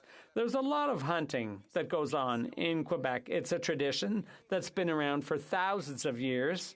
Before the Europeans even came to Quebec's shores, there were Indigenous people hunting, and then after the French arrived to build the beautiful province, or the province of Quebec, La Belle Province, then hunting continued. There are still to this day many Quebecers who continue to hunt, and the only party who's been there all along to defend them against these attacks, these unfounded attacks, was the Conservative Party, and we will never allow the Prime Minister to realize his dream of banning hunting here in Canada. Using common sense, we're going to spend the money on bolstering border safety. We know that most criminals who commit armed crimes, they use illegal weapons that were trafficked across the U.S. border. So why go after sports, people who use guns for sports, people who've been screened by the RCMP, when we could use that money to beef up security at the border and to better fund the police so that they can stop the real criminals and the street gangs and organized crime. That should be the priority all across this country. This is simply common sense, Madam Speaker. And finally, we will bring home liberty. I know that liberty was a founding principle of our country, and the federal government wants to censor the internet. And the CRTC is a woke agency that wants to impose its values on Quebecers. And it's incredible to see the Bloc who claim to be pro-independence, they want to give the federal government more power, this federal agency or minister of the Government of Canada. I can't say his name, but the Minister of Canadian Heritage and other bureaucrats, woke bureaucrats here in Ottawa, the Bloc wants to see them controlling what Quebecers can see and say on the internet. The Bloc, the Conservative Party rather, is the only party that will defend the individual sovereignty of Quebecers to choose their own thoughts, their own words, their own identities. I will never allow the federal government to tell Quebecers what they need to, what they can or can't say or think on the internet. I will bring home freedom of expression.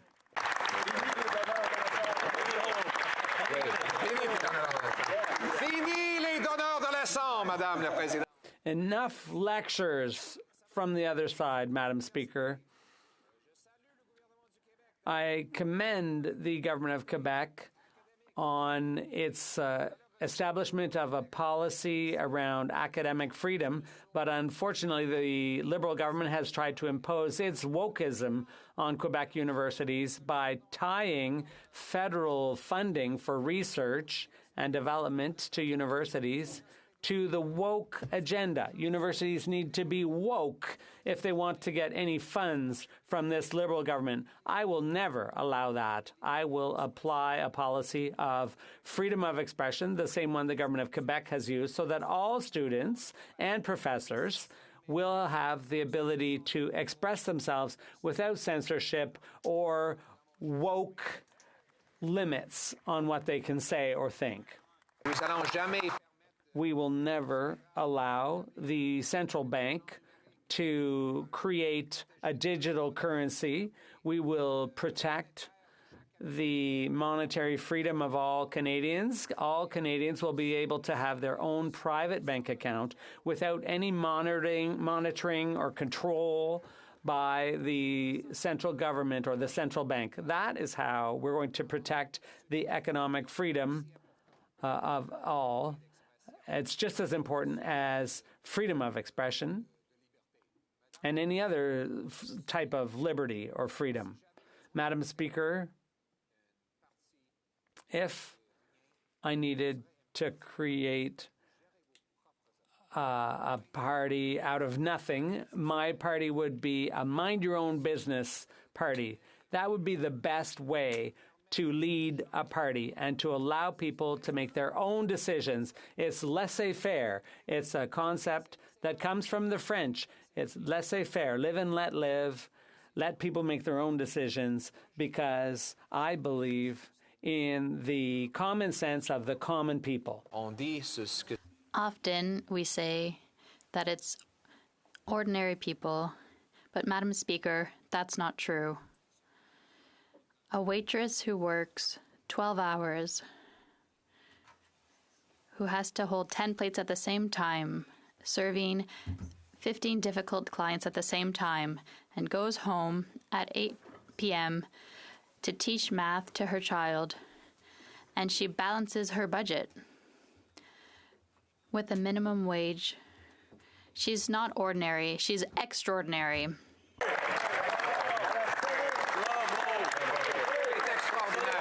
She's extraordinary.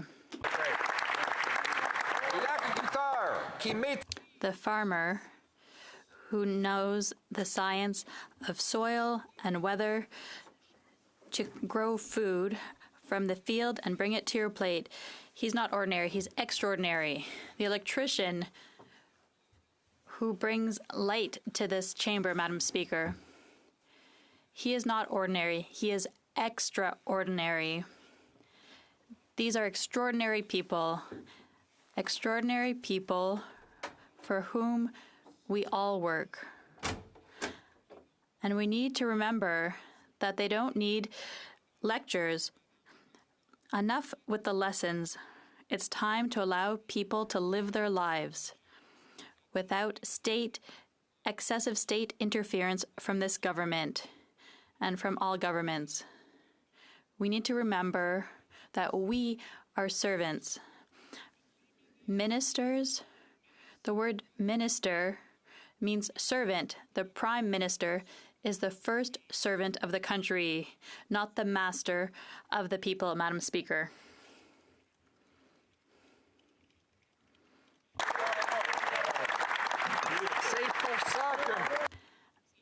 That is why we are calling for a fiscal policy that puts control back in the hands of ordinary people, the people who do the work, who pay the bills. That is why I told the Prime Minister that I would stop this speech at any time if he met two criteria: that he would balance the budget to reduce inflation and interest rates, and two, that he would put an end to all increases on the carbon tax.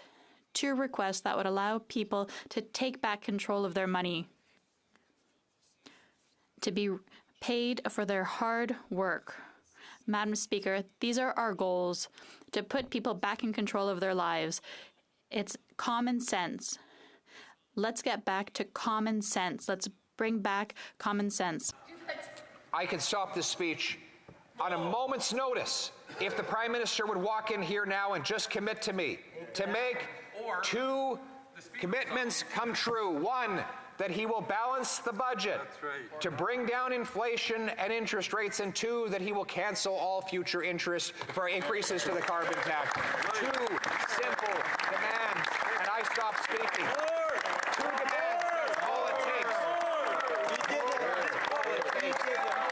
Speaker, but he won't do it because he wants to take more from the people. He believes he knows better. He knows how to control their money and run their lives better than all of those ordinary people. Madam Speaker, these people are not ordinary. The waitress who balances 10 plates, serves 15 customers, helps her kid with math, balances her budget on a $15 an hour salary is not ordinary, she's extraordinary. The farmer who brings the food from his field to your fork is extraordinary.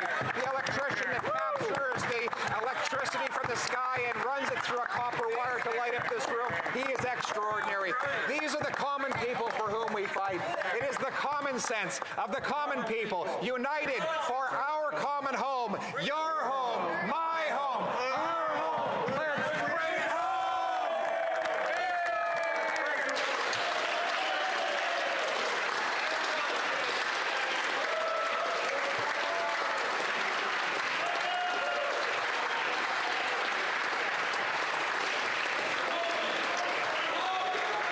It's being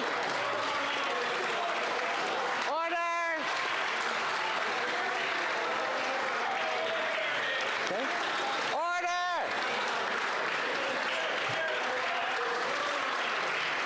Yes or no? Order. I believe.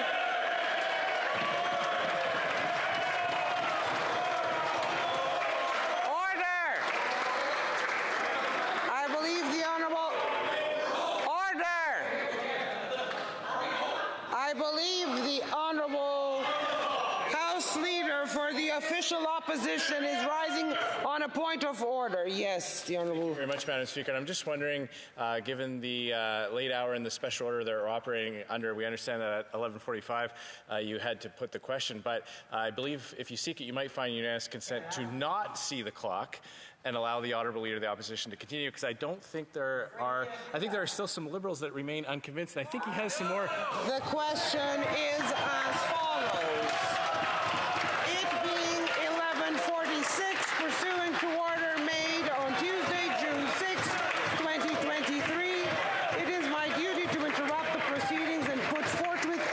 question necessary to dispose of the third reading stage of the bill now before the House. The question is as follows. Ms. Friedland, seconded by Ms. Jasek, move that Bill C-47, an act to implement certain provisions of the budget tabled in Parliament on March 28, 2023, be now read a third time and do pass. If a member of a recognized party present in the House wishes that the motion be carried or carried on division, or wishes to request a recorded division, I would invite them to rise and indicate it to the chair. The Honourable Parliamentary Secretary to the Government House Request Leader. a recorded division, Madam Speaker. Pursuant to order made on Thursday, June 23rd, 2022, the division stands deferred until Tuesday, June 8th. 2023 at the expiry of the time provided for oral questions. The Honourable Minister of International Development is rising on a point of order. Madam Speaker, I move and seconded by the member of Winnipeg North that this House now do be adjourned. Okay.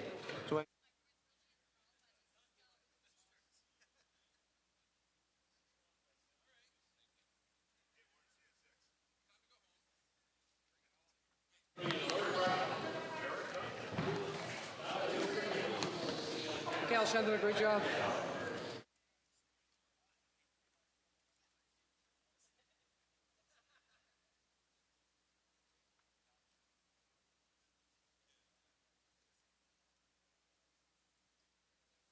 Seconded by Mr. Lamoureux, move that the House do now adjourn.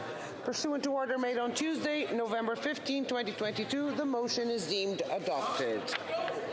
Accordingly, this House stands adjourned until tomorrow, well, later today at 10 a.m., pursuant to Standing Order 24-1. Yeah, it is tomorrow. Yes, I'm sorry. It's not midnight yet. Okay, sorry. Yeah.